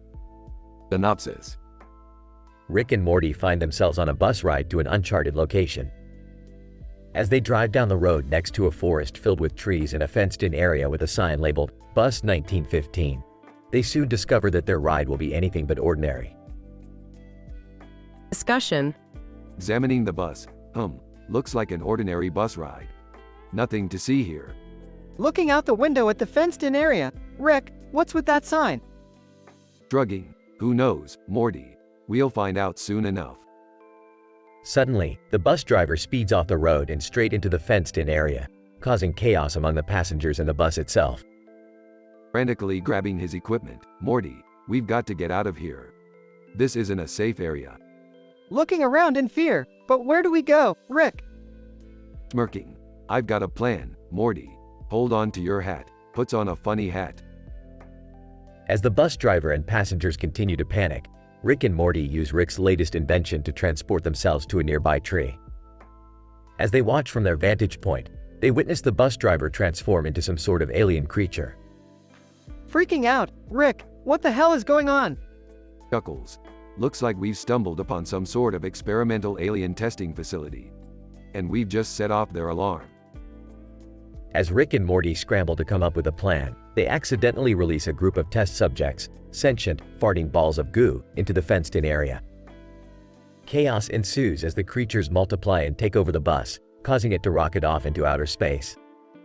Proud of his invention. Well, Morty, I'd say we've successfully broken out of the simulation and saved the day. Dumbfounded. I don't even know what's happening anymore, Rick. The episode ends with Rick and Morty riding off into the sunset, still wearing their ridiculous hats, while the bus soars through space with the alien passengers. Raising his flask, cheers to another successful adventure, Morty. Sighing, I need a drink.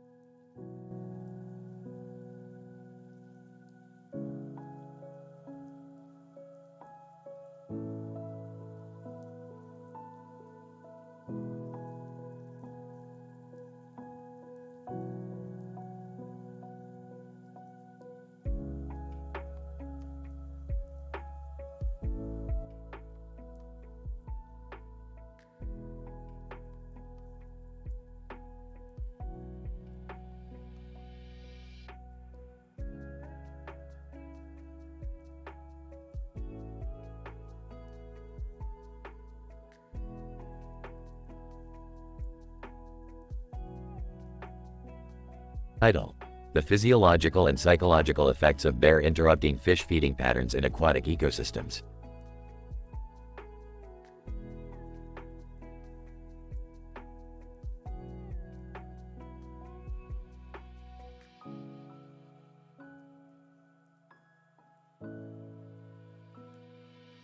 Morty, we're going on an adventure to study the bear-fish interaction in the wild. Aw, geez, Rick, do we have to? I don't want to get mauled by a bear. Relax, Morty. I've developed a bear repellent spray for just such an occasion. Okay, but what are we trying to accomplish here? We're studying the physiological and psychological effects on fish when a bear interrupts their feeding patterns. Oh, I don't get it. Basically, we're taking notes on how the other fish react to the bear eating a fish right in front of them. Oh, okay. So what do we do now? We jump in the water and observe the bear. And Morty, whatever you do, don't scream. What? Why would I? AHHHHHHGH. Morty, that's it. I'm spraying you with the bear repellent. Oh, man. Sorry, Rick. It's fine, Morty. Now let's get back to observing the bear. What are we looking for, exactly? Well, we need to monitor the bear's behavior and the impact it has on the other fish in the area. We might even be able to learn something about group dynamics and feeding patterns. Cool, so what's our conclusion? Our conclusion? Morty, we haven't even collected any data yet. This is just the beginning. Oh, right. Sorry, Rick. It's fine, Morty. Now let's get back to observing the bear and collecting some scientific data.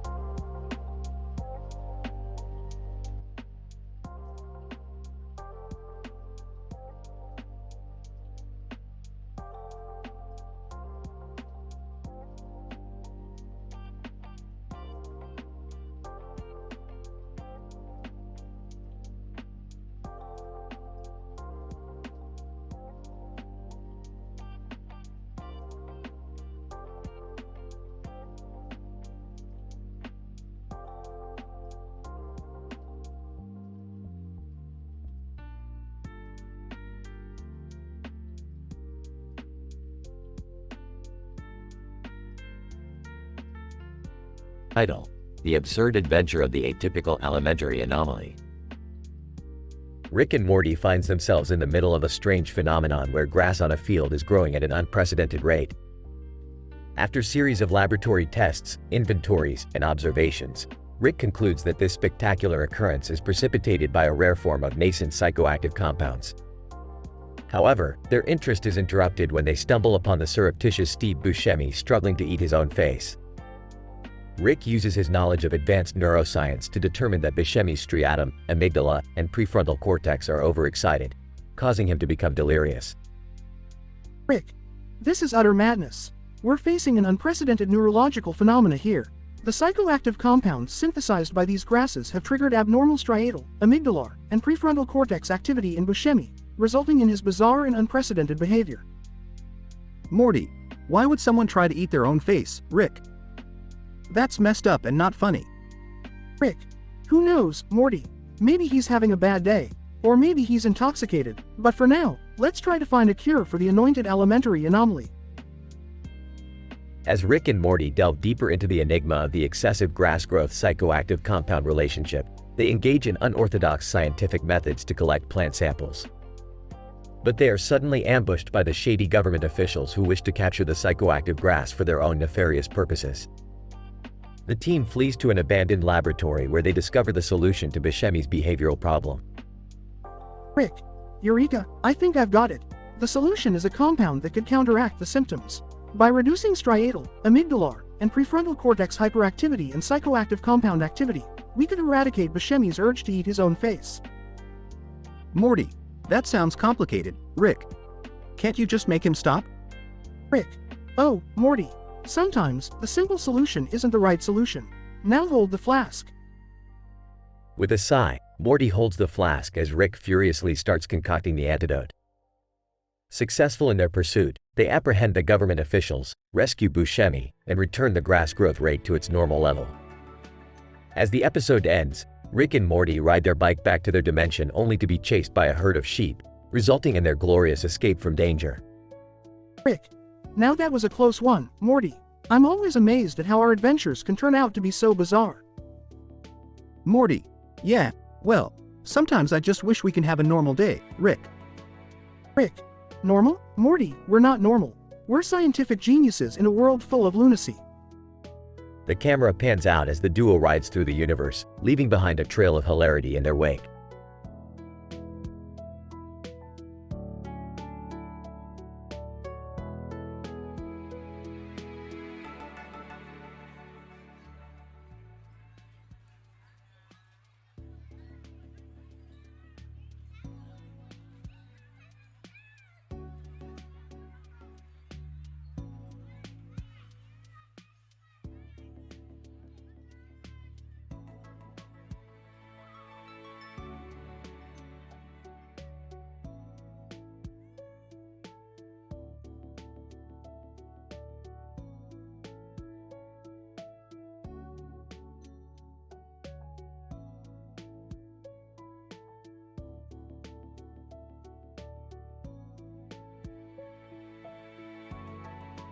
Title: Temporal Shenanigans, Clock Tower Capers.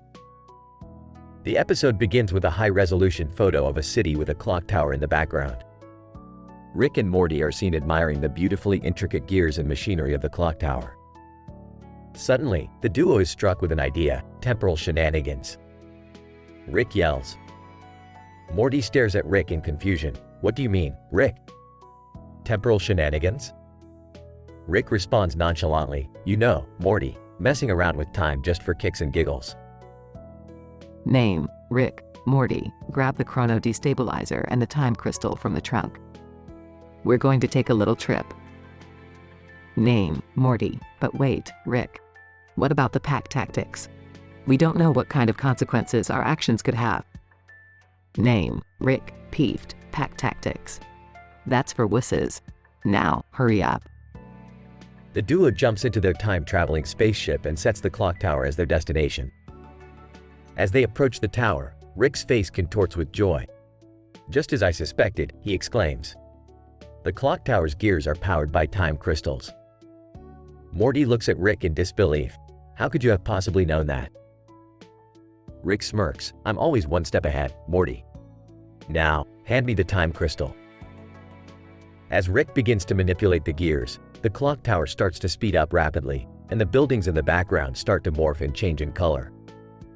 Morty starts to panic. Rick, we can't mess around with time like this. Who knows what kind of catastrophic consequences this could have? Rick laughs. Relax, Morty. It's just a little bit of harmless fun. Suddenly, a group of time-traveling sheriffs flies in on hovercrafts and apprehends Rick and Morty. You're under arrest for temporal misconduct, one of the sheriffs says. Rick smirks. Hey, at least we went down in style. The episode ends with Rick and Morty being sentenced to community service for their actions. Morty turns to Rick. Well, this was all your fault. How are we going to fix this mess? Rick responds with a sly grin. Don't worry, Morty. I've got plenty of tricks up my sleeve.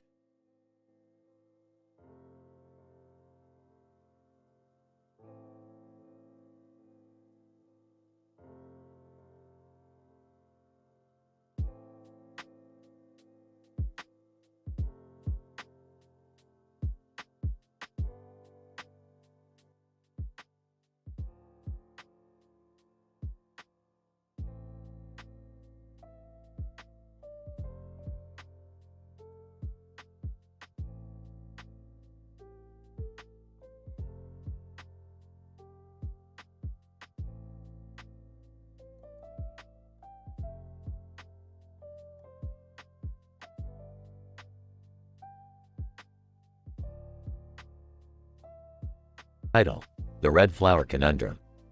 Introduction. Rick and Morty embark on a highly abnormal and potentially dangerous adventure after discovering a red flower with unusual properties in the middle of a field with a white path going through it and a mountain in the background. Rick, Morty, get your dumb ass over here. Look at this flower. It's emitting strange electromagnetic radiation. Morty, what does that mean, Rick? Rick, it means that this flower has some serious potential to change the entire science game. Plus, I could sell it for a ton of cash. Morty, Rick, are you sure that's a good idea? It seems like you're always getting us into trouble with these kinds of things. Rick, don't be such a wuss, Morty. This is the greatest discovery in the history of Rugrats TV show in 2006. Action. The duo soon realize that the flower has a mind of its own and it's causing chaos all around them. Rick, Morty, I think we've got a little bit of a problem here. The flower seems to have developed some sort of consciousness. Morty, a consciousness? What does that mean, Rick? Rick, it means that it's controlling everything around us. The trees, the animals, even the freaking mountain in the background. Morty, oh, geez. What are we gonna do, Rick? Rick, don't worry about it, Morty. I've got a plan. Let's just say it involves some serious firepower and a little bit of science. Conclusion. After a wild and unpredictable fight, Rick and Morty are able to regain control over the situation and contain the flower's power. Their discovery may have caused havoc, but it has also opened up a whole new realm of scientific possibilities. Morty, wow, Rick. That was crazy. But do you think we did the right thing by containing the flower's power? Rick, of course we did, Morty. We couldn't let that thing run rampant and destroy everything in its path. Plus, think about all the new discoveries we just made.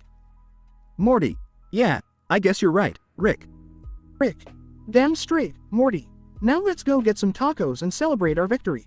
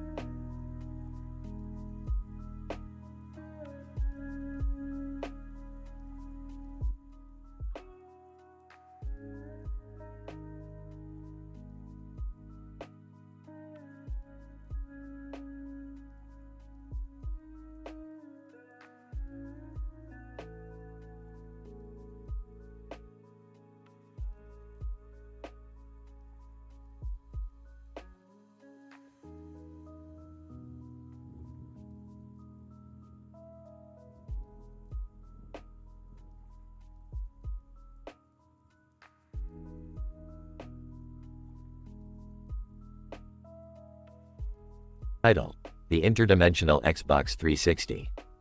Abstract: Rick and Morty discover an ancient Xbox 360 with interdimensional capabilities, causing chaos and hilarity for the entire Smith family. Introduction. After stumbling upon an old computer with a green light on its side and a black and white case on the side, Rick and Morty discover it is an interdimensional portal to an alternate dimension, leading them to find an old Xbox 360 with similar capabilities. This discovery will lead to a series of misadventures and hilarious antics. Morty, take a look at this. This computer is more than meets the eye. Whoa, Rick! That looks like one of those old Xboxes. Hey! That's my old Xbox 360. I thought I lost it years ago. You had an Xbox 360? I thought we agreed to get rid of all of our old junk. Hold on a second, Beth. This thing has interdimensional capabilities. It could take us to parallel universes, where the Xbox 360 never died. Whoa, dude! We could play all the classic games, forever. Wait, so you're saying I could finally beat Halo 3 on Legendary difficulty? I don't know if that's worth risking our lives over, Jerry. Experimentation. The family decides to give the interdimensional Xbox 360 a try, and ends up in an alternate universe where the console is still the hottest gaming system on the market. They run into several versions of themselves, all playing different games and having a blast. This is incredible. Look at all the possibilities. Hey, I wonder if there's an alternate dimension where I'm actually good at Call of Duty? Rick, we can't simply hop from universe to universe like it's a game. There could be serious consequences. Relax, Beth. What's the worst that could happen? The family quickly finds out what the worst that could happen is when they accidentally open a portal to a dimension filled with demonic versions of their favorite video game characters, creating chaos and destruction in the process. Oh no! I never wanted to see a possessed Super Mario. I told you. I told you this was a terrible idea. Rick, we gotta do something. We can't let them take over our world. Conclusion. After a wild and wacky adventure, the Smith family manages to defeat the demonic video game characters and return to their own universe, vowing to never mess with interdimensional Xboxes again. Phew, that was a close one. I guess I underestimated the power of video games. Yeah, I think I'll stick to real-life adventures from now on. But I still want to try beating Halo 3 on Legendary difficulty. Oh, Jerry.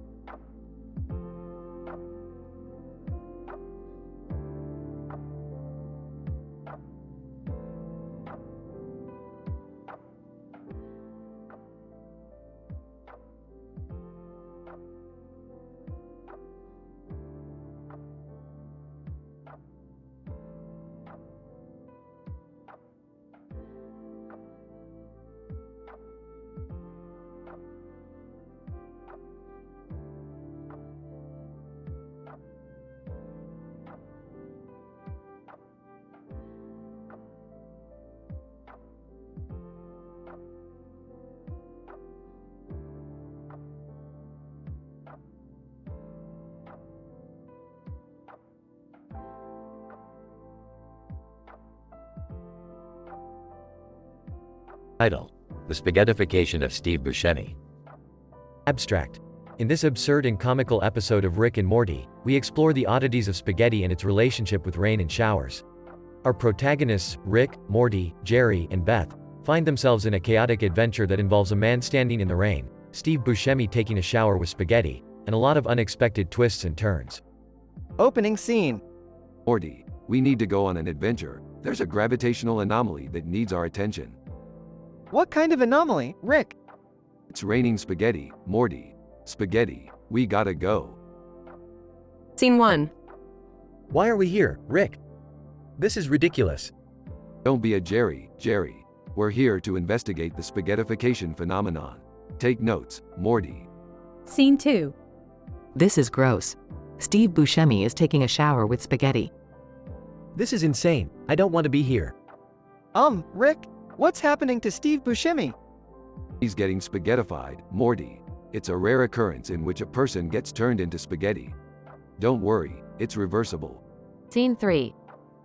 I don't understand. How can it rain spaghetti? It's a natural reaction, Jerry. When high levels of moisture and low levels of gravity combine, it creates a spaghetti shower. Scene 4.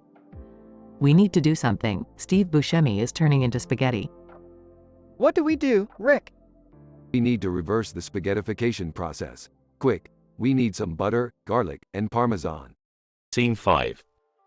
Oh God, I can't unsee this. He's a giant spaghetti noodle. We need to inject him with the garlic butter parmesan solution. Hold him down, Morty. Scene 6. It's working. He's turning back to normal. Steve Buscemi, what the? Why am I covered in spaghetti? It's a long story, Steve. You don't want to know. Scene 7. Another successful adventure, team. Let's go home and celebrate with some spaghetti and meatballs. Did we just turn Steve Buscemi into spaghetti and then back into a human? Don't think too hard about it, Morty. Let's just enjoy the moment. Closing scene. I'm never doing this again, Rick. Come on, Jerry, you had fun. Admit it. No. This is not fun. Suit yourself, Jerry. I'll just make sure to leave you behind on our next adventure. Finn.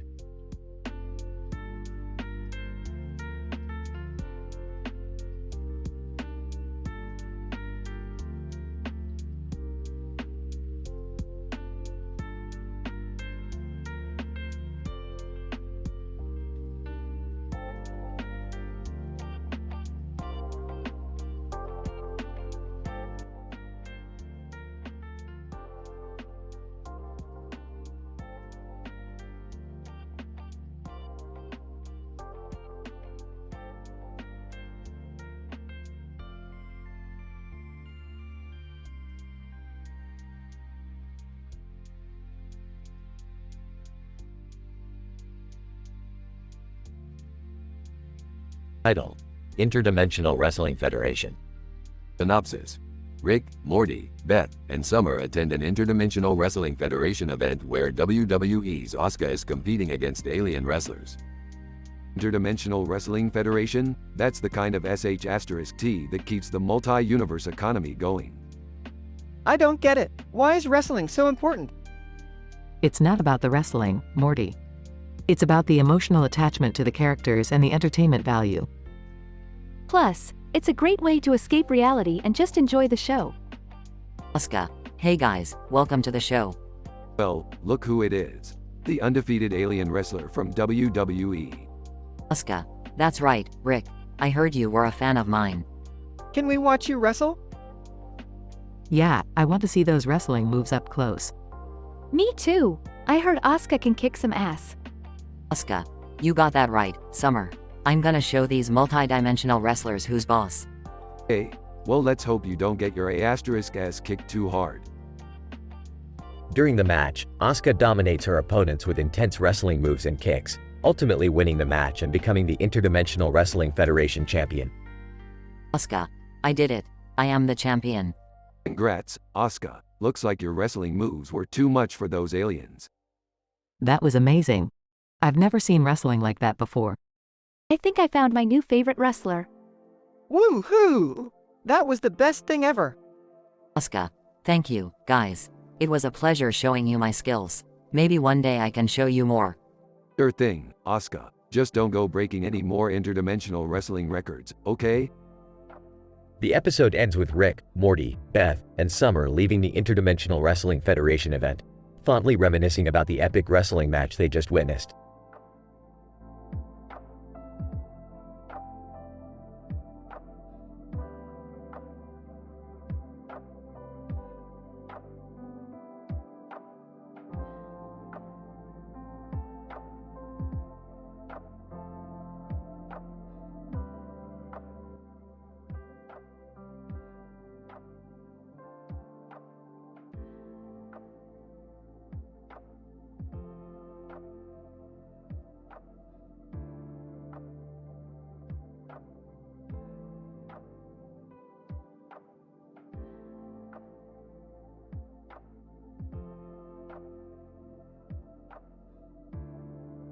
Title: The Bedtime Paradox of Manifold Wealth.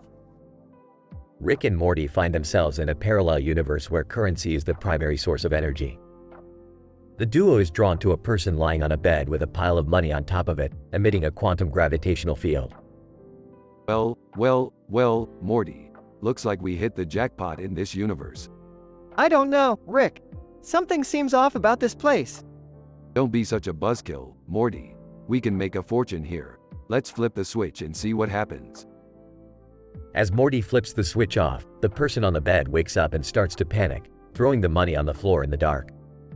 Person on the bed, what the hell is going on? Where is my money? Looks like we've got a classic bedtime paradox on our hands, Morty. You can have your money or your sleep, but not both. Oh, okay. But how are we going to get out of this mess? Simple, Morty. We just need to create a device that can convert currency into energy and vice versa. That way, everyone can have a good night's sleep and keep their money. As Rick and Morty start to build the device, chaos ensues in the parallel universe. Banks are robbed, people are fighting for their money, and the gravitational field becomes even stronger. Person on the bed, please, help us. We can't take it anymore. Hang on, Morty. We're almost there. Finally, the device is complete and the duo activates it. The money on the floor transforms into energy and the gravitational field disappears. The people in the parallel universe start to relax and a sense of peace is restored. Person on the bed, thank you so much. I can finally get some sleep. Wow, Rick, we really made a difference in this universe. Yeah, Morty, but let's get out of here before we create any more paradoxes. And maybe stop by a therapist on the way back. The duo escapes the parallel universe, leaving behind a world that has been forever changed by the power of science and a whole lot of jokes. The end.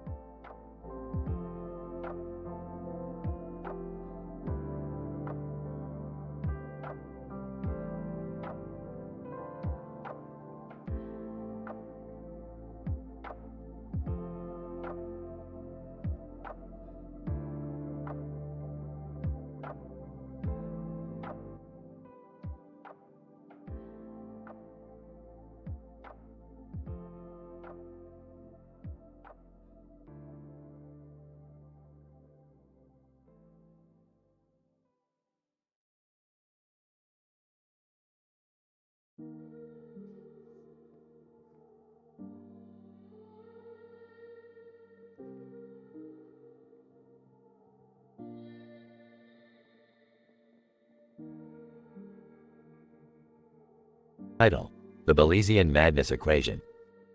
Synopsis. Rick decides to take the family on a vacation to the tropical country of Belize.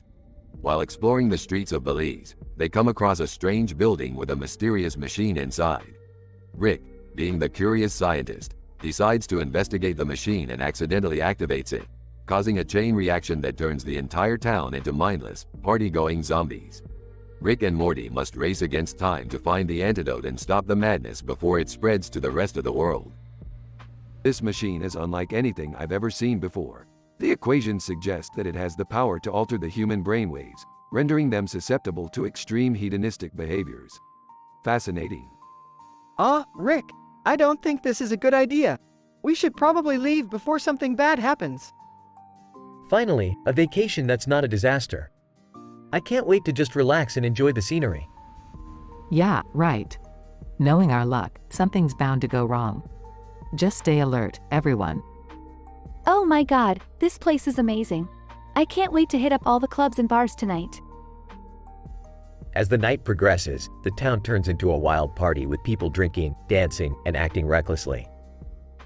Looks like my equations were correct. This machine has turned everyone into party animals.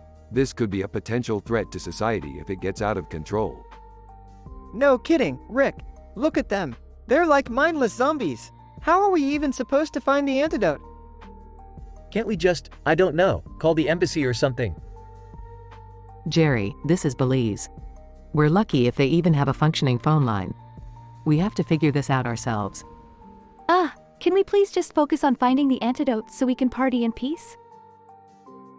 After a series of misadventures and close calls, Rick and Morty manage to find the antidote and administer it to the town, reversing the effects of the machine.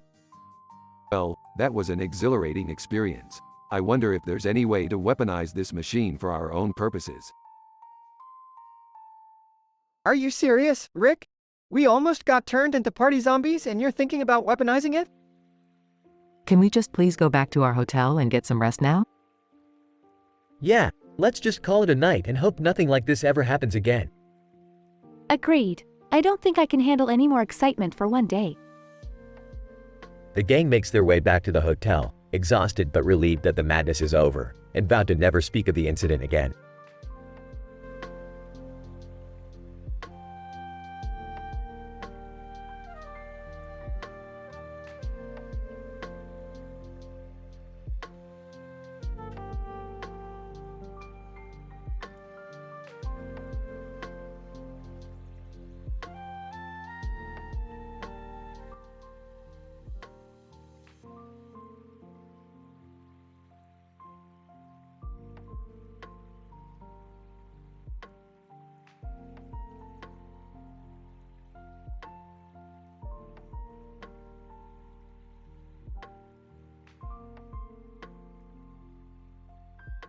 Title: The Gastronomical Extravaganza. Abstract. The episode begins with Rick experimenting on a new food compound that could revolutionize the culinary industry. Morty, Jerry, and Summer are skeptical but intrigued. Morty, I've invented a new food compound that will blow your mind. But, Rick, what does this have to do with science? It's all about the chemical properties, Morty.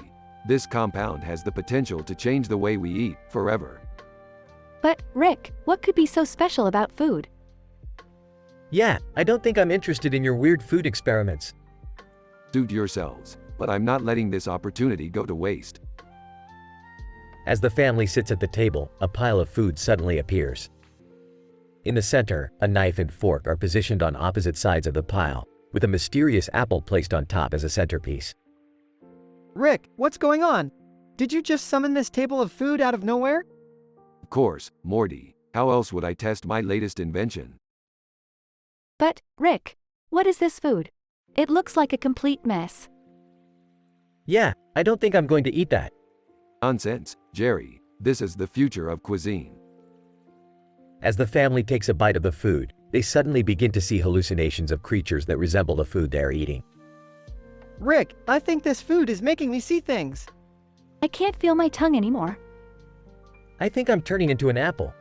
This is all part of the experience, guys. Just ride it out. As the episode progresses, The family battles their crazy food-induced hallucinations while trying to figure out how to escape this never-ending gastronomical nightmare. Rick, why did you do this? This food is insane. I don't think we can survive this, Rick. I'm never going to eat a normal meal again. Relax, everyone. It's just a simple experiment with a little bit of chaos mixed in. The episode ends with the family teleporting out of the gastronomical nightmare, vowing never to let Rick experiment with food again.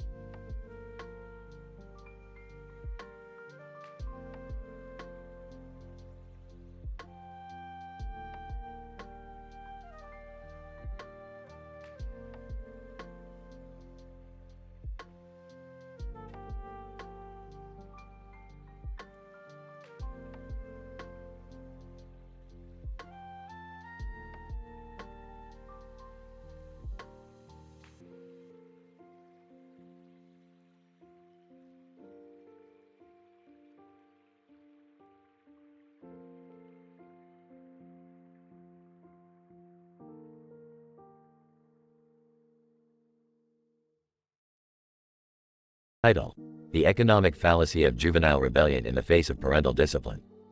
Act 1. The episode opens with Morty gazing out the window of his family's living room, contemplating the profound complexity of the natural world.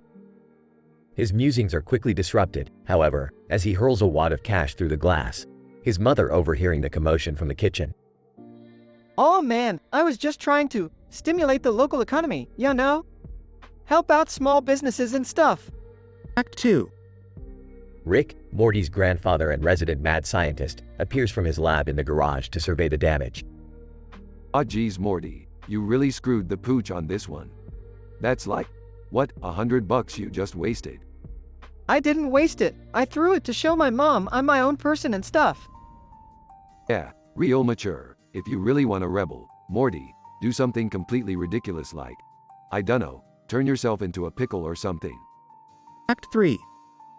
As Morty considers his grandfather's advice, his mother storms into the room, incensed at the destruction wrought upon her home.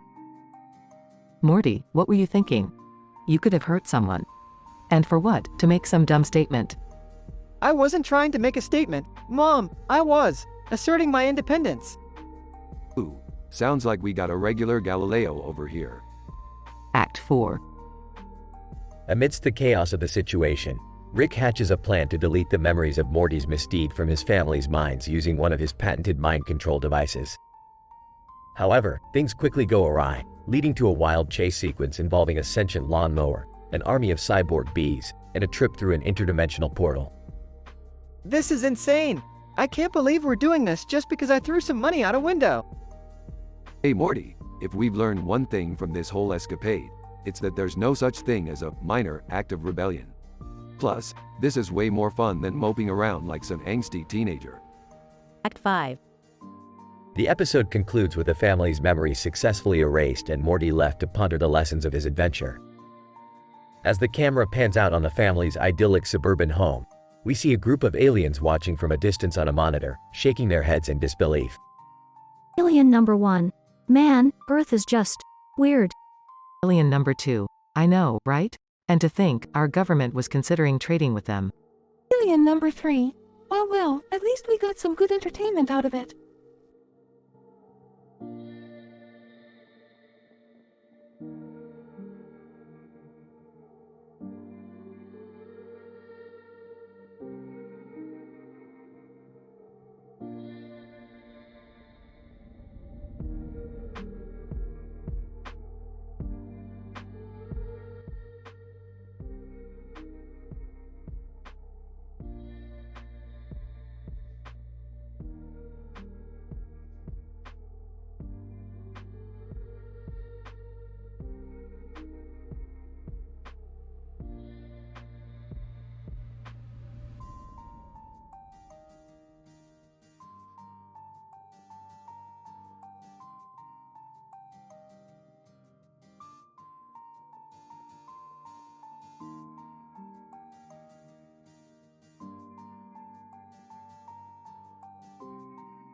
Title: The Quantum Matryoshka Mindy F*** CK. Opening scene. Rick and Morty are in the garage tinkering with one of Rick's inventions when Beth walks in. What are you guys up to? We're working on something called the Quantum Matryoshka Mindy F*** CK. It's the ultimate mind-blowing experience. Oh man, I can't wait. What is it exactly? It's a series of nested virtual realities within each other. The deeper you go, the crazier and more intense it gets. That sounds dangerous. Relax, Beth. It's perfectly safe. As long as we don't go too deep, we'll be fine. Suddenly, they hear a commotion outside and look out the window to see Asuka in a boxing ring, pummeling opponents left and right. Hey, isn't that Asuka? What's she doing here? She's here for a charity event. She's raising money for the local animal shelter. Well, we can't let her have all the fun. Let's go check it out. They head out to the boxing ring and Asuka challenges Rick to a match. Asuka, come on, old man. Let's see what you've got. Ah, you're on, sweet cheeks. The boxing match starts and Asuka rapidly outmatches Rick, who is blinking a lot to avoid her quick attacks. Damn, this girl is fast. But watch this. Rick reaches into his pocket and pulls out a vial of neon green liquid, which he quickly drinks. What the hell was that? It's a quantum energy drink. It'll give me the boost I need to take her down. I don't know about this.